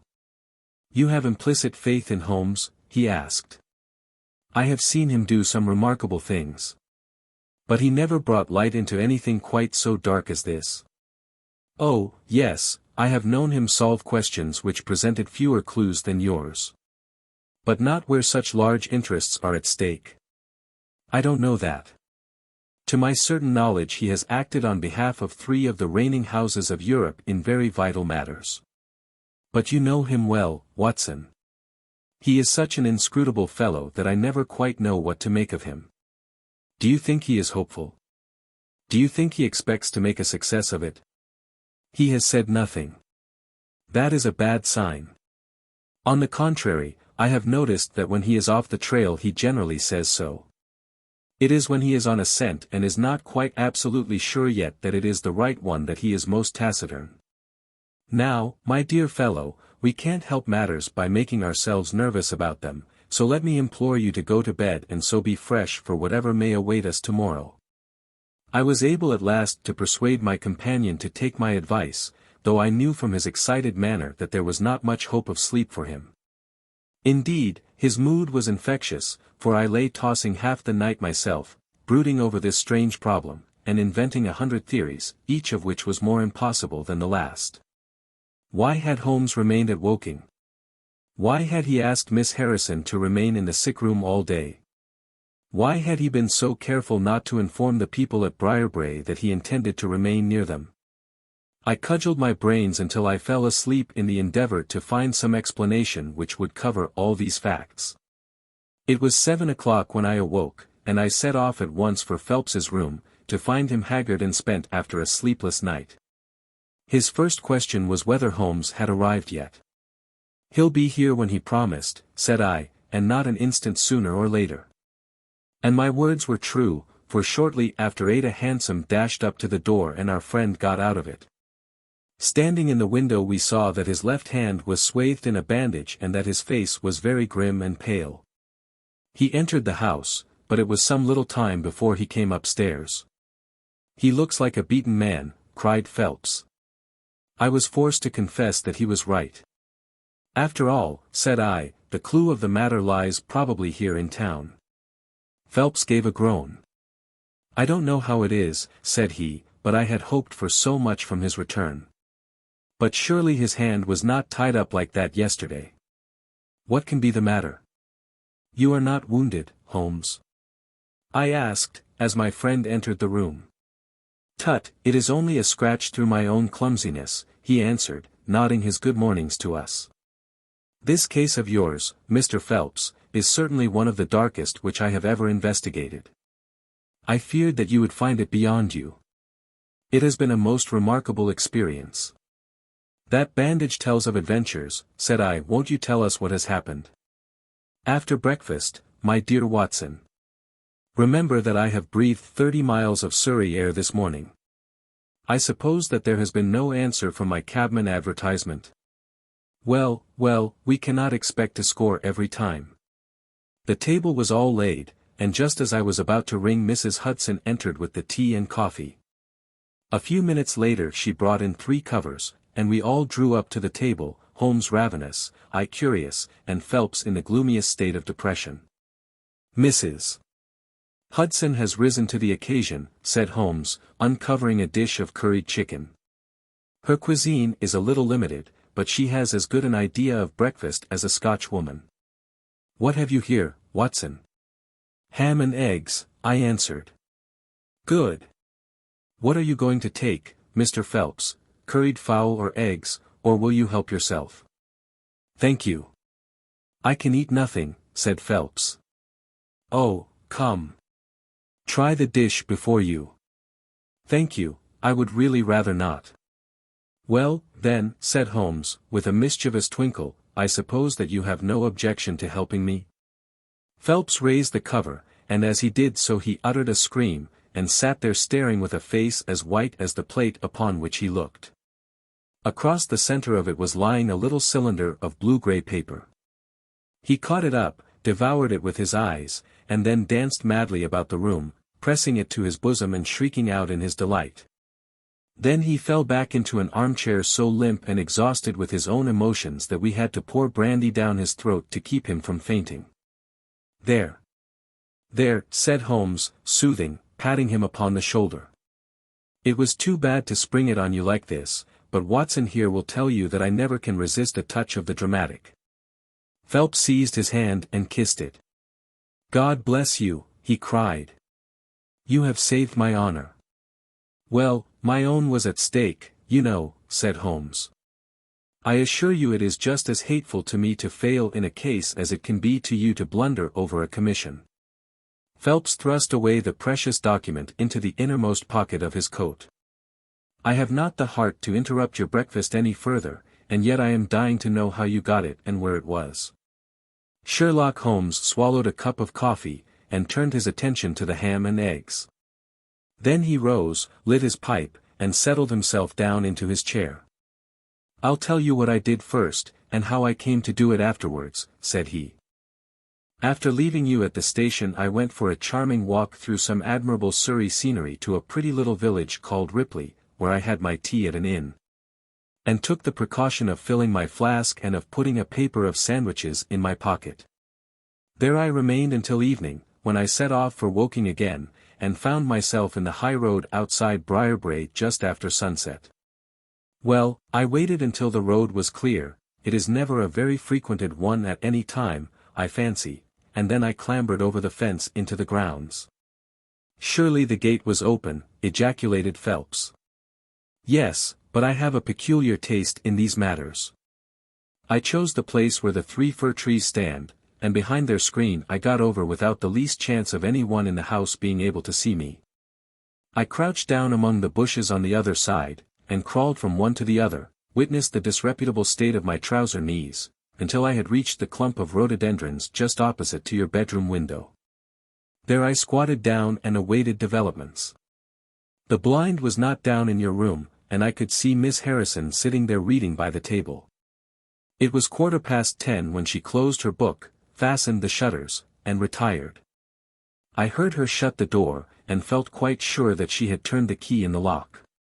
"The key," ejaculated Phelps. "Yes, I had given Miss Harrison instructions to lock the door on the outside and take the key with her when she went to bed. She carried out every one of my injunctions to the letter, and certainly without her cooperation you would not have that paper in your coat pocket. She departed then and the lights went out, and I was left squatting in the rhododendron bush. The night was fine, but still it was a very weary vigil. Of course it has the sort of excitement about it that the sportsman feels when he lies beside the watercourse and waits for the big game. It was very long, though, almost as long, Watson, as when you and I waited in that deadly room when we looked into the little problem of the speckled band. There was a church clock down at Woking which struck the quarters, and I thought more than once that it had stopped. At last, however, about 2 in the morning, I suddenly heard the gentle sound of a bolt being pushed back and the creaking of a key. A moment later the servant's door was opened, and Mr. Joseph Harrison stepped out into the moonlight. "Joseph!" ejaculated Phelps. He was bareheaded, but he had a black coat thrown over his shoulder so that he could conceal his face in an instant if there were any alarm. He walked on tiptoe under the shadow of the wall, and when he reached the window he worked a long-bladed knife through the sash and pushed back the catch. Then he flung open the window, and putting his knife through the crack in the shutters, he thrust the bar up and swung them open. From where I lay I had a perfect view of the inside of the room and of every one of his movements. He lit the 2 candles which stood upon the mantelpiece, and then he proceeded to turn back the corner of the carpet in the neighborhood of the door. Presently he stopped and picked out a square piece of board, such as is usually left to enable plumbers to get at the joints of the gas pipes. This one covered, as a matter of fact, the T-joint which gives off the pipe which supplies the kitchen underneath. Out of this hiding place he drew that little cylinder of paper, pushed down the board, rearranged the carpet, blew out the candles, and walked straight into my arms as I stood waiting for him outside the window. Well, he has rather more viciousness than I gave him credit for, has Master Joseph. He flew at me with his knife, and I had to grasp him twice, and got a cut over the knuckles, before I had the upper hand of him. He looked murder out of the only eye he could see with when we had finished, but he listened to reason and gave up the papers. Having got them I let my man go, but I wired full particulars to Forbes this morning. If he is quick enough to catch his bird, well and good. But if, as I shrewdly suspect, he finds the nest empty before he gets there, why, all the better for the government. I fancy that Lord Holdhurst for one, and Mr. Percy Phelps for another, would very much rather that the affair never got as far as a police court. My God, gasped our client. Do you tell me that during these long 10 weeks of agony the stolen papers were within the very room with me all the time? So it was. And Joseph? Joseph a villain and a thief? Hum. I am afraid Joseph's character is a rather deeper and more dangerous one than one might judge from his appearance. From what I have heard from him this morning, I gather that he has lost heavily in dabbling with stocks, and that he is ready to do anything on earth to better his fortunes. Being an absolutely selfish man, when a chance presented itself he did not allow either his sister's happiness or your reputation to hold his hand. Percy Phelps sank back in his chair. My head whirls, said he. Your words have dazed me. The principal difficulty in your case, remarked Holmes, in his didactic fashion, lay in the fact of there being too much evidence. What was vital was overlaid and hidden by what was irrelevant. Of all the facts which were presented to us we had to pick just those which we deemed to be essential, and then piece them together in their order, so as to reconstruct this very remarkable chain of events. I had already begun to suspect Joseph, from the fact that you had intended to travel home with him that night, and that therefore it was a likely enough thing that he should call for you, knowing the Foreign Office well, upon his way. When I heard that someone had been so anxious to get into the bedroom, in which no one but Joseph could have concealed anything, you told us in your narrative how you had turned Joseph out when you arrived with the doctor, my suspicions all changed to certainties. Especially as the attempt was made on the first night upon which the nurse was absent, showing that the intruder was well acquainted with the ways of the house. How blind I have been! The facts of the case, as far as I have worked them out, are these. This Joseph Harrison entered the office through the Charles Street door, and knowing his way he walked straight into your room the instant after you left it. Finding no one there he promptly rang the bell, and at the instant that he did so his eyes caught the paper upon the table. A glance showed him that chance had put in his way a state document of immense value, and in an instant he had thrust it into his pocket and was gone.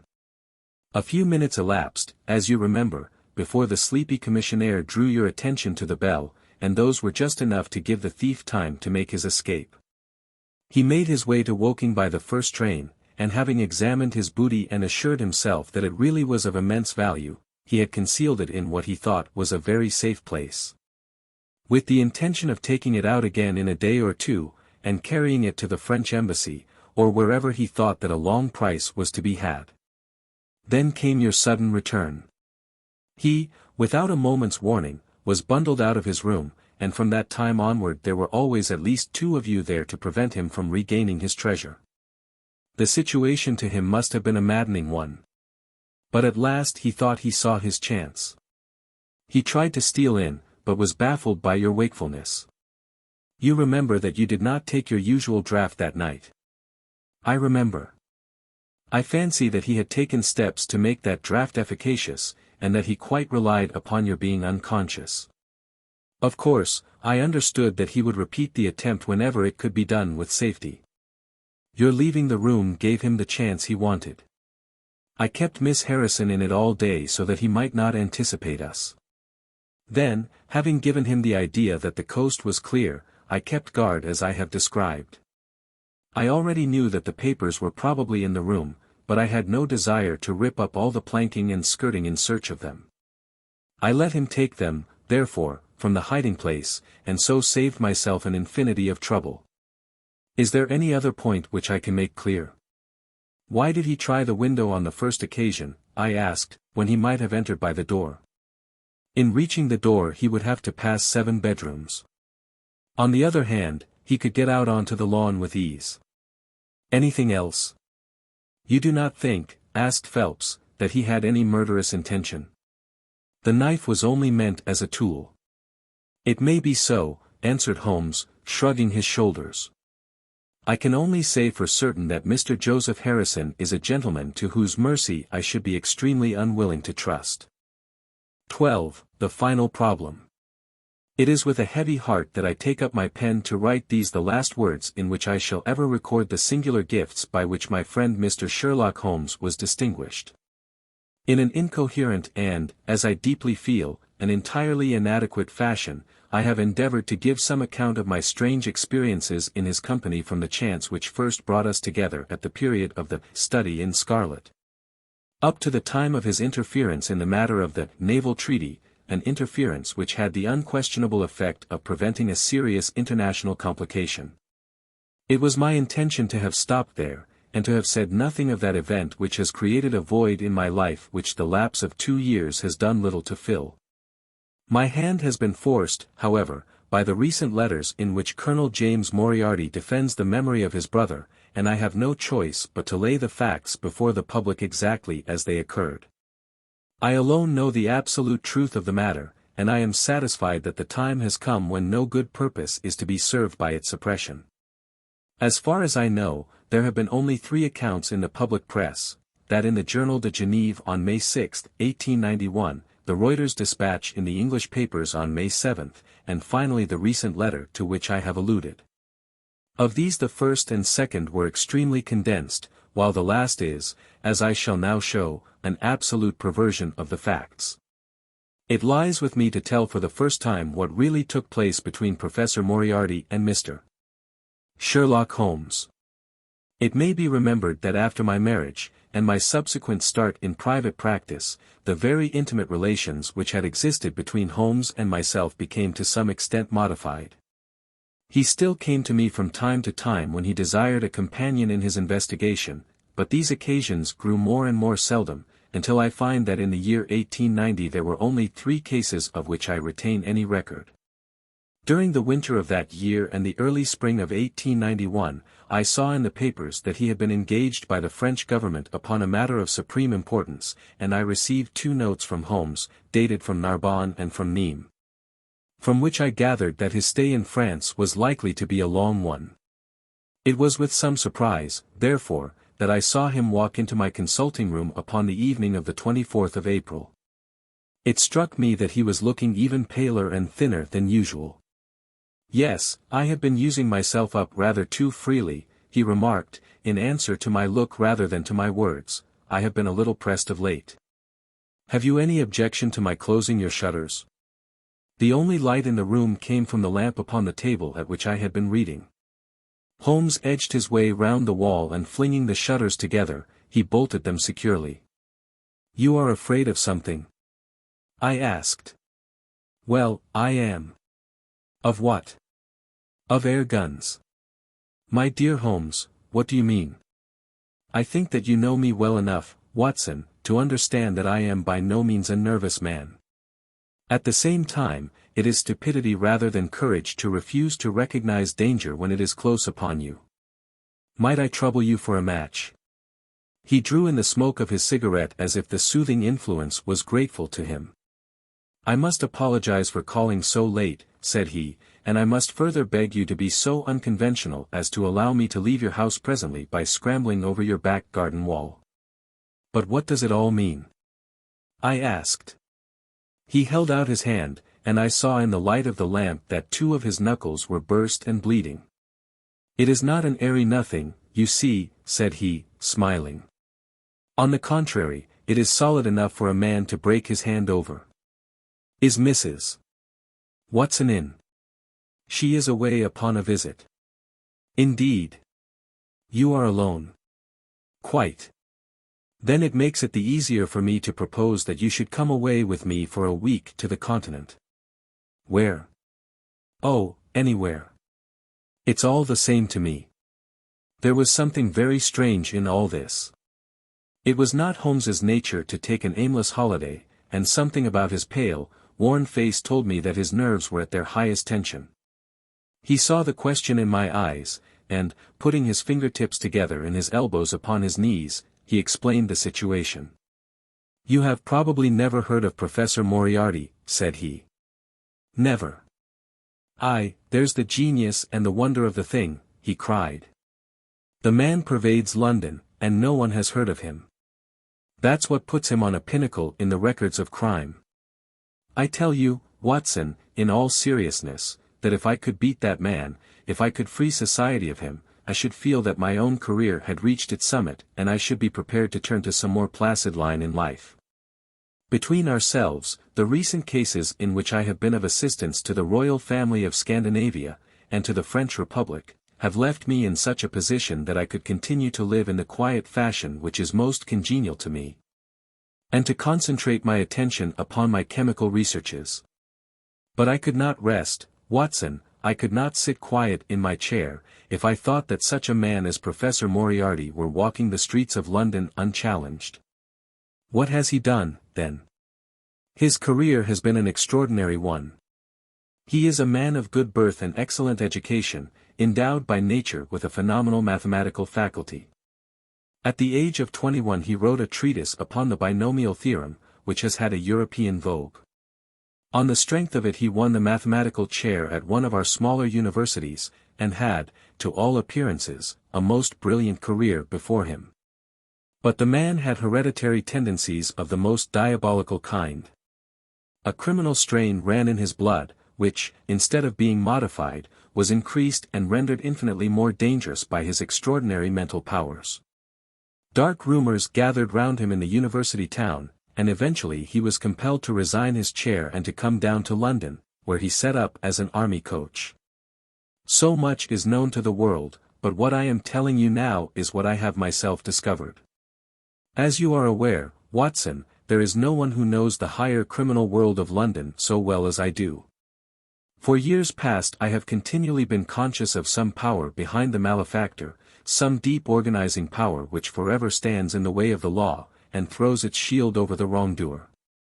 Again and again in cases of the most varying sorts, forgery cases, robberies, murders, I have felt the presence of this force, and I have deduced its action in many of those undiscovered crimes in which I have not been personally consulted. For years I have endeavored to break through the veil which shrouded it, and at last the time came when I seized my thread and followed it, until it led me, after 1,000 cunning windings, to ex-Professor Moriarty of mathematical celebrity. He is the Napoleon of crime, Watson. He is the organizer of half that is evil and of nearly all that is undetected in this great city. He is a genius, a philosopher, an abstract thinker. He has a brain of the first order. He sits motionless, like a spider in the center of its web, but that web has 1,000 radiations, and he knows well every quiver of each of them. He does little himself. He only plans. But his agents are numerous and splendidly organized. Is there a crime to be done, a paper to be abstracted, we will say, a house to be rifled, a man to be removed, the word is passed to the professor, the matter is organized and carried out. The agent may be caught. In that case money is found for his bail or his defense. But the central power which uses the agent is never caught, never so much as suspected. This was the organization which I deduced, Watson, and which I devoted my whole energy to exposing and breaking up. But the professor was fenced round with safeguards so cunningly devised that, do what I would, it seemed impossible to get evidence which would convict in a court of law. You know my powers, my dear Watson, and yet at the end of 3 months I was forced to confess that I had at last met an antagonist who was my intellectual equal. My horror at his crimes was lost in my admiration at his skill. But at last he made a trip, only a little trip, but it was more than he could afford when I was so close upon him. I had my chance, and, starting from that point, I have woven my net round him until now it is all ready to close. In 3 days, that is to say, on Monday next, matters will be ripe, and the professor, with all the principal members of his gang, will be in the hands of the police. Then will come the greatest criminal trial of the century, the clearing up of over 40 mysteries, and the rope for all of them, but if we move at all prematurely, you understand, they may slip out of our hands even at the last moment. Now, if I could have done this without the knowledge of Professor Moriarty, all would have been well. But he was too wily for that. He saw every step which I took to draw my toils round him. Again and again he strove to break away, but I as often headed him off. I tell you, my friend, that if a detailed account of that silent contest could be written, it would take its place as the most brilliant bit of thrust-and-parry work in the history of detection. Never have I risen to such a height, and never have I been so hard pressed by an opponent. He cut deep, and yet I just undercut him. This morning the last steps were taken, and 3 days only were wanted to complete the business. I was sitting in my room thinking the matter over, when the door opened and Professor Moriarty stood before me. My nerves are fairly proof, Watson, but I must confess to a start when I saw the very man who had been so much in my thoughts standing there on my threshold. His appearance was quite familiar to me. He is extremely tall and thin, his forehead domes out in a white curve, and his 2 eyes are deeply sunken in his head.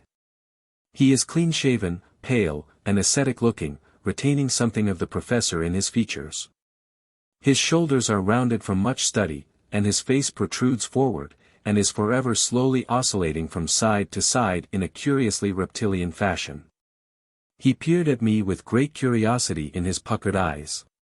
"You have less frontal development than I should have expected," said he, at last. "It is a dangerous habit to finger loaded firearms in the pocket of one's dressing gown."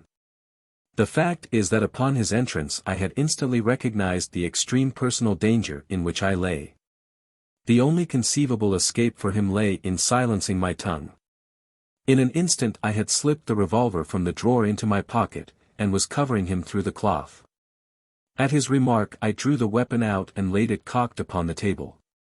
He still smiled and blinked, but there was something about his eyes which made me feel very glad that I had it there. "You evidently don't know me," said he. "On the contrary," I answered, "I think it is fairly evident that I do. Pray take a chair. I can spare you 5 minutes if you have anything to say."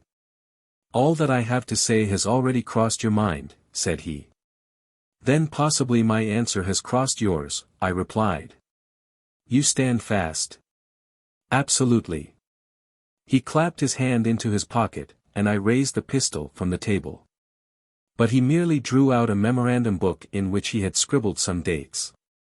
"You crossed my path on the 4th of January, said he. "On the 23rd you incommoded me.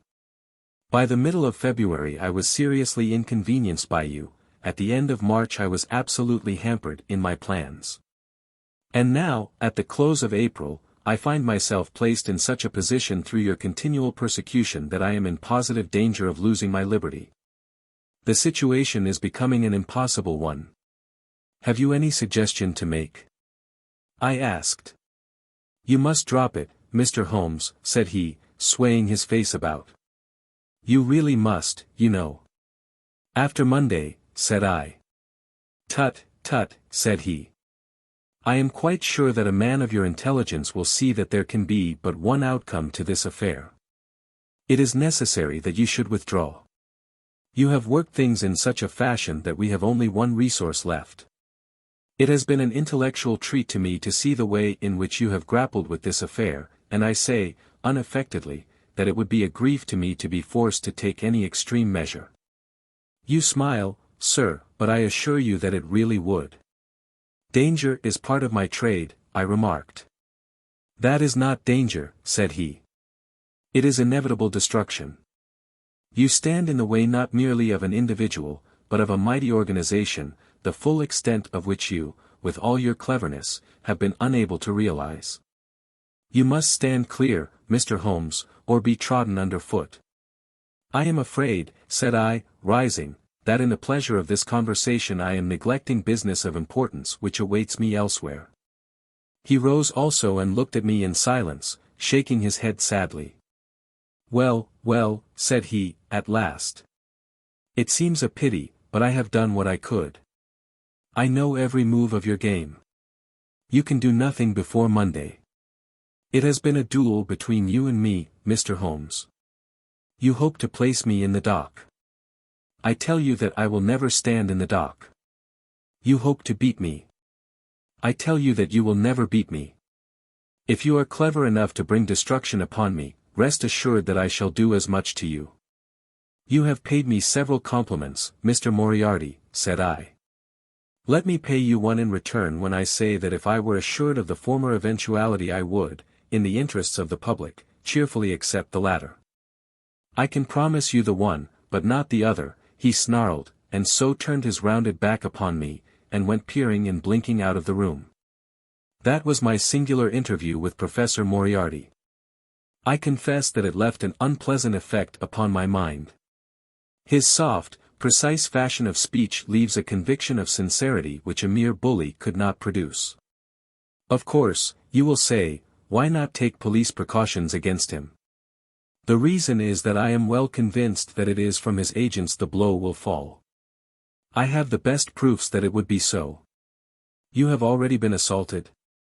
My dear Watson, Professor Moriarty is not a man who lets the grass grow under his feet. I went out about midday to transact some business in Oxford Street.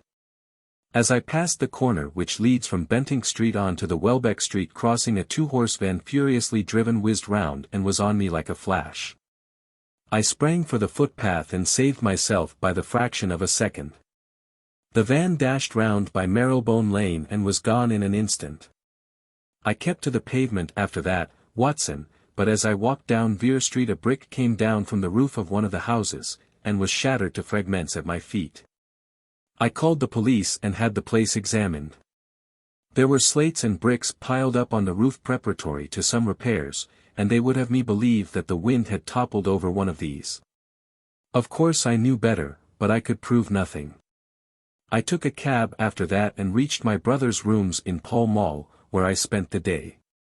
Now I have come round to you, and on my way I was attacked by a rough with a bludgeon. I knocked him down, and the police have him in custody.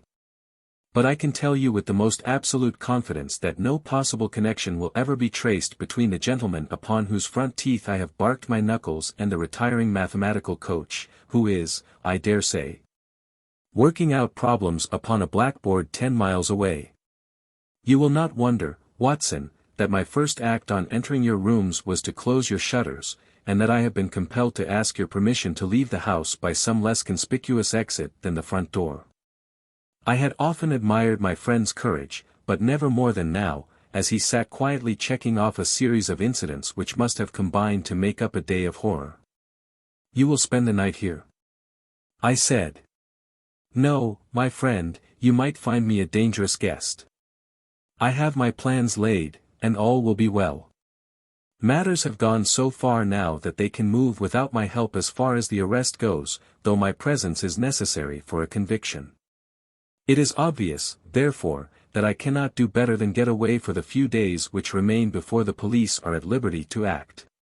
It would be a great pleasure to me, therefore, if you could come on to the continent with me.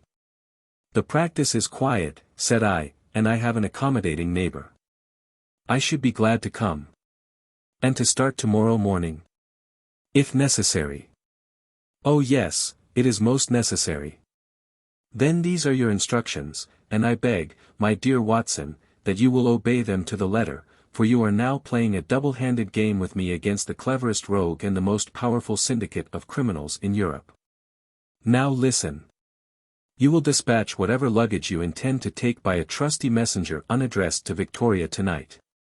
In the morning you will send for a hansom, desiring your man to take neither the first nor the second which may present itself. Into this hansom you will jump, and you will drive to the Strand end of the Lowther Arcade, handing the address to the cabman upon a slip of paper, with a request that he will not throw it away. Have your fare ready, and the instant that your cab stops, dash through the arcade, timing yourself to reach the other side at 9:15. You will find a small brougham waiting close to the curb, driven by a fellow with a heavy black cloak tipped at the collar with red. Into this you will step, and you will reach Victoria in time for the Continental Express.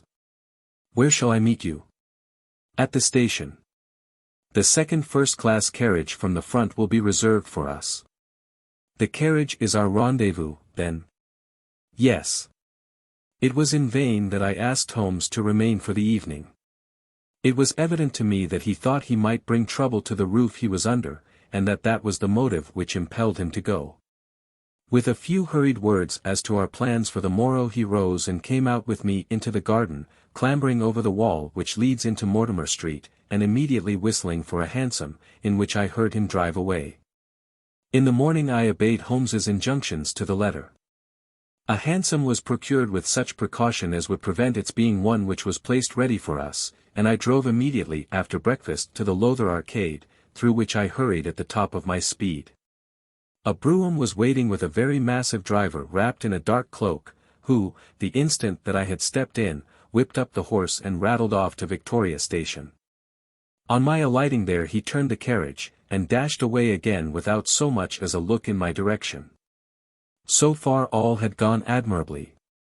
My luggage was waiting for me, and I had no difficulty in finding the carriage which Holmes had indicated, the less so as it was the only one in the train which was marked, engaged.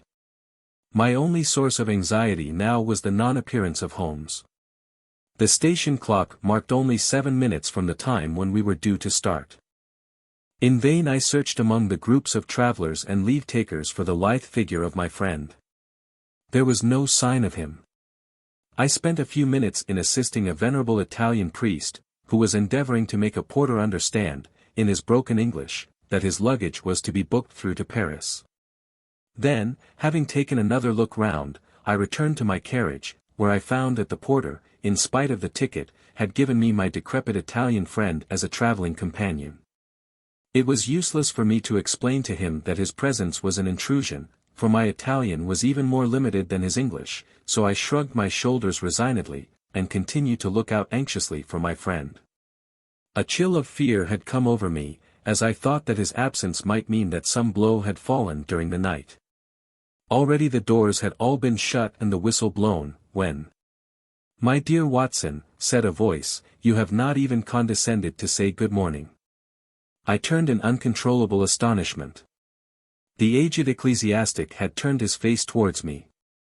For an instant the wrinkles were smoothed away, the nose drew away from the chin, the lower lip ceased to protrude and the mouth to mumble, the dull eyes regained their fire, the drooping figure expanded. The next the whole frame collapsed again, and Holmes had gone as quickly as he had come. "Good heavens!" I cried. "How you startled me!" "Every precaution is still necessary," he whispered. "I have reason to think that they are hot upon our trail. Ah, there is Moriarty himself." The train had already begun to move as Holmes spoke. Glancing back, I saw a tall man pushing his way furiously through the crowd, and waving his hand as if he desired to have the train stopped. It was too late, however, for we were rapidly gathering momentum, and an instant later had shot clear of the station. "With all our precautions, you see that we have cut it rather fine," said Holmes, laughing. He rose, and throwing off the black cassock and hat which had formed his disguise, he packed them away in a handbag. "Have you seen the morning paper, Watson?" "No." "You haven't seen about Baker Street, then?" "Baker Street? They set fire to our rooms last night. No great harm was done." "Good heavens, Holmes. This is intolerable. They must have lost my track completely after their bludgeon man was arrested. Otherwise they could not have imagined that I had returned to my rooms. They have evidently taken the precaution of watching you, however, and that is what has brought Moriarty to Victoria. You could not have made any slip in coming. I did exactly what you advised." "Did you find your brougham?" "Yes, it was waiting." "Did you recognize your coachman?" "No. It was my brother Mycroft. It is an advantage to get about in such a case without taking a mercenary into your confidence. But we must plan what we are to do about Moriarty now. As this is an express, and as the boat runs in connection with it, I should think we have shaken him off very effectively. My dear Watson, you evidently did not realize my meaning when I said that this man may be taken as being quite on the same intellectual plane as myself. You do not imagine that if I were the pursuer I should allow myself to be baffled by so slight an obstacle. Why, then, should you think so meanly of him? What will he do? What I should do? What would you do, then? Engage a special. But it must be late. By no means. This train stops at Canterbury, and there is always at least a quarter of an hour's delay at the boat. He will catch us there. One would think that we were the criminals. Let us have him arrested on his arrival. It would be to ruin the work of 3 months. We should get the big fish, but the smaller would dart right and left out of the net. On Monday we should have them all. No, an arrest is inadmissible. What then? We shall get out at Canterbury. And then? Well, then we must make a cross-country journey to Newhaven, and so over to Dieppe. Moriarty will again do what I should do. He will get on to Paris, mark down our luggage, and wait for 2 days at the depot. In the meantime we shall treat ourselves to a couple of carpet-bags, encourage the manufactures of the countries through which we travel, and make our way at our leisure into Switzerland, via Luxembourg and Bâle.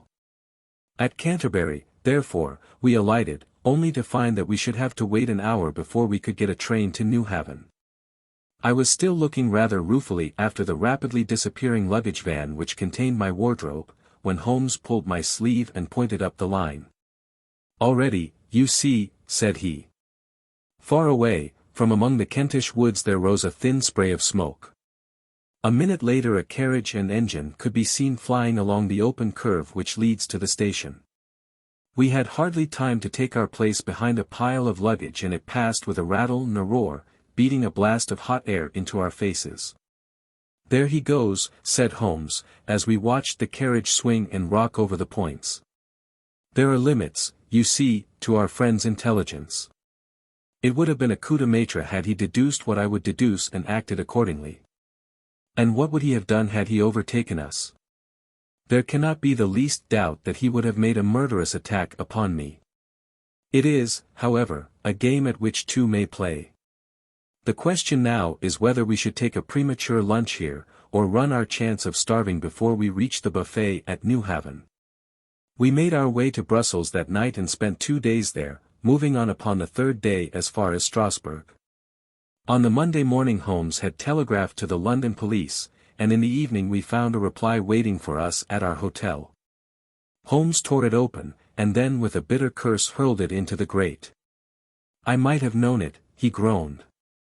"He has escaped. Moriarty. They have secured the whole gang with the exception of him. He has given them the slip. Of course, when I had left the country there was no one to cope with him. But I did think that I had put the game in their hands. I think that you had better return to England, Watson. Why? Because you will find me a dangerous companion now. This man's occupation is gone. He is lost if he returns to London. If I read his character right, he will devote his whole energies to revenging himself upon me. He said as much in our short interview, and I fancy that he meant it. I should certainly recommend you to return to your practice. It was hardly an appeal to be successful with one who was an old campaigner as well as an old friend. We sat in the Strasbourg salle manger arguing the question for half an hour, but the same night we had resumed our journey and were well on our way to Geneva. For a charming week we wandered up the valley of the Rhône, and then, branching off at Luc, we made our way over the Gemmi Pass, still deep in snow, and so, by way of Interlaken, to Meiringen. It was a lovely trip, the dainty green of the spring below, the virgin white of the winter above, but it was clear to me that never for one instant did Holmes forget the shadow which lay across him.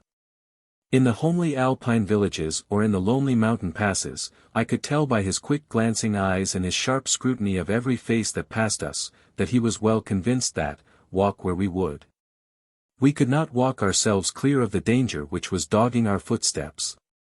Once, I remember, as we passed over the Gemmi, and walked along the border of the melancholy Daubin Sea, a large rock which had been dislodged from the ridge upon our right clattered down and roared into the lake behind us. In an instant Holmes had raced up onto the ridge, and, standing upon a lofty pinnacle, craned his neck in every direction.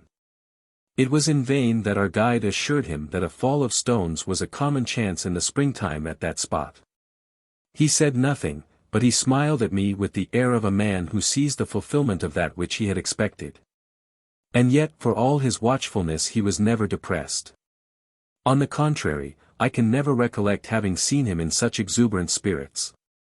Again and again he recurred to the fact that if he could be assured that society was freed from Professor Moriarty he would cheerfully bring his own career to a conclusion. I think that I may go so far as to say, Watson, that I have not lived wholly in vain, he remarked. If my record were closed tonight I could still survey it with equanimity. The air of London is the sweeter for my presence. In over 1,000 cases I am not aware that I have ever used my powers upon the wrong side. Of late I have been tempted to look into the problems furnished by nature rather than those more superficial ones for which our artificial state of society is responsible. Your memoirs will draw to an end, Watson, upon the day that I crown my career by the capture or extinction of the most dangerous and capable criminal in Europe. I shall be brief, and yet exact, in the little which remains for me to tell. It is not a subject on which I would willingly dwell, and yet I am conscious that a duty devolves upon me to omit no detail. It was on the 3rd of May that we reached the little village of Meiringen, where we put up at the Englischer Hof, then kept by Peter Steiler the elder. Our landlord was an intelligent man, and spoke excellent English, having served for 3 years as waiter at the Grosvenor Hotel in London. At his advice, on the afternoon of the 4th we set off together, with the intention of crossing the hills and spending the night at the hamlet of Rosenlaui. We had strict injunctions, however, on no account to pass the falls of Reichenbach, which are about halfway up the hill, without making a small detour to see them. It is indeed a fearful place. The torrent, swollen by the melting snow, plunges into a tremendous abyss, from which the spray rolls up like the smoke from a burning house. The shaft into which the river hurls itself is an immense chasm, lined by glistening coal-black rock, and narrowing into a creaming, boiling pit of incalculable depth, which brims over and shoots the stream onward over its jagged lip. The long sweep of green water roaring forever down, and the thick flickering curtain of spray hissing forever upward, turn a man giddy with their constant whirl and clamor. We stood near the edge peering down at the gleam of the breaking water far below us against the black rocks, and listening to the half-human shout which came booming up with the spray out of the abyss. The path has been cut halfway round the fall to afford a complete view, but it ends abruptly, and the traveller has to return as he came. We had turned to do so, when we saw a Swiss lad come running along it with a letter in his hand. It bore the mark of the hotel which we had just left, and was addressed to me by the landlord. It appeared that within a very few minutes of our leaving, an English lady had arrived who was in the last stage of consumption. She had wintered at Davos-Platz, and was journeying now to join her friends at Lucerne, when a sudden hemorrhage had overtaken her. It was thought that she could hardly live a few hours, but it would be a great consolation to her to see an English doctor, and, if I would only return, etc. The good Steiler assured me in a postscript that he would himself look upon my compliance as a very great favour, since the lady absolutely refused to see a Swiss physician, and he could not but feel that he was incurring a great responsibility. The appeal was one which could not be ignored. It was impossible to refuse the request of a fellow countrywoman dying in a strange land. Yet I had my scruples about leaving Holmes. It was finally agreed, however, that he should retain the young Swiss messenger with him as guide and companion while I returned to Meiringen. My friend would stay some little time at the fall, he said, and would then walk slowly over the hill to Rosenlaui, where I was to rejoin him in the evening. As I turned away I saw Holmes, with his back against a rock and his arms folded, gazing down at the rush of the waters. It was the last that I was ever destined to see of him in this world. When I was near the bottom of the descent I looked back. It was impossible, from that position, to see the fall, but I could see the curving path which winds over the shoulder of the hill and leads to it. Along this a man was, I remember, walking very rapidly. I could see his black figure clearly outlined against the green behind him. I noted him, and the energy with which he walked, but he passed from my mind again as I hurried on upon my errand. It may have been a little over an hour before I reached Meiringen. Old Steiler was standing at the porch of his hotel. "Well," said I, as I came hurrying up, "I trust that she is no worse." A look of surprise passed over his face, and at the first quiver of his eyebrows my heart turned to lead in my breast. "You did not write this?" I said, pulling the letter from my pocket. "There is no sick Englishwoman in the hotel?" "Certainly not," he cried. "But it has the hotel mark upon it." "Ha, it must have been written by that tall Englishman who came in after you had gone," he said. But I waited for none of the landlord's explanations. In a tingle of fear I was already running down the village street, and making for the path which I had so lately descended. It had taken me an hour to come down. For all my efforts 2 more had passed before I found myself at the fall of Reichenbach once more. There was Holmes's alpine-stock still leaning against the rock by which I had left him. But there was no sign of him, and it was in vain that I shouted. My only answer was my own voice reverberating in a rolling echo from the cliffs around me. It was the sight of that alpine-stock which turned me cold and sick. He had not gone to Rosenlaui, then. He had remained on that 3-foot path, with sheer wall on one side and sheer drop on the other, until his enemy had overtaken him. The young Swiss had gone too. He had probably been in the pay of Moriarty, and had left the 2 men together. And then what had happened? Who was to tell us what had happened then? I stood for a minute or 2 to collect myself, for I was dazed with the horror of the thing. Then I began to think of Holmes's own methods and to try to practice them in reading this tragedy. It was, alas, only too easy to do. During our conversation we had not gone to the end of the path, and the alpine-stock marked the place where we had stood. The blackish soil is kept forever soft by the incessant drift of spray, and a bird would leave its tread upon it. 2 lines of footmarks were clearly marked along the farther end of the path, both leading away from me. There were none returning. A few yards from the end the soil was all ploughed up into a patch of mud, and the branches and ferns which fringed the chasm were torn and bedraggled. I lay upon my face and peered over with the spray spouting up all around me. It had darkened since I left, and now I could only see here and there the glistening of moisture upon the black walls, and far away down at the end of the shaft the gleam of the broken water. I shouted. But only the same half-human cry of the fall was borne back to my ears. But it was destined that I should after all have a last word of greeting from my friend and comrade. I have said that his alpine-stock had been left leaning against a rock which jutted on to the path. From the top of this boulder the gleam of something bright caught my eye, and, raising my hand, I found that it came from the silver cigarette case which he used to carry. As I took it up, a small square of paper upon which it had lain fluttered down onto the ground. Unfolding it, I found that it consisted of 3 pages torn from his notebook and addressed to me. It was characteristic of the man that the direction was precise, and the writing as firm and clear, as though it had been written in his study. "My dear Watson," he said, "I write these few lines through the courtesy of Mr. Moriarty, who awaits my convenience for the final discussion of those questions which lie between us. He has been giving me a sketch of the methods by which he avoided the English police and kept himself informed of our movements. They certainly confirm the very high opinion which I had formed of his abilities. I am pleased to think that I shall be able to free society from any further effects of his presence, though I fear that it is at a cost which will give pain to my friends, and especially, my dear Watson, to you. I have already explained to you, however, that my career had in any case reached its crisis, and that no possible conclusion to it could be more congenial to me than this. Indeed, if I may make a full confession to you, I was quite convinced that the letter from Meiringen was a hoax, and I allowed you to depart on that errand under the persuasion that some development of this sort would follow.